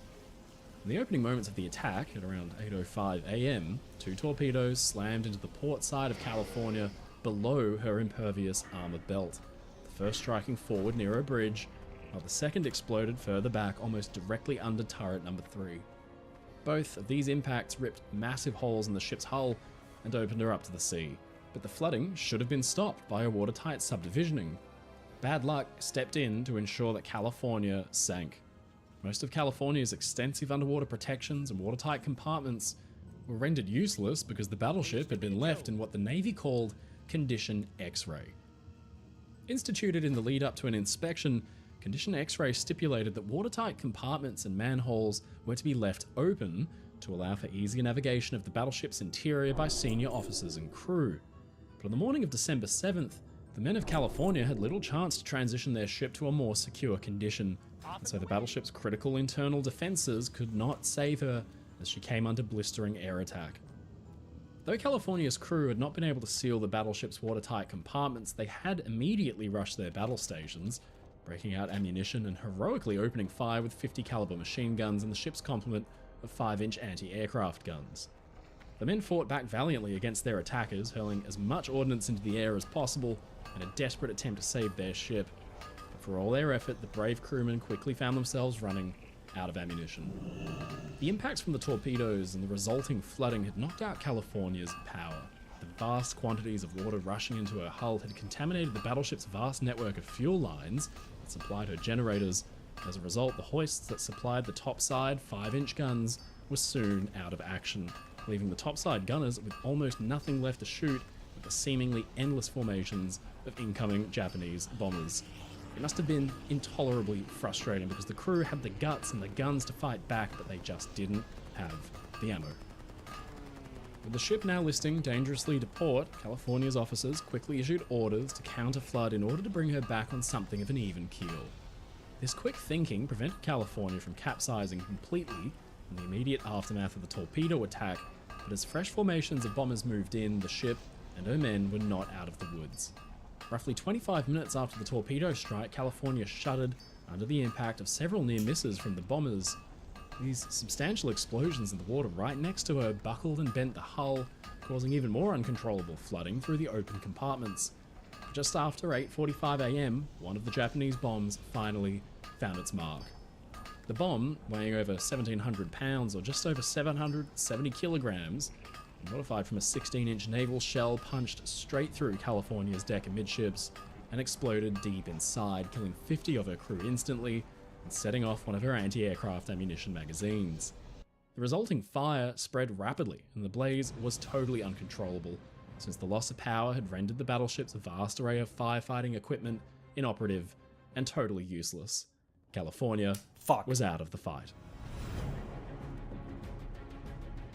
During the desperate combat, scenes of incredible heroism had played out. 3 medals of honor would be awarded to California's crewmen in the aftermath of the attack, and tragically 2 would be awarded posthumously.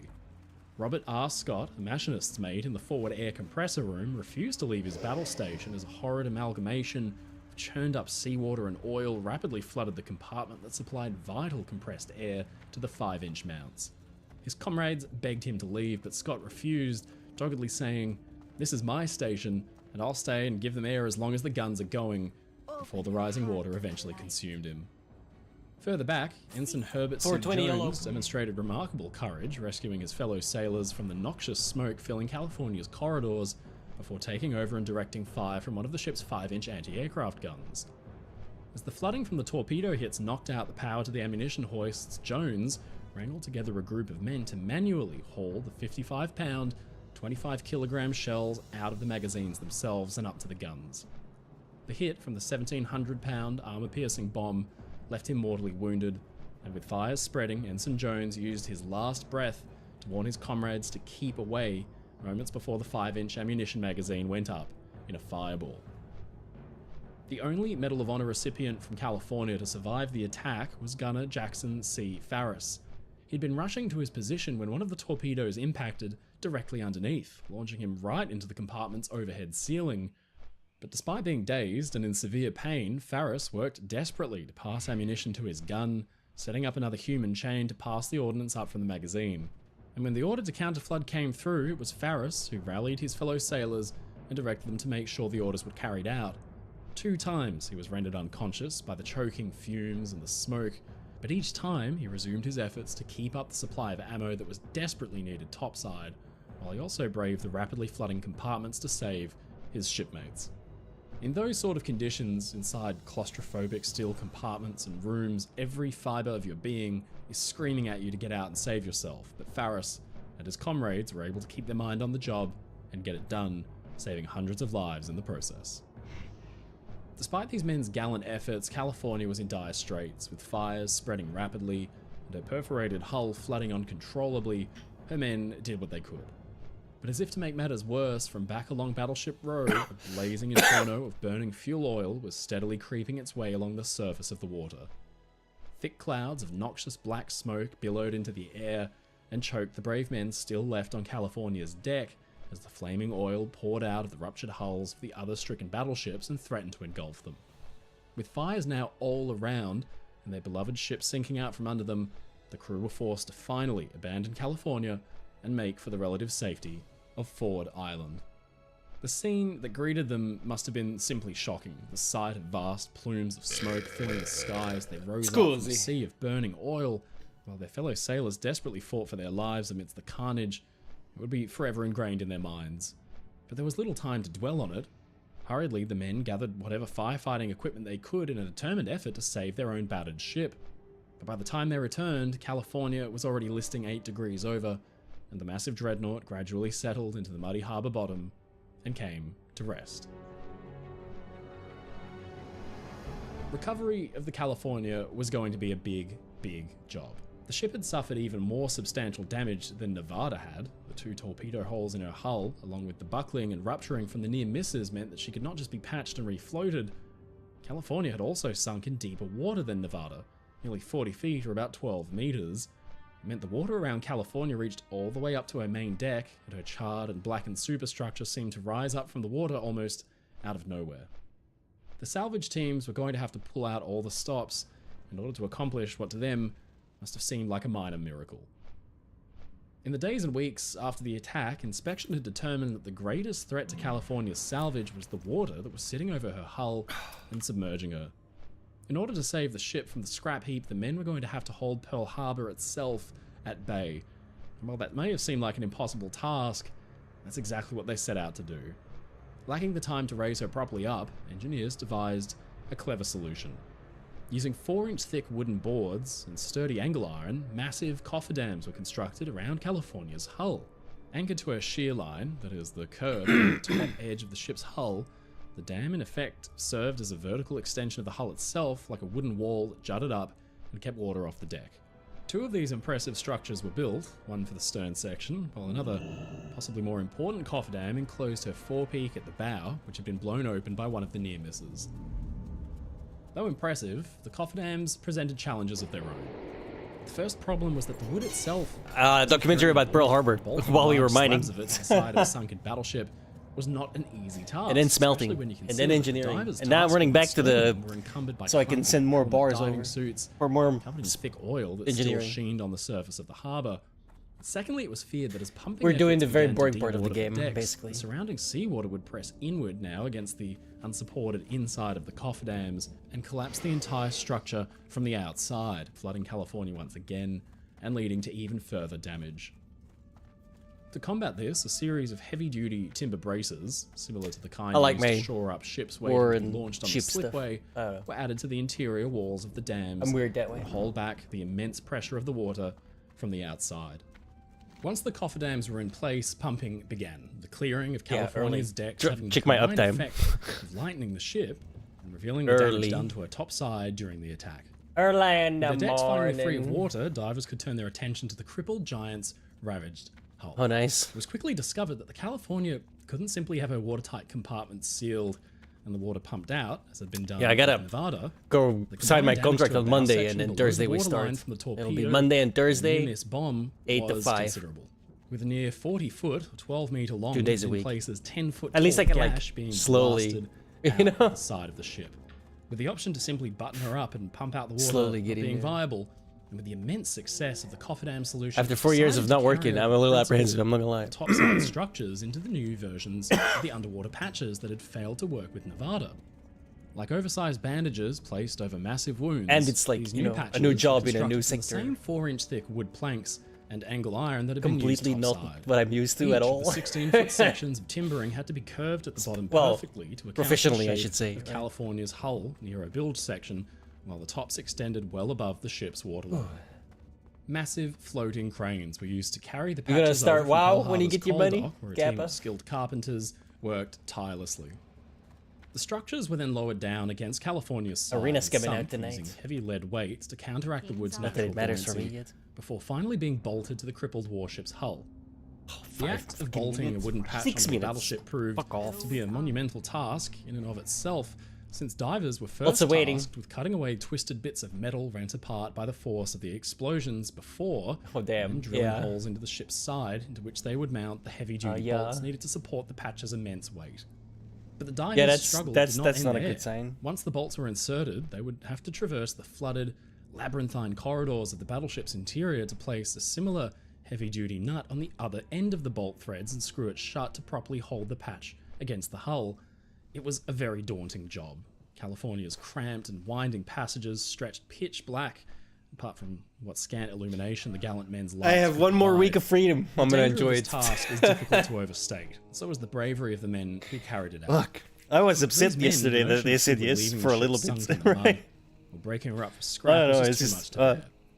California and the other Just battleships mentally, I was like, stationed oh at Pearl fuck, Harbor holy with shit, December no, 7th fuck, now what? cherished You the know vessel what I with mean? presence, instilling a It's sense fine. of deep pride in all the servicemen of the Pacific Fleet. To see them in such a state, burnt out, bent, broken, and sunk, filled each man with an indomitable will to do whatever it would take to bring them back, and they pressed onward. To ensure that the patches would adequately shore up California's hull before the refloating, gaps between the timber and the still hull had to be made watertight. The nut and bolt arrangement wasn't good enough. Here again, another ingenious solution was implemented. To seal the patches, long, thin canvas sacks filled with oakum, a hemp or jute fibre soaked in pitch, were pressed into the gaps. Once packed full and soaked in water, the pliable material was referred to as pudding, thanks to its malleability, although some men joked that the puddings more closely resembled sausages.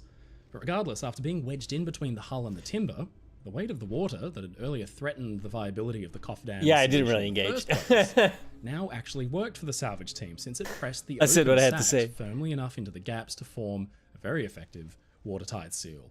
I was playing OpenTTD at the time, Firm, so it was very creative easy to like solution. ignore it because Compared I'm like to a very mason busy. jar's rubber Right? gasket. You know how I play Great patches OpenTTD. finally bolted in place, and the canvas and oakum puddings sealing the gaps, divers were once more called on to brace the interior face of each patch, similar to what had been done on the cofferdams above.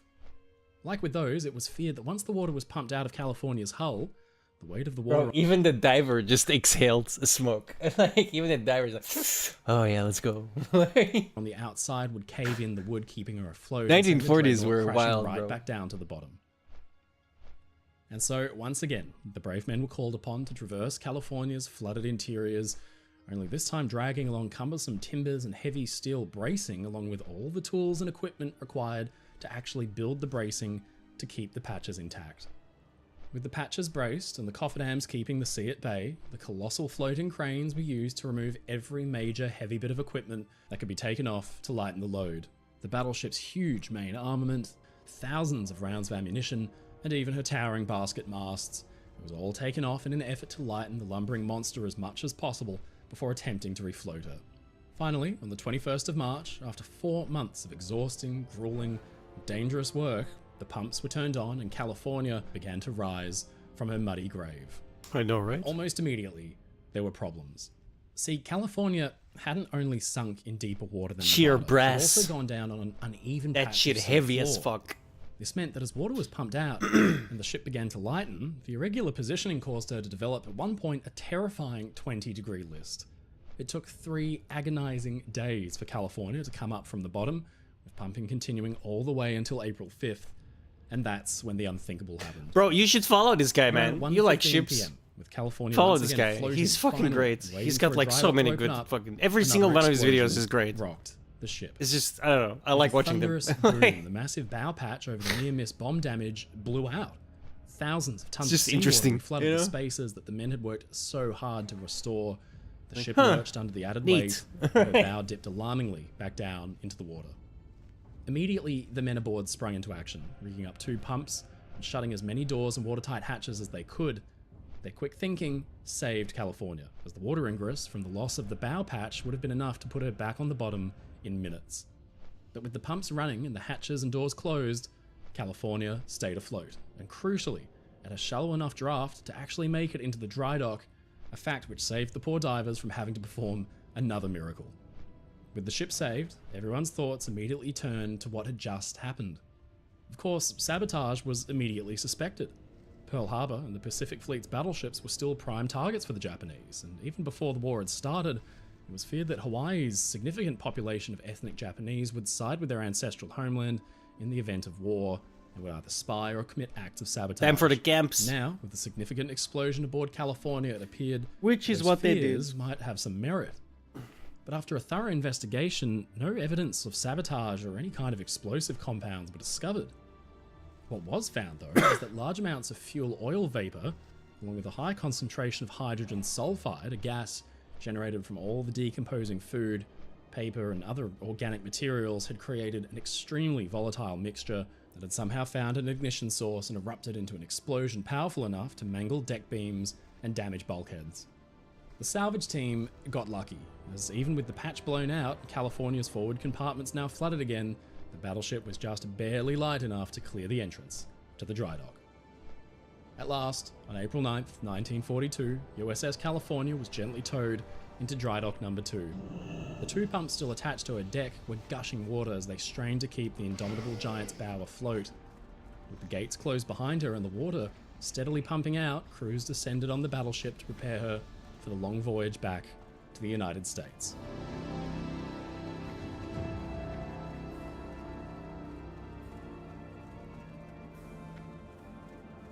Like with Nevada, the interior of California was a scene of indescribable filth and ruin. During the initial salvage, over 200,000 gallons, or some 757,000 litres of fuel oil, had been siphoned out of her. But despite this incredible volume having already been removed, the oil still clung to every surface from the 3rd deck up. And below that, thick, gluey mud had cemented itself in and around the bomb and torpedo damage. Heaps of decomposing food, paper, clothing, and bodies all had to be removed. Oh. The mess inside California was so bad, in fact, that after 4 months of grueling work performed by hundreds of men, only about half of the ship had been reclaimed from the filth. There were also all the human touches of life from before the tragedy as well. A band member, L.B. Lukenbach, had taken his sheet music aboard but was forced to evacuate the stricken ship as the attack went on. Now, all these months later, Lukenbach, who was lucky to have survived, was able to go aboard and find it. Poignantly, one of the sheets was the score for the Stars and Stripes Forever. As the muck was finally cleared away, scores of metal workers turned their attention to the battleship's ruptured hull. Twisted and bent steel plating was cut away to make way for new sections to be welded in place. Beams were removed, straightened, and then reinstalled. It was found that much of California's damaged hull plating could simply be heated, rolled back into shape, and then reattached. While this work was performed, the extensive topside damage was repaired as well, with the many holes in California's deck and superstructure being patched over with new plating. But not all of this work that needed doing was going to be straightforward. Unlike Nevada, California used a turbo-electric propulsion system. Where Nevada used the steam generated in her 12 massive boilers to drive turbines geared to her propeller shafts, California relied on steam-driven turbines generating electricity for an impressive set of 4 electric motors to push her immense bulk through the water. And being submerged in Pearl Harbor's briny water for several months hadn't done them any favours. But under the supervision and guidance of representatives from General Electric, 2 of the massive motors were removed and completely rewound. Miles of copper wire had to be carefully spooled in order to provide the dreadnought with enough of its own power to limp its way across the Pacific back to Puget Sound, Washington, where the rest of her machinery could be overhauled. This massive effort in rebuilding California's beating heart was described by the men from General Electric as the largest job of this sort ever performed in the field. While all of this was going on, dockyard workers set to work stripping the battleship's interior down to almost nothing. Furniture and fittings were removed, along with the ship's ventilation equipment, while every ounce of wiring was ripped out to make way for newer, more up-to-date systems and switchboards. Compartments, which had been stripped down to bare metal during cleaning operations, were now repainted and restored. And finally, on the 7th of June 1942, USS California left the dry docks at Pearl Harbor on her way to mainland USA to complete repairs and refit, the Revenant battleship departing Pearl on October 10th after being reunited with her main 14-inch battery. It must have been an emotional sight for the hundreds of men and women who'd made it happen. There was California in a coat of fresh blue paint steaming out for the open ocean, a true moment of pride for the teams that had worked day and night to bring this mighty warship back from the dead. But few newsreels chatted as California made her way out of Pearl Harbor. The departure had to be strictly secret, lest Japanese submarines or aircraft intercept her en route and send her back to the bottom. 235. Steaming once more under her own power, California arrived back in the US to undergo permanent repairs and receive a huge refit and entire overhaul. When she emerged from dry dock in January 1944, the once aging dreadnought was now a lethal and modernized warship. Sporting a new Dazzle paint scheme, California bristled with 40 brand new Bofors anti-aircraft cannons and just as many 20mm Oerlikon guns as well. She was stripped of her outdated basket masts and also had her armor increased, turning her into a veritable floating fortress. Returning to the fleet in May that year, California would go on to deal out healthy servings of revenge, unleashing her fury on the Japanese forces at Saipan, Guam, and Tinian. But this would not be all, as on October 24th, 1944, USS California would have the distinct honor of joining her fellow Pearl Harbor revenants Maryland, West Virginia, and Tennessee, along with the New Mexico-class battleship Mississippi, at the Battle of Surigao Strait. This task force laid waste to their opponents. Bro, grinding proficiency takes forever, dude. Oh shit. 4 seconds is a long time if you do 100 with them. Asugumo, and Yamagumo. Look at hell. California's guns roared and sent over 60 big shells downrange, crippling Yamashiro. Meanwhile, Mississippi's salvo would prove to be the last time one battleship would ever fire at another in anger. But California would not emerge from the war unscathed. On January 6, 1945, while supporting the invasion of the Philippines, she was struck by a kamikaze, a resulting explosion killing 44 of her men and injuring another 155. The damage required her to return to the United States once more for repairs, but she still wasn't done. The old battleship returned just in time to participate in the end of the Okinawa campaign. She'd go on to support the American occupation of Japan in the wake of the Empire's surrender. The much-revered battle wagon sailed into the home waters of the enemy that had once crippled her, now stronger and more deadly than ever.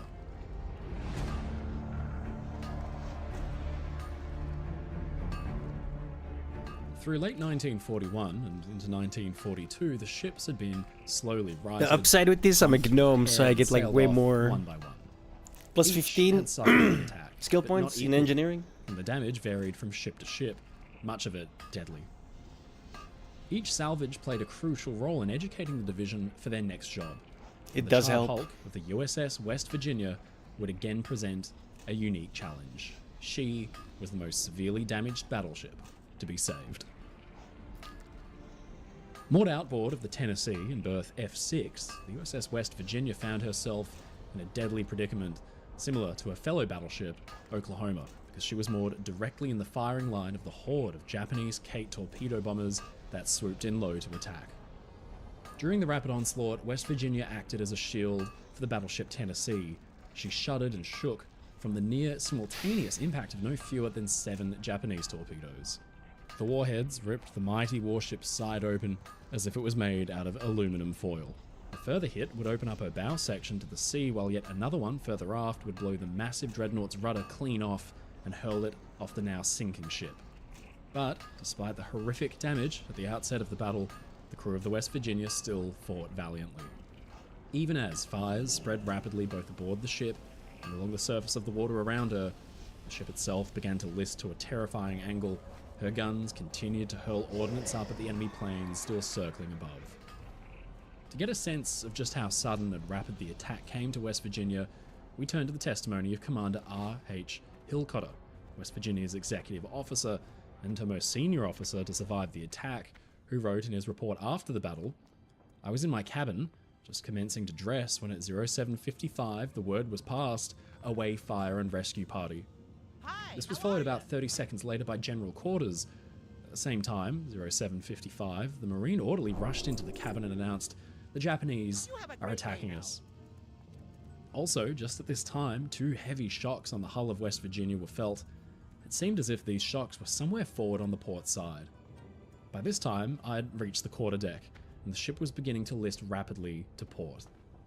I proceeded along the starboard side until just forward of number 3 turret, when there was a 3rd heavy shock felt to port. The planes on top of turret 3 caught on fire, and there were flames all around the turret top. The quarterdeck sentry informed me that the captain had already gone to the bridge, so I remained aft to assist the extinguishing of the fire around turret 3 and on the quarterdeck.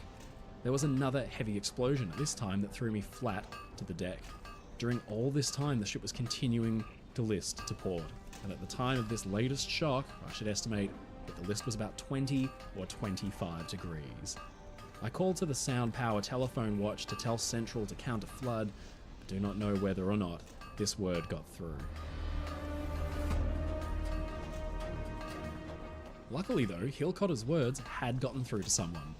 Lieutenant Commander John S. Harper heard the orders and rushed to carry them out. His actions in starting the counter-flooding undoubtedly saved the ship from capsizing in the same way Oklahoma had, which had too suffered a devastating barrage of torpedoes and went over like a dog might roll in his sleep.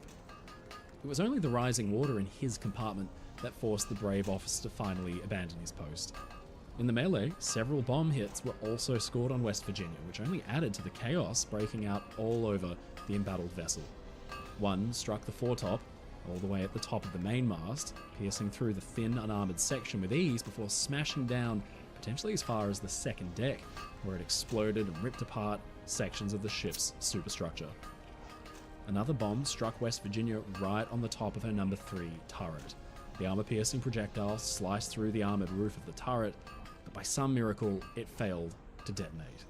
Instead, the bomb broke up inside the turret and potentially saved the ship from a shattering magazine detonation.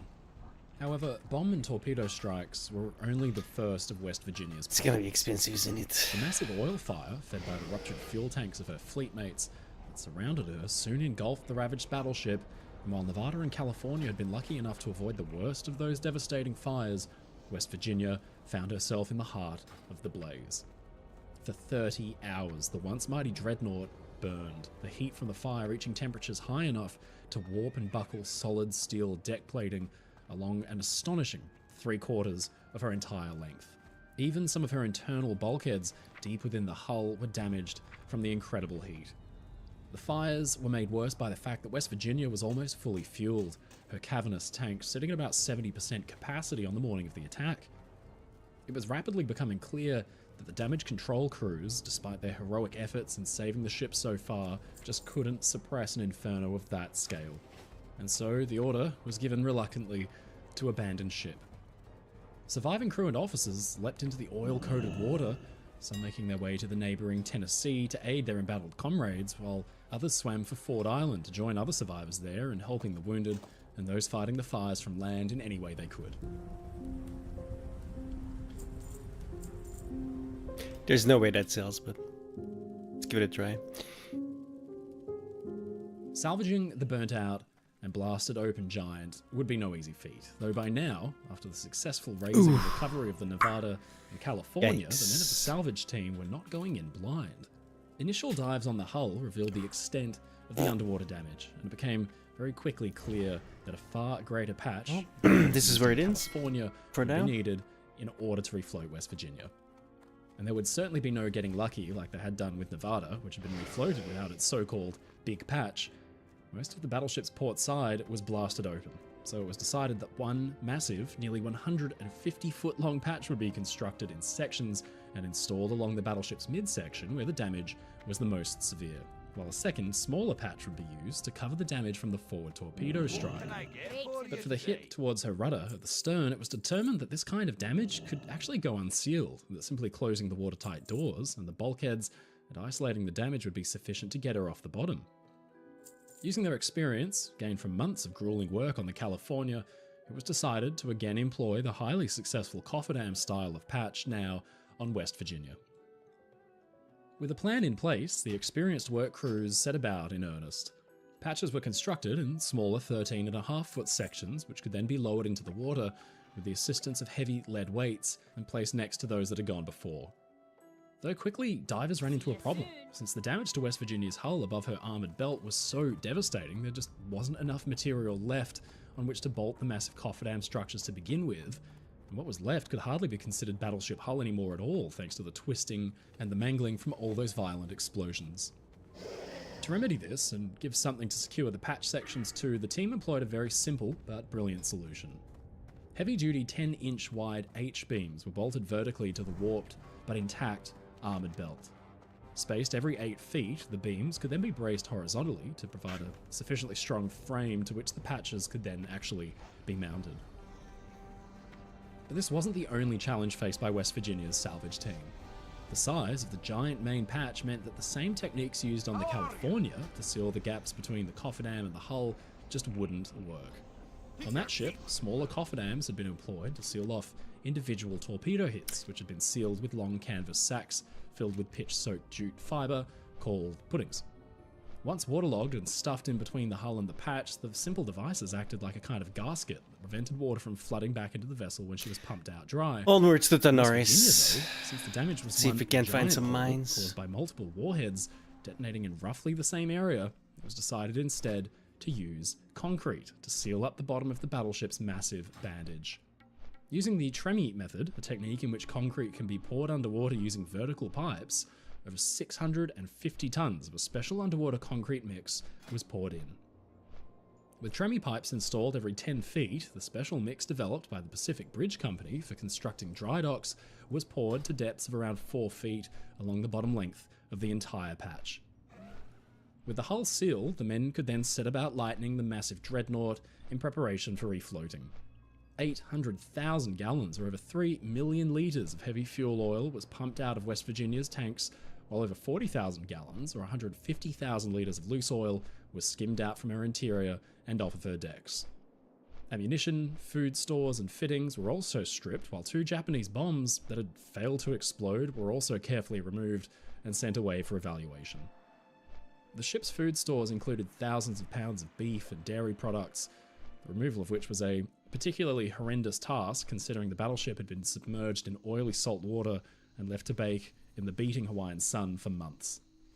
But the men were at least somewhat aided by the fact that before work had even begun, divers had descended into the horrid filth to open all of West Virginia's remaining intact internal doors so that clean seawater could be circulated through the hull to remove some of the mess and clear out pockets of stagnant water and toxic gases. No, that's not good. During the salvage efforts, 66 bodies belonging to West Virginia's fallen crew were discovered and removed for burial. Most of them were in a state of advanced decomposition, their remains left unrecognizable to their comrades after months of entombment within the ship. Hauntingly, there was considerable evidence that at least some of the men had survived for weeks, trapped Let's go, inside the baby. dark rooms of the sunken dreadnought, barely surviving Timing. within tiny air pockets. Deep within the pitch-black flooded compartments, the men would have used whatever they could to pound desperate messages, begging for rescue. But tragically, none came. There was simply no way for anyone outside the stricken behemoth to hear them, and even if they had, rescue for those poor souls would likely have been impossible. Many were found clinging to the tops of steam pipes near the top of the engine room where the air pocket had once been. In total, 106 of West Virginia's men tragically met their end during the attack.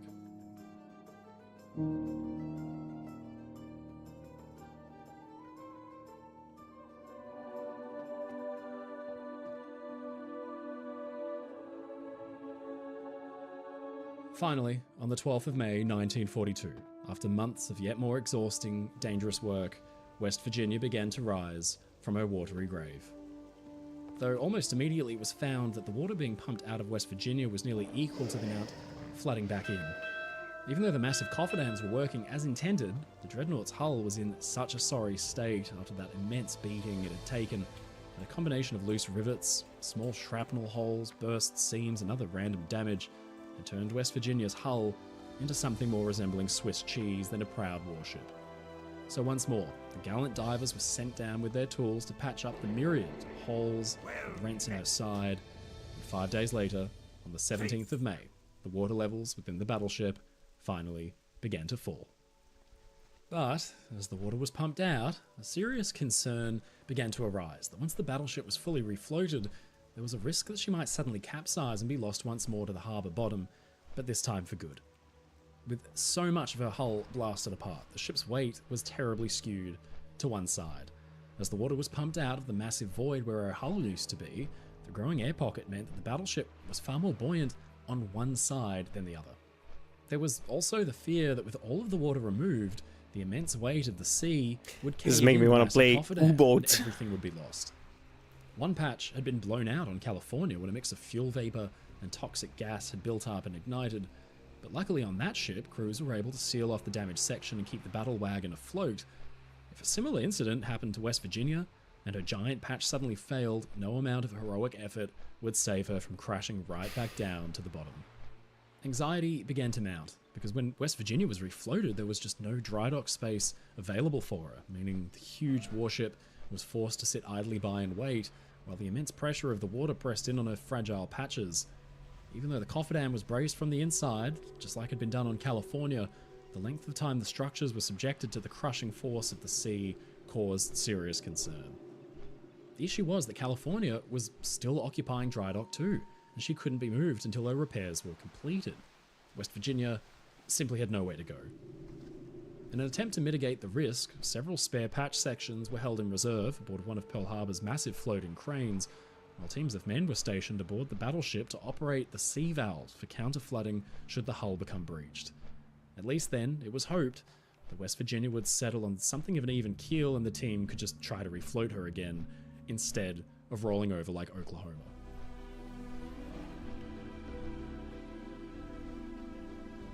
It wouldn't be until June 1942, nearly a month after the pumps were switched on, that West Virginia could finally be towed into the safety of the dry dock. Thankfully, the reserve patches weren't needed because her sturdy cofferdams and bracing successfully held back the sea and allowed the massive dreadnought to stay afloat. Now, finally, sealed in Pearl Harbor's cavernous dry dock, the horrid ritual of cleaning the battleship's interior of all that toxic buildup of rotten organic material and thick oil could begin once again. Even with the great volume of the sludge already removed, huge amounts still clung to every surface and it all needed to be cleared away. And while those with that unenviable task set about their work, and crews of skilled yardsmen tended to the ruined hull, the job of breathing some life back into the old dreadnought began in earnest. Like California, West Virginia was a turbo-electric ship. Her power plant consisting of 4 mighty electric motors supplied with the electricity from huge turbines, fed by steam from a series of 8 massive Babcock and Wilcox oil-fired boilers. These motors contained miles of intricately wound copper wire, and after being submerged for months in Pearl Harbor's briny waters, these impressive machines would need to be completely stripped down and have every inch of their wire carefully and precisely rewound. But thankfully, owing to the fact that such a massive volume of loose oil and debris had been removed from West Virginia's interior during the salvage work crews had been able to descend into the depths of the stricken giant to remove loads of sensitive machinery and equipment from the harsh salt water far earlier on than on California. In fact, before the battleship even entered dry dock, the preliminary steps of removing her massive generators and main propulsion motors had already taken place, as had a thorough cleaning of the engine room. This, coupled with a generous coating of the rust preventative product Tectil, meant West Virginia's vital machinery was able to be recovered in far superior condition when she entered dry dock than California's had been. While this work was being undertaken, the Herculean task of rebuilding the dreadnought's shattered hull could also begin. But as the water was gradually pumped out of the dry dock, This is not a good the sign. the job that lay ahead became apparent. With the massive sections of cofferdam removed, a gaping, twisted maw of rent and broken steel greeted the teams of yardsmen and metalworkers. Nearly the entire port side of West Virginia had been blown apart by all those hits from Japanese torpedoes. Even her hefty 13.5-inch, 34-centimeter thick armored belt was bent and cracked in several spots. Parts of the ship that hadn't taken bomb or torpedo damage had still been affected by the raging fires that burnt unchecked for 30 hours, even after the last Japanese planes had departed. That immense heat had buckled and warped her steel both inside and out, and with the vast extent of the damage, massive sections of her hull and armour would have to be cut away and either straightened out or outright replaced. In all, it took hundreds of skilled workers 3 months to restore West Virginia's hull and make the giant warship watertight and seaworthy once again.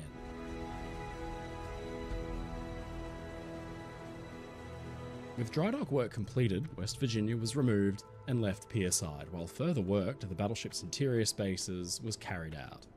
Wiring was stripped and renewed, walls and ceilings repainted, and furniture and fittings were all replaced.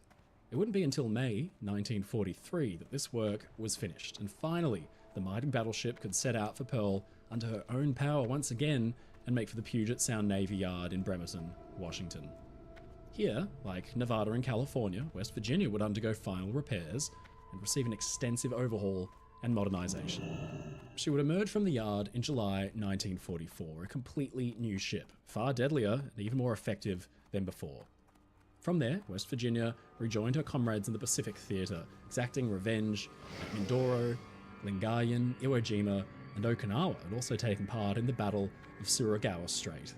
And after Japan's surrender, she was called upon to help to support the massive occupation efforts. But during her combat career in the Pacific, the Japanese would have one last crack at the old girl when a kamikaze struck her during operations off Okinawa. Fortunately, the damage was relatively minor, and she was able to remain on station and continue her duties. West Virginia would finish the war participating in Operation Magic Carpet, the mighty dreadnought now acting as a ferry for thousands of American veterans returning home to their families and loved ones after a bitter, long, and hard-fought war. By 1947, the aging warship was finally brought out of active duty and decommissioned after 24 years of exemplary service.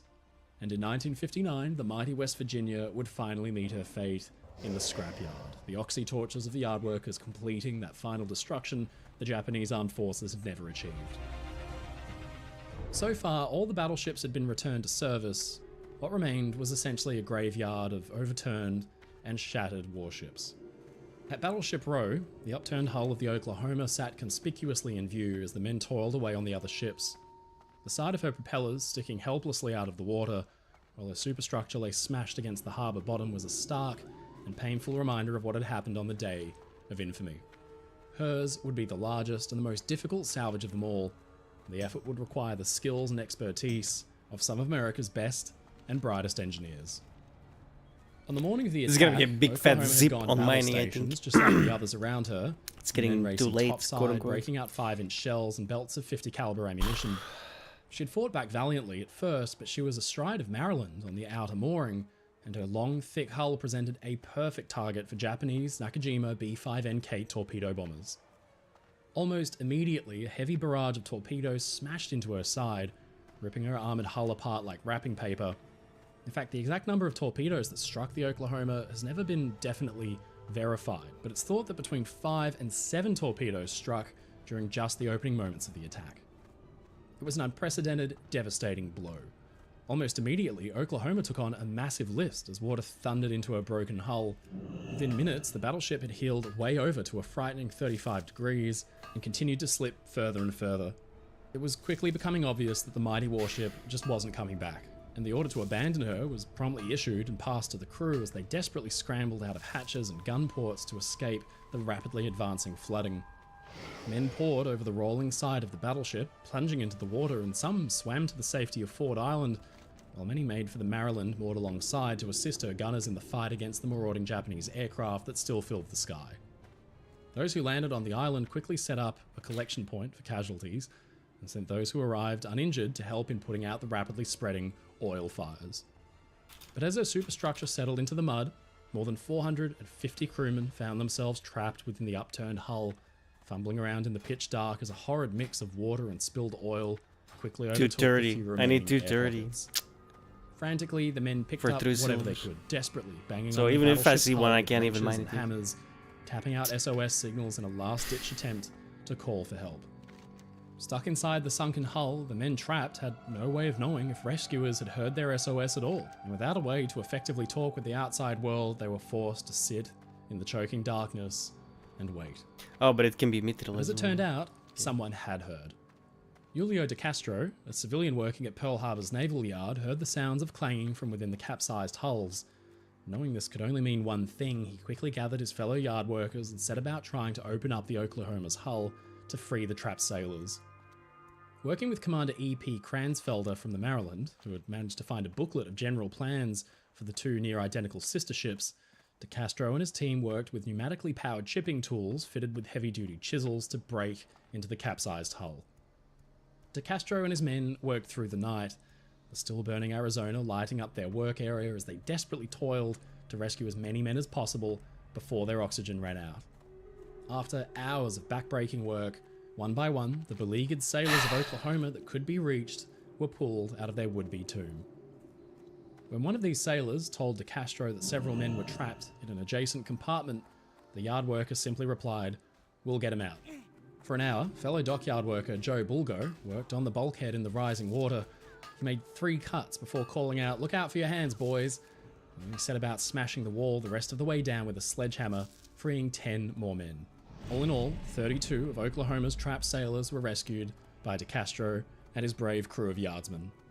It had been a magnificent, heroic effort, but tragically, for hundreds more men, the battleship would be their tomb. Its upturned hull serving as a giant steel sarcophagus, but not a permanent one.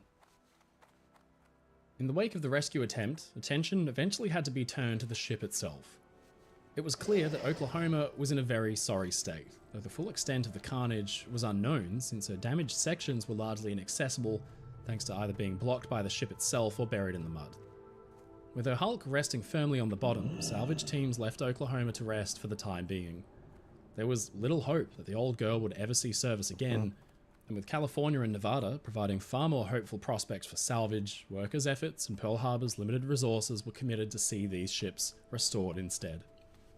But with her corpse occupying a valuable berth on Battleship Row, and her sunken superstructure representing a navigational hazard to any ship traversing the channel, by mid-1942 the decision was finally made to right her.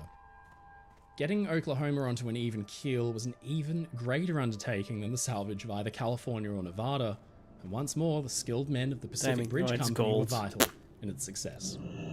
It was immediately obvious that the previous solutions of cofferdams, patches and pumps employed on both California and Nevada were woefully insufficient to lift Oklahoma's bulk off the bottom. The battleship was effectively upside down. She'd need to be put right first before any attempt at refloating could be done. But just how on earth do you right a 27,500-ton, 583-foot-long ship stuck in the mud? Well, the brilliant minds of the Pacific Bridge Company got to work, and their expertise devised a spectacular system that would see Oklahoma pulled right side up. It involved a series of 21 massive righting frames, each attached to the exposed portion of the hull. Heavy-duty steel cables were run across to the conveniently nearby Ford Island, where they connected to an array of staggeringly powerful winches using electric motors taken from the tram cars in Honolulu.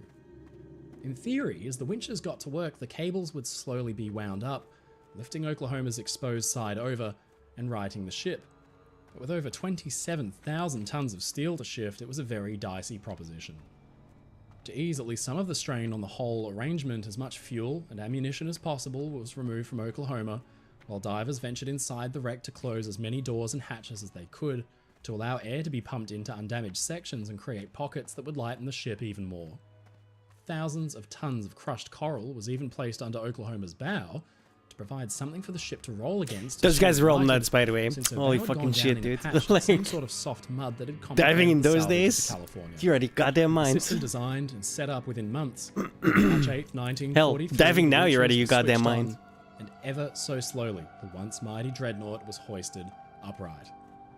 It looked, from the air, like a toy battleship half sunk in a pond, but the reality was that this full-sized, massive battleship was being lifted upright by the clever system of winches and cables that had been custom designed for the job. The only thing was that progress was painfully slow. It's pretty cool to see, though. The lifting operation would continue all the way from March until mid-June, with pauses being taken to re-rig cables and make adjustments and repairs as necessary.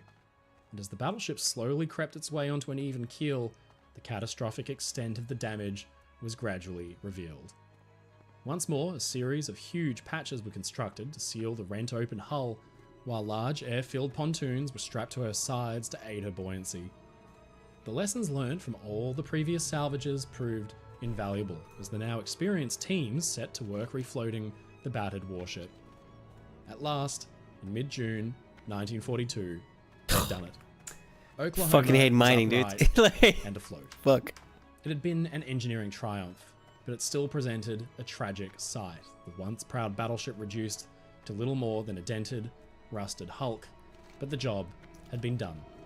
Now she needed to be stripped and repaired, and the remains of her crew had to be found and properly interred. Oklahoma would slip into Dry Dock 2 on December 28, 1943, her broken hull just barely clearing the entrance.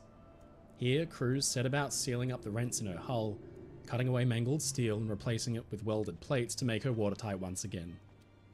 Cleaning crews again began the unenviable task of removing the by now all too familiar buildup of rotten sludge and oil coating every inch of her interior, but as they worked, they uncovered the exposed bones of more than 400 of their fallen comrades, their bodies fully decomposed after a year and a half underwater. This grueling, nightmarish task was only lightened by the knowledge that Oklahoma did not have to be as thoroughly cleaned as the others, since she was by now well and truly destined for the scrappers. Hundreds and hundreds of tons of machinery were stripped out of her. Boilers, computers, generators, guns, engines, almost her entire superstructure. By the end, all that was left was a bare hull dotted with 4 big gunless turrets. With her hull patched up, Oklahoma would sit out the rest of the war in Pearl, the once indomitable warship waiting her turn for the scrapyard. In 1946, she was finally sold to a shipbreaking firm, but a year later, while under tow to San Francisco to meet her fate, Oklahoma took matters into her own hands. During a storm, the dreadnought broke her tow lines and sank, plunging into the cold, crushing depths of the Pacific, and her location remains a mystery to this day.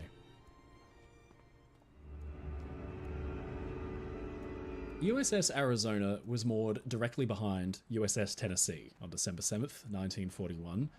Like her fleet mates, Arizona had immediately opened up with her batteries of anti-aircraft weapons against the incoming Japanese planes, with orders coming down to secure the battleship's internal watertight bulkheads and compartments. Okay, it looked like there was one there. Shit. As crewmen and officers rushed to their stations, amidst the unfolding chaos, bombs began to strike the aging warship. As many as 8 would hit the Arizona, but one hit in particular would carve the ship's name into the pages of history. No, I'm 5 away. 8:10 a.m. A massive 42 for that story. pound Wow, yeah, armor-piercing never mind. bomb sliced through Arizona's deck right next to her number 2 turret. The bomb penetrated down through her decks before detonating deep within the battleship's interior. The enormous blast ignited her black powder magazine. The resulting explosion in turn set off the much larger smokeless powder magazine, and the devastating explosion that followed ruptured and blew out the dreadnought's hull and blasted her forward sections to pieces. Incredibly, it was captured on film camera.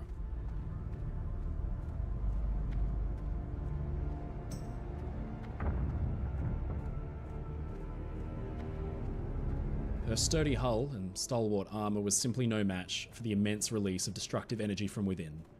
Arizona's massive turrets, her conning tower, and most of her superstructure then just collapsed in on the ruined decks. There was simply nothing left beneath them to support all that massive weight. With her imposing mainmast slumped forward, Arizona, by now a pitiful and shattered sight, sank further and further into the now oil-laden waters of Pearl Harbor, her once mighty and imposing figure reduced to a broken wreck. 1,177 of Arizona's crew were killed in that enormous blast. Almost half of the total numbers of fatalities suffered that morning. Among the dead were Rear Admiral Isaac Kidd and Arizona's commanding officer Captain Franklin Van Valkenburg. Ensign Douglas Hine, one of the 334 survivors, sailors. After this loop, I'm taking 15 minutes to make some food because I'm fucking starving. I left the junior officers' mess at general quarters. As I went to the boat deck, I noticed that some of the starboard anti-aircraft guns were firing. Then I went up to the signal bridge. I looked around and saw... Can I smelt there was into nothing I Daenerys? could do. I don't think I The only can. people up there were the captain, the quartermaster, and myself. Suddenly, the whole bridge shook like it was in an earthquake. Flames came through Or in the bridge Gadget Center, I windows, should which had say, been I broken guess. by gunfire. We three were trying to get out the port door at the after end of the bridge during all this shaking, but could not. Hines survived by scrambling out a door that was blown open and flung himself down the bent and twisted ladders of the superstructure, which were almost red hot to the touch, before he made it to the safety of a launch. For 2 whole days, Arizona burned, the light from the inferno illuminating the upturned hull of Oklahoma as teams of civilian dockyard workers desperately toiled to free sailors trapped inside. Her corpse was still burning when the carrier Enterprise pulled in, the ghastly light bathing the deck of that flat top as her crew watched on in silent horror. Arizona was a total loss. The catastrophic damage done to her hull and decks ruled out any hope of raising her, even for scrap. But the wreck still contained valuable weapons and materials, and so a partial salvage effort was undertaken that saw the ship's aft turrets stripped of their guns, while their remaining magazines were emptied of all the ammunition and powder. The turrets themselves would later be lifted off the sunken deck and given to the army to be used as shore defense batteries on Oahu. Throughout 1942, sections of the battleship's exposed masts and superstructure would be gradually cut off and hauled away, eventually leaving the wreck in the condition that she currently rests in, the ruptured hull still bleeding black, oily tears into Pearl Harbor's vibrant blue waters. Due to the condition of the wreck, most of the bodies of her fallen crew couldn't be recovered. Those that were pulled from the mangled remains of the once proud dreadnought had been burnt beyond recognition. The rest of the fallen men were declared by the Navy to have been buried at sea with the wreck of their ship, still serving as their tomb. Today, a monument sits atop Arizona's wreck, opened in 1962. The site welcomes thousands of visitors from all over the world and serves as a somber memorial for the men who lost their lives when the battleship went up. But also present in Pearl Harbor's turquoise waters is the mighty USS Missouri, the last battleship ever built by the United States, whose decks saw the final surrender of the Japanese on September 2nd, 1945. Today, her tall, swooping bow sits facing the wreck of the Arizona in recognition of the old dreadnought, the 2 ships symbolizing the start and the end of the war. The mighty Mo, as she is known, will now watch over and guard her fallen ancestor and the over 900 of her men still interred within. But on the other side of Ford Island rests another chilling reminder of the human cost of the war. The wreck of the USS Utah is not as well known as that of Arizona, and her memorial is nowhere near as grand. Even in life, her role in the Pacific Fleet was not nearly as glamorous or prestigious as her fleet mates, yet her story, and that of the men who served and were lost aboard her, is no less important.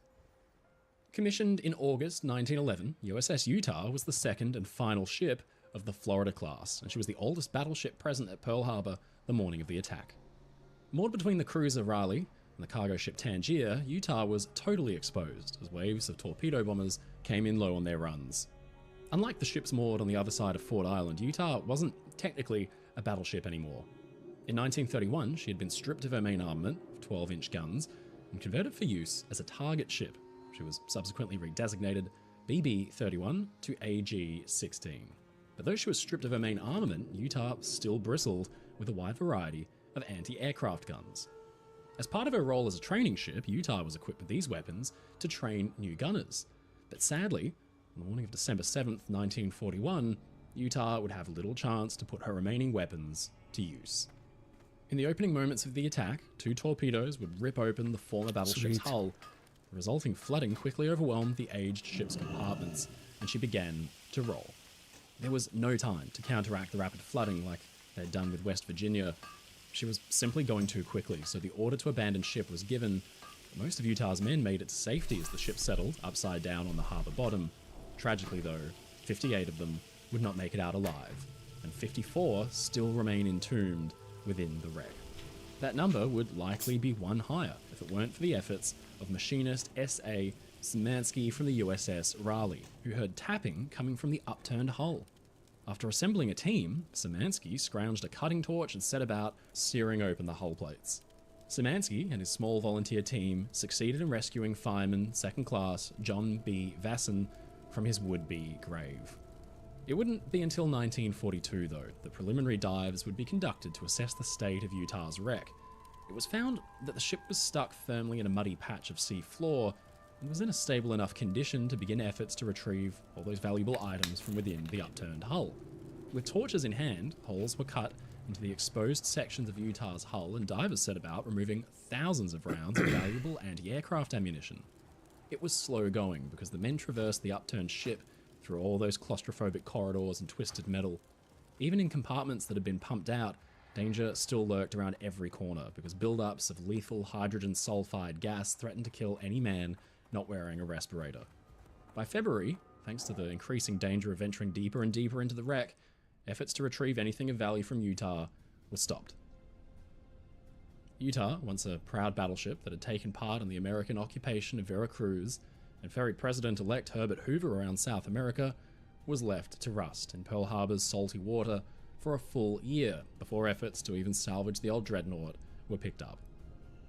It was hoped that after the successful righting of the Oklahoma, the operation on Utah would be a far simpler affair. The salvage division already had the hardware left over from the job, along with the valuable experience gained from hoisting that ship back onto an even keel. I'm taking 50 minutes, boys. PJ hungry.